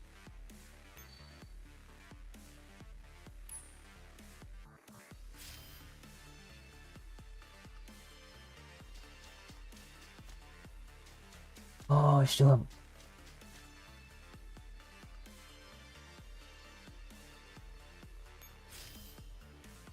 I can fix it. I can fix that. This should move.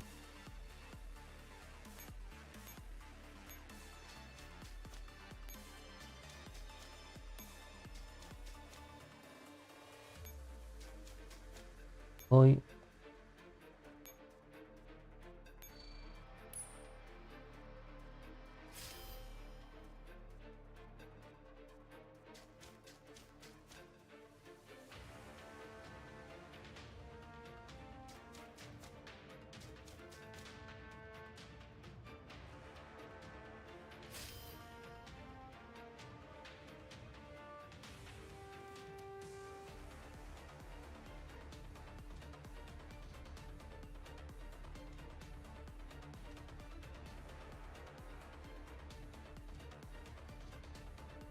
This one I need to begin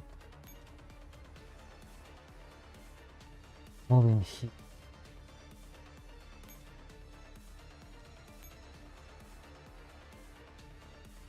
Over there.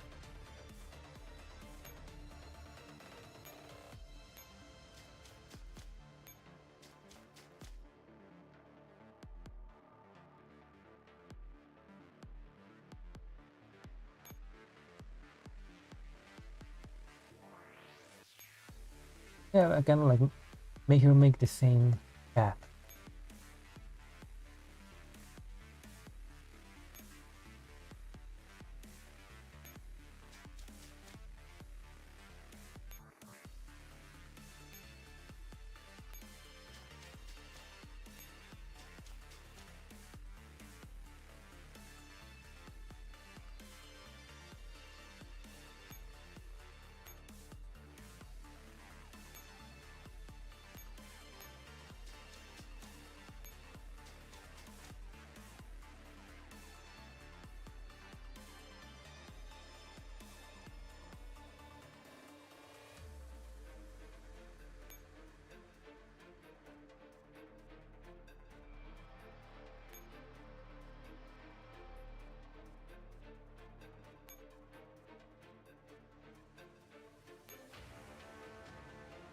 I was gonna do one.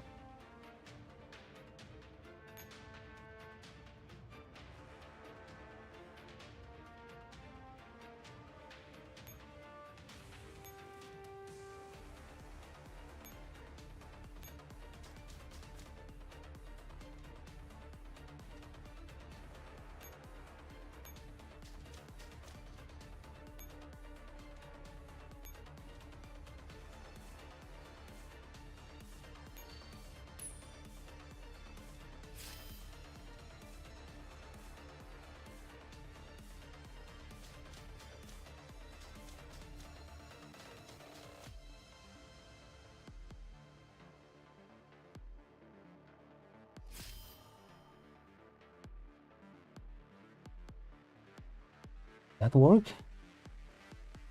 Let's check the guide.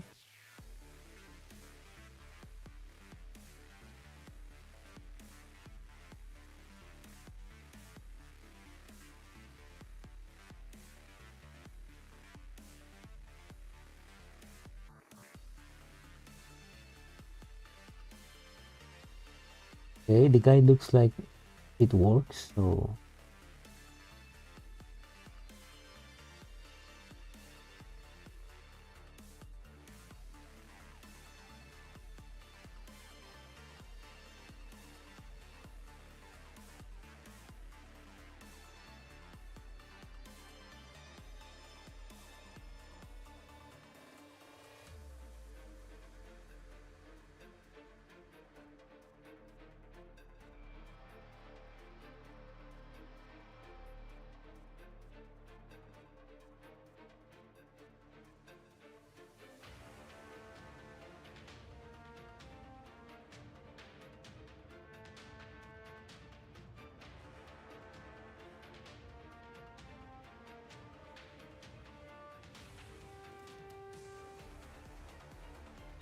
what do you think?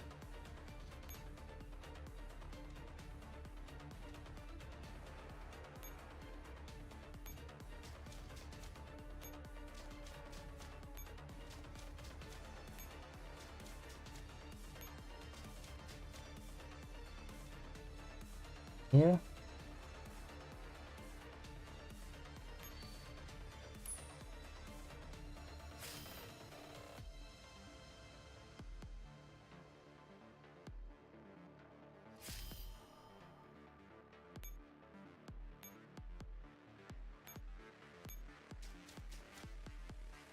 Maggie on the other side, they buffed the hell out of that bit. Start up. Activate the jamming device. I throw the nettle shot.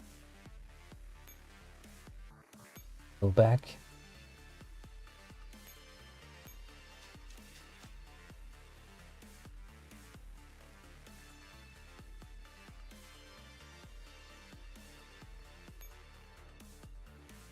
Oh shit. Can't fight. I'm not sure how long the guild took, but my final attempt took 32 turns. Holy shit. To kill. Oh. Also, you try to kill all of the enemies so that you can bait her easily. Oh man, that's. Yeah, that's. I mean, that's. I guess that's the most. I mean, I guess that's. That is another option. Yes. Okay, now let's do it.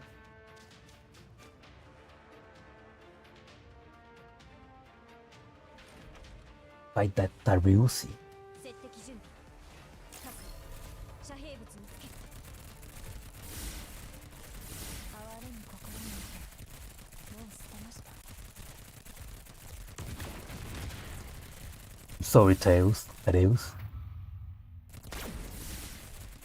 マッキーまだ行け手伝ってあげる It doesn't kill her. You just lower her 当 HP. 然の結果ですねえ指揮官早く敵に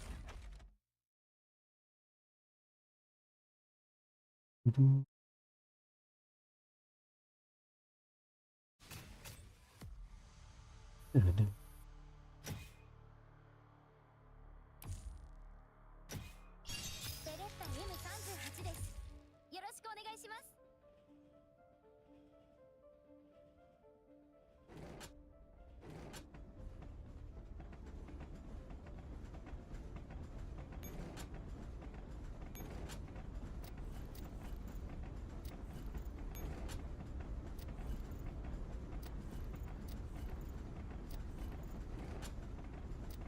Maggie.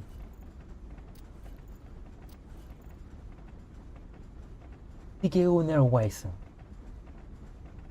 So cute. Goodbye, Flex.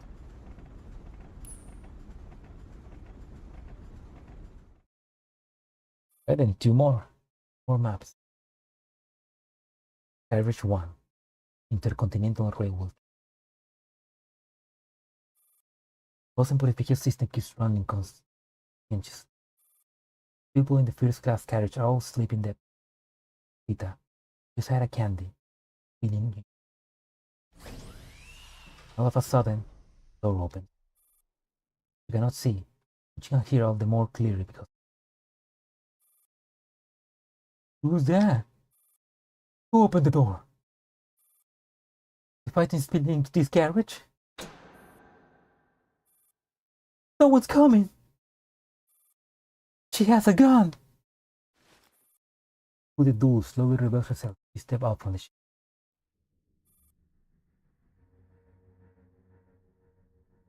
Have to make one kill. Then will we all be saved. You're the doll from back then. Irma. Irma raises her weapon. You lot, on your feet. And she's armed with a gun. Nobody dares to be. As the passengers in carriage one clamber to their feet, a figure huddled up in the corner becomes more conspicuous. The silver-haired girl is sitting dangerously in the corner seat and breathing evenly with her forehead pressed lightly against the wall.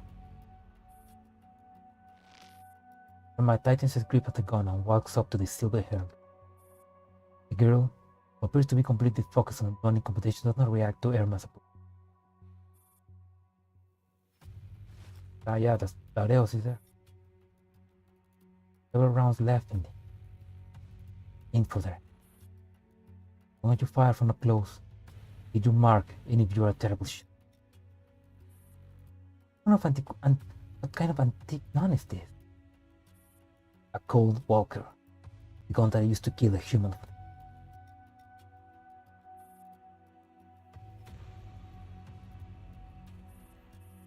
Have you been fitted with a fire control code? I'll go silent for it. And be sure. Mina pulls off a glove and takes air. Name is also the name of his Irma machine.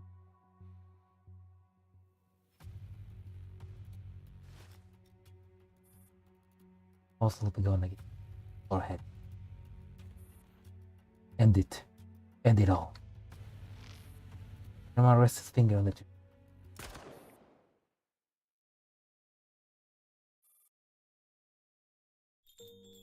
That's how Tyrell dies? Holy shit. Leaning back into her seat, Maggie smiled quickly at it. You done? It's done. Emma walks up to Maggie. Killing. Feel like I taking care of 10 jobs in a row. Well, Catherine was on holiday. Stop looking at me like I'm on my deathbed. A doll. I've still got plenty of life in me. Emma looks into Maggie's green eye. We... friends? Some artists don't need friends. What about Catherine? Huh. Maggie hoped with a small smile, her green eyes twinkling. It's a burden that I cannot be rid of. Carrying one is hard enough. Need another. Do you want a naval backup? You're great to be my friend. Give you one. Do you insist, Miss? What good will come from making friends with a con artist? We'll become friends. Every time I think of you, remember an adventure on a train with a cunning and money.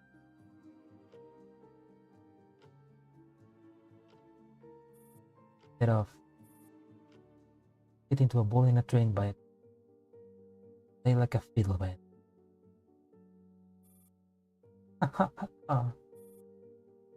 I bet Ludmilla never thought she would ever be called a liar, even in her wildest. Maggie bursts into a hefty. Well, be going then. You think I'm so easy to bribe?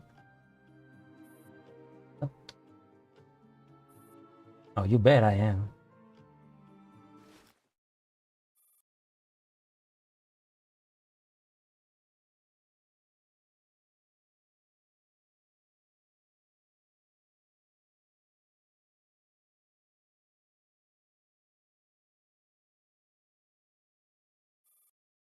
dazzling blue that is carefree. Oh yeah. Catherine's probably on holiday now. Early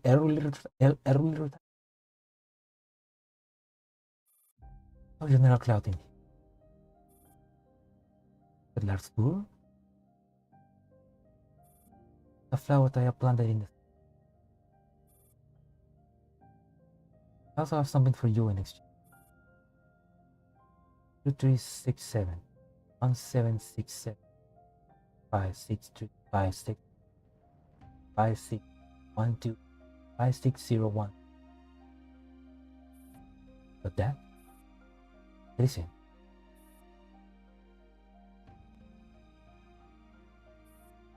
Does that mean?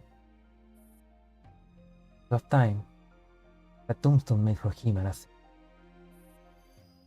Go with the cheapest kind. Don't keep the rest.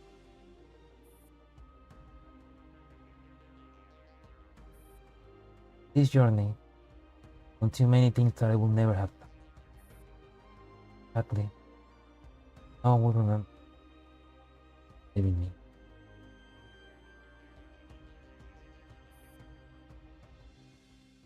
This is what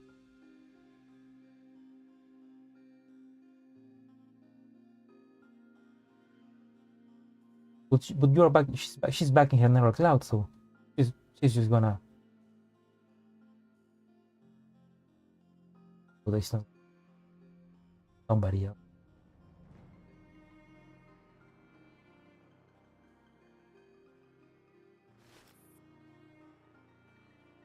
Body crumbles and starts like. My horses can closer. Here's trip. Or the disintegrating code express. Full smack. Will remember. Owner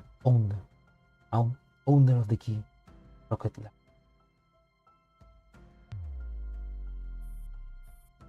Falls. Sinks to the bottom of the deeps of the got an arm in the darkness before her. All express.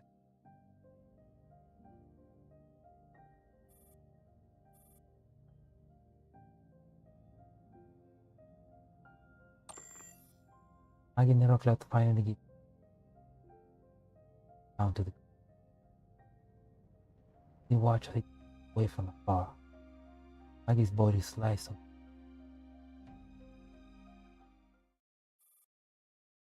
3 kilometers away.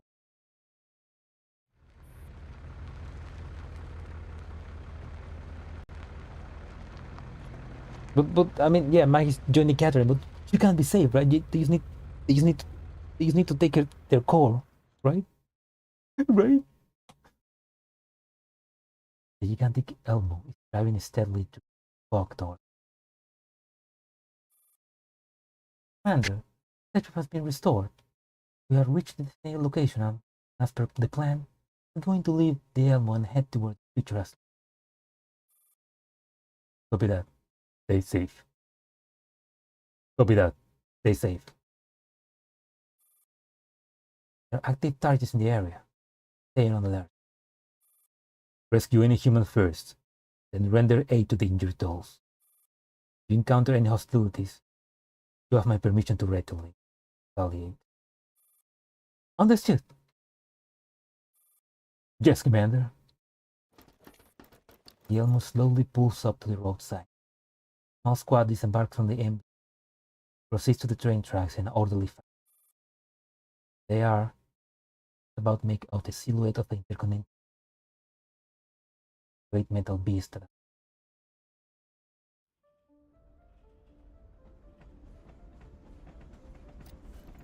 Oh.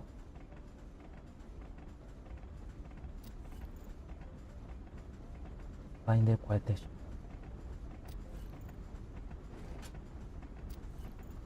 Press heading out again.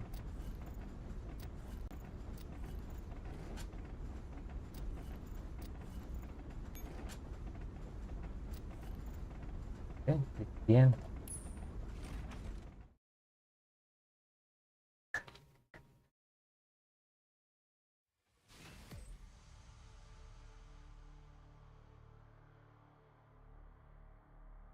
Okay, let's read the guide.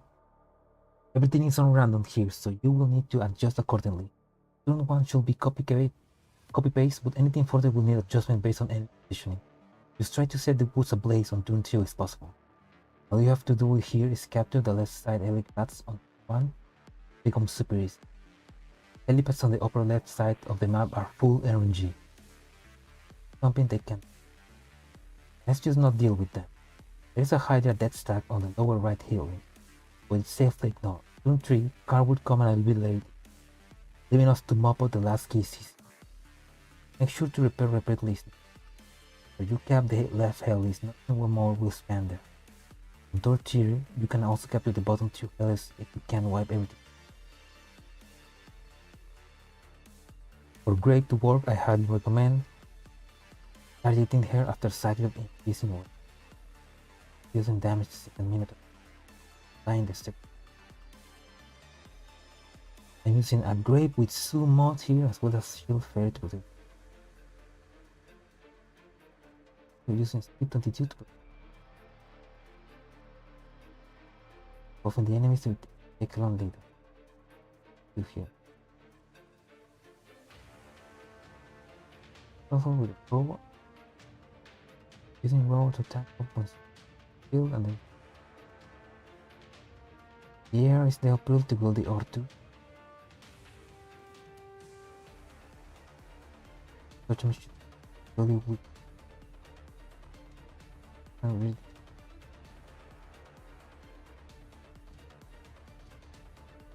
Of course, this is all irrelevant if you have the scar system. Use scar system if you have them, which I don't. So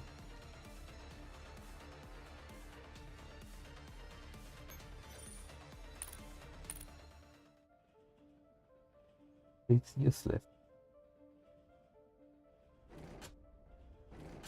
Oh, I wish.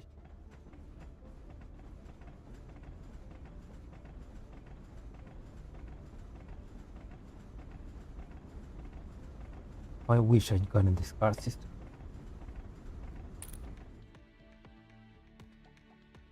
Yes, change.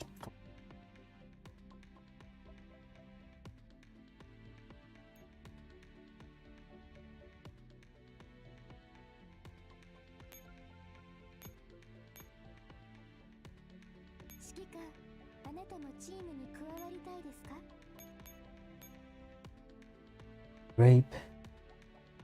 ここのみんなはなかなか面白いわね。エリート人形である私がみんなを引っ張るのは当然のことでしょ。コーラ娘を呼んできてちょうだい。ペー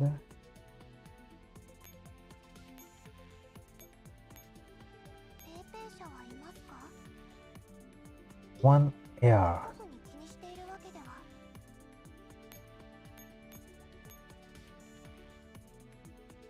Good girl. チームの一員として尽力いたします。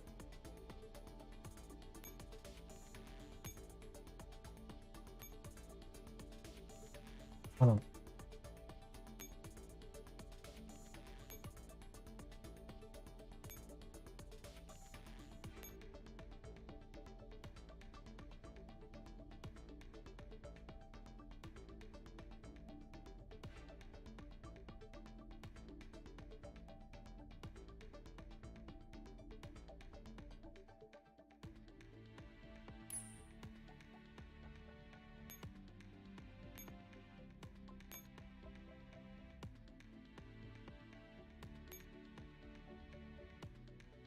That's the first team. And the second team. Tommy.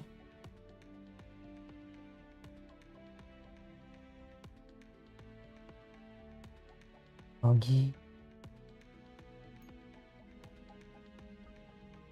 The other eye.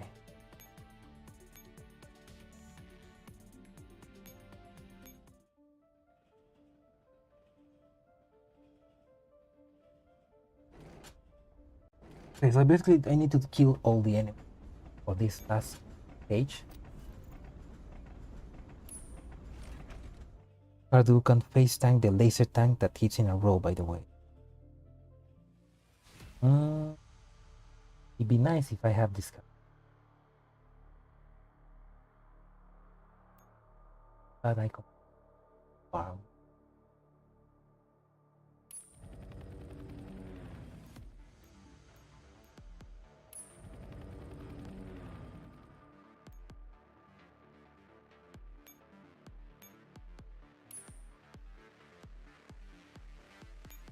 Preparation. 私たち出遅れてないよね。 Get that off.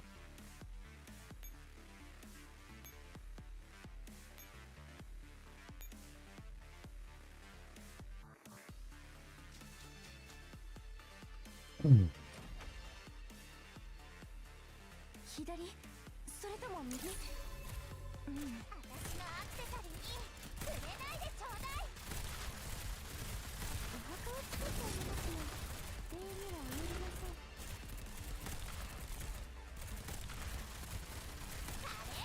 いいですよ。あなたを見逃してあげますよ。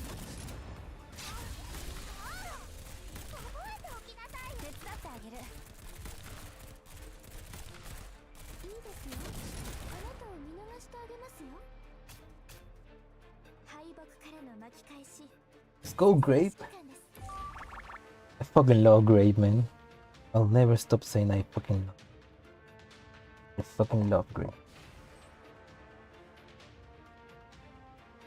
Ding, ding.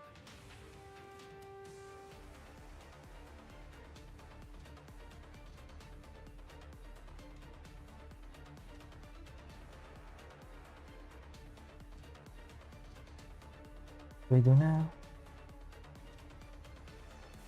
Up, which?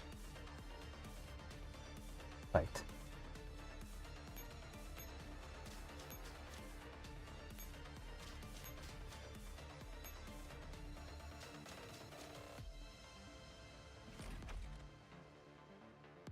左それとも右。私のアクセサリーに触れないでちょうだい。お墓を作ってあげますよ。礼には及びません。まだ戦える。助けたなんかないんだから。私のアクセサリーに思います。 Try again. 左それとも右。私のアクセサリーに触れないでちょうだい。いいですよ。あなたを見逃してあげますよ。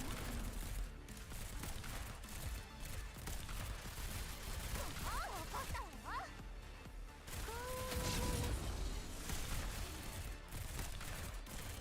自分のことを信じてあげて。殲滅する。 I just need to make sure that she can さすが指揮官。 fire her skill when the shields are down. 指揮官絞ってくれ。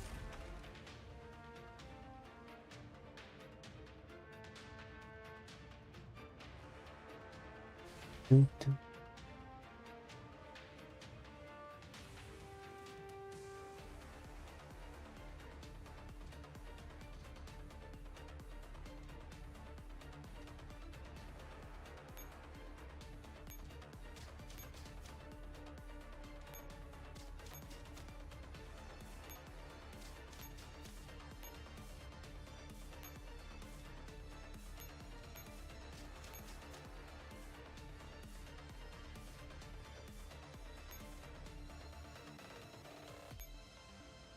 What do you mean sufficient?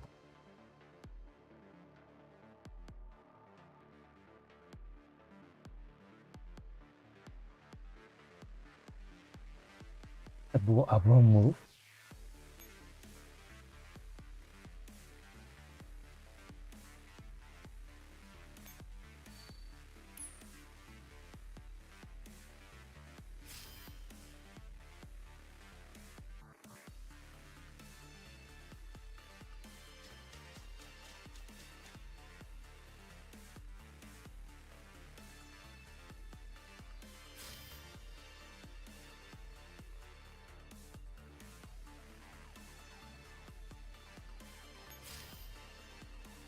Somebody stand there.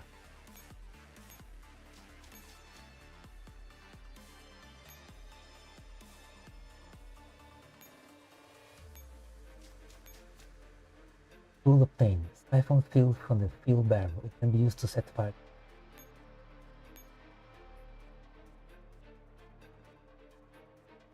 Set fire to them right now.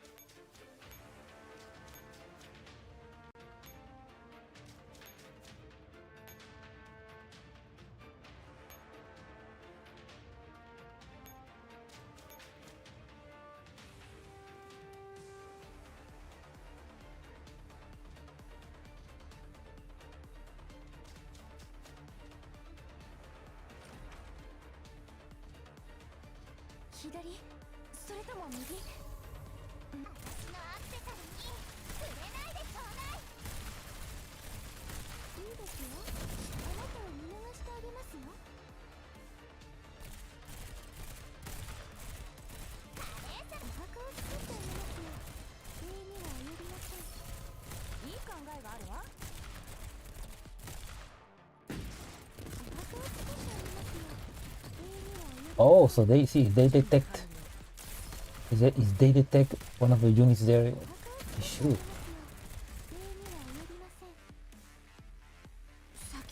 Oh fuck!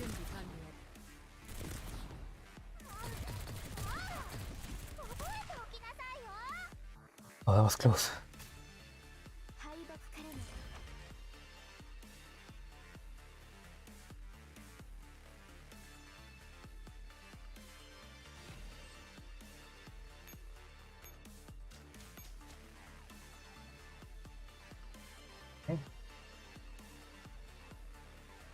Come on.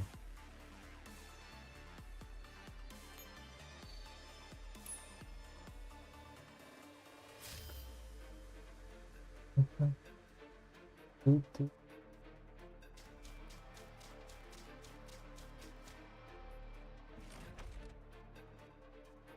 左それとも右、もう怒ったわよ。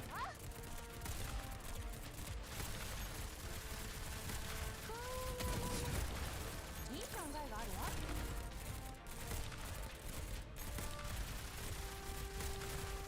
いいですよ、あなたを見逃してあげますよ。準備完了。手伝ってあげる。光栄に思います。敗北からの巻き返し。 Don't say 3 more hours to go, please. I wanna go to sleep.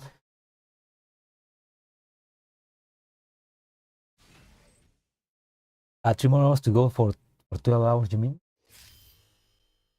Yeah.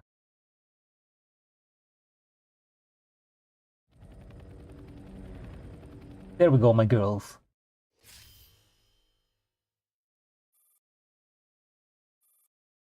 And then we have reached the target location. I have sent you the enemy's information and coordinates. You just encountered and neutralized a small element of Hydras.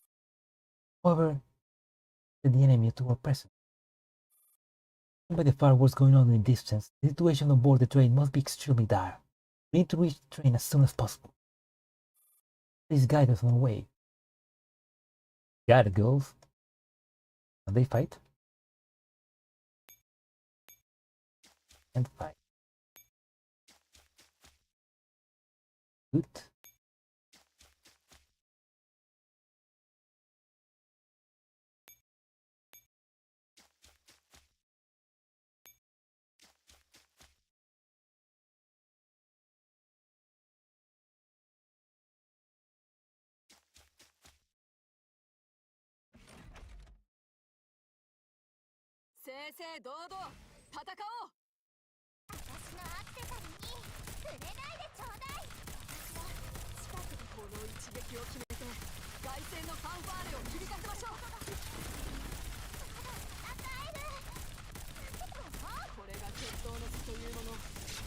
Did I got scammed?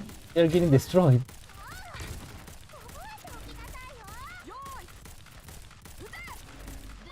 I mean, this Lienful is not even mod 3. No, she is, but...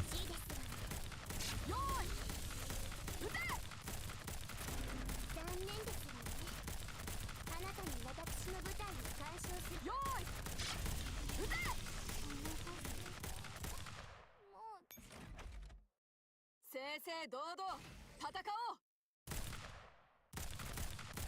私の合ってた。もう警告したからね。これはよーい撃て。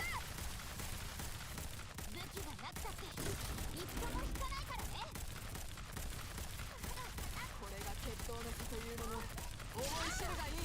覚えておきなさいよ。無事です。よーい撃て。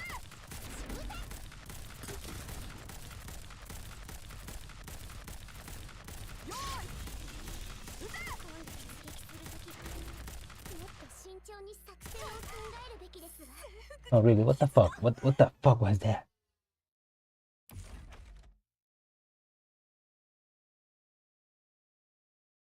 The fuck was that, man? You're supposed to be elite.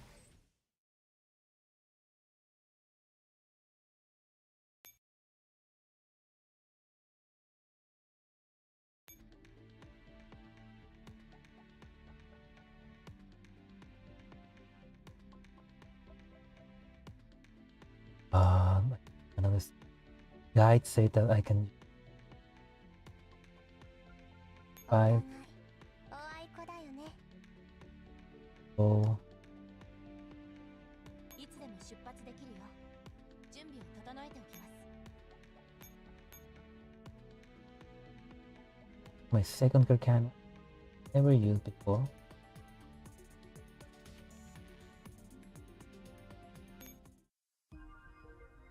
It's something bullshit. 偽物の言葉と偽物の人形って Sufficient. 実にお似合いです。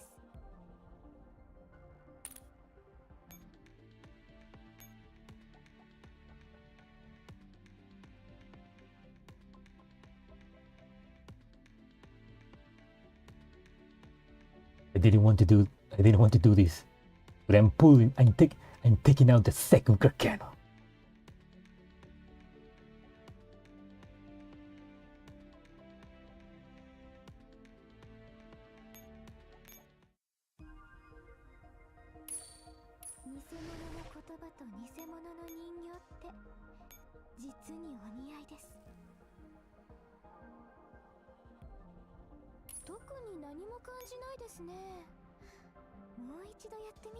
Armory? No, not armor.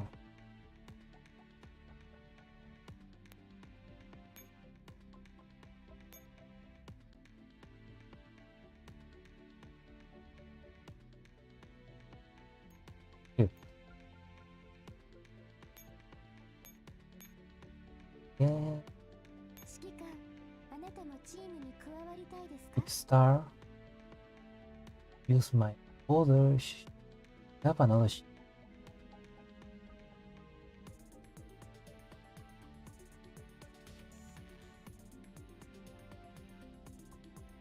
Use the big fairy. And or we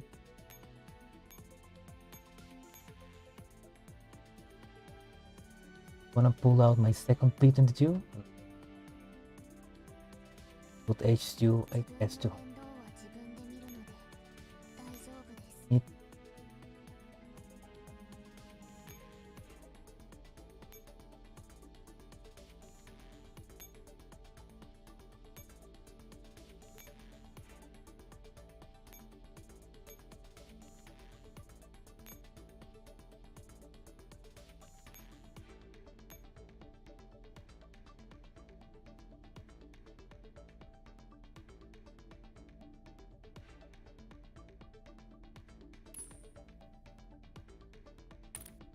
ただいま。改造に使えるパーツある？おやつ持ってっていい？ And this is fine. And this is fine. I just need to kill them. I just need to kill everything that I see.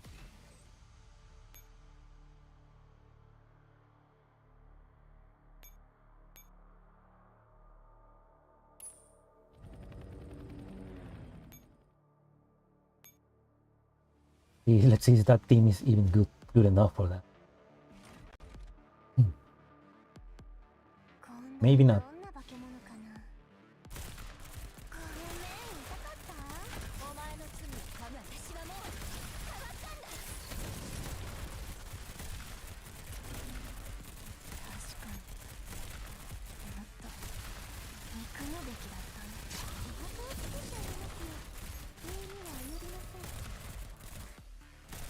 しみから解き放ってあげよう。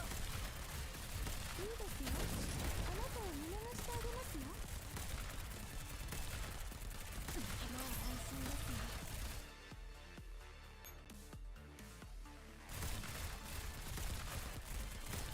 お墓を作ってあげますよ。永遠には及びません。いいですよ、あなたを見逃してあげますよ。これ結構効きますよ。 Yeah, it kinda work. I need to 彼の巻き返し、 need to さすが指揮官 fuck. Need to like be precise in when to retire the dolls so that they don't lose links or die.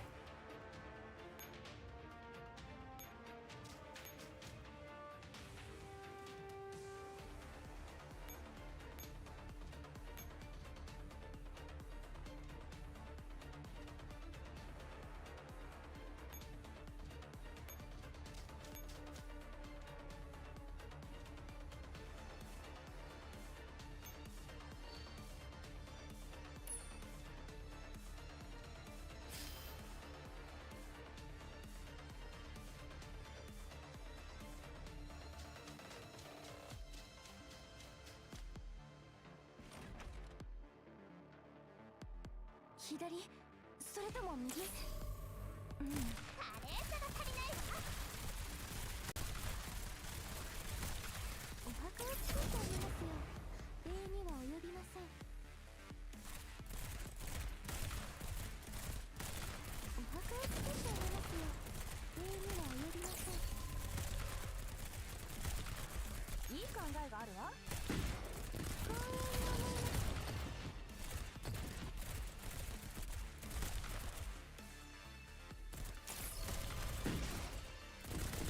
まだまだいいですよ。あなたを見逃してあげますよ。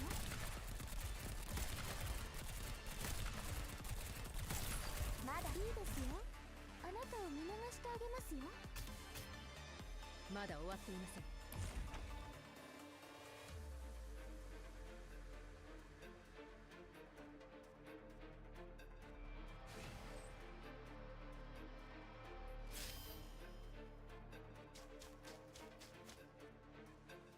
Oh, that Paradeus unit just helped us. What a nice guy.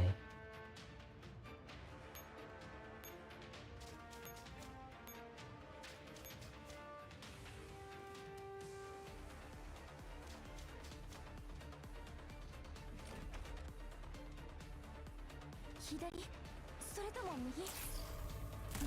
華麗さが足りないわ。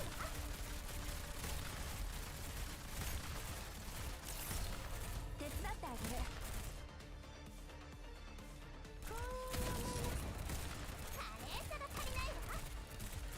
この殲滅する。お墓を作ってあげますよ。永遠には及びません。まだまだこれからだ。私のアクセサリーに触れないで。光栄に思います。いい考えがあるわ。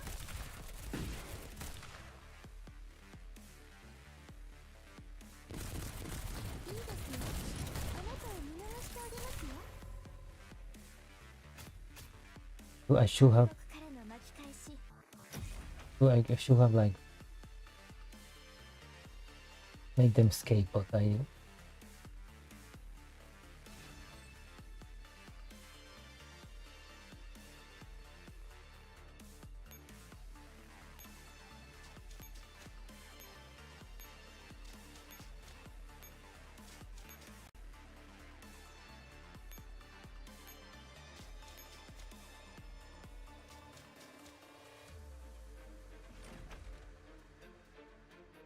今度はどんな化け物かな。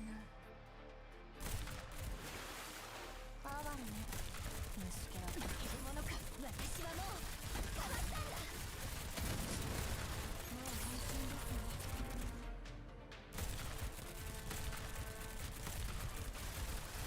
確かに。お墓を作ってあげますよ。永遠には及びません。皆さん、私はもう変わったんだ。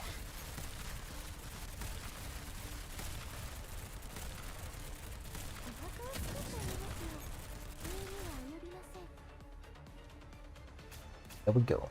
敗北からの巻き返し、さすが指揮官です。 I think that's all. I think all the enemies.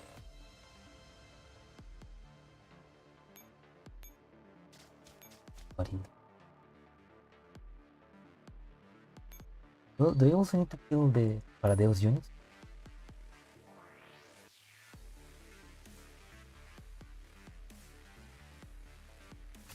Oh no, that was all.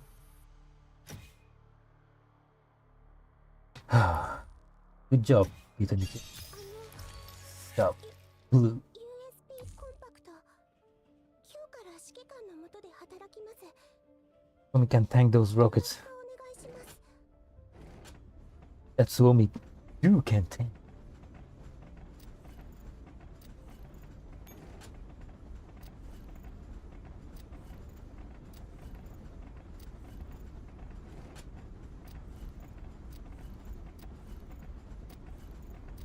Rescue's finally here.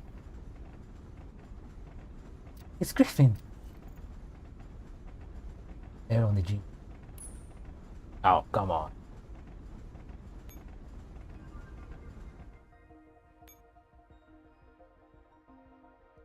You earned it, C22. You did such a good job.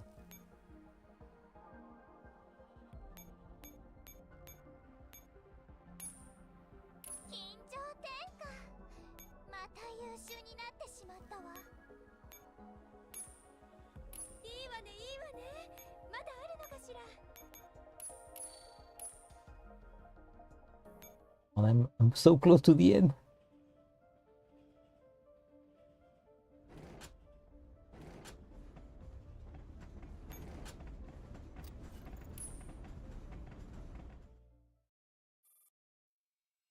This is what death feels like.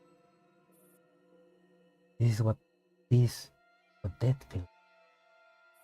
Who? Who's that? Face slowly comes into face that is slowly growing more and more. Mother. Sorry. You are free. That melancholic face appears before. It is the murky shadow from the garden of the summer garden. The wind blows over the Neva to the flock of geese honk as they fly before Erma. It is the first time the summer garden has showered these frightening. Sorry, you are free. Which is the name? Arthur Hume. Professor Hume vanishes before her eyes. He falls into it. Knows this is the key to the main gate. Is festooned with gate at the end of the grumble. It a block. Big more. His lock falls away. Snowy day, late at night. What? Wait, what? Darius knew Professor Hume? Professor Hume worked with Paradeus? What? Professor Hume, we need your research. It's that woman. Seen her before. What can you give me? Is Mother's Snap. Is. Hey, give me a while to get to it. Professor Hume hurries back into his. He pulls the door open.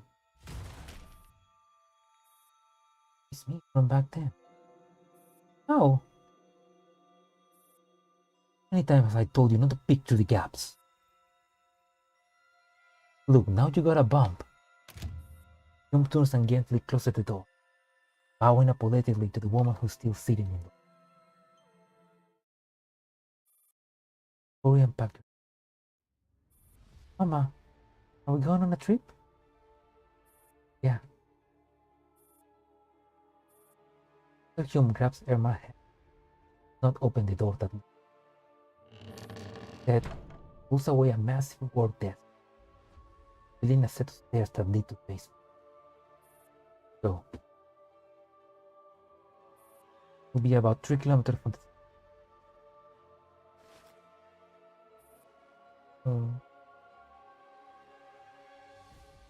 this artwork looks very never cloud. This feels really never cloud. That's Irma's head. Very glad to upgrade. Very beginning and end. More than just a product of my but a work of art.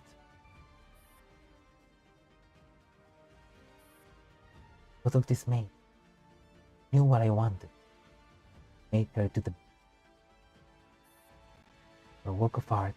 However, know what I mean?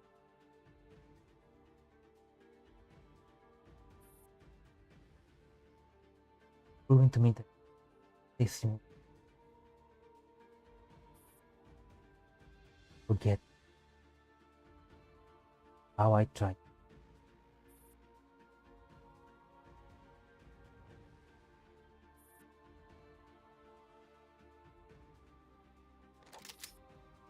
Don't hand Irma. Name is Alfleneo. Irma my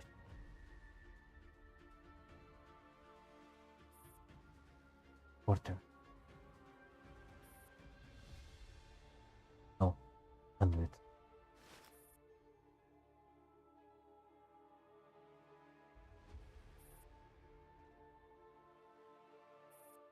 Good. Now, play this game a different one. Now you will shoot me. Alright. Irma act like playing a game. He takes up her gun. Like mother once taught her.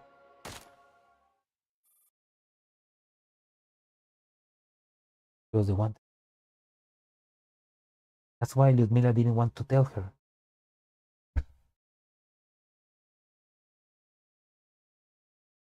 Okay.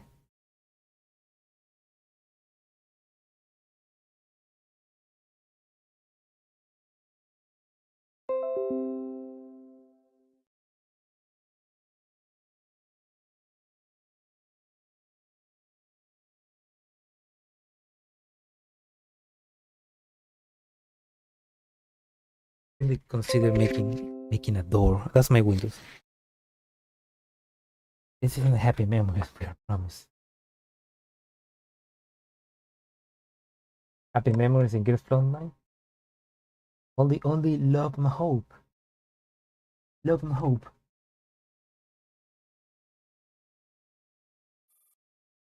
The precise shot that pierces his. Hi. Blood gushes out of Hume's body. Sorry. You're free, Emma. Massive fireworks erupts in the dark, red alley. Totenkon power sting. Dies the filthy ground. Up that left is her, sitting on the ground, the white eyes staring at the darkened sky.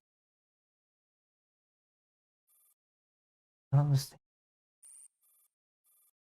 Summer Garden is sending out an encrypted message. We know. Emma reaches out to hack the.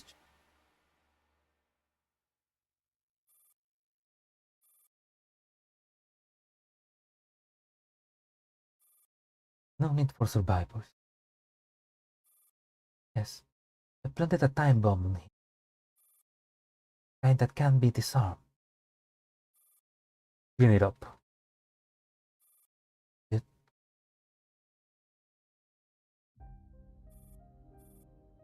Can't describe the feeling with. Too heavy. Dark.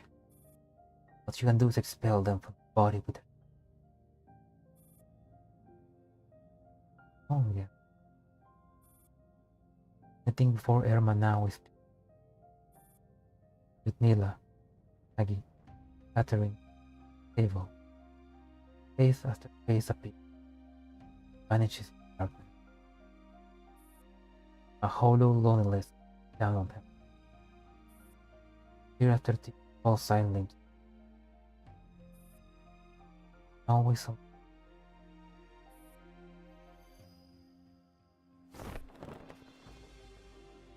Wake up, Miss Dole. The nether cloud is stable. Body has sustained some damage, but injuries aren't fatal.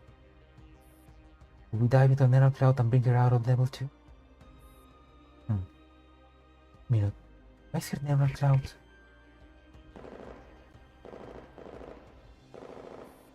Hey! I recognize that artwork. Scattered gunfire comes from the distance, as if to declare that the battle is wrapping up. Oh, miss. I am Lee Infield of Griffin PM. We're on a mission to rescue and support the passengers, crew of the Intercontinental Railway train.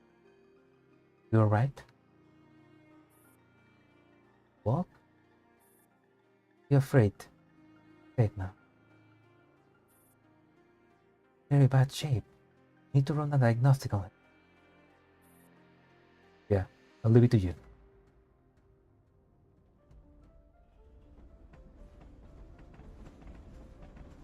Such a safe. Meanwhile, everybody's dead.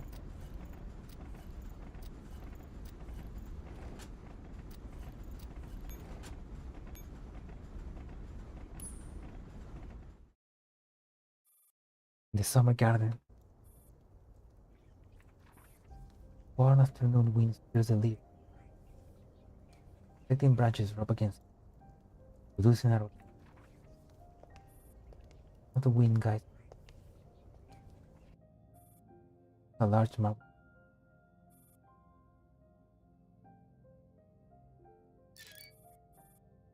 That one stopper opens with a walk stop. That is true. Case you want an airman note. Oh. Irma. What are you doing here? Remember? You gave me a key. His name is Ludmilla. Didn't you say you didn't want to back yourself up? Oh, you did back yourself up in your mouth. Oh. I left some things here. You come back to take them? Sorry. I hate hearing that word. I'm tired of it. Everyone's apologizing. Everyone's got an ego. Everyone's moving forward. It's only me. The only one. Okay. You're getting lost. Trailing behind like a fool. I hate you.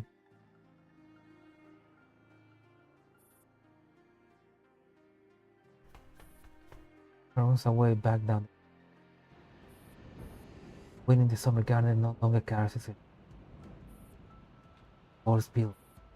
It becomes a wild horse. Look out!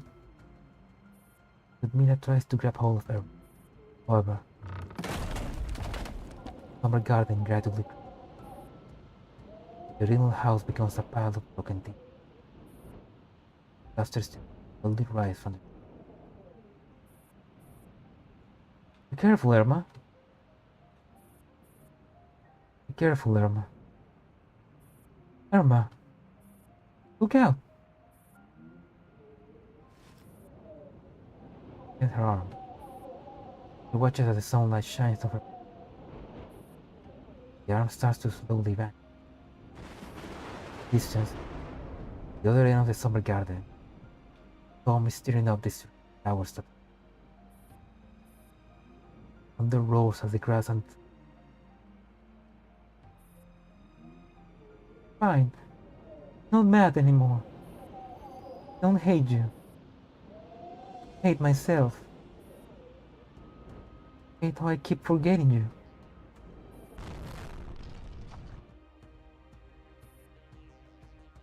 Summer garden is no matter how many years, no time. That's what destiny has. We'll find this place. We'll remember.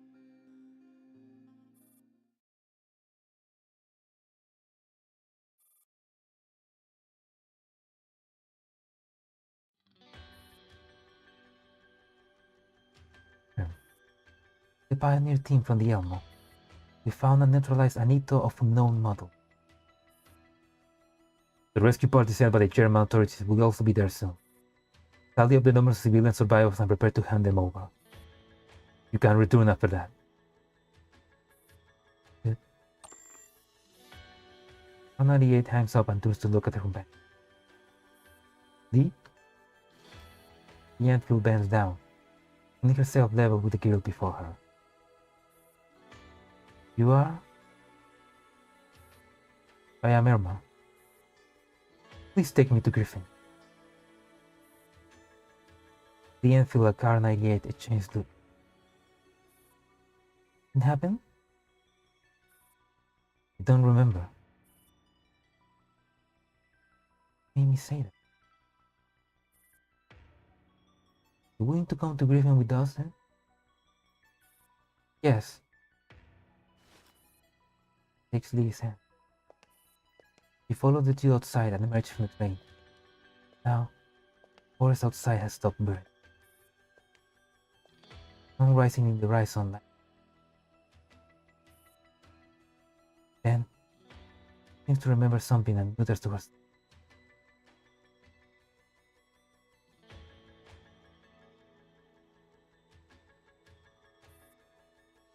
It's like I've forgotten something.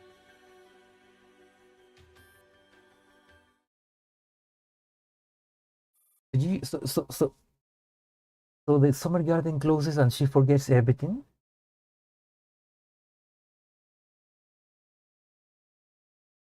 I mean, yeah, Dr. Hume built her so that she can remember, but can she remember and continue moving forward? You just have to always forget and then have search her anchors again?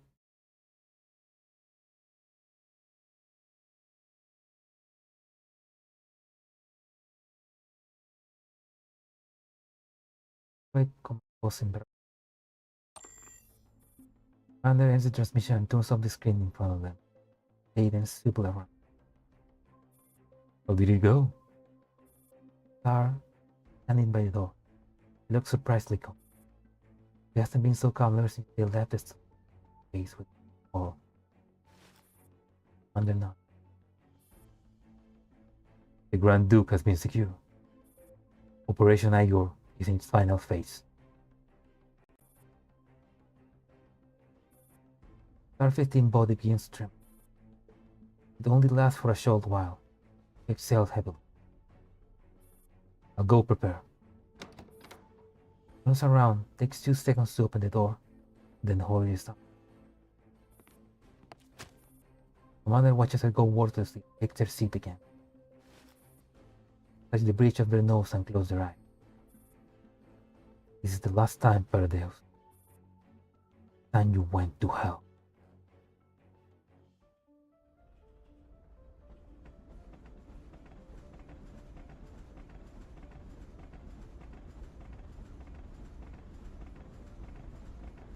I think her memory always reset at set intervals. I wonder how much we can help her with that. I mean, we can probably help her. Like maybe Dandelion can just get inside her mind and stop that from happening. Because if not, that's kind of sad. Also, you said that he can back up the neural cloud of Maggie and Ludmilla. So can Dandelion just pull out neural cloud from her neural cloud and we can use them to make new dolls? Right? We can do that, right?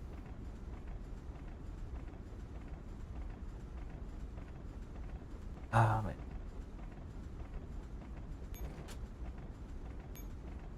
hanging. Oh, this is the ending.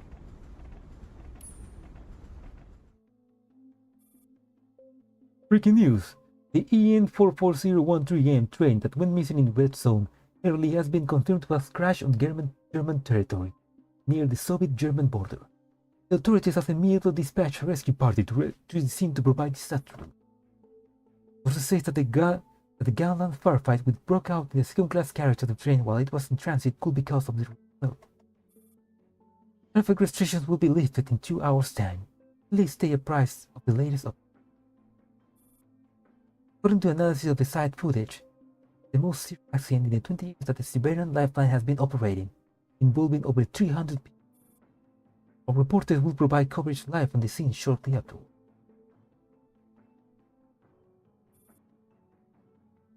Welcome to the show. Welcome to the Voice of Berlin.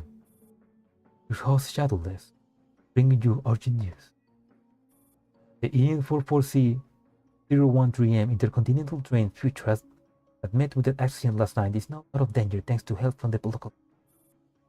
Rescuers state that a large quantity of Soviet military equipment was left behind at the scene, which has fueled suspicions for the Soviets' involvement in it.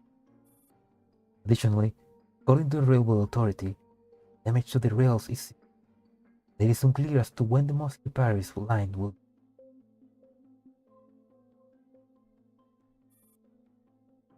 As you see, the explosion of the Warsaw Post Exchange to the Siberian Lifeline has been verified by local police as a terrorist attack. Severe damage has been done to the section of railway in question, and no organization has stepped forward to claim responsibility for this event. The rescue team dispatched by the German and the Soviet have yet to return with any survivors. We will continue to monitor the situation and provide updates.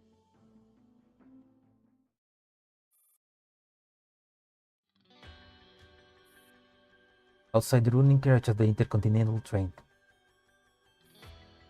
light borrowed from Lady Luck, Prometheus ushers in the dawn, finally dispels the long night. Dawn's red ray fills the sky. The muddy ground slowly dries. All traces of the chilly autumn rain from the night are nowhere to be found. All that is left is the lingering warmth that torch has. Faint, but full of hope. Hi. We clean up the battlefield. I'll go confirm the time with Carl. You arrange for everyone to board. Got it.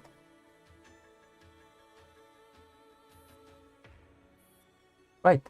1 blanket, 1 bottle of water, 2 pieces of milk chocolate, and a half a pound of bread for everyone. Please collect your supplies before boarding. I will help Rosita up and give Percy 2 pieces of chocolate. Fine. You can spend all night and give the extra to people who need it more. I will note some tours to see if anyone else might need it. However, nobody but the Griffin dolls will come within a meter of it.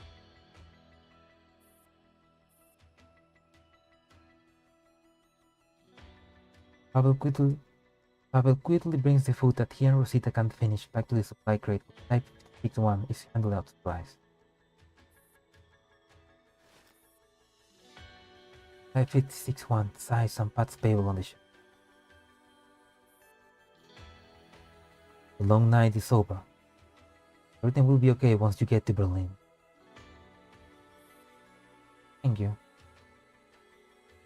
Oh man, Pavel is a bro, man. We need to we should be able to craft him to get him into Griffin. Come on.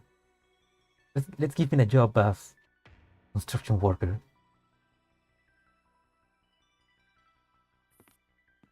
After that, he helps to sit down to the Elmo.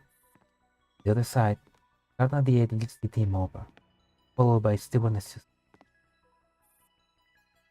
We completed the recovery mission. I also checked the list of belongings with Susanna.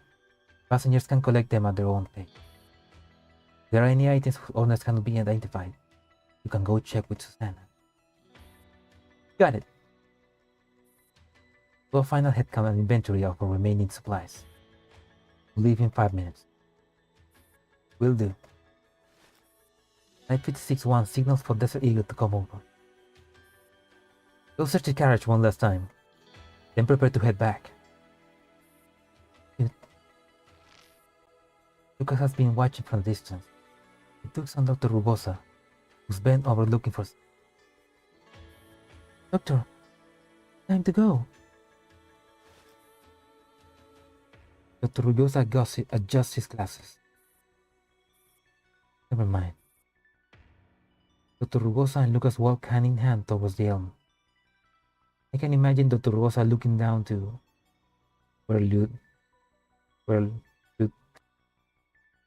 where probably Ludmila does clothe herself. Inside the elmo. Doctor, this is the message log. Thank you. After writing his name on the book, Dr. Rubosa's keen eyes quickly swept over the open crates near. As much wristwatch is buried amidst the pile of guns, tanks, wreckage, dented too. This right is like a chunk of gold hidden in the sand. Huh? Belonged to a former friend of mine. Will I see it? Of course. You're certain that it belonged to the deceased. You can write down how you like to dispose. Thank you. But thinking it again, Rugosa slowly picks up the wristwatch. Can't bear to see it so dirty. Wipes it carefully with the cloth he used. Pain always lasts so long. A snail diligently crawling for. Joy is so fleeting. A rabbit tail bounding across the autumn plain.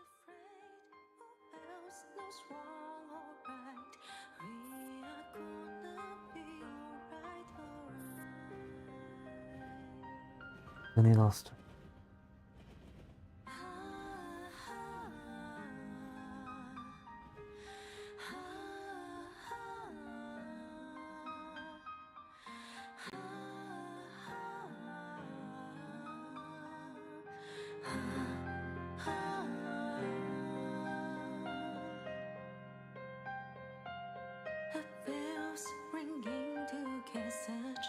He didn't appear in this story. Dina Pachulenko. Ending Twilight.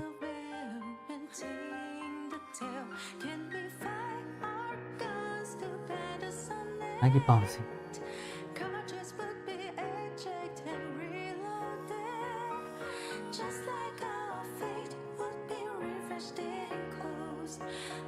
Karma Hume.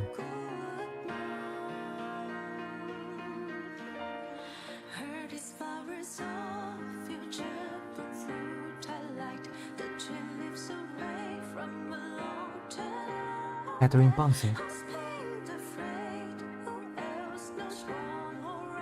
So they did share name. Catherine Maggie Ponce.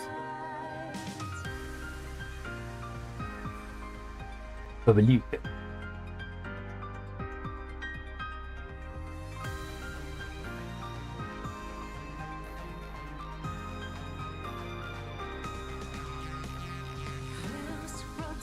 Dr. Rugosa. He worked for Galatea.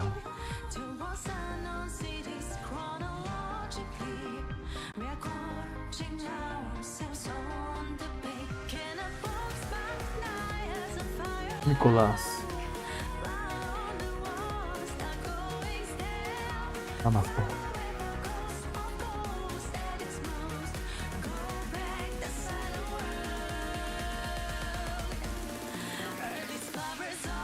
Abel Marmonto.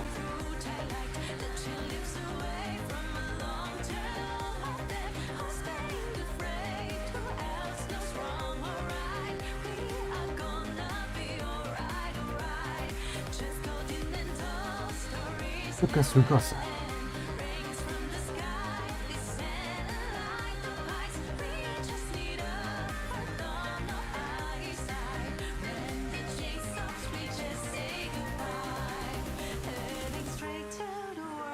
Rita. Oh. I'm surprised the BBC still runs in 2070. Wow. I don't know.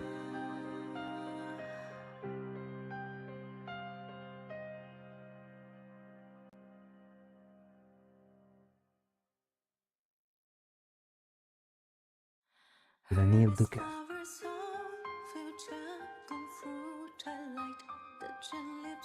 Oh. No, thank you for such a good song. We continue. Hey.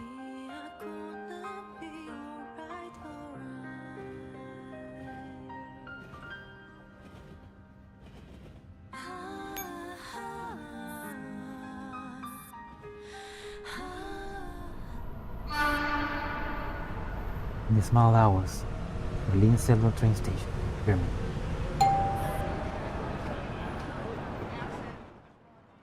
The train has just pulled into the station. The train doors opens. Those passengers balls out in a camel style that gushes out of the station like. Now that Tareos walks among the crowd, gently touching her. Mission complete. The objective Grand Duke has been intercepted. Very good. You may return. Understood. Tadeus looks up his carriage. Shooting star is streaking across. He looks away and follows the crowd out of the station.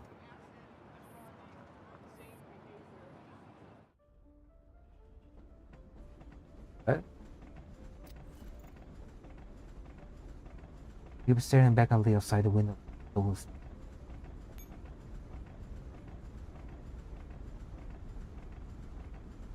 Wait, what? How did she survive? You look exceptionally stunning today, Maggie. Let's wash away all her. What your future? It just restarted. Oh, it's about.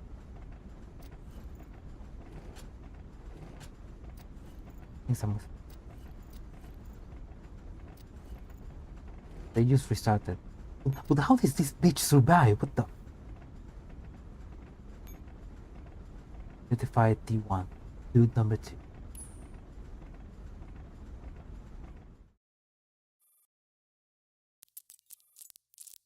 Scripting file AS 02647449. Scripting file blah.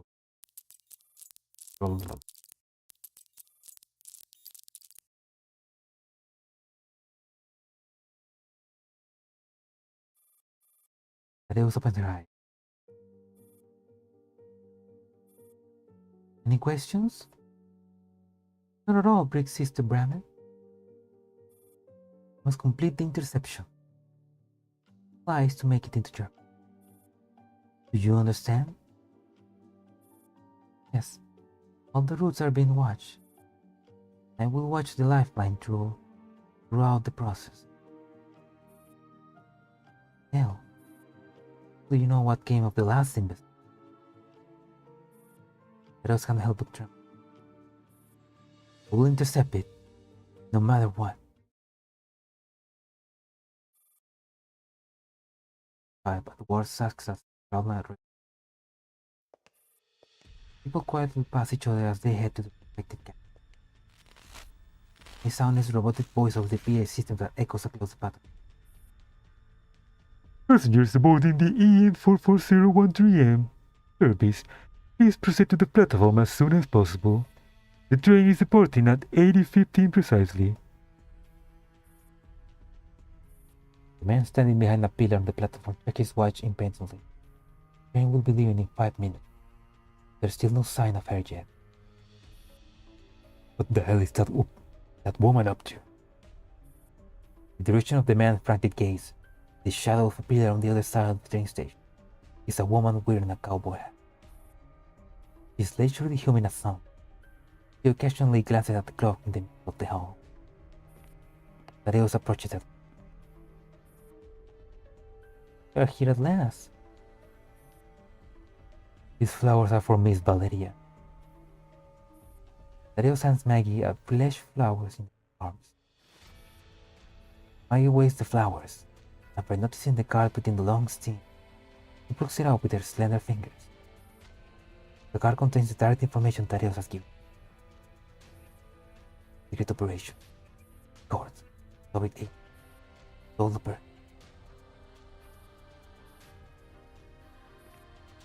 After ensuring that Maggie has gotten the information, Tadeus walks past Maggie like he is a stranger and proceeds to the dealing card.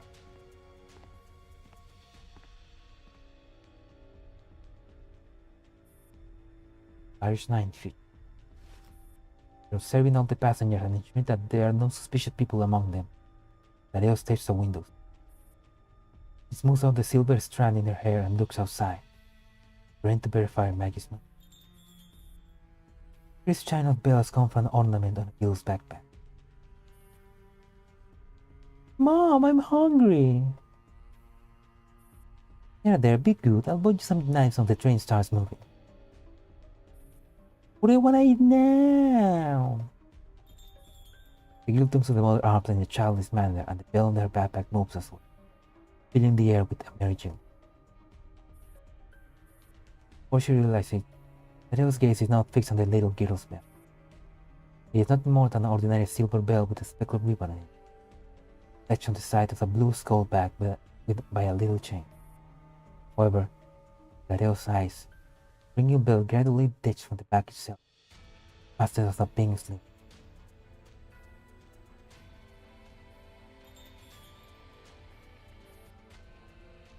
School's out. Time to head home. Powerful electric current flows through her neurons. The image in Tadeo's mind instantly shatters into blackness. The girl sits down at her seat, but Tadeo continues staring into it. Several seconds later, she raises her head again and looks outside.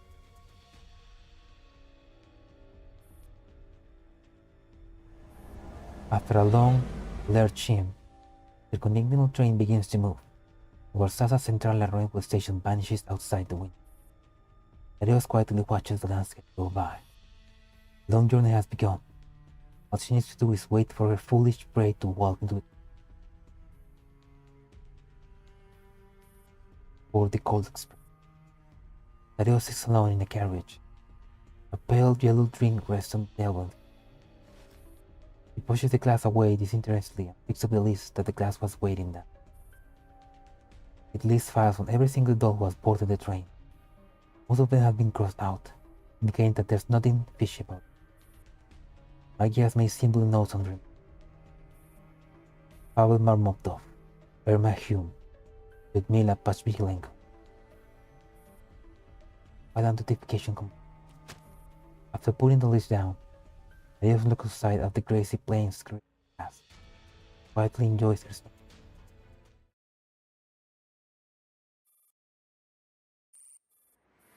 Tadeo receives a message. 1810, military chopper shot down in Kaliningrad's airspace. One option. 1913. Tadeo receives another message. Forces have reached the military chopper crash site. Search indicates and confirms that it lost all transport capacity.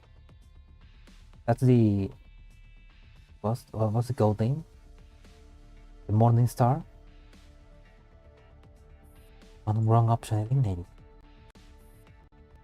Potential target has appeared.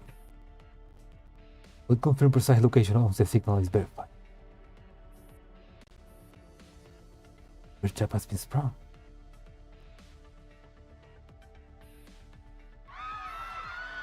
Up and whales erupt all around her, with the bory holding them at gunpoint.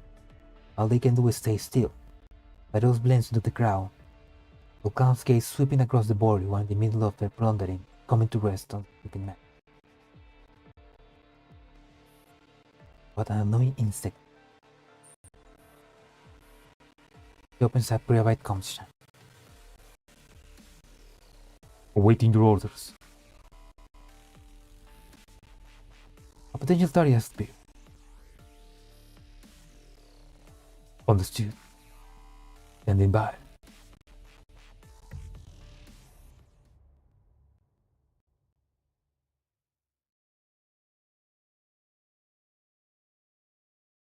Actually, you should have listened to it. Voice draws Tyrell's attention. These days, are we seeing everything from the Tyrell's perspective now? Before she died, I guess. Or she didn't die? Which one? Tyrell follows Ludmila's voice to the first class carriage. Disgusting insect that infected this place and the scent of blood has given into a nauseous. Eve, my Eve. Eve. The woman she saw in the dining carriage is sitting on the ground, howling inconsolably. Please save my daughter. The Bori took her. They say they only let her go if I pay 1,000 ounces of Saturday's gold. But I don't have that kind of money. The only sound in the silent carriage is her weeping, but nobody pays her any attention. They need to have simultaneously decided to look as pretending that they can see her.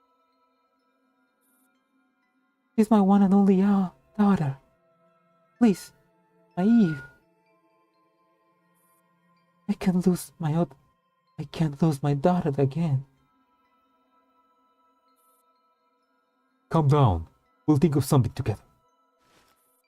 The doctor offers his handkerchief to the crying woman. He looks around at the other passengers. The only thing we can do is to save ourselves. Instructor Ludmila, what do you think? Ludmila takes an AR-18 out of the luggage. I accept your request. On one condition. Everyone must do as I say. Including human. Application for a new message. Tadeus checks it. Armored convoy detected escorting the objective near the red zone of David. Firefight ensue. That's Morning Star. That's the other star, the Night Star. The Night Star. Armored convoy eliminated. Good. That's another option then. After eliminating those two options, let's see if the target on this train was the right choice of the route. Tails retreats from the noisy crowd and uses a code to open a blank channel. Prepare to intercept. After sending the message, Tails clears her message log and deletes the channel. End signal. Circuit is hailing out the doors on the train. Who will have this kind of technical capability other than Paradeus? Follows the connection, tries to enter the other person's network. However, she cannot do it. Like inserting a game cartridge into the wrong console. I never encountered before. Isn't in the Paradeus database. Record this and report. A hand lightly pats her arm. Miss, please take shelter with us in the VIP class carriage. The doors are about to open the door to the dining carriage and the body will rush in. Please come with us. Okay.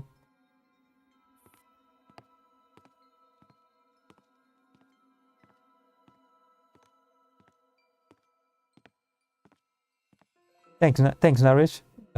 Good luck with your drive back. And yeah, I did hear the song. It was just before this. I mean, I guess this is just a prologue for Tareus.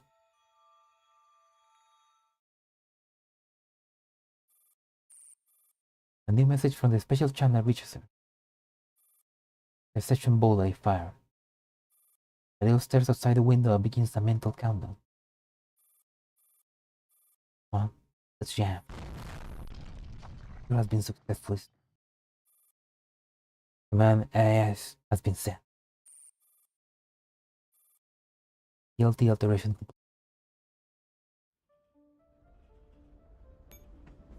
Romance.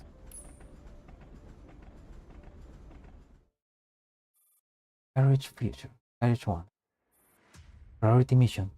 Find the target and verify Hermesium neural cloud tissue. Doctor, doctor! Someone help me! I can't move this! Ignoring Lucas' plea, Tadeo steps over the corpse and moving humans into the next carriage. Carriage 3. First thing she noticed amid the chaos is that bright blue school bag from before. The bell ornament is still attached to its side. Toner, however, it is not as fortunate. She giggled at the weeping woman called Eve, eyes lively yell, her clear eyes staring at this. Not finding her objective, Tareos turns to continue her search. Her foot hooks the corner of the bag and the bell rings quietly. A pink sling bag with a bell ringing non-stop. School's out, time to head home. She's remembering. Is she remembering her life before she was converted into a Nito?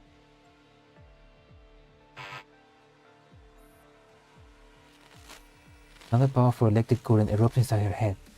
The penalty this time is exceptionally severe. Yeah, it's like the Nito mind wash.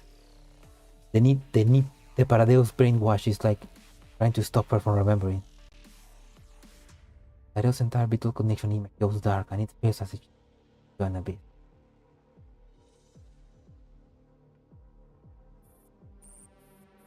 Paradeus opens her eyes. She's standing in the mess that is the second class cab. She opens the new messages. Target possibly sighted on the Eurasia transport train at Krakow port. Information review complete. Current top priority. Verify target information. Tadeo steps over the blue bag and vanishes on the second class cab. Wait. And win between 1 and 2. The sound of gunfire fills the air outside the train. Through the windows, Tareos can see military forces opening fire at the crowd in front of them. They quickly reorganizing themselves. Several squads approach the train.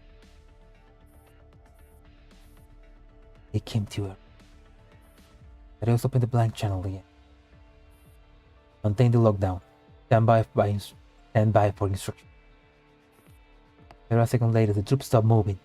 Tareos clears the channel again and moves on to the next carriage.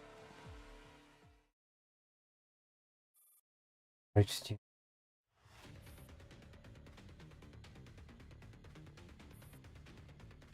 And that's why that happens.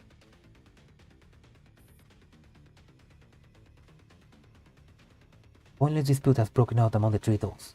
It doesn't interest her. Tareos groans in annoyance.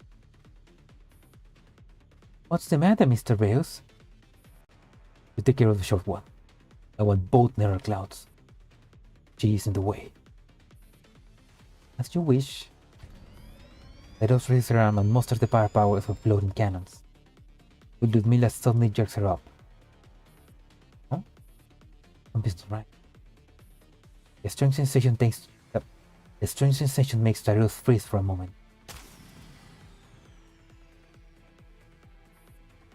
The laser beam that is even more powerful than the ones before shoot out from Tareos' head, melting everything in its way. However, its chief target had already disappeared before the attack even started.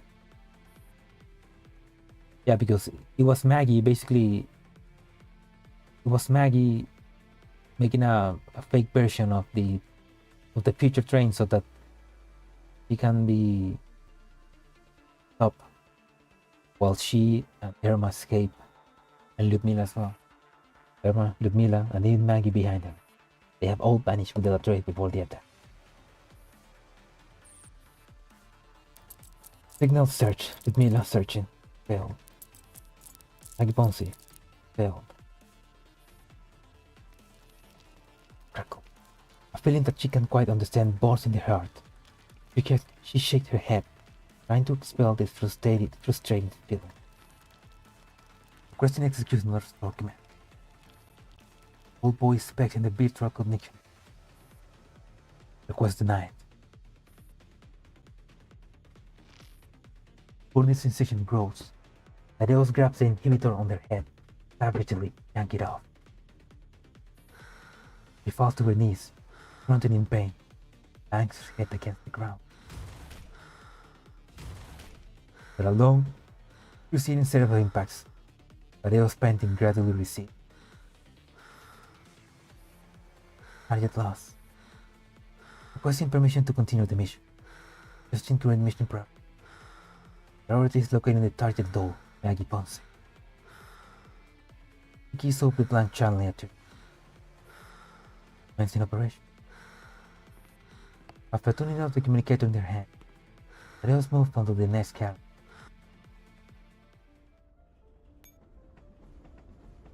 Owen music. An hour. I reached you. But 10 minutes have passed by the time Thaddeus regained control. Wasting more time on these insignificant insects. Ludmila's location remains unknown. Burning sensation in the heart is harder and harder to. He opens the blank channel and to issue orders to the troops outside the train. You can clear the entire train from head to tail. Leave no survivors. Don't believe you will live. Let's begin a second round of search. They'll stand by the side of the train car, watching Ludmila from far away. For a moment, she has no idea what she should do. She is still heading towards him. That whoosh of displaced air swoops the sky overhead. Thaddeus can tell that it's Rostam. Seems over Ludmila's head, like a faithful knight protecting his princess, swinging his sword and dropping balls of fire on the troops, blocking her path. Intercept the target. Blank channel is a write-off. The troop has been consumed by the bombardment, as if they had never existed. Ludmila's signal has also vanished. Verified. Escort targets have been neutral. Let us call the announces the end of her mission. Incomplete. Prepare to withdraw.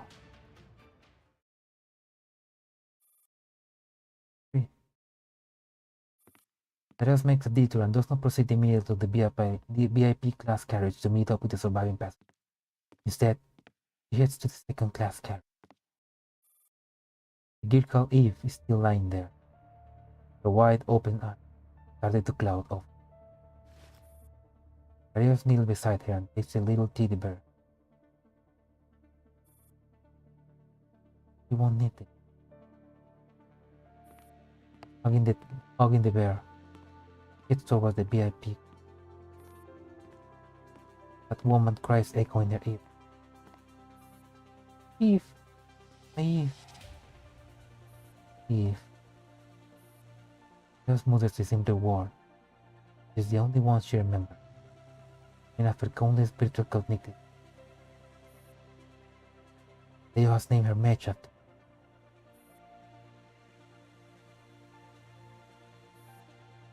Carriage. Thaddeus has reached the first class carriage, only 10 or so steps away from the VIP class carriage. This is the soft teddy bear. Tour is a little scorched. He's still a cute little plush. Eve! Let go of me! Let me find my Eve! Little girl. Eve. Woman cries grow louder and the woman is. He was the one hugging her body and nothing more than a simple walk. Why does it evoke such sadness? That does not understand. Couples record the staff to their virtual connection.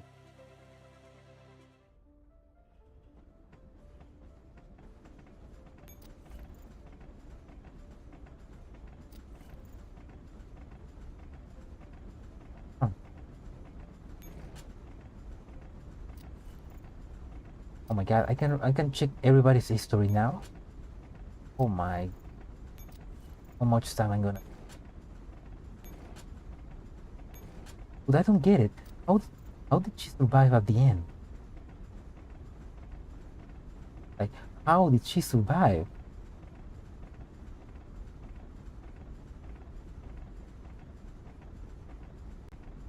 Or was that somebody else? What was the Grand Duke? Who is the Grand Duke? Is the Grand Duke? Was Irma the Grand Duke?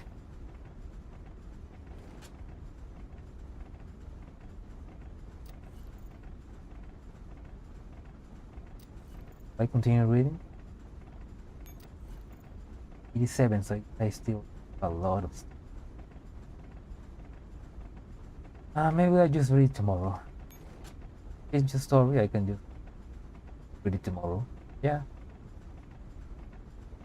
I mean, I guess this is just all side stories, so I probably could have just read this side story. Well, today. Well.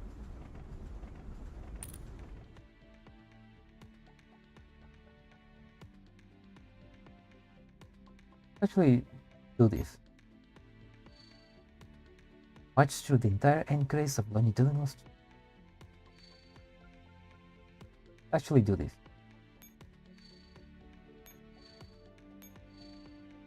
Ludmilla.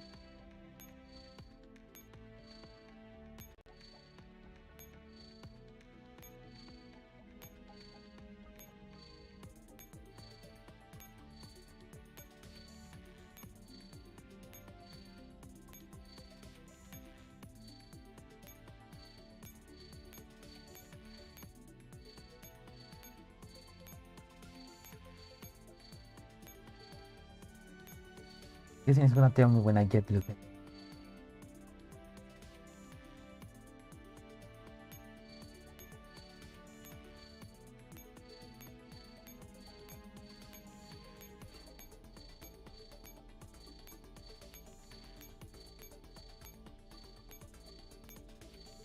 Tell me when I get.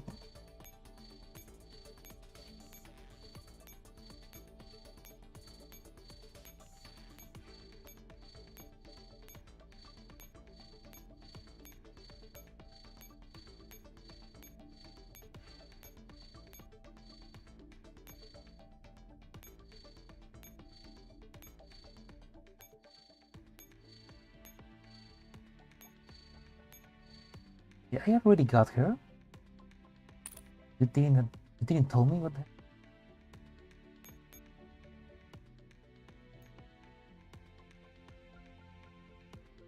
Oh, I got two. Nice.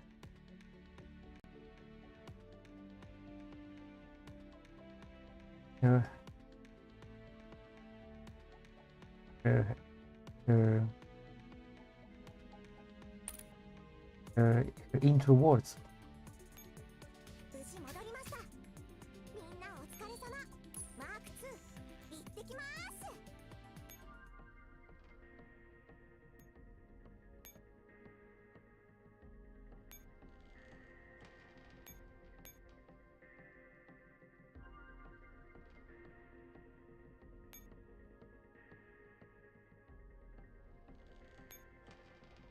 私は戦術指導人形コードネーム AR-18 ご支援感謝する指揮官ご命令を遅いぞ指揮官今日も訓練計画がびっしりだ Nice. Cool arm. Keep it alive. Anyway, I think that's all. That's all for today. Long stream. Or I'm just gonna read the side stories. Then I need to farm. I need to farm the ranking. This tomorrow. Anyway, thank you for watching. I hope you enjoyed the stream. For watching the archive, I hope you enjoyed. Oh, I really like this I always say. I mean, I'm gonna stop saying that I like the story. Mika makes a bad story. So far, they haven't like defrauded me. Thanks, Pastor. Take care as well, man. Have a good night. Me, I'll just go back to sleep. Wow. Anyway, thank you for watching. I'll maybe stream tomorrow. Bye.